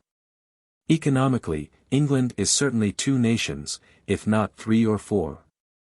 But at the same time the vast majority of the people feel themselves to be a single nation and are conscious of resembling one another more than they resemble foreigners. Patriotism is usually stronger than class hatred, and always stronger than any kind of internationalism. Except for a brief moment in 1920, the hands-off Russia movement, the British working class have never thought or acted internationally. For 2.5 years they watched their comrades in Spain slowly strangled, and never aided them by even a single strike 5. But when their own country, the country of Lord Nuffield and Mr. Montague Norman, was in danger, their attitude was very different.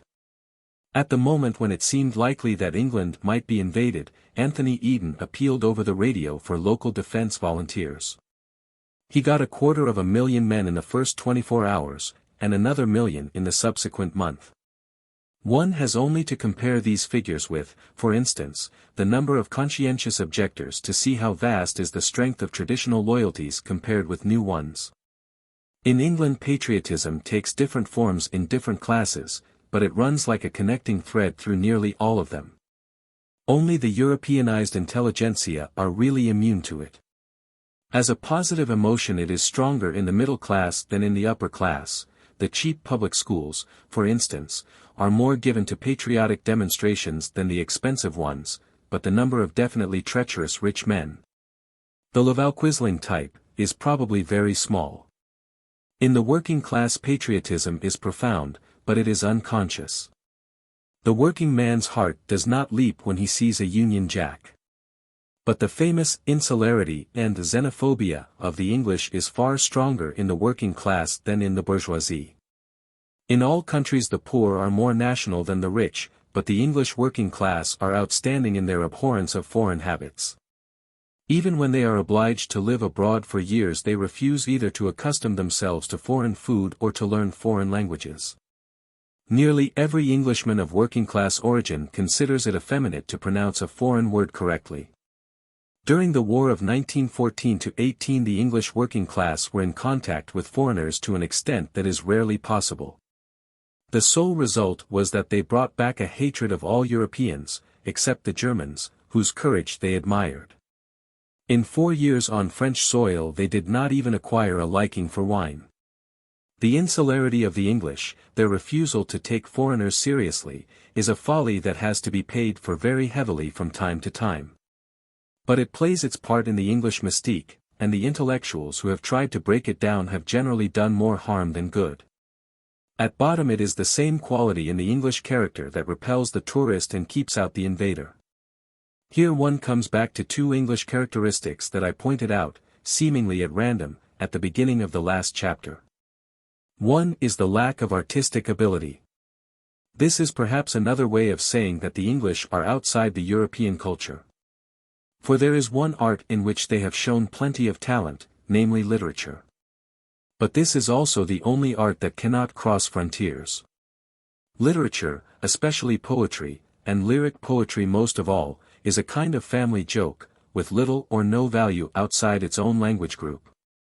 Except for Shakespeare, the best English poets are barely known in Europe, even as names. The only poets who are widely read are Byron, who is admired for the wrong reasons, and Oscar Wilde, who is pitted as a victim of English hypocrisy.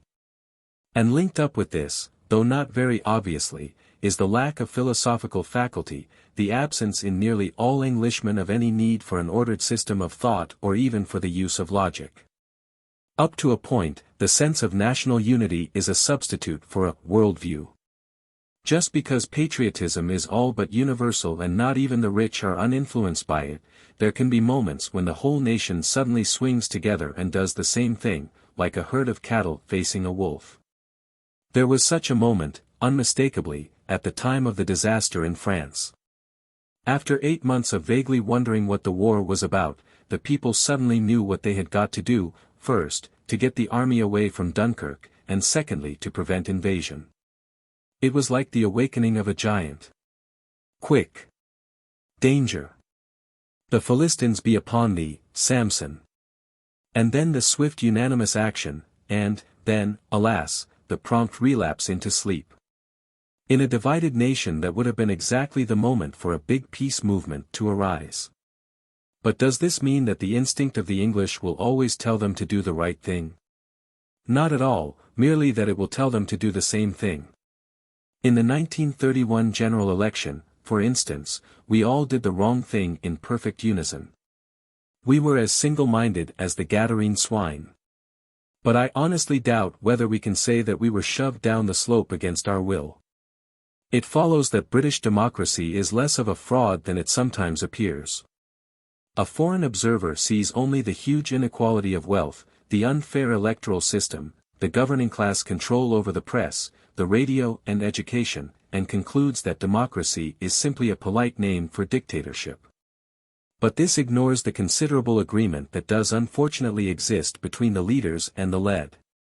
However much one may hate to admit it, it is almost certain that between 1931 and 1940 the national government represented the will of the mass of the people.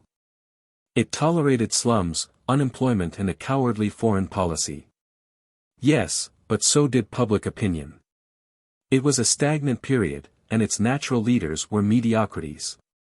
In spite of the campaigns of a few thousand left-wingers, it is fairly certain that the bulk of the English people were behind Chamberlain's foreign policy.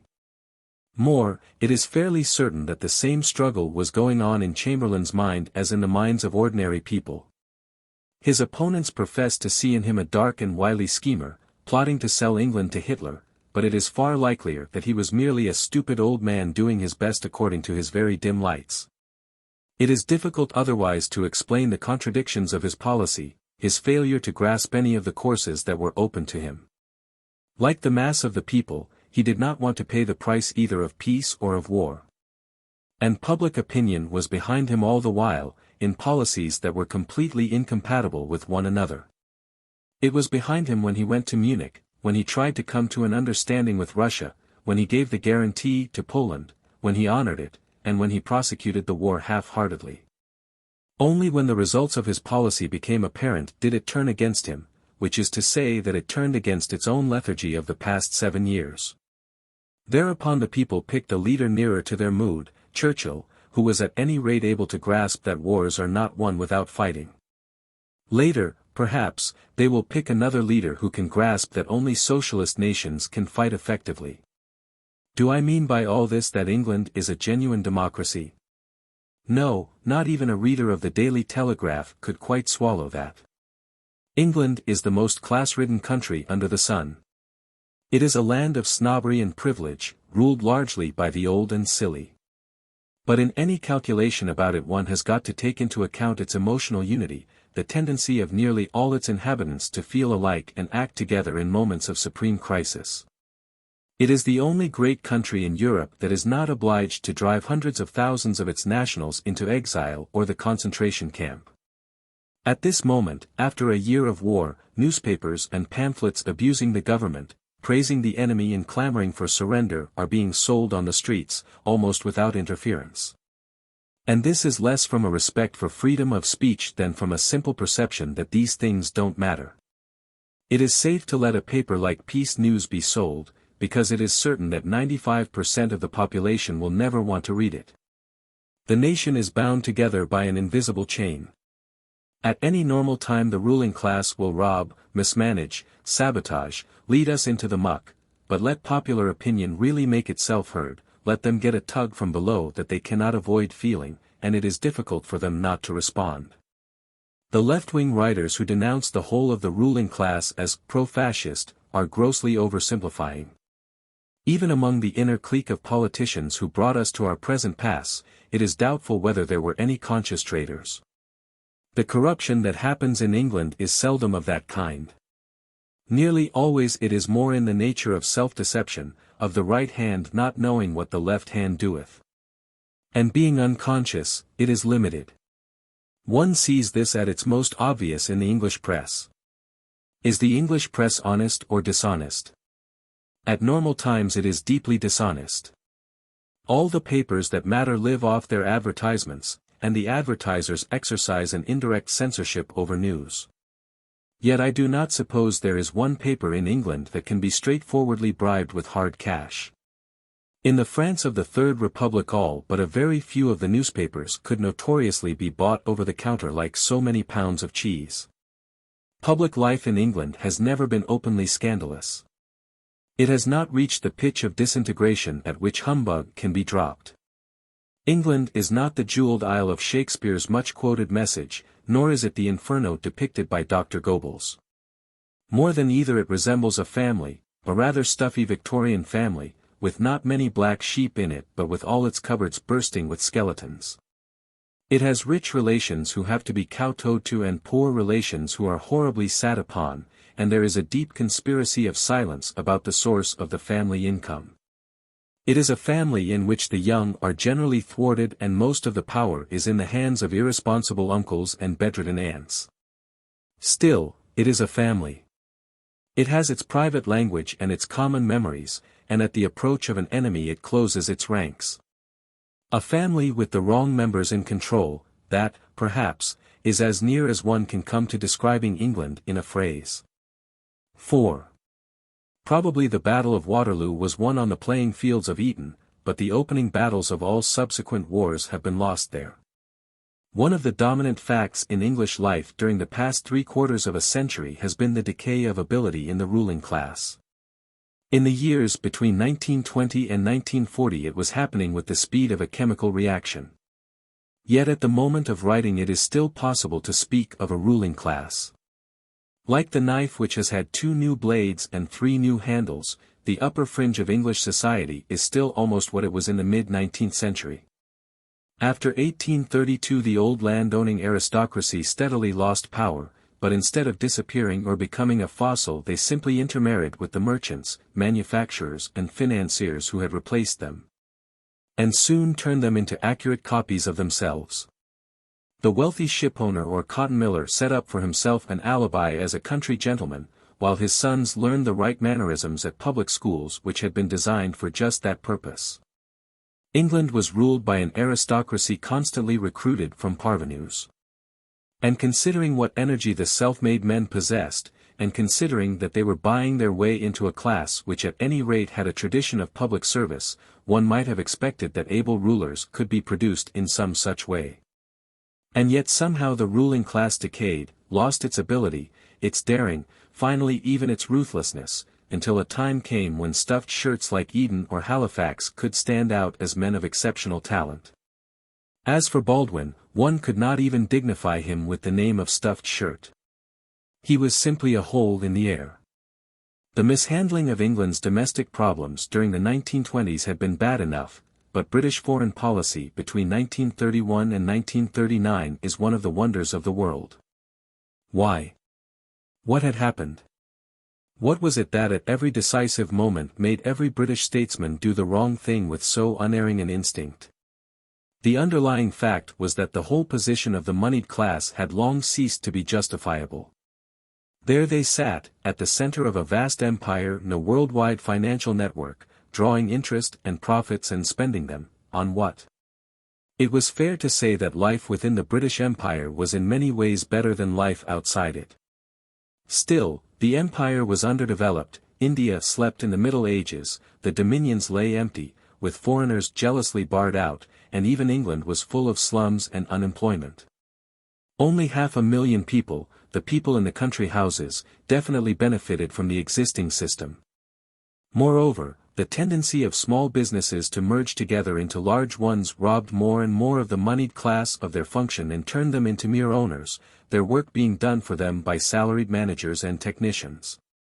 For long past there had been in England an entirely functionless class, living on money that was invested they hardly knew where, the idle rich, the people whose photographs you can look at in the Tatler and the Bystander. Always supposing that you want to. The existence of these people was by any standard unjustifiable. They were simply parasites, less useful to society than his fleas are to a dog. By 1920 there were many people who were aware of all this. By 1930 millions were aware of it. But the British ruling class obviously could not admit to themselves that their usefulness was at an end. Had they done that they would have had to abdicate. For it was not possible for them to turn themselves into mere bandits, like the American millionaires, consciously clinging to unjust privileges and beating down opposition by bribery and tear gas bombs. After all, they belonged to a class with a certain tradition, they had been to public schools where the duty of dying for your country, if necessary, is laid down as the first and greatest of the commandments. They had to feel themselves true patriots, even while they plundered their countrymen. Clearly there was only one escape for them, into stupidity. They could keep society in its existing shape only by being unable to grasp that any improvement was possible. Difficult though this was, they achieved it, largely by fixing their eyes on the past and refusing to notice the changes that were going on round them. There is much in England that this explains. It explains the decay of country life, due to the keeping up of a sham feudalism which drives the more spirited workers off the land. It explains the immobility of the public schools, which have barely altered since the 80s of the last century. It explains the military incompetence which has again and again startled the world. Since the 50s, every war in which England has engaged has started off with a series of disasters, after which the situation has been saved by people comparatively low in the social scale. The higher commanders, drawn from the aristocracy, could never prepare for modern war, because in order to do so they would have had to admit to themselves that the world was changing. They have always clung to obsolete methods and weapons, because they inevitably saw each war as a repetition of the last. Before the Boer War they prepared for the Zulu War, before the 1914 for the Boer War, and before the present war for 1914. Even at this moment hundreds of thousands of men in England are being trained with the bayonet, a weapon entirely useless except for opening tins. It is worth noticing that the Navy and, latterly, the Air Force, have always been more efficient than the regular army. But the Navy is only partially, and the Air Force hardly at all, within the ruling class orbit. It must be admitted that so long as things were peaceful the methods of the British ruling class served them well enough. Their own people manifestly tolerated them. However unjustly England might be organized, it was at any rate not torn by class warfare or haunted by secret police. The empire was peaceful as no area of comparable size has ever been. Throughout its vast extent, nearly a quarter of the earth, there were fewer armed men than would be found necessary by a minor Balkan state. As people to live under, and looking at them merely from a liberal, negative standpoint, the British ruling class had their points. They were preferable to the truly modern men, the Nazis and fascists. But it had long been obvious that they would be helpless against any serious attack from the outside. They could not struggle against Nazism or fascism, because they could not understand them. Neither could they have struggled against communism, if communism had been a serious force in Western Europe. To understand fascism they would have had to study the theory of socialism, which would have forced them to realize that the economic system by which they lived was unjust, inefficient and out of date. But it was exactly this fact that they had trained themselves never to face. They dealt with fascism as the cavalry generals of 1914 dealt with the machine guns, by ignoring it. After years of aggression and massacres, they had grasped only one fact, that Hitler and Mussolini were hostile to communism. Therefore, it was argued, they must be friendly to the British dividend drawer. Hence the truly frightening spectacle of conservative M.P.s wildly cheering the news that British ships, bringing food to the Spanish Republican government, had been bombed by Italian aeroplanes. Even when they had begun to grasp that fascism was dangerous, its essentially revolutionary nature, the huge military effort it was capable of making, the sort of tactics it would use, were quite beyond their comprehension. At the time of the Spanish Civil War, anyone with as much political knowledge as can be acquired from a sixpenny pamphlet on socialism knew that, if Franco won, the result would be strategically disastrous for England. And yet generals and admirals who had given their lives to the study of war were unable to grasp this fact. This vein of political ignorance runs right through English official life, through cabinet ministers, ambassadors, consuls, judges, magistrates, policemen. The policeman who arrests the Red does not understand the theories the Red is preaching.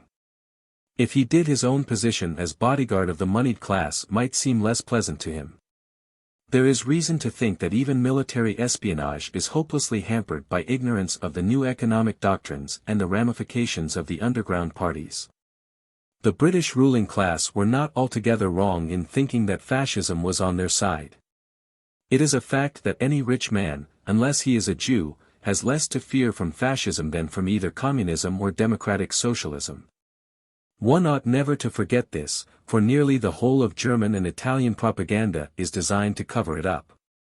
The natural instinct of men like Simon, Hoare, Chamberlain etc. was to come to an agreement with Hitler. But, and here the peculiar feature of English life that I have spoken of, the deep sense of national solidarity, comes in, they could only do so by breaking up the empire and selling their own people into semi-slavery. A truly corrupt class would have done this without hesitation, as in France. But things had not gone that distance in England. Politicians who would make cringing speeches about the duty of loyalty to our conquerors are hardly to be found in English public life. Tossed to and fro between their incomes and their principles, it was impossible that men like Chamberlain should do anything but make the worst of both worlds. One thing that has always shown that the English ruling class are morally fairly sound, is that in time of war they are ready enough to get themselves killed. Several dukes, earls and what-nots were killed in the recent campaign in Flanders. That could not happen if these people were the cynical scoundrels that they are sometimes declared to be. It is important not to misunderstand their motives, or one cannot predict their actions. What is to be expected of them is not treachery, or physical cowardice, but stupidity, unconscious sabotage, an infallible instinct for doing the wrong thing. They are not wicked, or not altogether wicked, they are merely unteachable. Only when their money and power are gone will the younger among them begin to grasp what century they are living in. V. The stagnation of the empire in the between-war years affected everyone in England, but it had an especially direct effect upon two important subsections of the middle class. One was the military and imperialist middle class, generally nicknamed the blimps, and the other the left-wing intelligentsia. These two seemingly hostile types, symbolic opposites, the half-pay colonel with his bull neck and diminutive brain, like a dinosaur. The highbrow with his domed forehead and stalk-like neck, are mentally linked together and constantly interact upon one another. In any case they are born to a considerable extent into the same families. 30 years ago the blimp class was already losing its vitality. The middle-class families celebrated by Kipling, the prolific lowbrow families whose sons officered the army and navy and swarmed over all the waste places of the earth from the Yukon to the Irrawaddy, were dwindling before 1914. The thing that had killed them was the telegraph. In a narrowing world, more and more governed from Whitehall, there was every year less room for individual initiative. Men like Clive, Nelson, Nicholson, Gordon would find no place for themselves in the modern British Empire. By 1920 nearly every inch of the colonial empire was in the grip of Whitehall. Well-meaning, over-civilized men, in dark suits and black felt hats, with neatly rolled umbrellas crooked over the left forearm, were imposing their constipated view of life on Malaya and Nigeria, Mombasa and Mandalay. The one-time empire builders were reduced to the status of clerks, buried deeper and deeper under mounds of paper and red tape. In the early 20s one could see, all over the empire, the older officials, who had known more spacious days, writhing impotently under the changes that were happening. From that time onwards it has been next door to impossible to induce young men of spirit to take any part in imperial administration. And what was true of the official world was true also of the commercial. The great monopoly companies swallowed up hosts of petty traders. Instead of going out to trade adventurously in the Indies one went to an office stool in Bombay or Singapore. And life in Bombay or Singapore was actually duller and safer than life in London. Imperialist sentiment remained strong in the middle class, chiefly owing to family tradition, but the job of administering the empire had ceased to appeal. Few able men went east of Suez if there was any way of avoiding it. But the general weakening of imperialism, and to some extent of the whole British morale, that took place during the 1930s, was partly the work of the left-wing intelligentsia. Itself a kind of growth that had sprouted from the stagnation of the empire. It should be noted that there is now no intelligentsia that is not in some sense left. Perhaps the last right-wing intellectual was T.E. Lawrence. Since about 1930 everyone describable as an intellectual has lived in a state of chronic discontent with the existing order. Necessarily so, because society as it was constituted had no room for him.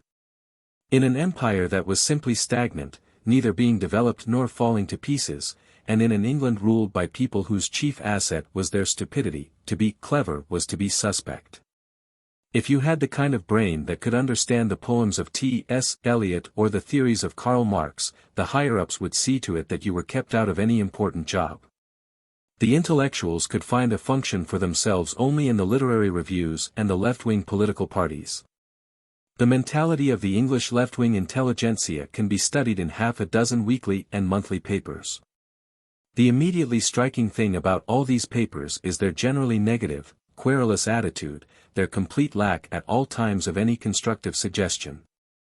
There is little in them except the irresponsible carping of people who have never been and never expect to be in a position of power. Another marked characteristic is the emotional shallowness of people who live in a world of ideas and have little contact with physical reality. Many intellectuals of the left were flabbily pacifist up to 1935, shrieked for war against Germany in the years 1935–9, and then promptly cooled off when the war started. It is broadly though not precisely true that the people who were most anti-fascist during the Spanish Civil War are most defeatist now. And underlying this is the really important fact about so many of the English intelligentsia, their severance from the common culture of the country. In intention, at any rate, the English intelligentsia are Europeanized. They take their cookery from Paris and their opinions from Moscow. In the general patriotism of the country they form a sort of island of dissident thought. England is perhaps the only great country whose intellectuals are ashamed of their own nationality. In left-wing circles it is always felt that there is something slightly disgraceful in being an Englishman and that it is a duty to snigger at every English institution, from horse racing to suet puddings. It is a strange fact, but it is unquestionably true that almost any English intellectual would feel more ashamed of standing to attention during God Save the King than of stealing from a poor box. All through the critical years many left-wingers were chipping away at English morale, trying to spread an outlook that was sometimes squashily pacifist, sometimes violently pro-Russian, but always anti-British. It is questionable how much effect this had, but it certainly had some. If the English people suffered for several years a real weakening of morale, so that the fascist nations judged that they were decadent and that it was safe to plunge into war, the intellectual sabotage from the left was partly responsible. Both the New Statesman and the News Chronicle cried out against the Munich settlement, but even they had done something to make it possible. 10 years of systematic blimp baiting affected even the blimps themselves and made it harder than it had been before to get intelligent young men to enter the armed forces. Given the stagnation of the empire, the military middle class must have decayed in any case, but the spread of a shallow leftism hastened the process. It is clear that the special position of the English intellectuals during the past 10 years, as purely negative creatures, mere anti-blimps, was a byproduct of ruling class stupidity. Society could not use them, and they had not got it in them to see that devotion to one's country implies, for better, for worse.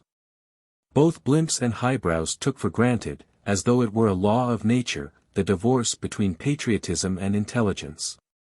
If you were a patriot you read Blackwood's magazine and publicly thanked God that you were not brainy.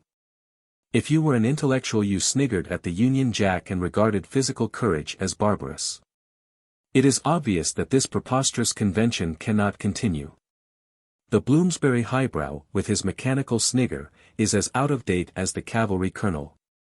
A modern nation cannot afford either of them.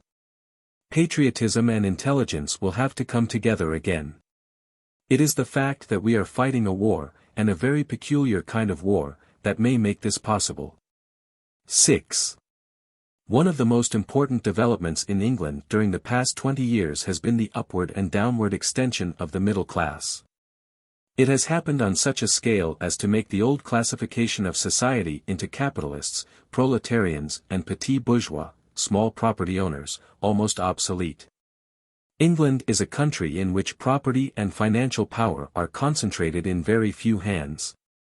Few people in modern England own anything at all, except clothes, furniture and possibly a house.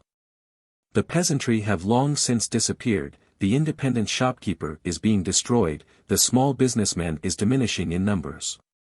But at the same time modern industry is so complicated that it cannot get along without great numbers of managers, salesmen, engineers, chemists and technicians of all kinds, drawing fairly large salaries.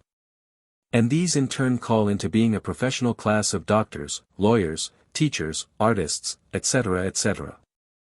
The tendency of advanced capitalism has therefore been to enlarge the middle class and not to wipe it out as it once seemed likely to do. But much more important than this is the spread of middle-class ideas and habits among the working class. The British working class are now better off in almost all ways than they were 30 years ago. This is partly due to the efforts of the trade unions, but partly to the mere advance of physical science.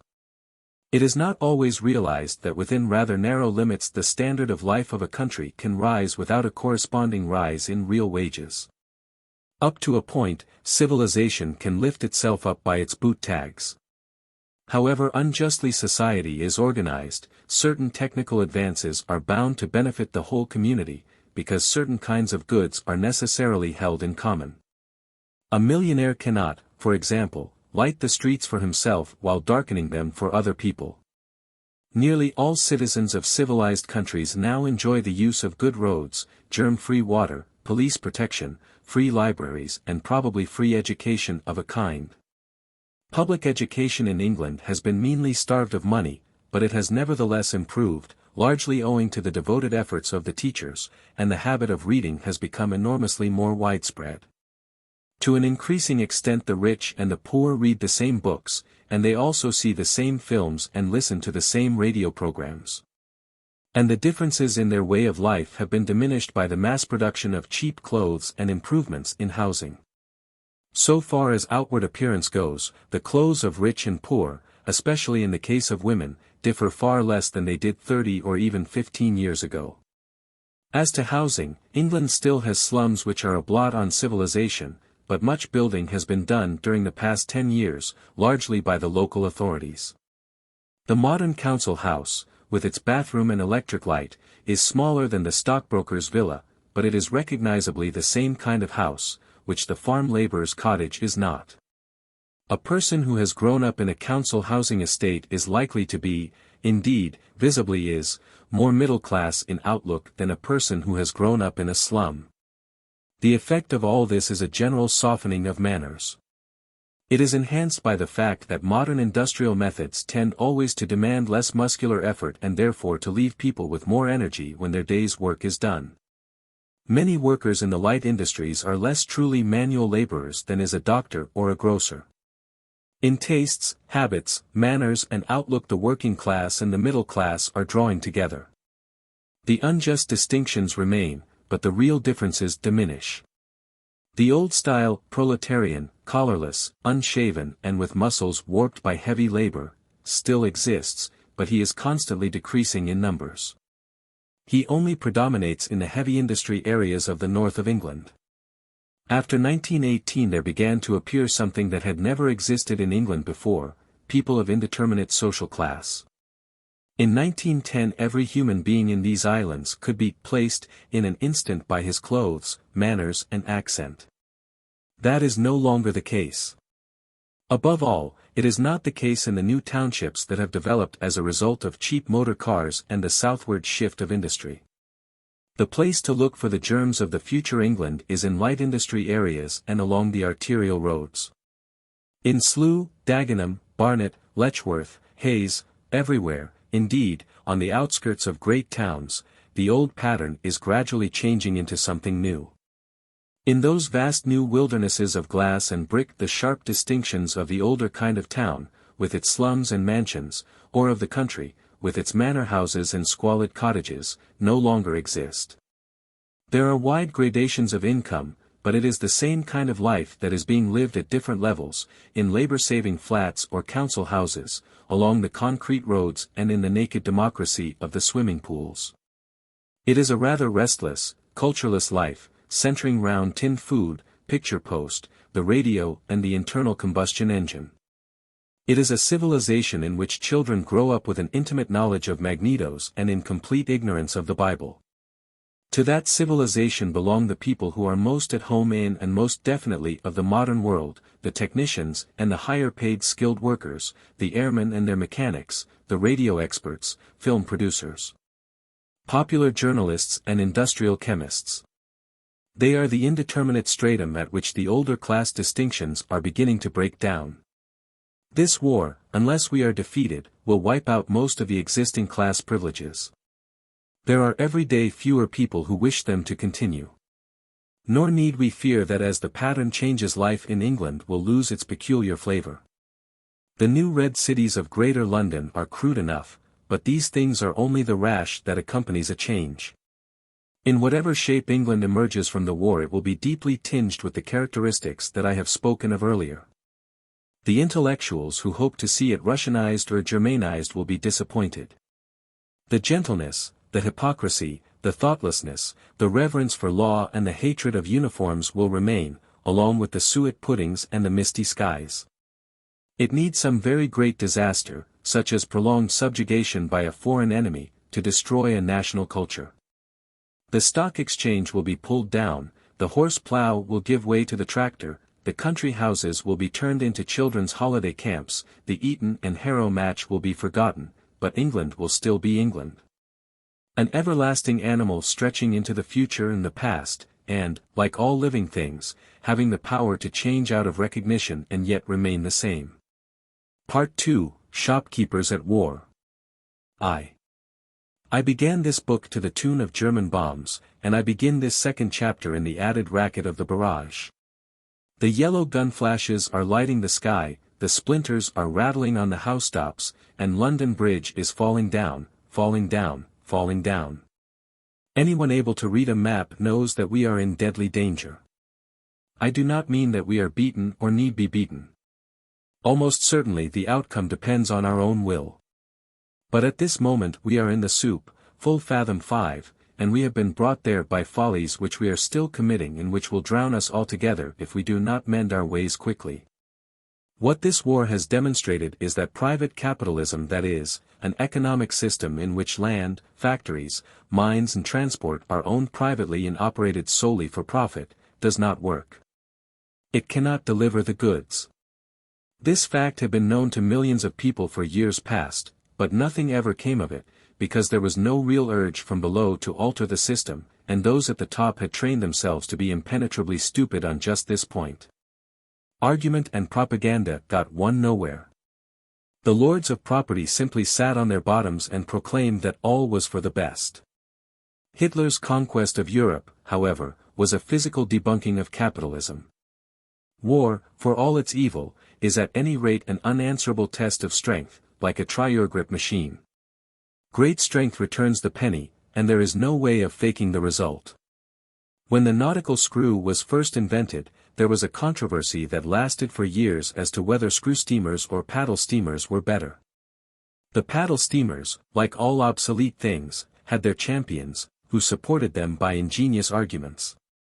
Finally, however, a distinguished admiral tied a screw steamer and a paddle steamer of equal horsepower stern to stern and set their engines running. That settled the question once and for all. And it was something similar that happened on the fields of Norway and of Flanders. Once and for all it was proved that a planned economy is stronger than a planless one. But it is necessary here to give some kind of definition to those much abused words, socialism and fascism. Socialism is usually defined as common ownership of the means of production. Crudely, the state, representing the whole nation, owns everything, and everyone is a state employee. This does not mean that people are stripped of private possessions such as clothes and furniture, but it does mean that all productive goods, such as land, mines, ships and machinery, are the property of the state. The state is the sole large-scale producer. It is not certain that socialism is in all ways superior to capitalism, but it is certain that, unlike capitalism, it can solve the problems of production and consumption. At normal times a capitalist economy can never consume all that it produces, so that there is always a wasted surplus, wheat burned in furnaces, herrings dumped back into the sea etc., and always unemployment. In time of war, on the other hand, it has difficulty in producing all that it needs, because nothing is produced unless someone sees his way to making a profit out of it. In a socialist economy these problems do not exist. The state simply calculates what goods will be needed and does its best to produce them. Production is only limited by the amount of labor and raw materials. Money, for internal purposes, ceases to be a mysterious all-powerful thing and becomes a sort of coupon or ration ticket, issued in sufficient quantities to buy up such consumption goods as may be available at the moment. However, it has become clear in the last few years that common ownership of the means of production is not in itself a sufficient definition of socialism. One must also add the following: approximate equality of incomes, it need be no more than approximate, political democracy, and abolition of all hereditary privilege, especially in education. These are simply the necessary safeguards against the reappearance of a class system. Centralized ownership has very little meaning unless the mass of the people are living roughly upon an equal level, and have some kind of control over the government. The state may come to mean no more than a self-elected political party, an oligarchy, and privilege can return, based on power rather than on money. But what then is fascism? Fascism, at any rate the German version, is a form of capitalism that borrows from socialism just such features as will make it efficient for war purposes.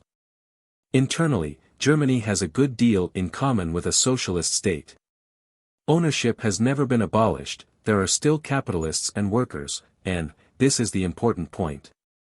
And the real reason why rich men all over the world tend to sympathize with fascism, generally speaking the same people are capitalists and the same people workers as before the Nazi revolution. But at the same time the state, which is simply the Nazi party, is in control of everything. It controls investment, raw materials, rates of interest, working hours, wages. The factory owner still owns his factory, but he is for practical purposes reduced to the status of a manager. Everyone is in effect a state employee, though the salaries vary very greatly. The mere efficiency of such a system, the elimination of waste and obstruction, is obvious. In 7 years it has built up the most powerful war machine the world has ever seen. But the idea underlying fascism is irreconcilably different from that which underlies socialism. Socialism aims, ultimately, at a world state of free and equal human beings. It takes the equality of human rights for granted. Nazism assumes just the opposite. The driving force behind the Nazi movement is the belief in human inequality, the superiority of Germans to all other races, the right of Germany to rule the world. Outside the German Reich it does not recognize any obligations. Eminent Nazi professors have proved over and over again that only Nordic man is fully human, have even mooted the idea that non-Nordic peoples, such as ourselves, can interbreed with gorillas. Therefore, while a species of war socialism exists within the German state, its attitude towards conquered nations is frankly that of an exploiter. The function of the Czechs, Poles, French, etc. is simply to produce such goods as Germany may need, and get in return just as little as will keep them from open rebellion.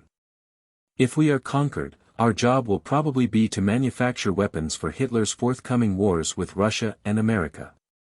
The Nazis aim, in effect, at setting up a kind of caste system, with 4 main castes corresponding rather closely to those of the Hindu religion.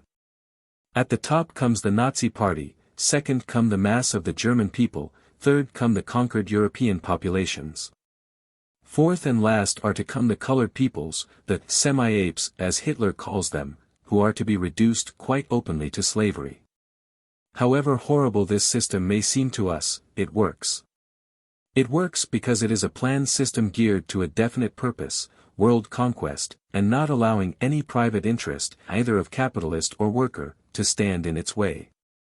British capitalism does not work, because it is a competitive system in which private profit is and must be the main objective. It is a system in which all the forces are pulling in opposite directions and the interests of the individual are as often as not totally opposed to those of the state. All through the critical years British capitalism, with its immense industrial plant and its unrivaled supply of skilled labor, was unequal to the strain of preparing for war. To prepare for war on the modern scale you have got to divert the greater part of your national income to armaments, which means cutting down on consumption goods. A bombing plane, for instance, is equivalent in price to 50 small motor cars, or 80,000 pairs of silk stockings, or 1,000,000 loaves of bread. Clearly you can't have many bombing planes without lowering the national standard of life. It is guns or butter, as Marshal Goering remarked. But in Chamberlain's England the transition could not be made. The rich would not face the necessary taxation, and while the rich are still visibly rich it is not possible to tax the poor very heavily either. Moreover, so long as profit was the main object the manufacturer had no incentive to change over from consumption goods to armaments. A businessman's first duty is to his shareholders. Perhaps England needs tanks, but perhaps it pays better to manufacture motor cars. To prevent war material from reaching the enemy is common sense, but to sell in the highest market is a business duty.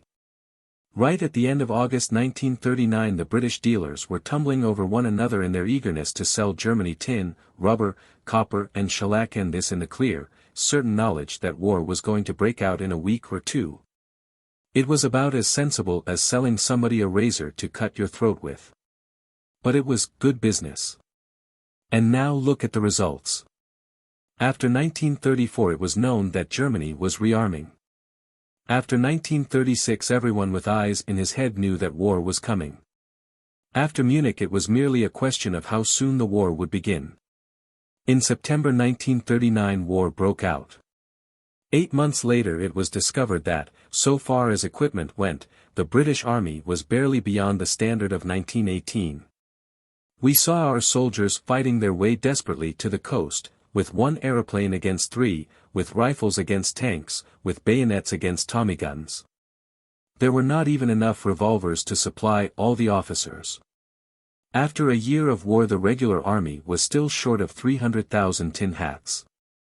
There had even, previously, been a shortage of uniforms, this in one of the greatest woolen goods producing countries in the world. What had happened was that the whole moneyed class, unwilling to face a change in their way of life, had shut their eyes to the nature of fascism and modern war. And false optimism was fed to the general public by the gutter press, which lives on its advertisements and is therefore interested in keeping trade conditions normal. Year after year the Beaverbrook Press assured us in huge headlines that there will be no war, and as late as the beginning of 1939 Lord Rothermere was describing Hitler as a great gentleman. And while England in the moment of disaster proved to be short of every war material except ships, it is not recorded that there was any shortage of motor cars, fur coats, gramophones, lipstick, chocolates or silk stockings. And dare anyone pretend that the same tug-of-war between private profit and public necessity is not still continuing? England fights for her life, but business must fight for profits. You can hardly open a newspaper without seeing the two contradictory processes happening side by side.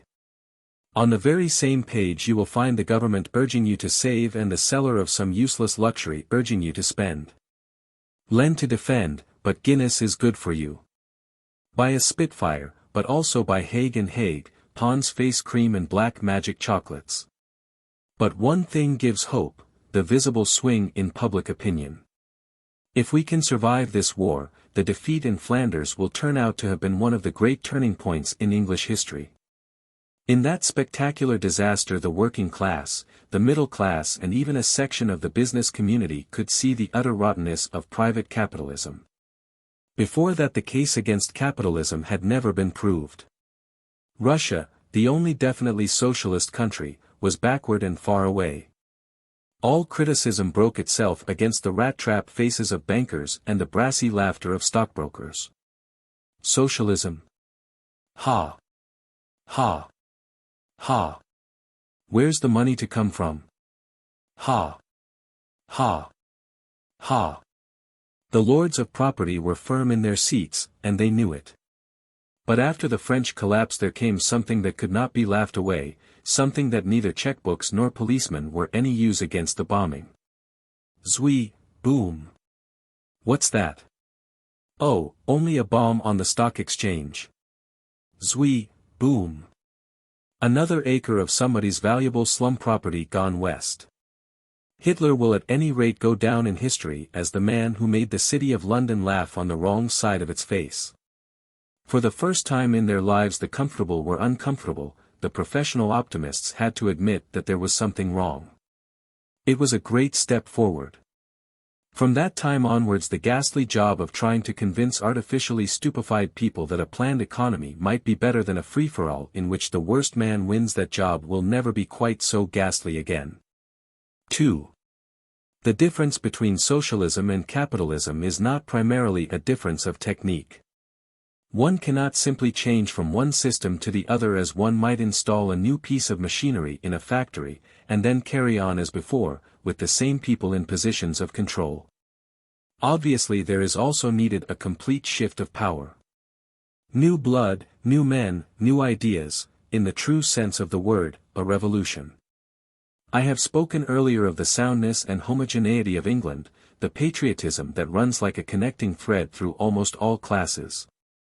After Dunkirk, anyone who had eyes in his head could see this. But it is absurd to pretend that the promise of that moment has been fulfilled. Almost certainly the mass of the people are now ready for the vast changes that are necessary. But those changes have not even begun to happen.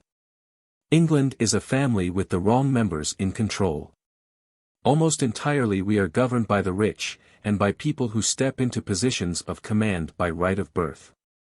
Few if any of these people are consciously treacherous, some of them are not even fools, but as a class they are quite incapable of leading us to victory. They could not do it, even if their material interests did not constantly trip them up. As I pointed out earlier, they have been artificially stupefied. Quite apart from anything else, the rule of money sees to it that we shall be governed largely by the old, that is, by people utterly unable to grasp what age they are living in or what enemy they are fighting. Nothing was more desolating at the beginning of this war than the way in which the whole of the older generation conspired to pretend that it was the war of 1914-18 over again. All the old duds were back on the job, 20 years older, with the skull planer in their faces. Ian Hay was cheering up the troops, Belloc was writing articles on strategy, Morwa doing broadcasts, Bairnsfather drawing cartoons. It was like a tea party of ghosts. And that state of affairs has barely altered.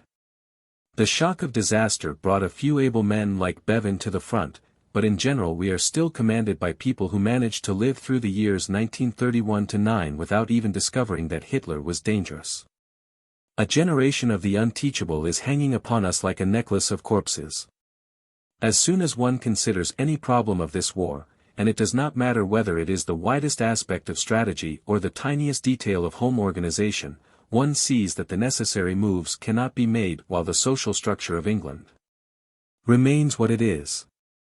Inevitably, because of their position and upbringing, the ruling class are fighting for their own privileges, which cannot possibly be reconciled with the public interest. It is a mistake to imagine that war aims, strategy, propaganda, and industrial organization exist in watertight compartments. All are interconnected.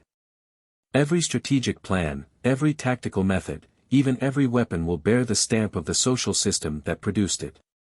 The British ruling class are fighting against Hitler, whom they have always regarded and whom some of them still regard as their protector against Bolshevism. That does not mean that they will deliberately sell out. But it does mean that at every decisive moment they are likely to falter, pull their punches, do the wrong thing. Until the Churchill government called some sort of halt to the process, they have done the wrong thing with an unerring instinct ever since 1931. They helped Franco to overthrow the Spanish government, although anyone not an imbecile could have told them that a fascist Spain would be hostile to England. They fed Italy with war materials all through the winter of 1939-40, although it was obvious to the whole world that the Italians were going to attack us in the spring. For the sake of a few 100,000 dividend drawers they are turning India from an ally into an enemy. Moreover, so long as the moneyed classes remain in control, we cannot develop any but a defensive strategy. Every victory means a change in the status quo. How can we drive the Italians out of Abyssinia without rousing echoes among the colored peoples of our own empire? How can we even smash Hitler without the risk of bringing the German socialists and communists into power? The left-wingers who wail that this is a capitalist war, and that British imperialism is fighting for loot have got their heads screwed on backwards. The last thing the British moneyed class wish for is to acquire fresh territory. It would simply be an embarrassment. Their war aim, both unattainable and unmentionable, is simply to hang on to what they have got. Internally, England is still the rich man's paradise. All talk of equality of sacrifice is nonsense.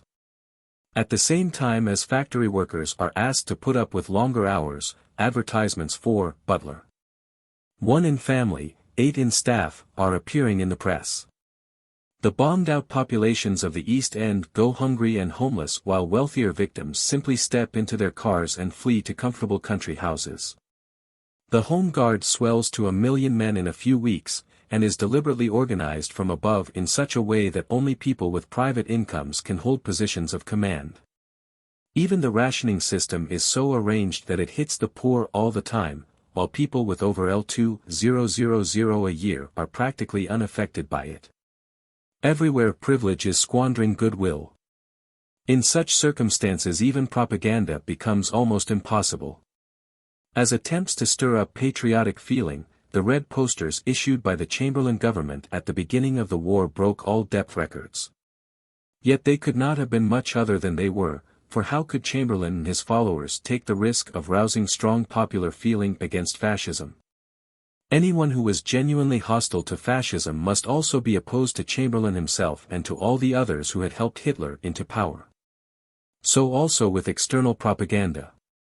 In all Lord Halifax's speeches there is not one concrete proposal for which a single inhabitant of Europe would risk the top joint of his little finger. For what war aim can Halifax, or anyone like him, conceivably have, except to put the clock back to 1933?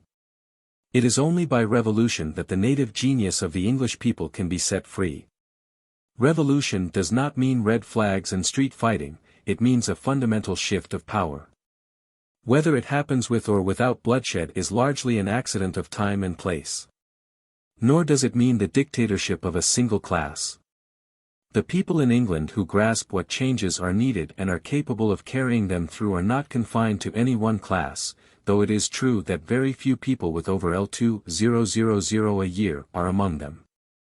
What is wanted is a conscious open revolt by ordinary people against inefficiency, class privilege and the rule of the old.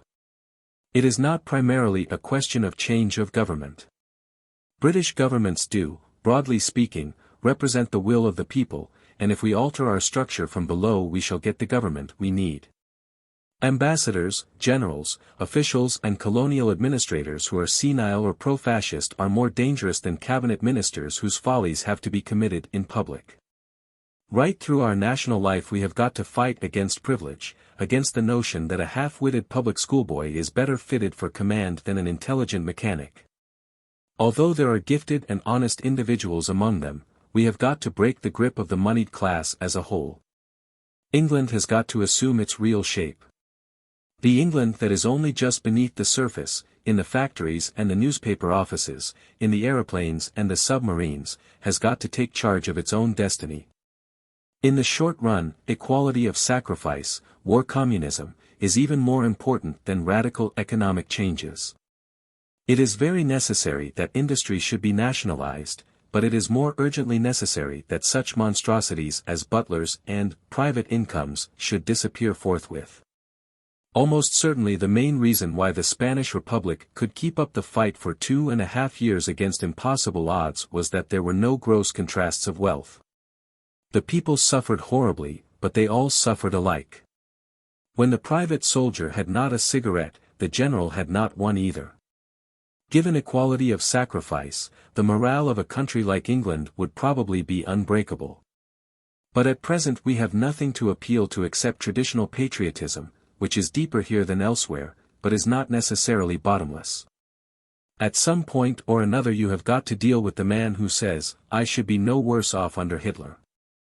But what answer can you give him, that is, what answer that you can expect him to listen to, while common soldiers risk their lives for 2 and 6 a day, and fat women ride about in Rolls-Royce cars, nursing Pekinese? It is quite likely that this war will last 3 years. It will mean cruel overwork, cold dull winters, uninteresting food, lack of amusements, prolonged bombing. It cannot but lower the general standard of living, because the essential act of war is to manufacture armaments instead of consumable goods. The working class will have to suffer terrible things. And they will suffer them, almost indefinitely, provided that they know what they are fighting for. They are not cowards, and they are not even internationally minded. They can stand all that the Spanish workers stood, and more. But they will want some kind of proof that a better life is ahead for themselves and their children. The one sure earnest of that is that when they are taxed and overworked they shall see that the rich are being hit even harder. And if the rich squeal audibly, so much the better. We can bring these things about, if we really want to. It is not true that public opinion has no power in England. It never makes itself heard without achieving something. It has been responsible for most of the changes for the better during the past 6 months. But we have moved with glacier-like slowness, and we have learned only from disasters. It took the fall of Paris to get rid of Chamberlain and the unnecessary suffering of scores of thousands of people in the East End to get rid or partially rid of Sir John Anderson. It is not worth losing a battle in order to bury a corpse. For we are fighting against swift evil intelligences, and time presses, and history to the defeated may say alas, but cannot alter or pardon. 3. During the last 6 months there has been much talk of the fifth column. From time to time obscure lunatics have been jailed for making speeches in favor of Hitler, and large numbers of German refugees have been interned, a thing which has almost certainly done us great harm in Europe. It is of course obvious that the idea of a large, organized army of fifth columnists suddenly appearing on the streets with weapons in their hands, as in Holland and Belgium, is ridiculous. Nevertheless, a fifth column danger does exist. One can only consider it if one also considers in what way England might be defeated. It does not seem probable that air bombing can settle a major war. England might well be invaded and conquered, but the invasion would be a dangerous gamble, and if it happened and failed it would probably leave us more united and less blimp-ridden than before. Moreover, if England were overrun by foreign troops the English people would know that they had been beaten and would continue the struggle. It is doubtful whether they could be held down permanently, or whether Hitler wishes to keep an army of 1 million men stationed in these islands. A government of, you can fill in the names, would suit him better. The English can probably not be bullied into surrender, but they might quite easily be bored, cajoled or cheated into it, provided that, as at Munich, they did not know that they were surrendering. It could happen most easily when the war seemed to be going well rather than badly. The threatening tone of so much of the German and Italian propaganda is a psychological mistake. It only gets home on intellectuals. With the general public the proper approach would be, let's call it a draw. It is when a peace offer along those lines is made that the pro-fascists will raise their voices. But who are the pro-fascists? The idea of a Hitler victory appeals to the very rich, to the communists, to Mosley's followers, to the pacifists, and to certain sections among the Catholics. Also, if things went badly enough on the home front, the whole of the poorer section of the working class might swing round to a position that was defeatist though not actively pro-Hitler. In this motley list one can see the daring of German propaganda, its willingness to offer everything to everybody. But the various pro-fascist forces are not consciously acting together, and they operate in different ways. The communists must certainly be regarded as pro-Hitler, and are bound to remain so unless Russian policy changes, but they have not very much influence. Mosley's black shirts, though now lying very low, are a more serious danger, because of the footing they probably possess in the armed forces. Still, even in its palmiest days Mosley's following can hardly have numbered 50,000. Pacifism is a psychological curiosity rather than a political movement. Some of the extremer pacifists, starting out with a complete renunciation of violence, have ended by warmly championing Hitler and even toying with anti-Semitism. This is interesting, but it is not important. Pure pacifism, which is a byproduct of naval power, can only appeal to people in very sheltered positions. Moreover, being negative and irresponsible, it does not inspire much devotion. Of the membership of the Peace Pledge Union, less than 15% even pay their annual subscriptions. None of these bodies of people, pacifists, communists, or black shirts, could bring a large-scale stop-the-war movement into being by their own efforts. But they might help to make things very much easier for a treacherous government negotiating surrender. Like the French communists, they might become the half-conscious agents of millionaires. The real danger is from above. One ought not to pay any attention to Hitler's recent line of talk about being the friend of the poor man, the enemy of plutocracy, etc. etc. Hitler's real self is in Mein Kampf, and in his actions. He has never persecuted the rich, except when they were Jews or when they tried actively to oppose him. He stands for a centralized economy which robs the capitalist of most of his power but leaves the structure of society much as before. The state controls industry, but there are still rich and poor, masters and men. Therefore, as against genuine socialism, the moneyed class have always been on his side. This was crystal clear at the time of the Spanish Civil War, and clear again at the time when France surrendered. Hitler's puppet government are not working men, but a gang of bankers, gaga generals and corrupt right-wing politicians. That kind of spectacular, conscious treachery is less likely to succeed in England, indeed is far less likely even to be tried. Nevertheless, to many payers of super tax this war is simply an insane family squabble which ought to be stopped at all costs. One need not doubt that a peace movement is on foot somewhere in high places. Probably a shadow cabinet has already been formed. These people will get their chance not in the moment of defeat but in some stagnant period when boredom is reinforced by discontent. They will not talk about surrender, only about peace.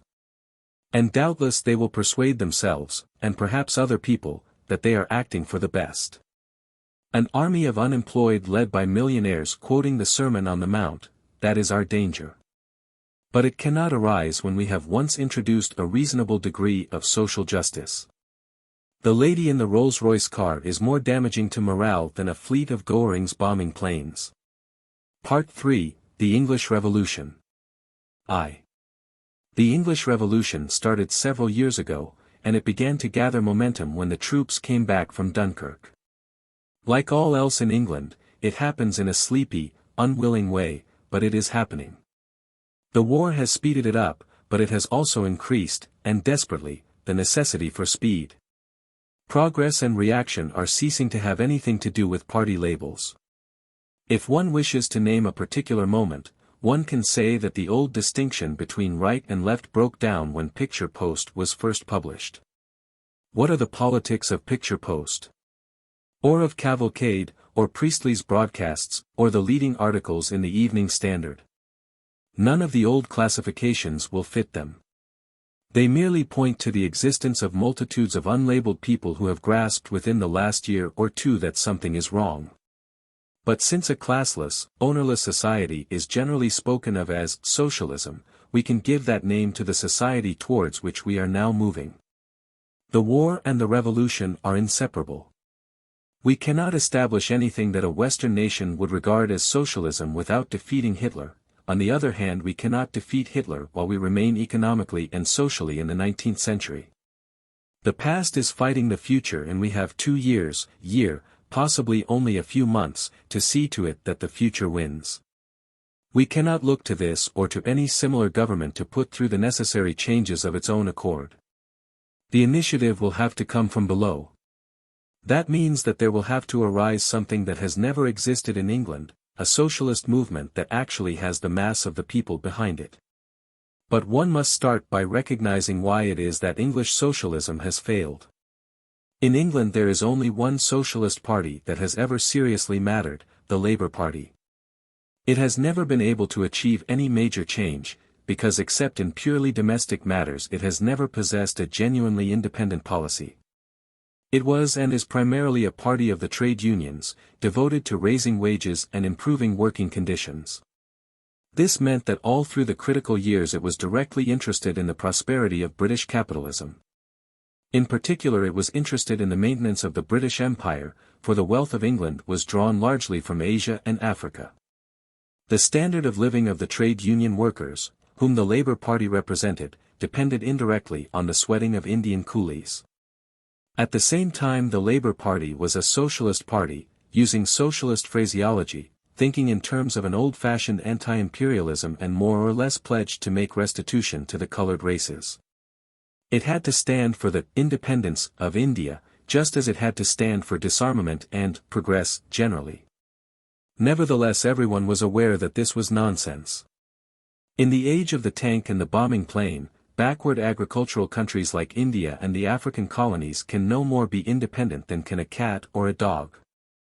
Had any Labour government come into office with a clear majority and then proceeded to grant India anything that could truly be called independence, India would simply have been absorbed by Japan, or divided between Japan and Russia. To a Labour government in power, three imperial policies would have been open.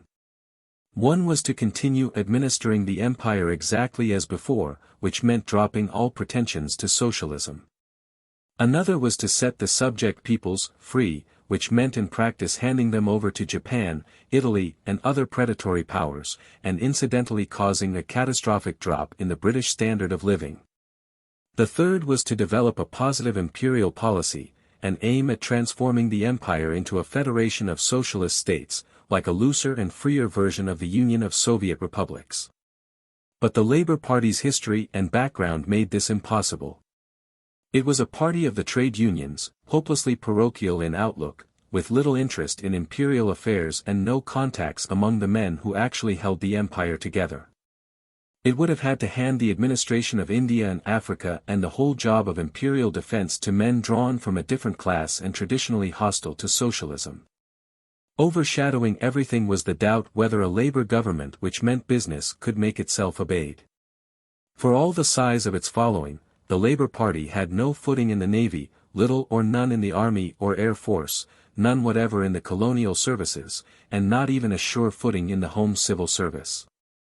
In England its position was strong but not unchallengeable, and outside England all the key points were in the hands of its enemies.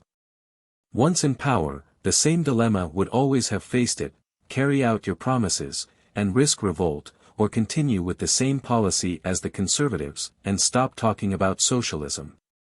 The Labour leaders never found a solution, and from 1935 onwards it was very doubtful whether they had any wish to take office. They had degenerated into a permanent opposition. Outside the Labour Party there existed several extremist parties, of whom the Communists were the strongest. The Communists had considerable influence in the Labour Party in the years 1920-6 and 1935-9. Their chief importance, and that of the whole left wing of the Labour movement, was the part they played in alienating the middle classes from socialism. The history of the past 7 years has made it perfectly clear that communism has no chance in Western Europe. The appeal of fascism is enormously greater. In one country after another the communists have been rooted out by their more up-to-date enemies, the Nazis. In the English-speaking countries they never had a serious footing. The creed they were spreading could appeal only to a rather rare type of person, found chiefly in the middle-class intelligentsia, the type who has ceased to love his own country but still feels the need of patriotism, and therefore develops patriotic sentiments towards Russia. By 1940, after working for 20 years and spending a great deal of money, the British Communists had barely 20,000 members, actually a smaller number than they had started out with in 1920. The other Marxist parties were of even less importance. They had not the Russian money and prestige behind them, and even more than the Communists they were tied to the 19th-century doctrine of the class war. They continued year after year to preach this out-of-date gospel, and never drew any inference from the fact that it got them no followers. Nor did any strong native fascist movement grow up. Material conditions were not bad enough, and no leader who could be taken seriously was forthcoming. One would have had to look a long time to find a man more barren of ideas than Sir Oswald Mosley. He was as hollow as a jug. Even the elementary fact that fascism must not offend national sentiment had escaped him. His entire movement was imitated slavishly from abroad, the uniform and the party program from Italy and the salute from Germany, with the Jew baiting tacked on as an afterthought. Mosley having actually started his movement with Jews among his most prominent followers. A man of the stamp of Bottomley or Lloyd George could perhaps have brought a real British fascist movement into existence. But such leaders only appear when the psychological need for them exists. After 20 years of stagnation and unemployment, the entire English socialist movement was unable to produce a version of socialism which the mass of the people could even find desirable. The Labour Party stood for a timid reformism, the Marxists were looking at the modern world through 19th-century spectacles. Both ignored agriculture and imperial problems, and both antagonized the middle classes. The suffocating stupidity of left-wing propaganda had frightened away whole classes of necessary people, factory managers, airmen, naval officers, farmers, white-collar workers, shopkeepers, policemen. All of these people had been taught to think of socialism as something which menaced their livelihood, or as something seditious, alien, anti-British, as they would have called it. Only the intellectuals, the least useful section of the middle class, gravitated towards the movement. A socialist party which genuinely wished to achieve anything would have started by facing several facts which to this day are considered unmentionable in left-wing circles. It would have recognized that England is more united than most countries, that the British workers have a great deal to lose besides their chains, and that the differences in outlook and habits between class and class are rapidly diminishing. In general, it would have recognized that the old-fashioned, proletarian revolution is an impossibility. But all through the between-war years no socialist program that was both revolutionary and workable ever appeared. Basically, no doubt, because no one genuinely wanted any major change to happen. The labor leaders wanted to go on, drawing their salaries and periodically swapping jobs with the conservatives. The communists wanted to go on, suffering a comfortable martyrdom, meeting with endless defeats and afterwards putting the blame on other people. The left-wing intelligentsia wanted to go on, sniggering at the blimps, sapping away at middle-class morale, but still keeping their favored position as hangers-on of the dividend drawers. Labour Party politics had become a variant of conservatism, revolutionary politics had become a game of make-believe. Now, however, the circumstances have changed, the drowsy years have ended. Being a socialist no longer means kicking theoretically against a system which in practice you are fairly well satisfied with. This time our predicament is real. It is, the Philistines be upon thee, Samson. We have got to make our words take physical shape, or perish. We know very well that with its present social structure England cannot survive, and we have got to make other people see that fact and act upon it. We cannot win the war without introducing socialism, nor establish socialism without winning the war. At such a time it is possible, as it was not in the peaceful years, to be both revolutionary and realistic. A socialist movement which can swing the mass of the people behind it, drive the pro-fascists out of positions of control, wipe out the grosser injustices and let the working class see that they have something to fight for. Win over the middle classes instead of antagonizing them, produce a workable imperial policy instead of a mixture of humbug and utopianism, bring patriotism and intelligence into partnership, for the first time. A movement of such a kind becomes possible. 2. The fact that we are at war has turned socialism from a textbook word into a realizable policy. The inefficiency of private capitalism has been proved all over Europe. Its injustice has been proved in the East End of London. Patriotism, against which the socialists fought so long, has become a tremendous lever in their hands. People who at any other time would cling like glue to their miserable scraps of privilege, will surrender them fast enough when their country is in danger. War is the greatest of all agents of change. It speeds up all processes, wipes out minor distinctions, brings realities to the surface. Above all, war brings it home to the individual that he is not altogether an individual. It is only because they are aware of this that men will die on the field of battle. At this moment it is not so much a question of surrendering life as of surrendering leisure, comfort, economic liberty, social prestige. There are very few people in England who really want to see their country conquered by Germany. If it can be made clear that defeating Hitler means wiping out class privilege, the great mass of middling people, the L6 a week to L2000 a year class, will probably be on our side. These people are quite indispensable, because they include most of the technical experts. Obviously the snobbishness and political ignorance of people like airmen and naval officers will be a very great difficulty. But without those airmen, destroyer commanders, etc., we could not survive for a week. The only approach to them is through their patriotism. An intelligent socialist movement will use their patriotism, instead of merely insulting it, as hitherto. But do I mean that there will be no opposition? Of course not. It would be childish to expect anything of the kind. There will be a bitter political struggle, and there will be unconscious and half-conscious sabotage everywhere. At some point or other it may be necessary to use violence. It is easy to imagine a pro-fascist rebellion breaking out in, for instance, India.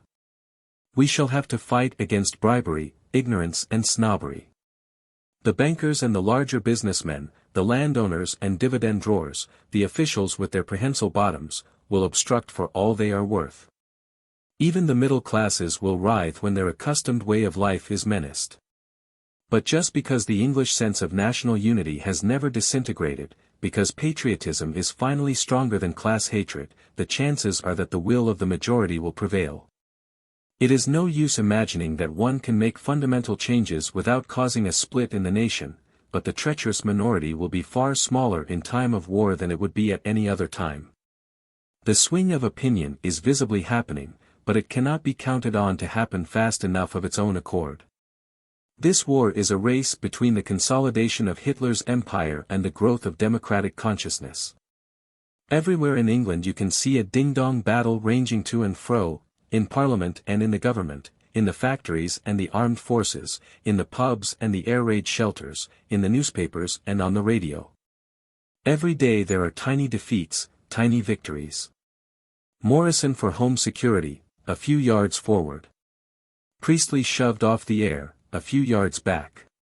It is a struggle between the groping and the unteachable, between the young and the old, between the living and the dead. But it is very necessary that the discontent which undoubtedly exists should take a purposeful and not merely obstructive form. It is time for the people to define their war aims. What is wanted is a simple, concrete program of action, which can be given all possible publicity, and round which public opinion can group itself. I suggest that the following 6-point program is the kind of thing we need. The first 3 points deal with England's internal policy, the other 3 with the empire and the world. 1.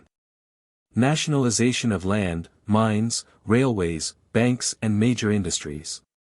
2. Limitation of incomes, on such a scale that the highest tax-free income in Britain does not exceed the lowest by more than 10 to 1. 3. Reform of the educational system along democratic lines.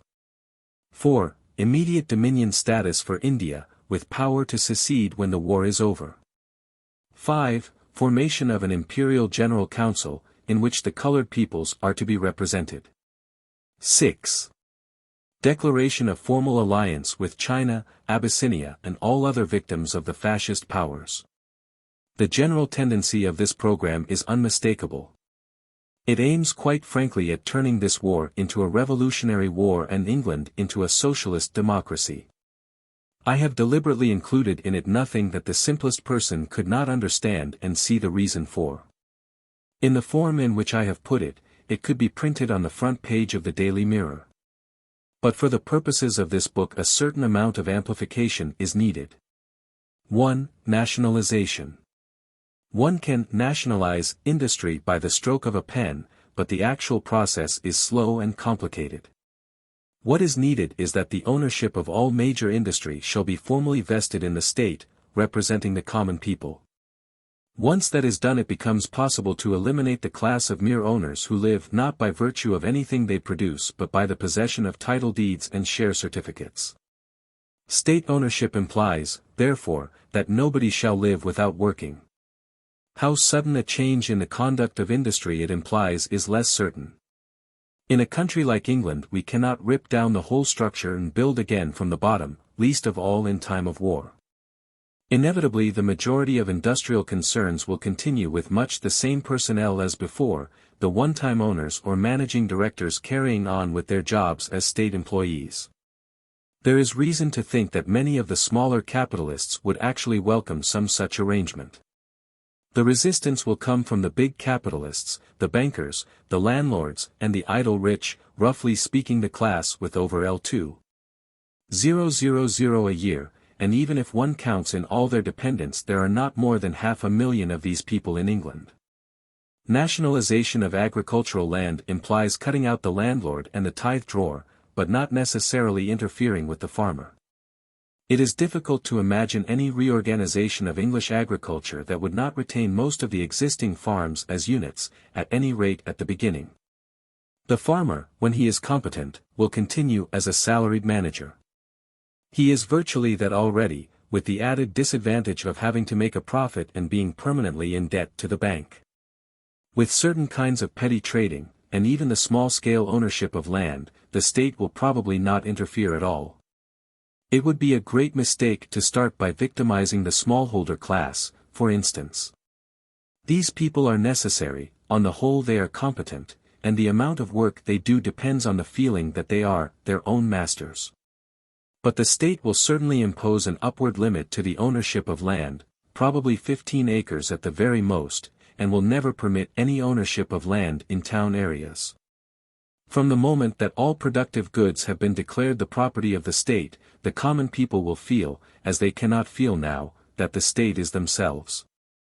They will be ready then to endure the sacrifices that are ahead of U.S., war or no war. And even if the face of England hardly seems to change, on the day that our main industries are formally nationalized the dominance of a single class will have been broken. From then onwards the emphasis will be shifted from ownership to management, from privilege to competence. It is quite possible that state ownership will in itself bring about less social change than will be forced upon us by the common hardships of war. But it is the necessary first step without which any real reconstruction is impossible. 2. Incomes. Limitation of incomes implies the fixing of a minimum wage, which implies a managed internal currency based simply on the amount of consumption goods available.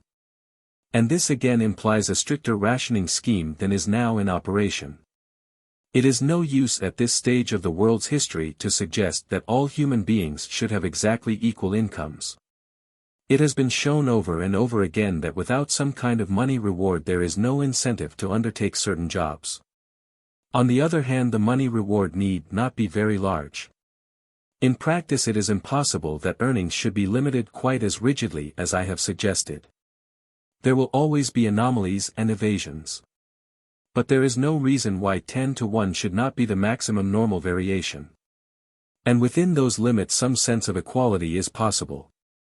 A man with L3 a week and a man with L1, 500 a year can feel themselves fellow creatures, which the Duke of Westminster and the sleepers on the embankment benches cannot. 3. Education. In wartime, educational reform must necessarily be promise rather than performance. At the moment we are not in a position to raise the school-leaving age or increase the teaching staffs of the elementary schools. But there are certain immediate steps that we could take towards a democratic educational system. We could start by abolishing the autonomy of the public schools and the older universities and flooding them with state-aided pupils chosen simply on grounds of ability. At present, public school education is partly a training in class prejudice and partly a sort of tax that the middle classes pay to the upper class in return for the right to enter certain professions. It is true that that state of affairs is altering. The middle classes have begun to rebel against the expensiveness of education, and the war will bankrupt the majority of the public schools if it continues for another year or two. The evacuation is also producing certain minor changes. But there is a danger that some of the older schools, which will be able to weather the financial storm longest, will survive in some form or another as festering centers of snobbery. As for the 10,000 private schools that England possesses, the vast majority of them deserve nothing except suppression.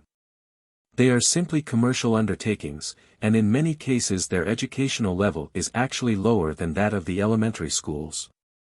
They merely exist because of a widespread idea that there is something disgraceful in being educated by the public authorities. The state could quell this idea by declaring itself responsible for all education, even if at the start this were no more than a gesture. We need gestures as well as actions. It is all too obvious that our talk of defending democracy is nonsense while it is a mere accident of birth that decides whether a gifted child shall or shall not get the education it deserves. 4. India. What we must offer India is not freedom, which, as I have said earlier, is impossible, but alliance, partnership, in a word, equality. But we must also tell the Indians that they are free to secede, if they want to. Without that there can be no equality of partnership, and our claim to be defending the colored peoples against fascism will never be believed. But it is a mistake to imagine that if the Indians were free to cut themselves adrift they would immediately do so. When a British government offers them unconditional independence, they will refuse it. For as soon as they have the power to secede the chief reasons for doing so will have disappeared. A complete severance of the two countries would be a disaster for India no less than for England. Intelligent Indians know this. As things are at present, India not only cannot defend itself, it is hardly even capable of feeding itself. The whole administration of the country depends on a framework of experts, engineers, forest officers, railwaymen, soldiers, doctors, who are predominantly English and could not be replaced within 5 or 10 years. Moreover, English is the chief lingua franca and nearly the whole of the Indian intelligentsia is deeply anglicized. Any transference to foreign rule, for if the British marched out of India the Japanese and other powers would immediately march in, would mean an immense dislocation. Neither the Japanese, the Russians, the Germans or the Italians would be capable of administering India even at the low level of efficiency that is attained by the British. They do not possess the necessary supplies of technical experts or the knowledge of languages and local conditions, and they probably could not win the confidence of indispensable go-betweens such as the Eurasians. If India were simply liberated, i.e. deprived of British military protection, the first result would be a fresh foreign conquest, and the second a series of enormous famines which would kill millions of people within a few years. What India needs is the power to work out its own constitution without British interference, but in some kind of partnership that ensures its military protection and technical advice. This is unthinkable until there is a socialist government in England. For at least 80 years England has artificially prevented the development of India, partly from fear of trade competition if Indian industries were too highly developed. Partly because backward peoples are more easily governed than civilized ones. It is a commonplace that the average Indian suffers far more from his own countrymen than from the British. The petty Indian capitalist exploits the town worker with the utmost ruthlessness, the peasant lives from birth to death in the grip of the money-lender. But all this is an indirect result of the British rule, which aims half-consciously at keeping India as backward as possible. The classes most loyal to Britain are the princes, the landowners, and the business community, in general, the reactionary classes who are doing fairly well out of the status quo. The moment that England ceased to stand towards India in the relation of an exploiter, the balance of forces would be altered. No need then for the British to flatter the ridiculous Indian princes, with their gilded elephants and cardboard armies, to prevent the growth of the Indian trade unions, to play off Moslem against Hindu. To protect the worthless life of the money-lender, to receive the salams of toadying minor officials, to prefer the half-barbarous Gurkha to the educated Bengali. Once check that stream of dividends that flows from the bodies of Indian coolies to the banking accounts of old ladies in Cheltenham, and the whole Sahib native nexus, with its haughty ignorance on one side and envy and servility on the other, can come to an end. Englishmen and Indians can work side by side for the development of India, and for the training of Indians in all the arts which, so far, they have been systematically prevented from learning.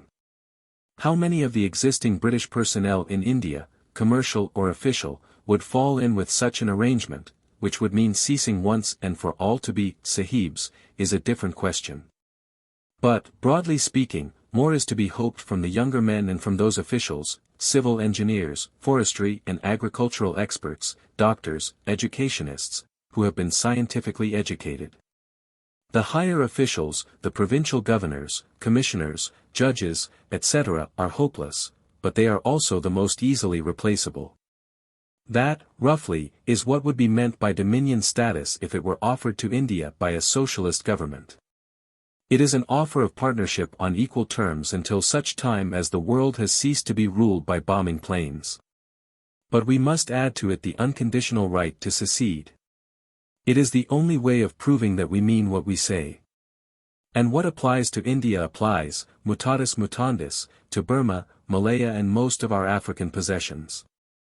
5 and 6 explain themselves. They are the necessary preliminary to any claim that we are fighting this war for the protection of peaceful peoples against fascist aggression. Is it impossibly hopeful to think that such a policy as this could get a following in England? A year ago, even 6 months ago, it would have been, but not now. Moreover, and this is the peculiar opportunity of this moment, it could be given the necessary publicity.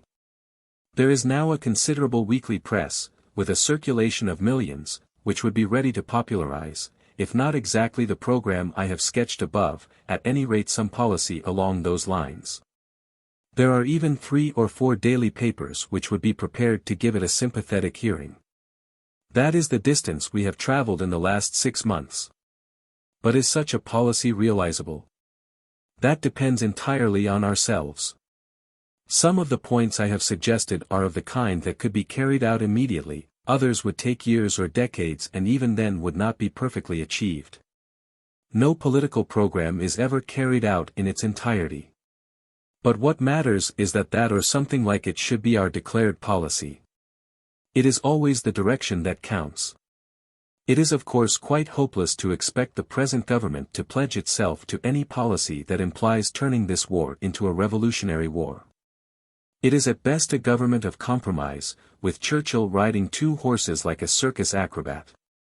Before such measures as limitation of incomes become even thinkable, there will have to be a complete shift of power away from the old ruling class.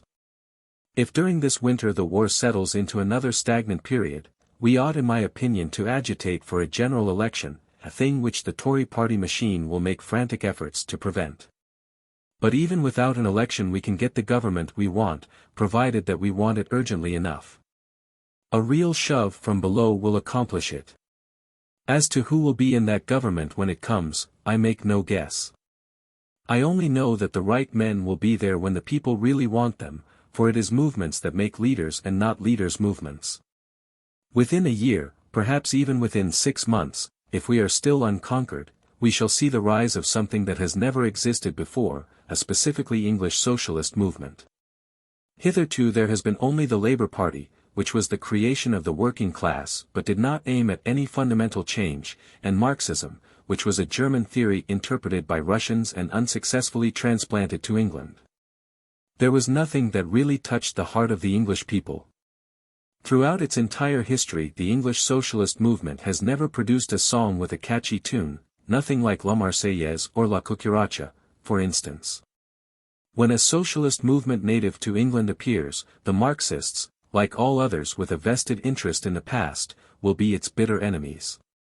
Inevitably they will denounce it as fascism. Already it is customary among the more soft-boiled intellectuals of the left to declare that if we fight against the Nazis we shall go Nazi ourselves. They might almost equally well say that if we fight against Negroes we shall turn black. To go Nazi, we should have to have the history of Germany behind us. Nations do not escape from their past merely by making a revolution. An English socialist government will transform the nation from top to bottom, but it will still bear all over it the unmistakable marks of our own civilization, the peculiar civilization which I discussed earlier in this book. It will not be doctrinaire, nor even logical. It will abolish the House of Lords, but quite probably will not abolish the monarchy. It will leave anachronisms and loose ends everywhere, the judge in his ridiculous horsehair wig and the lion and the unicorn on the soldier's cap buttons. It will not set up any explicit class dictatorship. It will group itself round the old Labour Party and its mass following will be in the trade unions, but it will draw into it most of the middle class and many of the younger sons of the bourgeoisie. Most of its directing brains will come from the new indeterminate class of skilled workers, technical experts, airmen, scientists, architects and journalists, the people who feel at home in the radio and ferroconcrete age. But it will never lose touch with the tradition of compromise and the belief in a law that is above the state. It will shoot traitors, but it will give them a solemn trial beforehand and occasionally it will acquit them. It will crush any open revolt promptly and cruelly, but it will interfere very little with the spoken and written word.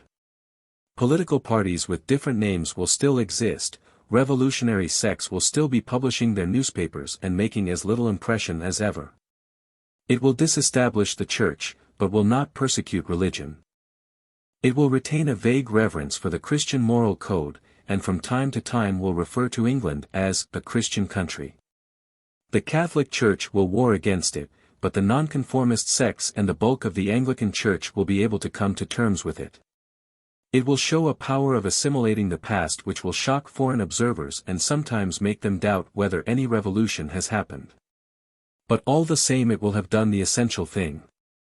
It will have nationalized industry, scaled down incomes, set up a classless educational system. Its real nature will be apparent from the hatred which the surviving rich men of the world will feel for it. It will aim not at disintegrating the empire but at turning it into a federation of socialist states, freed not so much from the British flag as from the moneylender, the dividend drawer and the wooden-head British official. Its war strategy will be totally different from that of any property-ruled state, because it will not be afraid of the revolutionary after-effects when any existing regime is brought down. It will not have the smallest scruple about attacking hostile neutrals or stirring up native rebellion in enemy colonies. It will fight in such a way that even if it is beaten its memory will be dangerous to the victor, as the memory of the French Revolution was dangerous to Metternich's Europe. The dictators will fear it as they could not fear the existing British regime, even if its military strength were 10 times what it is. But at this moment, when the drowsy life of England has barely altered, and the offensive contrast of wealth and poverty still exists everywhere, even amid the bombs, why do I dare to say that all these things will happen? Because the time has come when one can predict the future in terms of an either, or. Either we turn this war into a revolutionary war. I do not say that our policy will be exactly what I have indicated above, merely that it will be along those general lines, or we lose it, and much more besides. Quite soon it will be possible to say definitely that our feet are set upon one path or the other. But at any rate it is certain that with our present social structure we cannot win. Our real forces, physical, moral or intellectual, cannot be mobilized. 3. Patriotism has nothing to do with conservatism. It is actually the opposite of conservatism, since it is a devotion to something that is always changing and yet is felt to be mystically the same. It is the bridge between the future and the past. No real revolutionary has ever been an internationalist. During the past 20 years the negative, fainéant outlook which has been fashionable among English left-wingers, the sniggering of the intellectuals at patriotism and physical courage. The persistent effort to chip away English morale and spread a hedonistic, what do I get out of it attitude to life, has done nothing but harm. It would have been harmful even if we had been living in the squashy League of Nations universe that these people imagined. In an age of furors and bombing planes it was a disaster. However little we may like it, toughness is the price of survival. A nation trained to think hedonistically cannot survive amid peoples who work like slaves and breed like rabbits, and whose chief national industry is war. English socialists of nearly all colors have wanted to make a stand against fascism, but at the same time they have aimed at making their own countrymen unwarlike. They have failed, because in England traditional loyalties are stronger than new ones. But in spite of all the anti-fascist heroics of the left-wing press, what chance should we have stood when the real struggle with fascism came, if the average Englishman had been the kind of creature that the New Statesman, the Daily Worker or even the News Chronicle wished to make him? Up to 1935 virtually all English left-wingers were vaguely pacifist. After 1935 the more vocal of them flung themselves eagerly into the Popular Front movement, which was simply an evasion of the whole problem posed by fascism. It set out to be anti-fascist, in a purely negative way, against fascism without being for any discoverable policy, and underneath it lay the flabby idea that when the time came the Russians would do our fighting for us. It is astonishing how this illusion fails to die. Every week sees its spate of letters to the press, pointing out that if we had a government with no Tories in it the Russians could hardly avoid coming round to our side. Or we are to publish high-sounding war aims, read books like Unser Kampf, 100 million allies, if we choose, etc., whereupon the European populations will infallibly rise on our behalf. It is the same idea all the time: look abroad for your inspiration, get someone else to do your fighting for you. Underneath it lies the frightful inferiority complex of the English intellectual, the belief that the English are no longer a martial race, no longer capable of enduring. In truth, there is no reason to think that anyone will do our fighting for us yet a while, except the Chinese, who have been doing it for 3 years already. 6. The Russians may be driven to fight on our side by the fact of a direct attack, but they have made it clear enough that they will not stand up to the German army if there is any way of avoiding it. In any case, they are not likely to be attracted by the spectacle of a left-wing government in England. The present Russian regime must almost certainly be hostile to any revolution in the West. The subject peoples of Europe will rebel when Hitler begins to totter, but not earlier. Our potential allies are not the Europeans but on the one hand the Americans, who will need a year to mobilize their resources even if big business can be brought to heel, and on the other hand the colored peoples, who cannot be even sentimentally on our side till our own revolution has started. For a long time, a year, 2 years, possibly 3 years, England has got to be the shock absorber of the world. We have got to face bombing, hunger, overwork, influenza, boredom and treacherous peace offers. Manifestly it is a time to stiffen morale, not to weaken it. Instead of taking the mechanically anti-British attitude which is usual on the left, it is better to consider what the world would really be like if the English-speaking culture perished. For it is childish to suppose that the other English-speaking countries, even the USA, will be unaffected if Britain is conquered. Lord Halifax, and all his tribe, believe that when the war is over things will be exactly as they were before. Back to the crazy pavement of Versailles, back to democracy, i.e. capitalism, back to Dole queues and the Rolls-Royce cars, back to the grey top hats and the sponge-bag trousers, in secula seculorum. It is of course obvious that nothing of the kind is going to happen. A feeble imitation of it might just possibly happen in the case of a negotiated peace, but only for a short while. Laissez-faire capitalism is dead. 7. The choice lies between the kind of collective society that Hitler will set up and the kind that can arise if he is defeated. If Hitler wins this war he will consolidate his rule over Europe, Africa and the Middle East, and if his armies have not been too greatly exhausted beforehand, he will wrench vast territories from Soviet Russia. He will set up a graded caste society in which the German Herrenvolk, master race or aristocratic race, will rule over Slavs and other lesser peoples whose job it will be to produce low-priced agricultural products. He will reduce the colored peoples once and for all to outright slavery. The real quarrel of the fascist powers with British imperialism is that they know that it is disintegrating. Another 20 years along the present line of development, and India will be a peasant republic linked with England only by voluntary alliance. The semi-apes of whom Hitler speaks with such loathing will be flying aeroplanes and manufacturing machine guns. The fascist dream of a slave empire will be at an end. On the other hand, if we are defeated we simply hand over our own victims to new masters who come fresh to the job and have not developed any scruples. But more is involved than the fate of the colored peoples. Two incompatible visions of life are fighting one another. Between democracy and totalitarianism, says Mussolini, there can be no compromise. The two creeds cannot even, for any length of time, live side by side. So long as democracy exists, even in its very imperfect English form, totalitarianism is in deadly danger.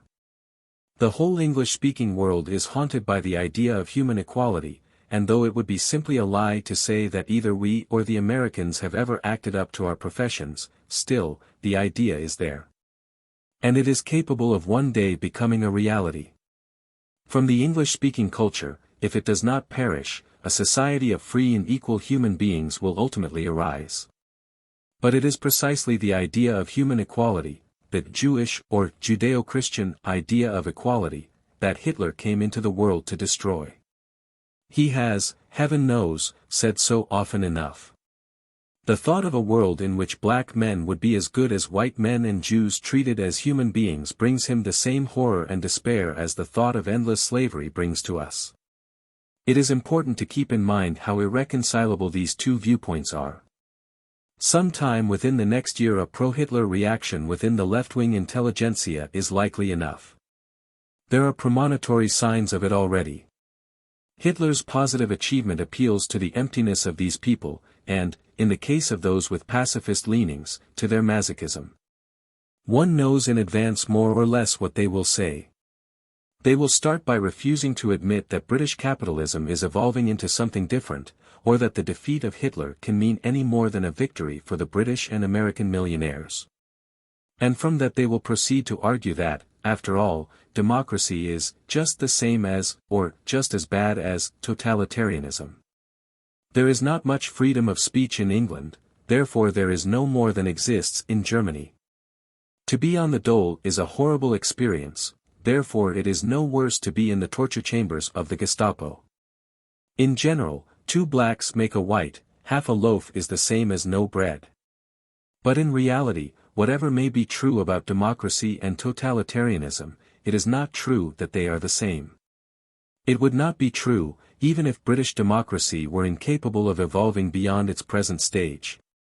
The whole conception of the militarized continental state, with its secret police, its censored literature and its conscript labor, is utterly different from that of the loose maritime democracy, with its slums and unemployment, its strikes and party politics.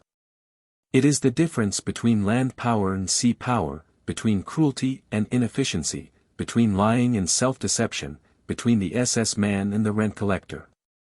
And in choosing between them one chooses not so much on the strength of what they now are as of what they are capable of becoming. But in a sense it is irrelevant whether democracy, at its higher or at its lowest, is better than totalitarianism. To decide that one would have to have access to absolute standards. The only question that matters is where one's real sympathies will lie when the pinch comes. The intellectuals who are so fond of balancing democracy against totalitarianism and proving that one is as bad as the other are simply frivolous people who have never been shoved up against realities. They show the same shallow misunderstanding of fascism now, when they are beginning to flirt with it, as a year or 2 ago, when they were squealing against it. The question is not, can you make out a debating society case in favor of Hitler? The question is, do you genuinely accept that case? Are you willing to submit to Hitler's rule? Do you want to see England conquered, or don't you? It would be better to be sure on that point before frivolously siding with the enemy. For there is no such thing as neutrality in war, in practice one must help one side or the other. When the pinch comes, no one bred in the Western tradition can accept the fascist vision of life. It is important to realize that now, and to grasp what it entails. With all its sloth, hypocrisy, and injustice, the English-speaking civilization is the only large obstacle in Hitler's path. It is a living contradiction of all the infallible dogmas of fascism. That is why all fascist writers for years past have agreed that England's power must be destroyed. England must be exterminated, must be annihilated, must cease to exist. Strategically it would be possible for this war to end with Hitler in secure possession of Europe, and with the British Empire intact and British sea power barely affected. But ideologically it is not possible. Were Hitler to make an offer along those lines, it could only be treacherously, with a view to conquering England indirectly or renewing the attack at some more favorable moment. England cannot possibly be allowed to remain as a sort of funnel through which deadly ideas from beyond the Atlantic flow into the police states of Europe. And turning it round to our own point of view, we see the vastness of the issue before us, the all-importance of preserving our democracy more or less as we have known it. But to preserve is always to extend. The choice before us is not so much between victory and defeat as between revolution and apathy. If the thing we are fighting for is altogether destroyed, it will have been destroyed partly by our own act. It could happen that England could introduce the beginnings of socialism, turn this war into a revolutionary war, and still be defeated. That is at any rate thinkable. But, terrible as it would be for anyone who is now adult, it would be far less deadly than the compromise peace, which a few rich men and their hired liars are hoping for. The final ruin of England could only be accomplished by an English government acting under orders from Berlin. But that cannot happen if England has awakened beforehand. For in that case the defeat would be unmistakable, the struggle would continue, the idea would survive. The difference between going down fighting, and surrendering without a fight, is by no means a question of honor and schoolboy heroics. Hitler said once that to accept defeat destroys the soul of a nation. This sounds like a piece of claptrap, but it is strictly true. The defeat of 1870 did not lessen the world influence of France. The Third Republic had more influence, intellectually, than the France of Napoleon III. But the sort of peace that Pétain, Laval and co. have accepted can only be purchased by deliberately wiping out the national culture. The Vichy government will enjoy a spurious independence only on condition that it destroys the distinctive marks of French culture: republicanism, secularism, respect for the intellect, absence of color prejudice. We cannot be utterly defeated if we have made our revolution beforehand. We may see German troops marching down Whitehall, but another process, ultimately deadly to the German power dream, will have been started. The Spanish people were defeated, but the things they learned during those 2.5 memorable years will one day come back upon the Spanish fascists like a boomerang. A piece of Shakespearean bombast was much quoted at the beginning of the war. Even Mr. Chamberlain quoted it once, if my memory does not deceive me. Come the four corners of the world in arms and we shall shock them, naught shall make us rue if England to herself do rest but true. It is right enough, if you interpret it rightly. But England has got to be true to herself. She is not being true to herself while the refugees who have sought our shores are penned up in concentration camps, and company directors work out subtle schemes to dodge their excess profits tax. It is goodbye to the tattler and the bystander, and farewell to the lady in the Rolls-Royce car. The heirs of Nelson and of Cromwell are not in the House of Lords. They are in the fields and the streets, in the factories and the armed forces, in the four-ale bar and the suburban back garden, and at present they are still kept under by a generation of ghosts. Compared with the task of bringing the Real England to the surface, even the winning of the war, necessary though it is secondary. By revolution we become more ourselves, not less. There is no question of stopping short, striking a compromise, salvaging democracy, standing still. Nothing ever stands still. We must add to our heritage or lose it, we must grow greater or grow less, we must go forward or backward. I believe in England, and I believe that we shall go forward. Wells, Hitler and the World State. 1941. In March or April, say the wiseacres, there is to be a stupendous knockout blow at Britain. What Hitler has to do it with, I cannot imagine. His ebbing and dispersed military resources are now probably not so very much greater than the Italians before they were put to the test in Greece and Africa. The German air power has been largely spent. It is behind the times and its first-rate men are mostly dead or disheartened or worn out. In 1914 the Hohenzollern army was the best in the world. Behind that screaming little defective in Berlin there is nothing of the sort. Yet our military experts discuss the waiting phantom.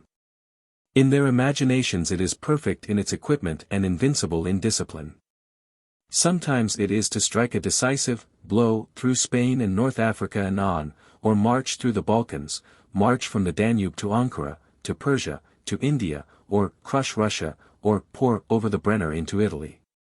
The weeks pass and the phantom does none of these things, for one excellent reason. It does not exist to that extent. Most of such inadequate guns and munitions as it possessed must have been taken away from it and fooled away in Hitler's silly feints to invade Britain. And its raw jerry-built discipline is wilting under the creeping realization that the blitzkrieg is spent, and the war is coming home to roost. These quotations are not taken from the Cavalry Quarterly but from a series of newspaper articles by Mr. H. G. Wells, written at the beginning of this year and now reprinted in a book entitled Guide to the New World. Since they were written, the German army has overrun the Balkans and reconquered Cyrenaica, it can march through Turkey or Spain at such time as may suit it, and it has undertaken the invasion of Russia. How that campaign will turn out I do not know, but it is worth noticing that the German General Staff, whose opinion is probably worth something, would not have begun it if they had not felt fairly certain of finishing it within 3 months. So much for the idea that the German army is a bogey, its equipment inadequate, its morale breaking down, etc. etc. What has Wells to set against the screaming little defective in Berlin? The usual rigmarole about a world state, plus the Sankey Declaration, which is an attempted definition of fundamental human rights, of anti-totalitarian tendency. Except that he is now especially concerned with federal world control of air power, it is the same gospel as he has been preaching almost without interruption for the past 40 years. Always with an air of angry surprise at the human beings who can fail to grasp anything so obvious. What is the use of saying that we need federal world control of the air? The whole question is how we are to get it. What is the use of pointing out that a world state is desirable? What matters is that not one of the 5 great military powers would think of submitting to such a thing. All sensible men for decades past have been substantially in agreement with what Mr. Wells says. But the sensible men have no power and, in too many cases, no disposition to sacrifice themselves. Hitler is a criminal lunatic, and Hitler has an army of millions of men, aeroplanes in thousands, tanks in tens of thousands. For his sake a great nation has been willing to overwork itself for 6 years and then to fight for 2 years more, whereas for the common sense, essentially hedonistic worldview which Mr. Wells puts forward, hardly a human creature is willing to shed a pint of blood. Before you can even talk of world reconstruction, or even of peace, you have got to eliminate Hitler, which means bringing into being a dynamic not necessarily the same as that of the Nazis, but probably quite as unacceptable to enlightened and hedonistic people. What has kept England on its feet during the past year? In part, no doubt, some vague idea about a better future, but chiefly the atavistic emotion of patriotism, the ingrained feeling of the English-speaking peoples that they are superior to foreigners. For the last 20 years the main object of English left-wing intellectuals has been to break this feeling down, and if they had succeeded, we might be watching the SS men patrolling the London streets at this moment.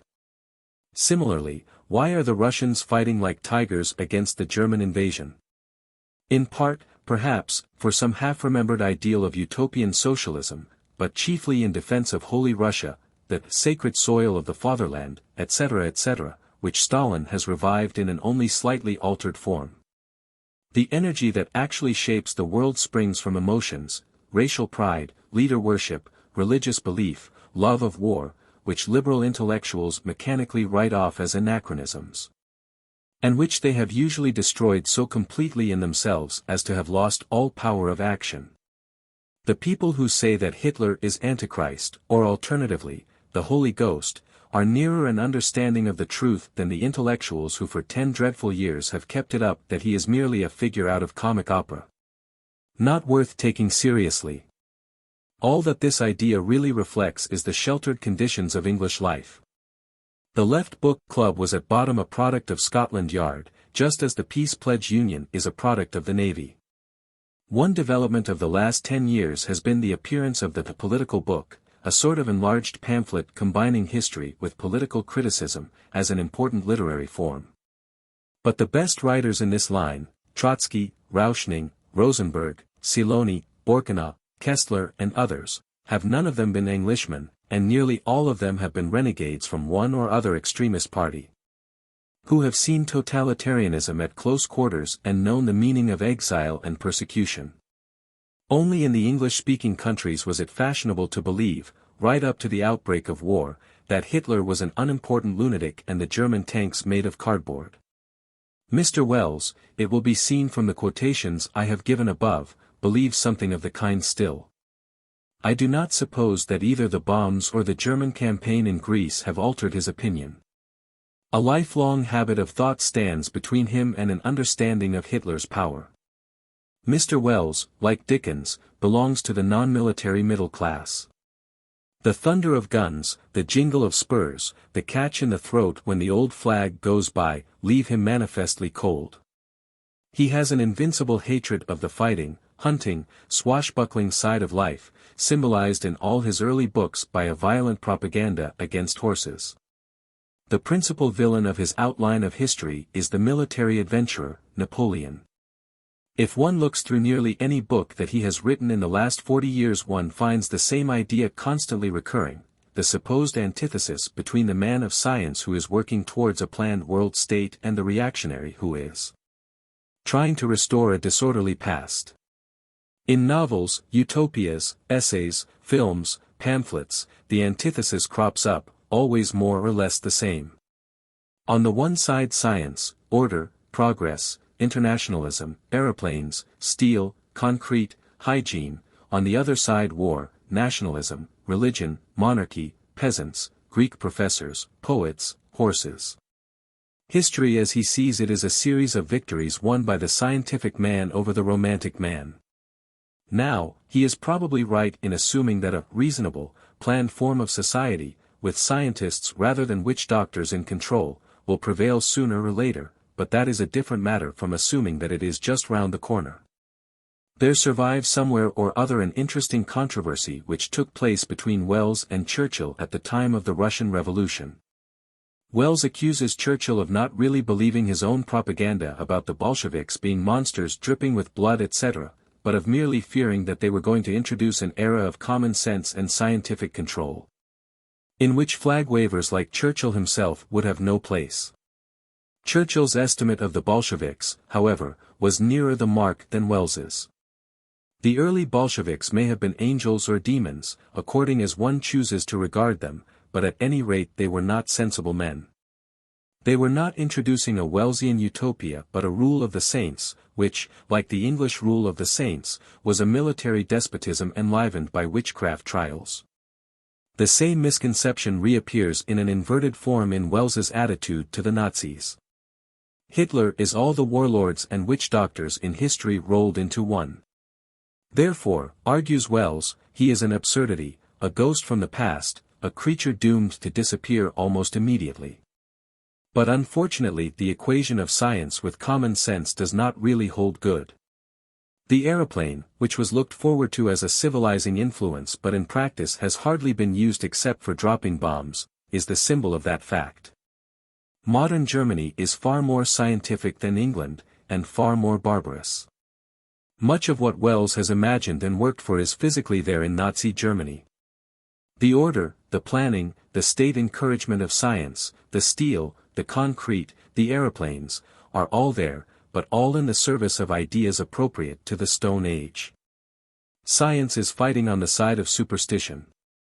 But obviously it is impossible for Wells to accept this. It would contradict the worldview on which his own works are based.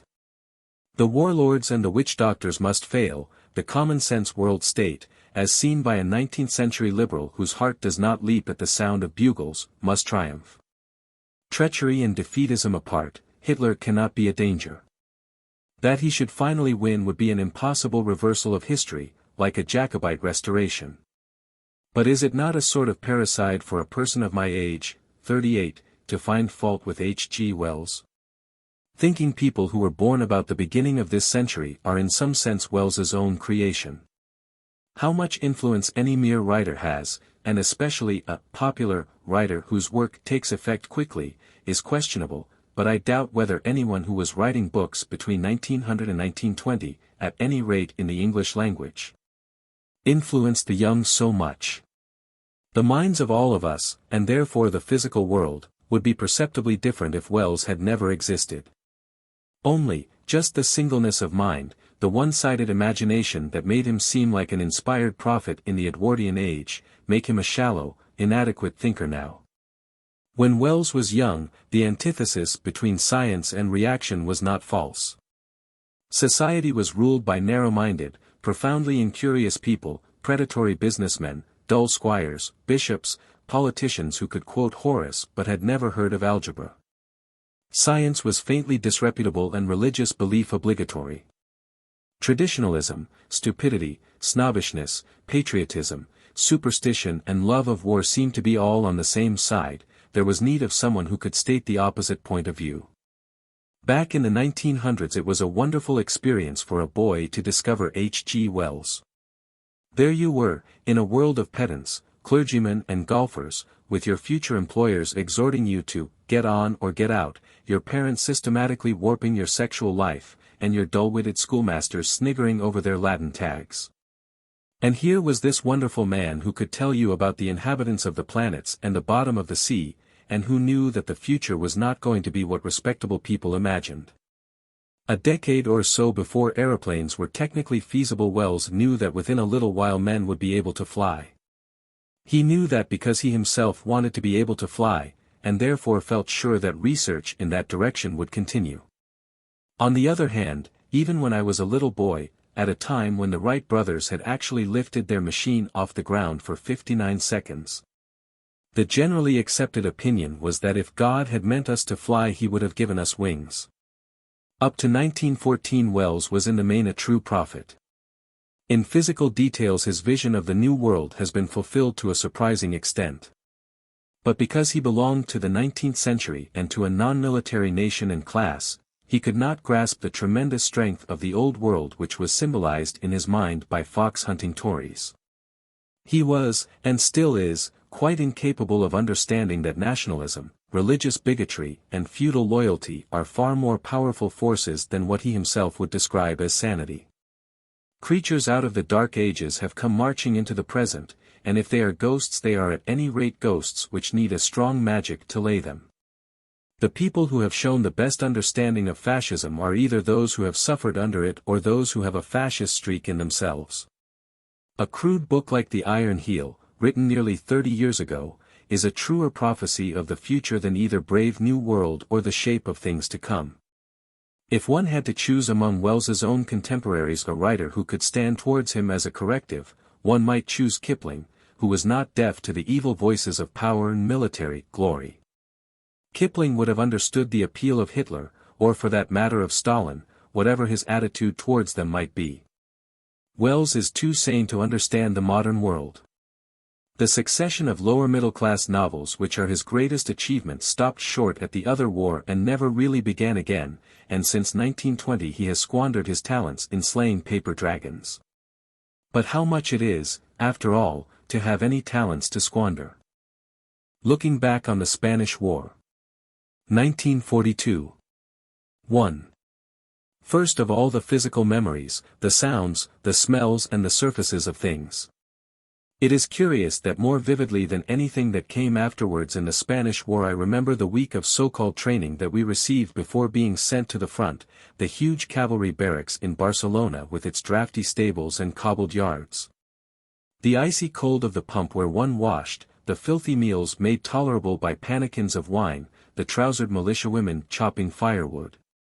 And the roll call in the early mornings where my prosaic English name made a sort of comic interlude among the resounding Spanish ones, Manuel Gonzalez, Pedro Aguilar, Ramon Fenolosa, Roque Ballester, Jamie Domenech, Sebastian Viltran.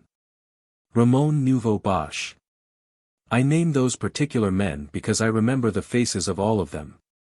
Except for two who were mere riff-raff and have doubtless become good phalangists by this time, it is probable that all of them are dead. Two of them I know to be dead. The eldest would have been about 25, the youngest 16. One of the essential experiences of war is never being able to escape from disgusting smells of human origin. Latrines are an overworked subject in war literature, and I would not mention them if it were not that the latrine in our barracks did its necessary bit towards puncturing my own illusions about the Spanish Civil War. The Latin type of latrine, at which you have to squat, is bad enough at its best, but these were made of some kind of polished stone so slippery that it was all you could do to keep on your feet. In addition, they were always blocked. Now I have plenty of other disgusting things in my memory, but I believe it was these latrines that first brought home to me the thought, so often to recur, here we are, soldiers of a revolutionary army, defending democracy against fascism. Fighting a war which is about something, and the detail of our lives is just as sordid and degrading as it could be in prison, let alone in a bourgeois army. Many other things reinforced this impression later, for instance, the boredom and animal hunger of trench life, the squalid intrigues over scraps of food, the mean, nagging quarrels which people exhausted by lack of sleep indulge in. The essential horror of army life, whoever has been a soldier will know what I mean by the essential horror of army life, is barely affected by the nature of the war you happen to be fighting in. Discipline, for instance, is ultimately the same in all armies. Orders have to be obeyed and enforced by punishment if necessary. The relationship of officer and man has to be the relationship of superior and inferior. The picture of war set forth in books like All Quiet on the Western Front is substantially true. Bullets hurt, corpses stink, men under fire are often so frightened that they wet their trousers. It is true that the social background from which an army springs will color its training, tactics and general efficiency, and also that the consciousness of being in the right can bolster up morale. Though this affects the civilian population more than the troops. People forget that a soldier anywhere near the front line is usually too hungry, or frightened, or cold, or, above all, too tired to bother about the political origins of the war. But the laws of nature are not suspended for a red army any more than for a white one. A louse is a louse and a bomb is a bomb, even though the cause you are fighting for happens to be just. Why is it worthwhile to point out anything so obvious? Because the bulk of the British and American intelligentsia were manifestly unaware of it then, and are now. Our memories are short nowadays, but look back a bit, dig out the files of New Masses or the Daily Worker, and just have a look at the romantic warmongering muck that our left-wingers were spilling at that time. All the stale old phrases. And the unimaginative callousness of it. The sang-froid with which London faced the bombing of Madrid. Here I am not bothering about the counter-propagandists of the right, the Lunds, Garvinzi hoc genus, they go without saying. But here were the very people who for 20 years had hooted and jeered at the glory of war, at atrocity stories, at patriotism, even at physical courage. Coming out with stuff that with the alteration of a few names would have fitted into the Daily Mail of 1918. If there was one thing that the British intelligentsia were committed to, it was the debunking version of war, the theory that war is all corpses and latrines and never leads to any good result. Well, the same people who in 1933 sniggered pityingly if you said that in certain circumstances you would fight for your country. In 1937 were denouncing you as a Trotsky fascist if you suggested that the stories in New Masses about freshly wounded men clamoring to get back into the fighting might be exaggerated. And the left intelligentsia made their swing over from war is hell to war is glorious, not only with no sense of incongruity but almost without any intervening stage. Later the bulk of them were to make other transitions equally violent. There must be a quite large number of people, a sort of central core of the intelligentsia, who approved the King and Country Declaration in 1935, shouted for a firm line against Germany in 1937, supported the People's Convention in 1940. And are demanding a second front now. As far as the mass of the people go, the extraordinary swings of opinion which occur nowadays, the emotions which can be turned on and off like a tap, are the result of newspaper and radio hypnosis. In the intelligentsia I should say they result rather from money and mere physical safety. At a given moment they may be pro-war or anti-war, but in either case they have no realistic picture of war in their minds. When they enthused over the Spanish War they knew, of course, that people were being killed and that to be killed is unpleasant, but they did feel that for a soldier in the Spanish Republican Army the experience of war was somehow not degrading. Somehow the latrines stank less, discipline was less irksome. You have only to glance at the New Statesman to see that they believe that, exactly similar blah is being written about the Red Army at this moment. We have become too civilized to grasp the obvious. For the truth is very simple. To survive you often have to fight, and to fight you have to dirty yourself. War is evil, and it is often the lesser evil. Those who take the sword perish by the sword, and those who don't take the sword perish by smelly diseases. The fact that such a platitude is worth writing down shows what the years of rentier capitalism have done to us. 2. In connection with what I have just said, a footnote, on atrocities. I have little direct evidence about the atrocities in the Spanish Civil War. I know that some were committed by the Republicans, and far more, they are still continuing, by the fascists. But what impressed me then, and has impressed me ever since, is that atrocities are believed in or disbelieved in solely on grounds of political predilection. Everyone believes in the atrocities of the enemy and disbelieves in those of his own side, without ever bothering to examine the evidence. Recently I drew up a table of atrocities during the period between 1918 and the present. There was never a year when atrocities were not occurring somewhere or other, and there was hardly a single case when the left and the right believed in the same stories simultaneously. And stranger yet, at any moment the situation can suddenly reverse itself, and yesterday's proved to the hilt atrocity story can become a ridiculous lie, merely because the political landscape has changed.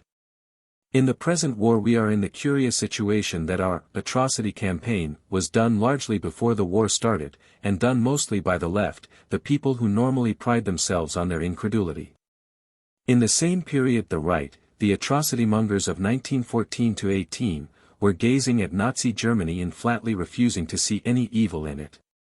Then as soon as war broke out it was the pro-Nazis of yesterday who were repeating horror stories, while the anti-Nazis suddenly found themselves doubting whether the Gestapo really existed.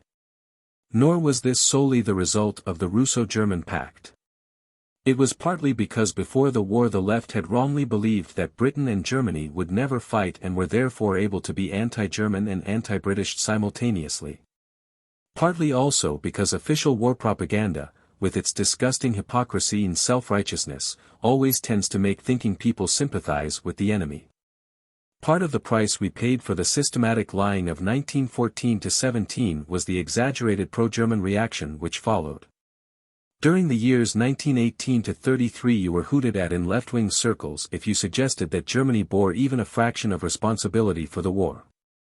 In all the denunciations of Versailles I listened to during those years I don't think I ever once heard the question, what would have happened if Germany had won, even mentioned, let alone discussed.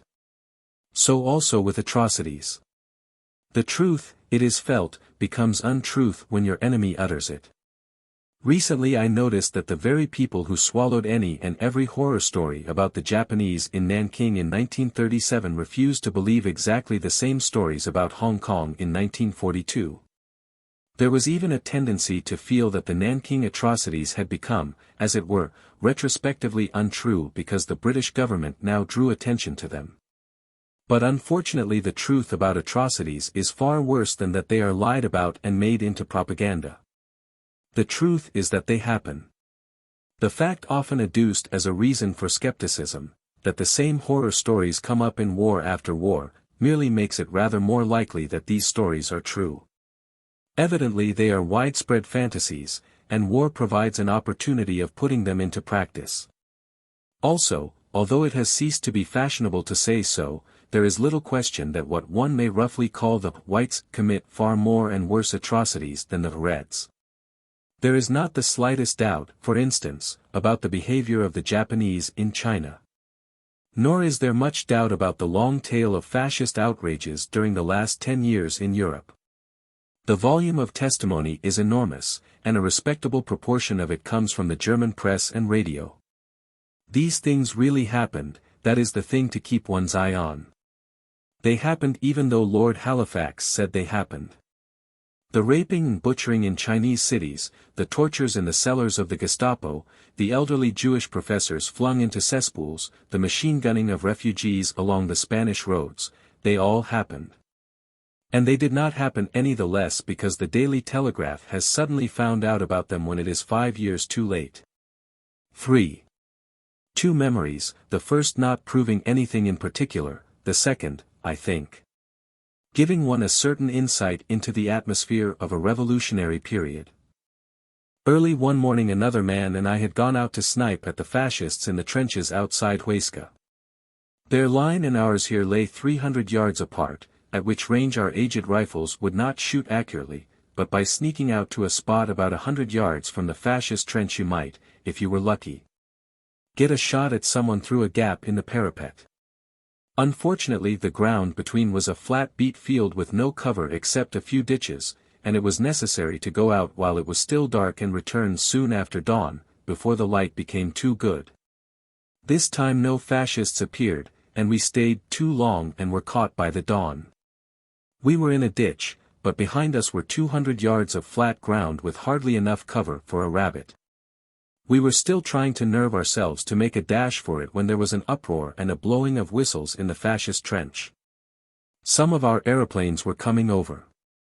At this moment, a man presumably carrying a message to an officer, jumped out of the trench and ran along the top of the parapet in full view. He was half-dressed and was holding up his trousers with both hands as he ran. I refrained from shooting at him. It is true that I am a poor shot and unlikely to hit a running man at 100 yards, and also that I was thinking chiefly about getting back to our trench while the fascists had their attention fixed on the aeroplanes. Still, I did not shoot partly because of that detail about the trousers. I had come here to shoot at fascists. But a man who is holding up his trousers isn't a fascist, he is visibly a fellow creature, similar to yourself, and you don't feel like shooting at him. What does this incident demonstrate? Nothing very much, because it is the kind of thing that happens all the time in all wars. The other is different. I don't suppose that in telling it I can make it moving to you who read it, but I ask you to believe that it is moving to me, as an incident characteristic of the moral atmosphere of a particular moment in time. One of the recruits who joined us while I was at the barracks was a wild-looking boy from the back streets of Barcelona. He was ragged and barefooted.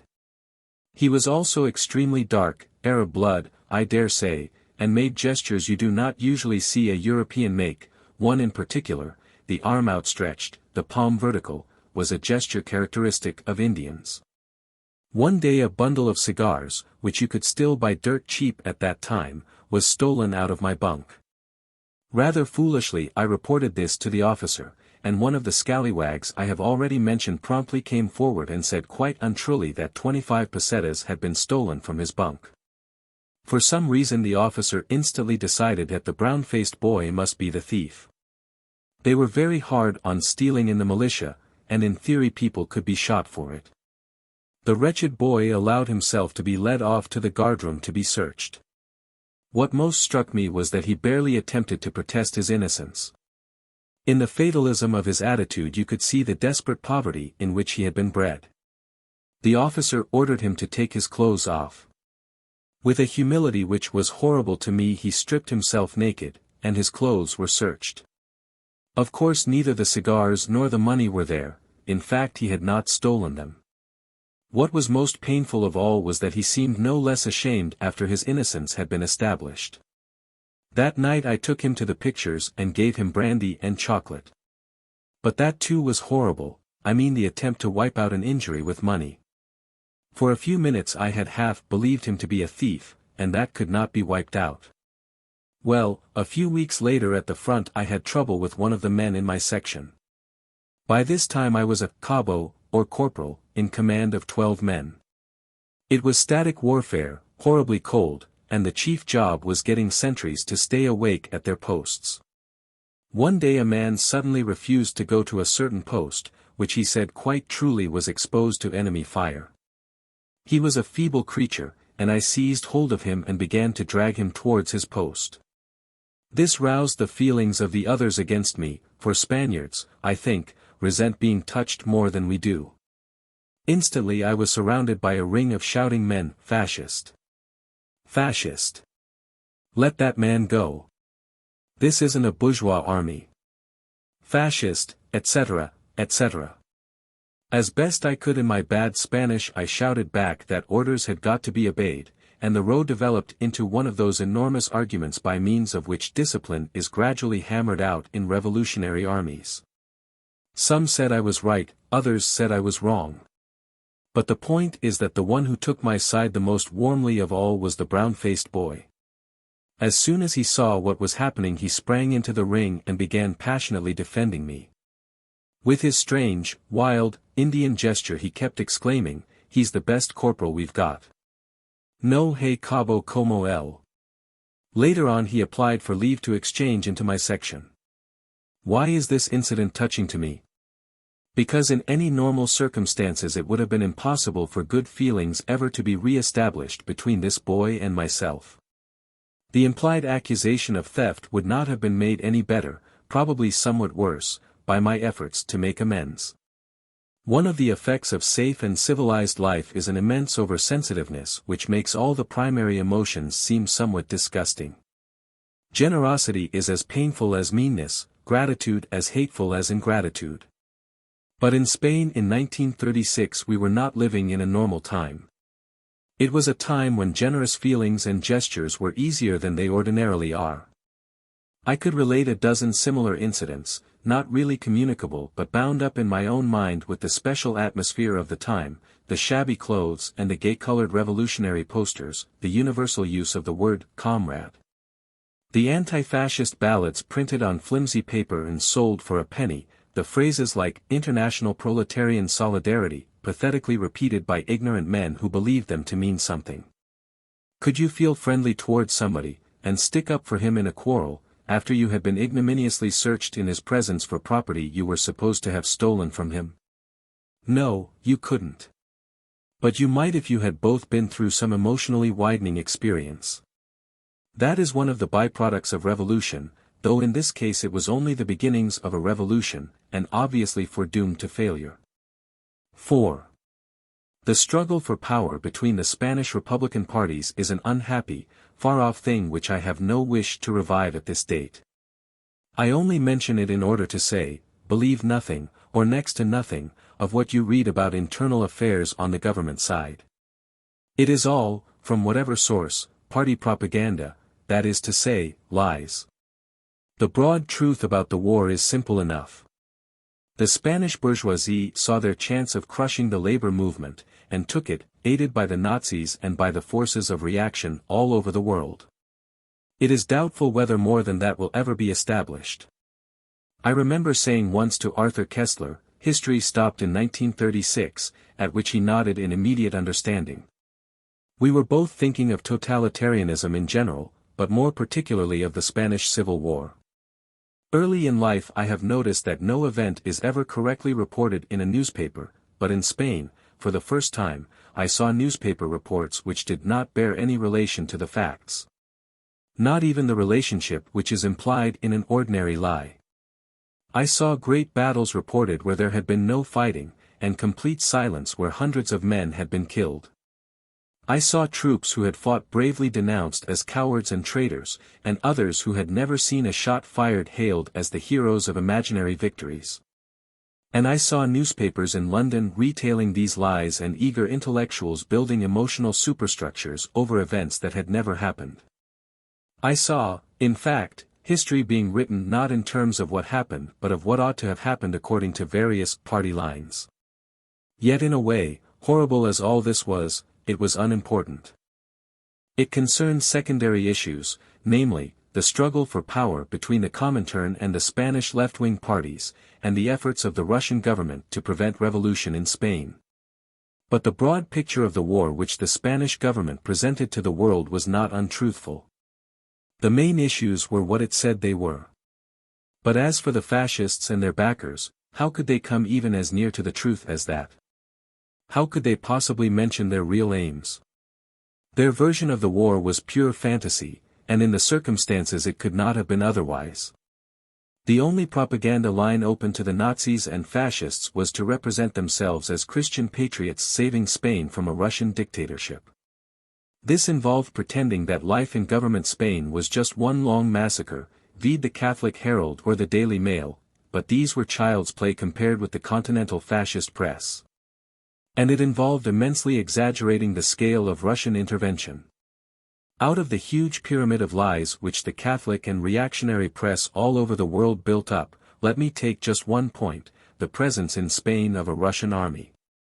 Devout Franco partisans all believed in this. Estimates of its strength went as high as 500,000.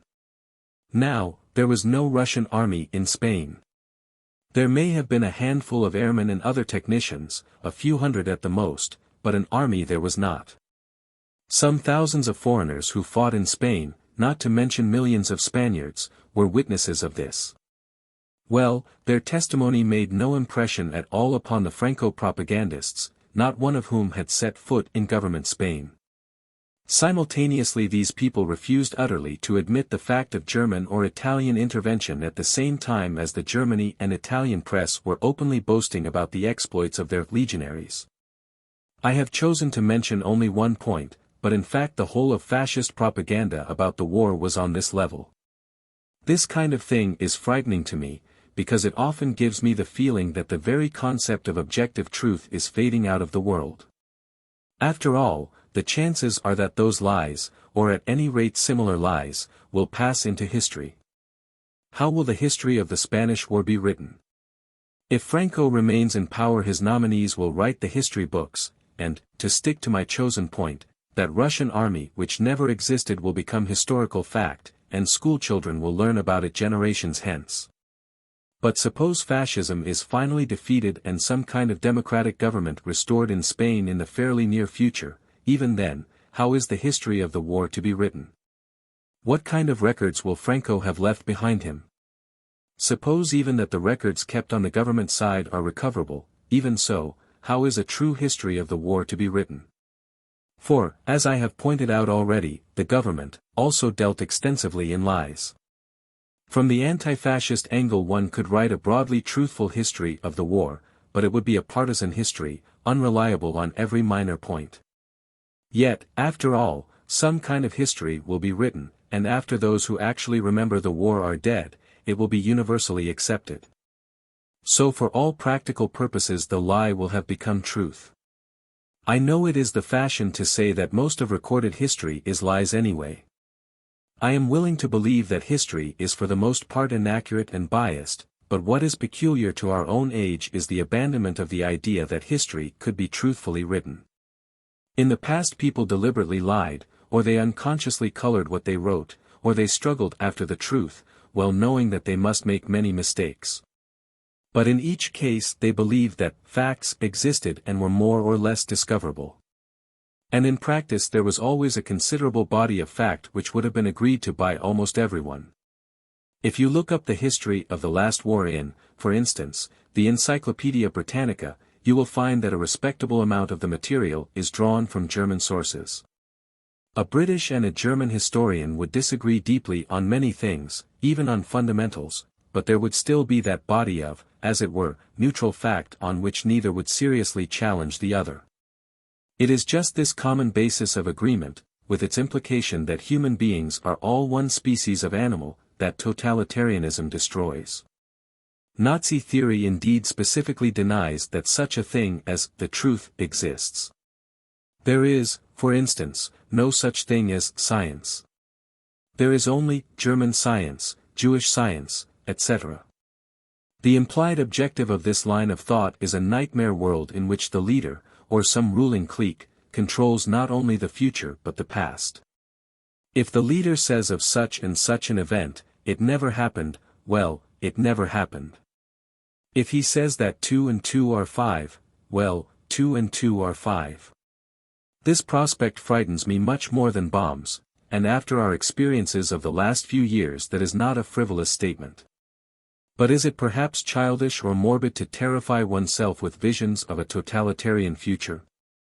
Before writing off the totalitarian world as a nightmare that can't come true, just remember that in 1925 the world of today would have seemed a nightmare that couldn't come true.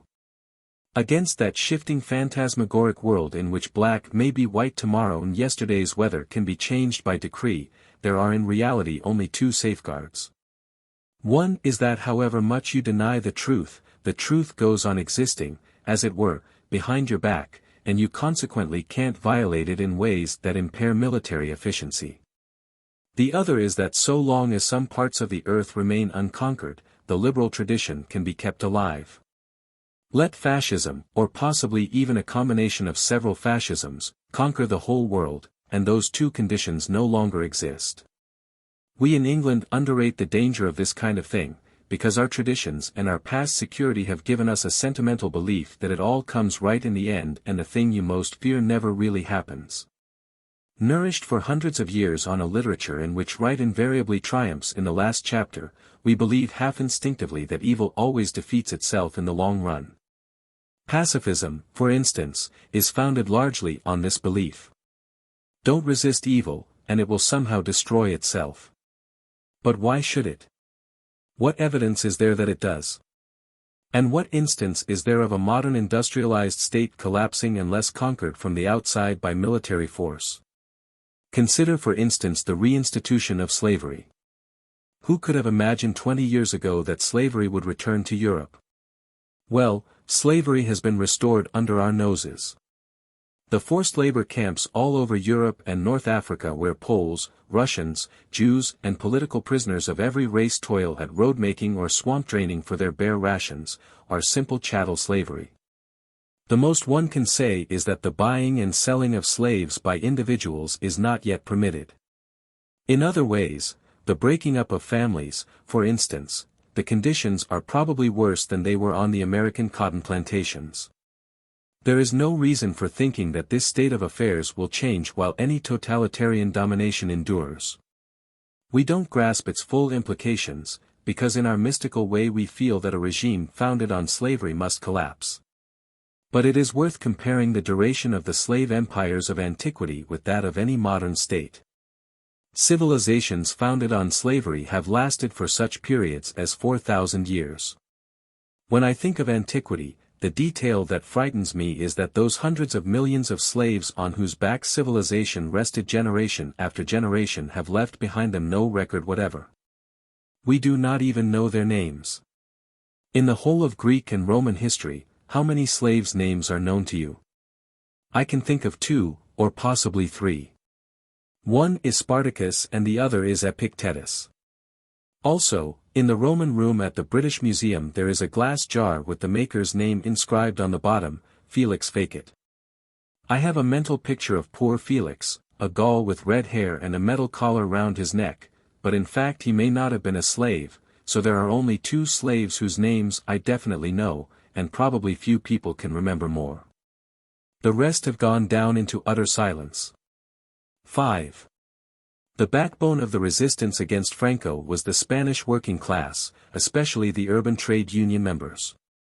In the long run, it is important to remember that it is only in the long run, the working class remains the most reliable enemy of fascism, simply because the working class stands to gain most by a decent reconstruction of society. Unlike other classes or categories, it can't be permanently bribed. To say this is not to idealize the working class. In the long struggle that has followed the Russian Revolution it is the manual workers who have been defeated, and it is impossible not to feel that it was their own fault. Time after time, in country after country, the organized working class movements have been crushed by open, illegal violence, and their comrades abroad, linked to them in theoretical solidarity, have simply looked on and done nothing. And underneath this, secret cause of many betrayals, has lain the fact that between white and colored workers there is not even lip service to solidarity. Who can believe in the class-conscious international proletariat after the events of the past 10 years?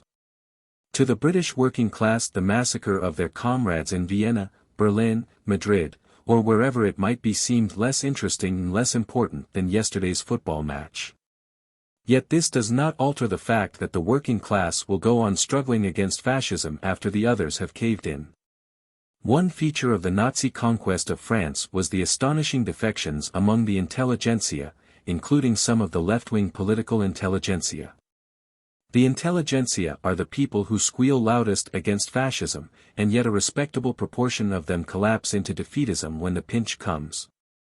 They are far-sighted enough to see the odds against them, and moreover they can be bribed, for it is evident that the Nazis think it worth while to bribe intellectuals. With the working class it is the other way about.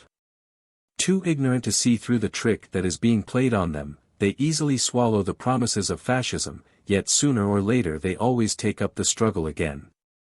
They must do so, because in their own bodies they always discover that the promises of fascism cannot be fulfilled. To win over the working class permanently, the fascists would have to raise the general standard of living, which they are unable and probably unwilling to do. The struggle of the working class is like the growth of a plant. The plant is blind and stupid, but it knows enough to keep pushing upwards towards the light, and it will do this in the face of endless discouragements. What are the workers struggling for? Simply for the decent life which they are more and more aware is now technically possible. Their consciousness of this aim ebbs and flows. In Spain, for a while, people were acting consciously, moving towards a goal which they wanted to reach and believed they could reach. It accounted for the curiously buoyant feeling that life in government Spain had during the early months of the war. The common people knew in their bones that the Republic was their friend and Franco was their enemy. They knew that they were in the right, because they were fighting for something which the world owed them and was able to give them. One has to remember this to see the Spanish War in its true perspective. When one thinks of the cruelty, squalor, and futility of war, and in this particular case of the intrigues, the persecutions, the lies and the misunderstandings, there is always the temptation to say, one side is as bad as the other. I am neutral. In practice, however, one cannot be neutral, and there is hardly such a thing as a war in which it makes no difference who wins. Nearly always one stands more or less for progress, the other side more or less for reaction. The hatred which the Spanish Republic excited in millionaires, dukes, cardinals, playboys, blimps, and what not would in itself be enough to show one how the land lay. In essence it was a class war. If it had been won, the cause of the common people everywhere would have been strengthened. It was lost, and the dividend drawers all over the world rubbed their hands. That was the real issue, all else was froth on its surface. 6. The outcome of the Spanish War was settled in London, Paris, Rome, Berlin, at any rate not in Spain. After the summer of 1937 those with eyes in their heads realized that the government could not win the war unless there were some profound change in the international setup. And in deciding to fight on Negrin and the others may have been partly influenced by the expectation that the World War which actually broke out in 1939 was coming in 1938. The much publicized disunity on the government side was not a main cause of defeat. The government militias were hurriedly raised, ill-armed and unimaginative in their military outlook, but they would have been the same if complete political agreement had existed from the start. At the outbreak of war the average Spanish factory worker did not even know how to fire a rifle, there had never been universal conscription in Spain, and the traditional pacifism of the left was a great handicap. The thousands of foreigners who served in Spain made good infantry, but there were very few experts of any kind among them. The Trotskyist thesis that the war could have been won if the revolution had not been sabotaged was probably false. To nationalize factories, demolish churches, and issue revolutionary manifestos would not have made the armies more efficient. The fascists won because they were the stronger, they had modern arms and the others hadn't. No political strategy could offset that. The most baffling thing in the Spanish War was the behavior of the great powers. The war was actually won for Franco by the Germans and Italians, whose motives were obvious enough. The motives of France and Britain are less easy to understand. In 1936 it was clear to everyone that if Britain would only help the Spanish government, even to the extent of a few £1,000,000 worth of arms, Franco would collapse and German strategy would be severely dislocated. By that time one did not need to be a clairvoyant to foresee that war between Britain and Germany was coming, one could even foretell within a year or two when it would come. Yet in the most mean, cowardly, hypocritical way the British ruling class did all they could to hand Spain over to Franco and the Nazis. Why? Because they were pro-fascist, was the obvious answer. Undoubtedly they were, and yet when it came to the final showdown they chose to stand up to Germany. It is still very uncertain what plan they acted on in backing Franco, and they may have had no clear plan at all. Whether the British ruling class are wicked or merely stupid is one of the most difficult questions of our time, and at certain moments a very important question. As to the Russians, their motives in the Spanish War are completely inscrutable. Did they, as the Pinks believed, intervene in Spain in order to defend democracy and thwart the Nazis? Then why did they intervene on such a niggardly scale and finally leave Spain in the lurch? Or did they, as the Catholics maintained, intervene in order to foster revolution in Spain? Then why did they do all in their power to crush the Spanish revolutionary movements, defend private property and hand power to the middle class as against the working class? Or did they, as the Trotskyists suggested, intervene simply in order to prevent a Spanish revolution? Then why not have backed Franco? Indeed, their actions are most easily explained if one assumes that they were acting on several contradictory motives. I believe that in the future we shall come to feel that Stalin's foreign policy, instead of being so diabolically clever as it is claimed to be, has been merely opportunistic and stupid. But at any rate, the Spanish Civil War demonstrated that the Nazis knew what they were doing and their opponents did not. The war was fought at a low technical level and its major strategy was very simple. That side which had arms would win. The Nazis and the Italians gave arms to the Spanish fascist friends, and the Western democracies and the Russians didn't give arms to those who should have been their friends. So the Spanish Republic perished, having gained what no republic missed. Whether it was right, as all left-wingers in other countries undoubtedly did, to encourage the Spaniards to go on fighting when they could not win is a question hard to answer. I myself think it was right, because I believe that it is better even from the point of view of survival to fight and be conquered than to surrender without fighting. The effects on the grand strategy of the struggle against fascism cannot be assessed yet. The ragged, weaponless armies of the Republic held out for 2.5 years, which was undoubtedly longer than their enemies expected. But whether that dislocated the fascist timetable, or whether, on the other hand, it merely postponed the major war and gave the Nazis extra time to get their war machine into trim, is still uncertain. 7. I never think of the Spanish War without two memories coming into my mind. One is of the hospital ward at Reade and the rather sad voices of the wounded militiamen singing some song with a refrain that ended. Una resolution. Lucar hast al fin. Well, they fought to the end all right. For the last 18 months of the war the Republican armies must have been fighting almost without cigarettes, and with precious little food. Even when I left Spain in the middle of 1937, meat and bread were scarce, tobacco a rarity, coffee and sugar almost unobtainable. The other memory is of the Italian militiaman who shook my hand in the guardroom, the day I joined the militia. I wrote about this man at the beginning of my book on the Spanish War, Homage to Catalonia, and do not want to repeat what I said there. When I remember, oh, how vividly. His shabby uniform and fierce, pathetic, innocent face, the complex side issues of the war seem to fade away and I see clearly that there was at any rate no doubt as to who was in the right. In spite of power politics and journalistic lying, the central issue of the war was the attempt of people like this to win the decent life which they knew to be their birthright. It is difficult to think of this particular man's probable end without several kinds of bitterness. Since I met him in the Lenin barracks he was probably a Trotskyist or an anarchist, and in the peculiar conditions of our time, when people of that sort are not killed by the Gestapo they are usually killed by the GPU. But that does not affect the long-term issues. This man's face, which I saw only for a minute or two, remains with me as a sort of visual reminder of what the war was really about.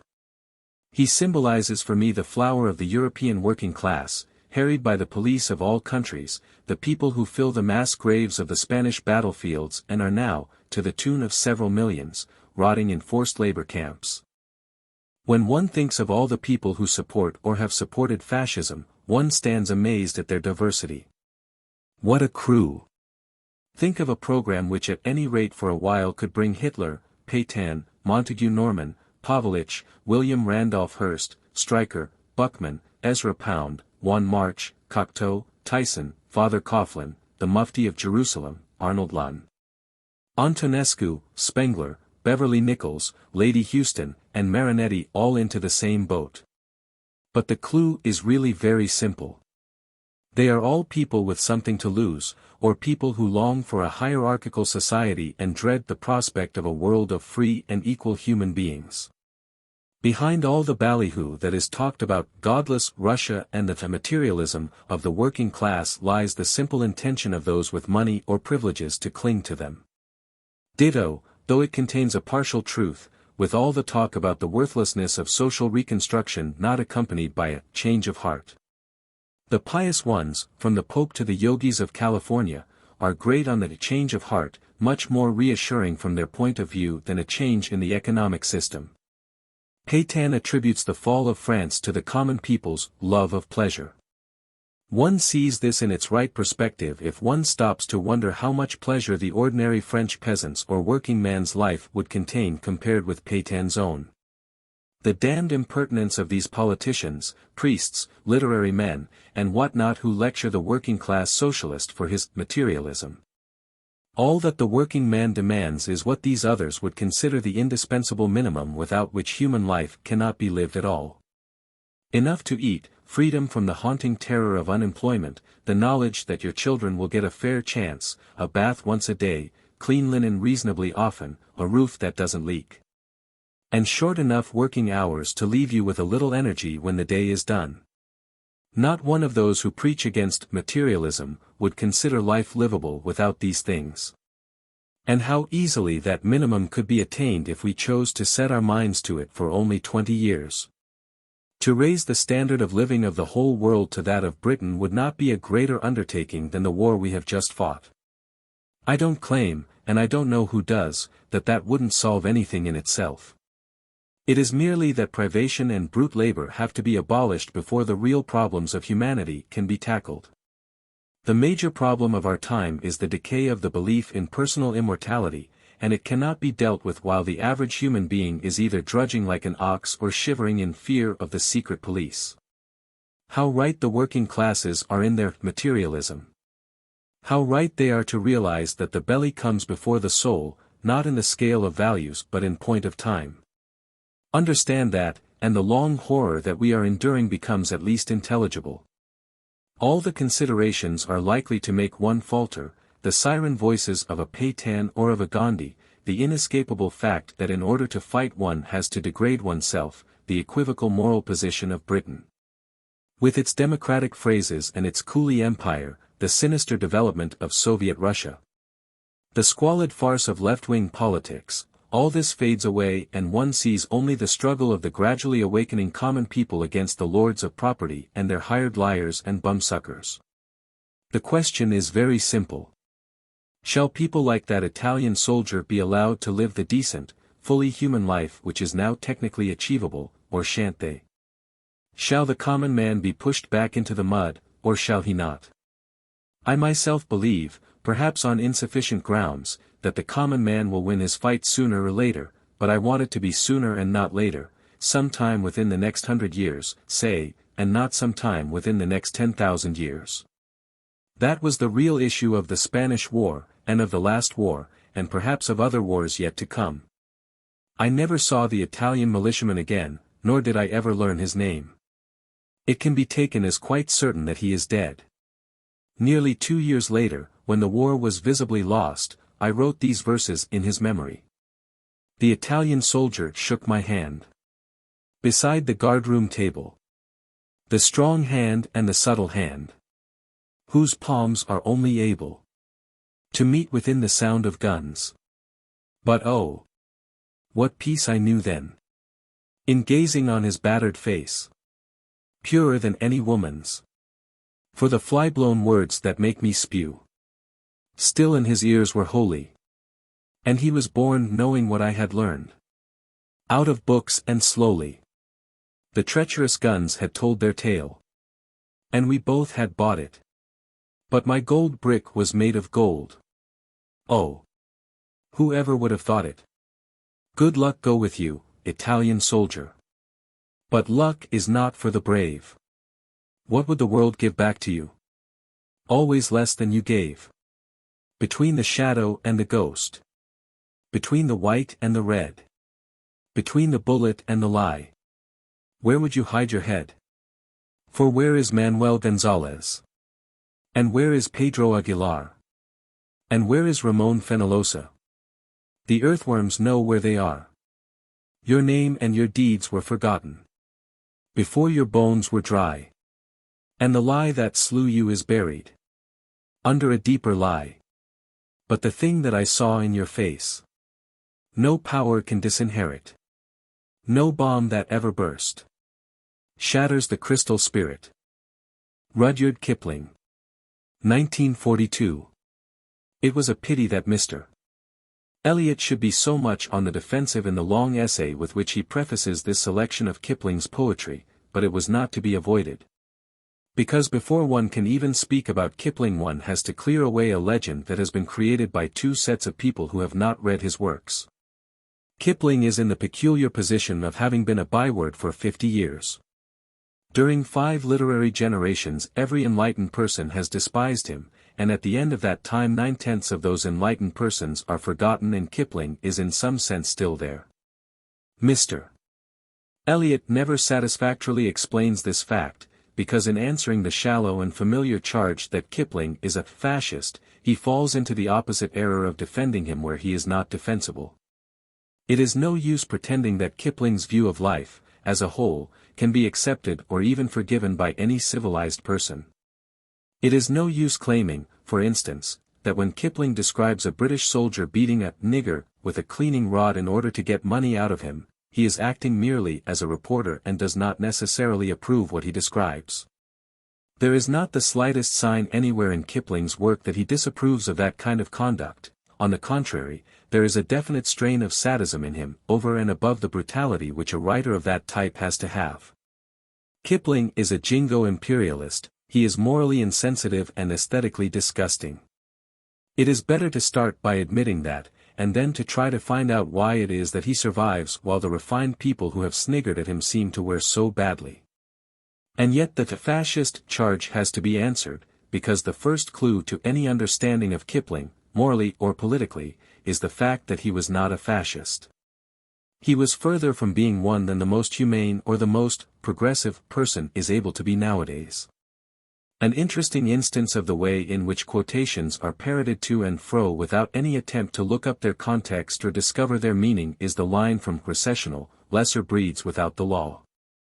This line is always good for a snigger in pansy-left circles.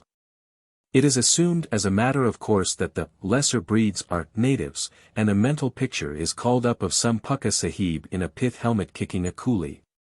In its context the sense of the line is almost the exact opposite of this. The phrase lesser breeds refers almost certainly to the Germans, and especially the pan-German writers, who are without the law in the sense of being lawless, not in the sense of being powerless. The whole poem, conventionally thought of as an orgy of boasting, is a denunciation of power politics, British as well as German. 2 stanzas are worth quoting. I am quoting this as politics, not as poetry. If, drunk with sight of power, we loose wild tongues that have not thee in awe, such boastings as the Gentiles use, or lesser breeds without the law, Lord God of hosts. Be with us yet, lest we forget, lest we forget. For heathen heart that puts her trust in reeking tube and iron shard, all valiant dust that builds on dust, and guarding, calls not thee to guard, for frantic boast and foolish word, thy mercy on thy people, Lord. Much of Kipling's phraseology is taken from the Bible, and no doubt in the second stanza he had in mind the text from Psalm cxxv, except the Lord build the house, they labor in vain that build it. Except the Lord keep the city, the watchman waketh but in vain. It is not a text that makes much impression on the post-Hitler mind. No one, in our time, believes in any sanction greater than military power. No one believes that it is possible to overcome force except by greater force. There is no law, there is only power.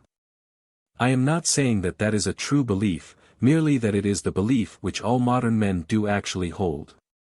Those who pretend otherwise are either intellectual cowards, or power worshippers under a thin disguise, or have simply not caught up with the age they are living in. Kipling's outlook is pre-fascist. He still believes that pride comes before a fall and that the gods punish hubris. He does not foresee the tank, the bombing plane, the radio and the secret police, or their psychological results. But in saying this, does not one unsay what I said above about Kipling's jingoism and brutality? No, one is merely saying that the 19th century imperialist outlook and the modern gangster outlook are 2 different things. Kipling belongs very definitely to the period 1885 to 1902. The Great War and its aftermath embittered him, but he shows little sign of having learned anything from any event later than the Boer War. He was the prophet of British imperialism in its expansionist phase, even more than his poems. His solitary novel, The Light That Failed, gives you the atmosphere of that time, and also the unofficial historian of the British Army. The old mercenary army which began to change its shape in 1914. All his confidence, his bouncing vulgar vitality, sprang out of limitations which no fascist or near-fascist shares. Kipling spent the later part of his life in sulking, and no doubt it was political disappointment rather than literary vanity that account for this. Somehow history had not gone according to plan. After the greatest victory she had ever known, Britain was a lesser world power than before, and Kipling was quite acute enough to see this. The virtue had gone out of the classes he idealized, the young were hedonistic or disaffected, the desire to paint the map red had evaporated. He could not understand what was happening, because he had never had any grasp of the economic forces underlying imperial expansion. It is notable that Kipling does not seem to realize, any more than the average soldier or colonial administrator, that an empire is primarily a money-making concern. Imperialism as he sees it is a sort of forcible evangelizing. You turn a Gatling gun on a mob of unarmed natives, and then you establish the law, which includes roads, railways and a courthouse. He could not foresee, therefore, that the same motives which brought the empire into existence would end by destroying it. It was the same motive, for example, that caused the Malayan jungles to be cleared for rubber estates, and which now causes those estates to be handed over intact to the Japanese. The modern totalitarians know what they are doing, and the 19th century English did not know what they were doing. Both attitudes have their advantages, but Kipling was never able to move forward from one into the other.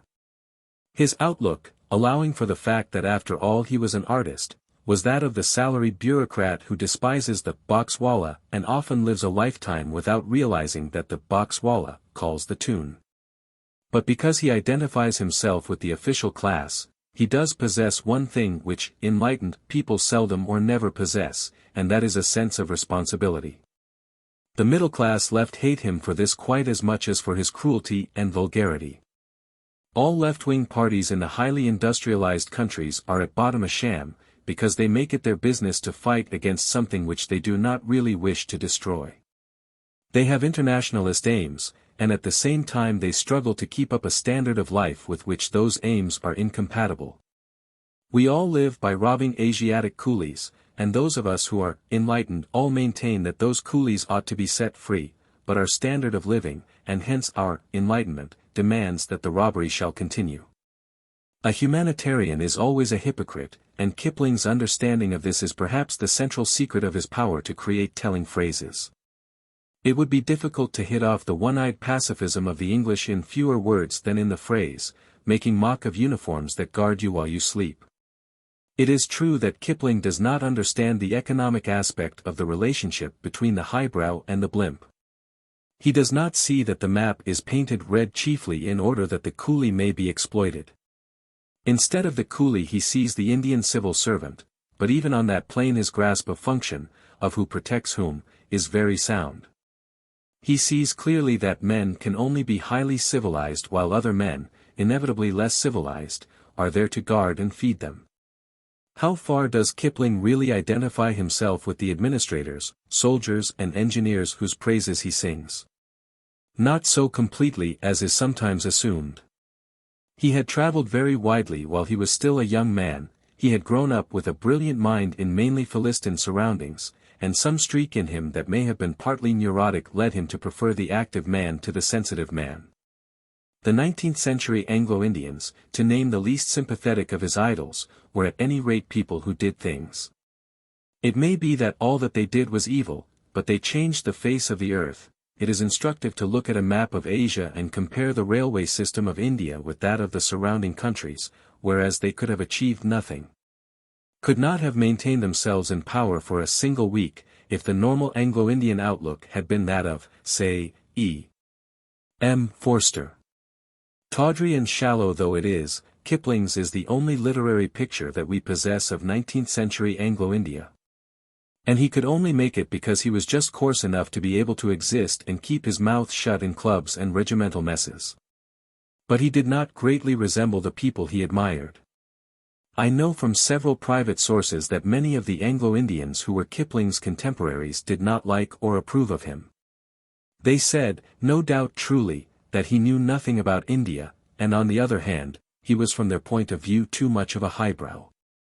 While in India he tended to mix with the wrong people, and because of his dark complexion he was wrongly suspected of having a streak of Asiatic blood. Much in his development is traceable to his having been born in India and having left school early.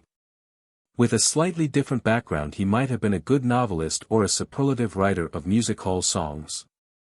But how true is it that he was a vulgar flag waver, a sort of publicity agent for Cecil Rhodes? It is true, but it is not true that he was a yes-man or a time-server. After his early days, if then, he never courted public opinion. Mr. Eliot says that what is held against him is that he expressed unpopular views in a popular style. This narrows the issue by assuming that unpopular means unpopular with the intelligentsia, but it is a fact that Kipling's message was one that the big public did not want, and, indeed, has never accepted. The mass of the people, in the 90s as now, were anti-militarist, bored by the empire, and only unconsciously patriotic.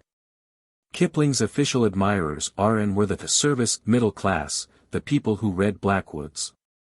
In the stupid early years of this century, the blimps, having at last discovered someone who could be called a poet and who was on their side, set Kipling on a pedestal, and some of his more sententious poems, such as If, were given almost biblical status. But it is doubtful whether the blimps have ever read him with attention, any more than they have read the Bible. Much of what he says they could not possibly approve. Few people who have criticized England from the inside have said bitterer things about her than this gutter patriot. As a rule it is the British working class that he is attacking, but not always. That phrase about the flannelled fools at the wicket and the muddied oafs at the goal sticks like an arrow to this day, and it is aimed at the Eton and Harrow match as well as the Cup tie final. Some of the verses he wrote about the Boer War have a curiously modern ring, so far as their subject matter goes. Stellenbosch, which must have been written about 1902, sums up what every intelligent infantry officer was saying in 1918, or is saying now, for that matter. Kipling's romantic ideas about England and the Empire might not have mattered if he could have held them without having the class prejudices which at that time went with them. If one examines his best and most representative work, his soldier poems, especially Baroque room ballads, one notices that what more than anything else spoils them is an underlying air of patronage. Kipling idealizes the army officer, especially the junior officer, and that to an idiotic extent, but the private soldier, though lovable and romantic, has to be a comic. He is always made to speak in a sort of stylized Cockney, not very broad but with all the H's and final G's carefully omitted. Very often the result is as embarrassing as the humorous recitation at a church social. And this accounts for the curious fact that one can often improve Kipling's poems, make them less facetious and less blatant, by simply going through them and transplanting them from Cockney into standard speech. This is especially true of his refrains, which often have a truly lyrical quality. Two examples will do, one is about a funeral and the other about a wedding.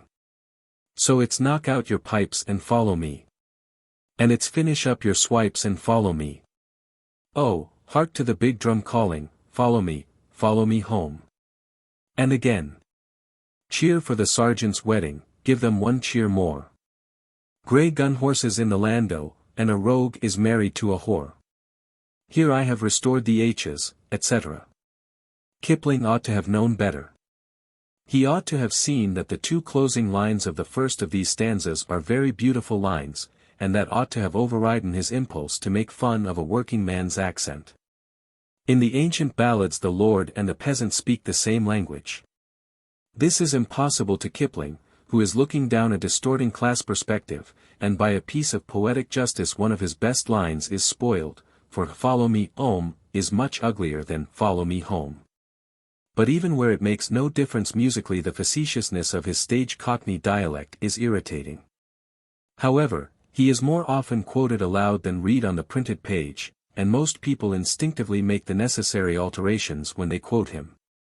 Can one imagine any private soldier, in the 90s or now, reading Baroque room ballads and feeling that here was a writer who spoke for him? It is very hard to do so. Any soldier capable of reading a book of verse would notice at once that Kipling is almost unconscious of the class war that goes on in an army as much as elsewhere. It is not only that he thinks the soldier comic, but that he thinks him patriotic, feudal, a ready admirer of his officers and proud to be a soldier of the Queen. Of course that is partly true, or battles could not be fought, but what have I done for thee, England, my England, is essentially a middle-class query. Almost any working man would follow it up immediately with, what has England done for me? In so far as Kipling grasps this, he simply sets it down to the intense selfishness of the lower classes, his own phrase.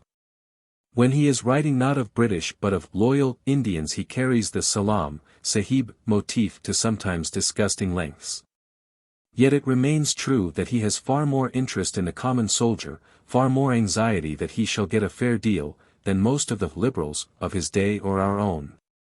He sees that the soldier is neglected, meanly underpaid and hypocritically despised by the people whose incomes he safeguards.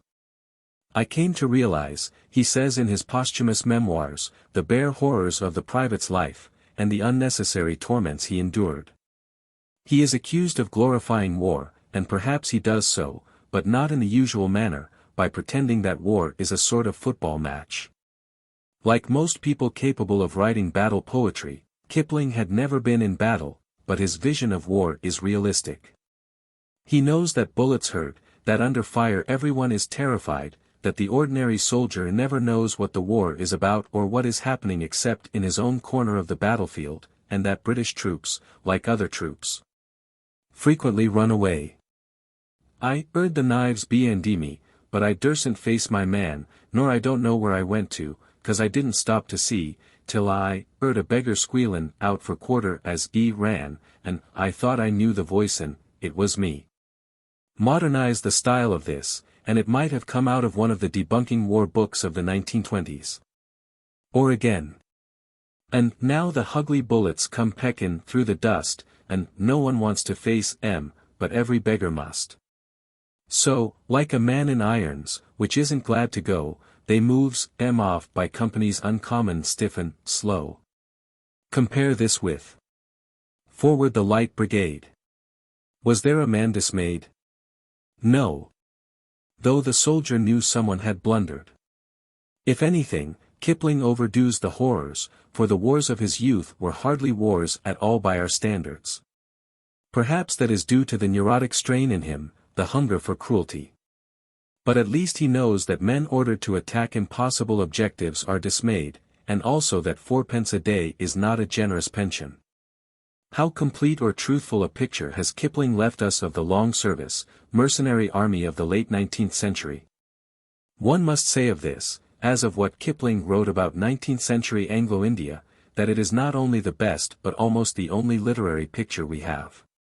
He has put on record an immense amount of stuff that one could otherwise only gather from verbal tradition or from unreadable regimental histories. Perhaps his picture of army life seems fuller and more accurate than it is because any middle-class English person is likely to know enough to fill up the gaps. At any rate, reading the essay on Kipling that Mr. Edmund Wilson has just published or is just about to publish I was struck by the number of things that are boringly familiar to us and seem to be barely intelligible to an American. But from the body of Kipling's early work there does seem to emerge a vivid and not seriously misleading picture of the old pre-machine gun army, the sweltering barracks in Gibraltar or Lucknow, the red coats, the pipe-clayed belts and the pillbox hats, the beer, the fights, the floggings, hangings and crucifixions, the bugle calls, the smell of oats and horse-piss, the bellowing sergeants with foot-long mustaches, the bloody skirmishes. Invariably mismanaged, the crowded troopships, the cholera-stricken camps, the native concubines, the ultimate death in the workhouse. It is a crude, vulgar picture, in which a patriotic music hall turn seems to have got mixed up with one of Zola's gorier passages, but from it future generations will be able to gather some idea of what a long-term volunteer army was like. On about the same level they will be able to learn something of British India in the days when motor cars and refrigerators were unheard of. It is an error to imagine that we might have had better books on these subjects if, for example, George Moore, or Gissing, or Thomas Hardy, had had Kipling's opportunities. That is the kind of accident that cannot happen. It was not possible that 19th-century England should produce a book like War and Peace, or like Tolstoy's minor stories of army life, such as Sebastopol or the Cossacks. Not because the talent was necessarily lacking but because no one with sufficient sensitiveness to write such books would ever have made the appropriate contacts. Tolstoy lived in a great military empire in which it seemed natural for almost any young man of family to spend a few years in the army. Whereas the British Empire was and still is demilitarized to a degree which continental observers find almost incredible. Civilized men do not readily move away from the centers of civilization, and in most languages there is a great dearth of what one might call colonial literature. It took a very improbable combination of circumstances to produce Kipling's gaudy tableau, in which Private Orthris and Mrs. Hawksby pose against a background of palm trees to the sound of temple bells, and one necessary circumstance was that Kipling himself was only half civilized. Kipling is the only English writer of our time who has added phrases to the language. The phrases and neologisms which we take over and use without remembering their origin do not always come from writers we admire. It is strange, for instance, to hear the Nazi broadcasters referring to the Russian soldiers as robots, thus unconsciously borrowing a word from a Czech Democrat whom they would have killed if they could have laid hands on him. Here are half a dozen phrases coined by Kipling which one sees quoted in leaderettes in the gutter press or overhears in saloon bars from people who have barely heard his name. It will be seen that they all have a certain characteristic in common. East is East, and West is West. The white man's burden. What do they know of England who only England know? The female of the species is more deadly than the male. Somewhere east of Suez. Paying the Dane Geld. There are various others, including some that have outlived their context by many years. The phrase, killing Kruger with your mouth, for instance, was current till very recently. It is also possible that it was Kipling who first let loose the use of the word Huns for Germans. At any rate he began using it as soon as the guns opened fire in 1914. But what the phrases I have listed above have in common is that they are all of them phrases which one utters semi-derisively, as it might be, for I'm to be Queen o' the May, Mother, I'm to be Queen o' the May. But which one is bound to make use of sooner or later? Nothing could exceed the contempt of the New Statesman, for instance, for Kipling, but how many times during the Munich period did the New Statesman find itself quoting that phrase about paying the Dane Geld 9? The fact is that Kipling, apart from his snack bar wisdom and his gift for packing much cheap picturesqueness into a few words, palm and pine, east of Suez, the road to Mandalay, is generally talking about things that are of urgent interest. It does not matter, from this point of view, that thinking and decent people generally find themselves on the other side of the fence from him. White man's burden instantly conjures up a real problem, even if one feels that it ought to be altered to black man's burden. One may disagree to the middle of one's bones with the political attitude implied in The Islanders, but one cannot say that it is a frivolous attitude. Kipling deals in thoughts which are both vulgar and permanent. This raises the question of his special status as a poet, or verse writer. Mr. Eliot describes Kipling's metrical work as verse and not poetry, but adds that it is great verse. And further qualifies this by saying that a writer can only be described as a great verse writer if there is some of his work of which we cannot say whether it is verse or poetry.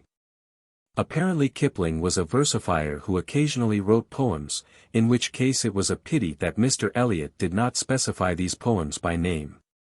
The trouble is that whenever an aesthetic judgment on Kipling's work seems to be called for, Mr.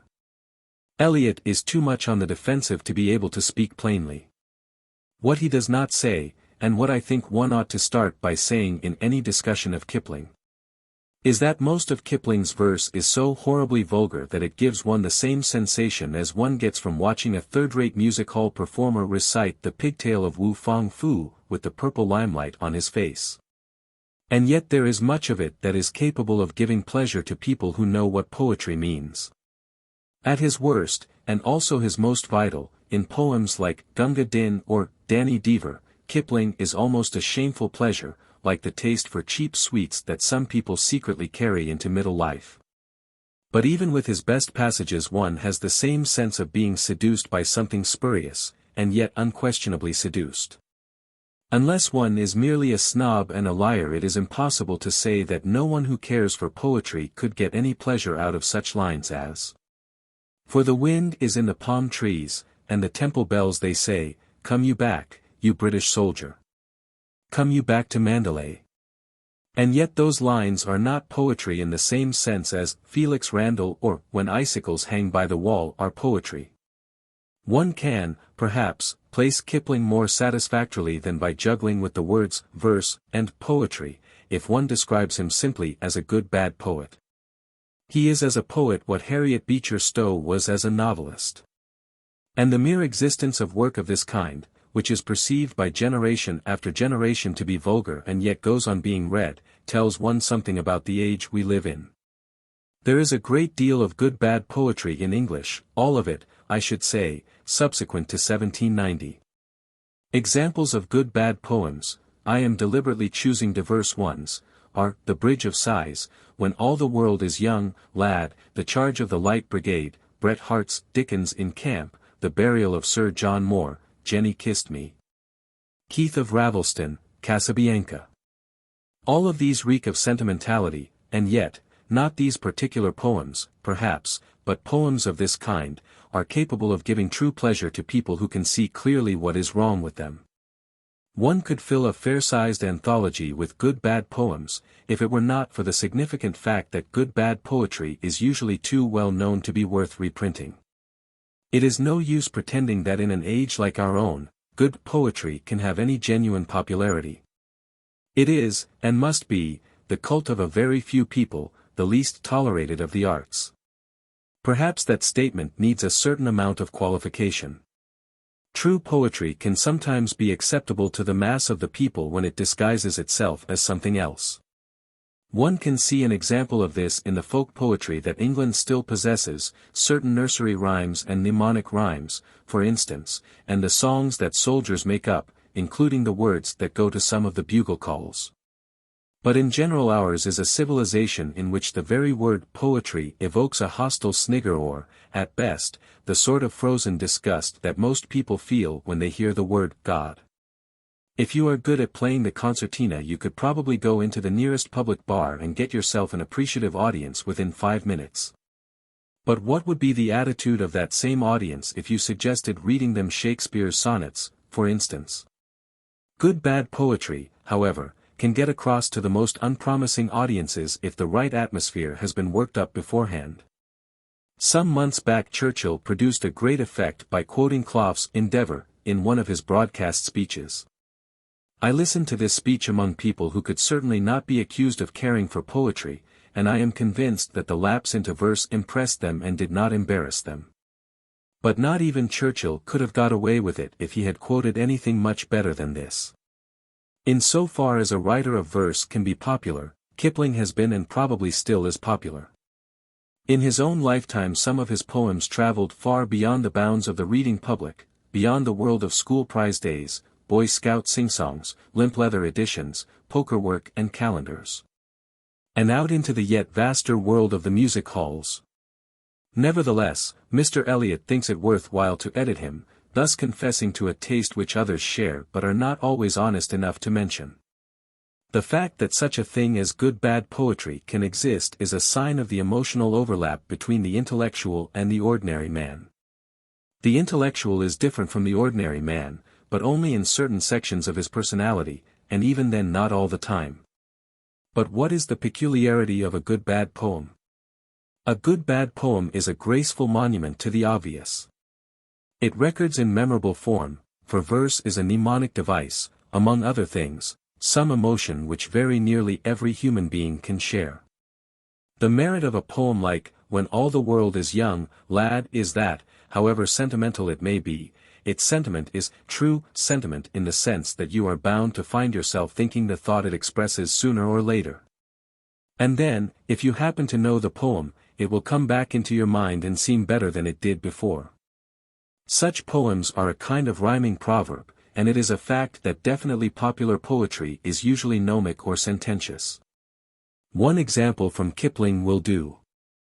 White hands cling to the bridle rein, slipping the spur from the booted heel, tenderest voices cry, turn again. Red lips tarnish the scabbard steel, down to Gehenna or up to the throne, he travels the fastest who travels alone. There is a vulgar thought vigorously expressed. It may not be true, but at any rate it is a thought that everyone thinks. Sooner or later you will have occasion to feel that he travels the fastest who travels alone, and there the thought is, ready-made and, as it were, waiting for you. So the chances are that, having once heard this line, you will remember it. One reason for Kipling's power as a good-bad poet I have already suggested, his sense of responsibility, which made it possible for him to have a worldview, even though it happened to be a false one. Although he had no direct connection with any political party, Kipling was a conservative, a thing that does not exist nowadays. Those who now call themselves conservatives are either liberals, fascists, or the accomplices of fascists. He identified himself with the ruling power and not with the opposition. In a gifted writer this seems to us strange and even disgusting, but it did have the advantage of giving Kipling a certain grip on reality. The ruling power is always faced with the question, in such and such circumstances, what would you do, whereas the opposition is not obliged to take responsibility or make any real decisions. Where it is a permanent and pensioned opposition, as in England, the quality of its thought deteriorates accordingly. Moreover, anyone who starts out with a pessimistic, reactionary view of life tends to be justified by events, for utopia never arrives and the gods of the copybook headings, as Kipling himself put it, always return. Kipling sold out to the British governing class, not financially but emotionally. This warped his political judgment, for the British ruling class were not what he imagined, and it led him into abysses of folly and snobbery. But he gained a corresponding advantage from having at least tried to imagine what action and responsibility are like. It is a great thing in his favor that he is not witty, not daring, has no wish to être les bourgeois.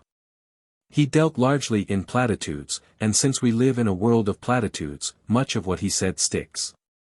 Even his worst follies seem less shallow and less irritating than the enlightened utterances of the same period, such as Wilde's epigrams or the collection of cracker mottos at the end of Man and Superman. Mark Twain, the licensed jester. 1943. Mark Twain has crashed the lofty gates of the Everyman Library, but only with Tom Sawyer and Huckleberry Finn, already fairly well known under the guise of children's books, which they are not. His best and most characteristic books, Roughing It, The Innocents at Home, and even Life on the Mississippi, are little remembered in this country. Though no doubt in America the patriotism which is everywhere mixed up with literary judgment keeps them alive. Although Mark Twain produced a surprising variety of books, ranging from a namby-pamby Life of Joan of Arc to a pamphlet so obscene that it has never been publicly printed. All that is best in his work centers about the Mississippi River and the wild mining towns of the West.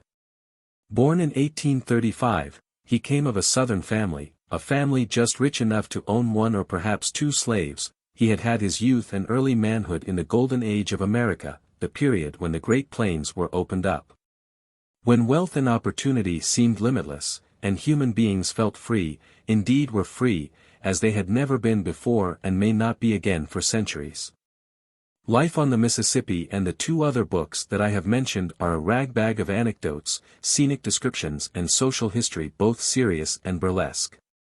But they have a central theme which could perhaps be put into these words: this is how human beings behave when they are not frightened of the sack. In writing these books Mark Twain is not consciously writing a hymn to liberty. Primarily he is interested in character, in the fantastic, almost lunatic variations which human nature is capable of when economic pressure and tradition are both removed from it. The raftsmen, Mississippi pilots, miners and bandits whom he describes are probably not much exaggerated, but they are as different from modern men, and from one another, as the gargoyles of a medieval cathedral. They could develop their strange and sometimes sinister individuality because of the lack of any outside pressure. The state hardly existed, the churches were weak and spoke with many voices, and land was to be had for the taking. If you disliked your job you simply hit the boss in the eye and moved further west, and moreover, money was so plentiful that the smallest coin in circulation was worth a shilling.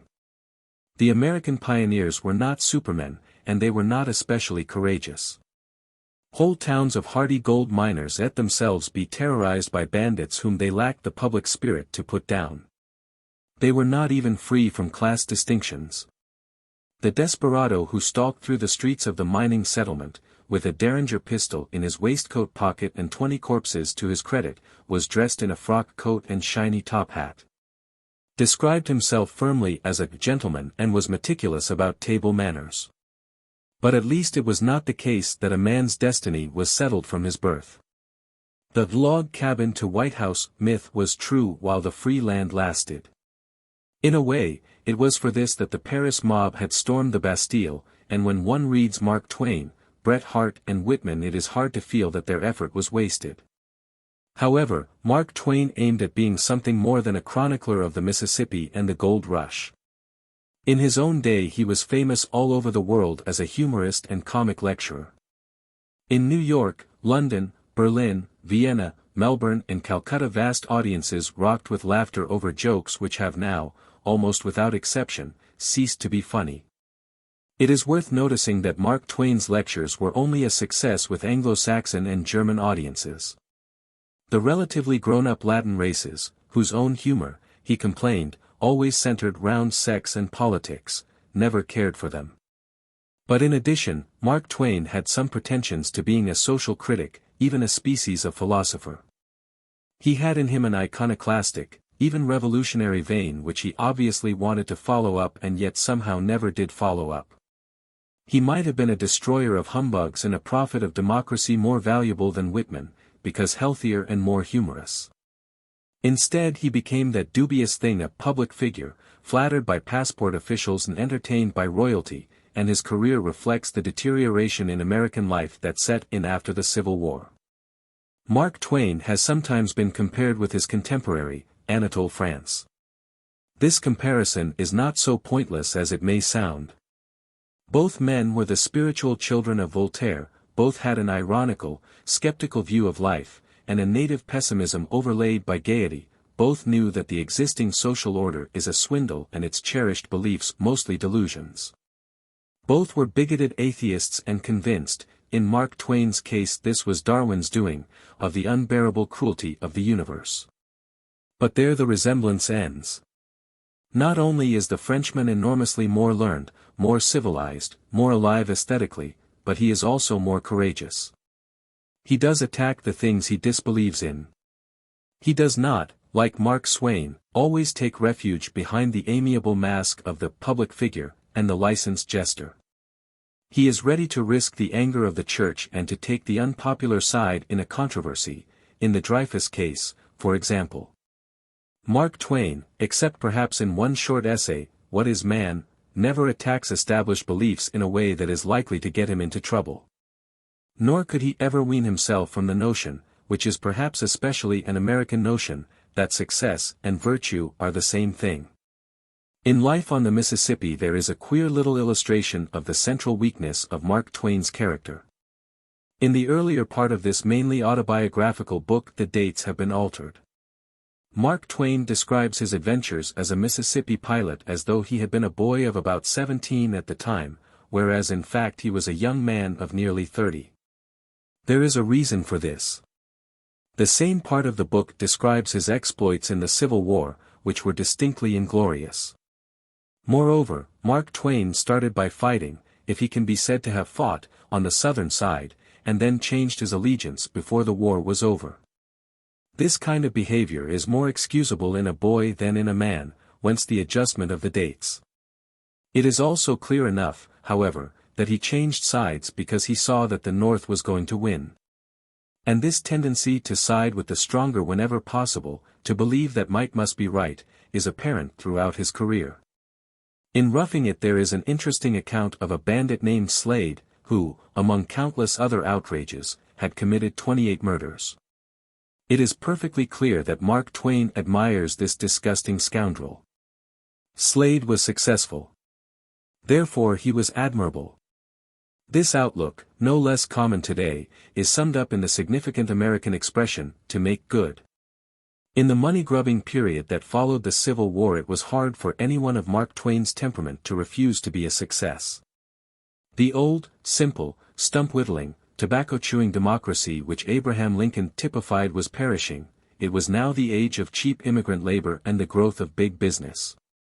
Mark Twain mildly satirized his contemporaries in the Gilded Age, but he also gave himself up to the prevailing fever, and made and lost vast sums of money. He even for a period of years deserted writing for business. And he squandered his time on buffooneries, not merely lecture tours and public banquets, but, for instance, the writing of a book like A Connecticut Yankee in King Arthur's Court. Which is a deliberate flattery of all that is worst and most vulgar in American life. The man who might have been a kind of rustic Voltaire became the world's leading after-dinner speaker, charming alike for his anecdotes and his power to make businessmen feel themselves public benefactors. It is usual to blame Mark Twain's wife for his failure to write the books he ought to have written, and it is evident that she did tyrannize over him pretty thoroughly. Each morning, Mark Twain would show her what he had written the day before, and Mrs. Clemens, Mark Twain's real name was Samuel Clemens, would go over it with the blue pencil, cutting out everything that she thought unsuitable. She seems to have been a drastic blue penciler even by 19th-century standards. There is an account in W. D. Howells's book My Mark Twain of the fuss that occurred over a terrible expletive that had crept into Huckleberry Finn. Mark Twain appealed to Howells, who admitted that it was just what Huck would have said, but agreed with Mrs. Clemens that the word could not possibly be printed. The word was hell. Nevertheless, no writer is really the intellectual slave of his wife. Mrs. Clemens could not have stopped Mark Twain writing any book he really wanted to write. She may have made his surrender to society easier, but the surrender happened because of that flaw in his own nature, his inability to despise success. Several of Mark Twain's books are bound to survive, because they contain invaluable social history. His life covered the great period of American expansion. When he was a child, it was a normal day's outing to go with a picnic lunch and watch the hanging of an abolitionist, and when he died the aeroplane was ceasing to be a novelty. This period in America produced relatively little literature, and but for Mark Twain our picture of a Mississippi paddle steamer, or a stagecoach crossing the plains, would be much dimmer than it is. But most people who have studied his work have come away with a feeling that he might have done something more. He gives all the while a strange impression of being about to say something and then funking it, so that Life on the Mississippi and the rest of them seem to be haunted by the ghost of a greater and much more coherent book. Significantly, he starts his autobiography by remarking that a man's inner life is indescribable. We do not know what he would have said. It is just possible that the unprocurable pamphlet, 1601, would supply a clue, but we may guess that it would have wrecked his reputation and reduced his income to reasonable proportions.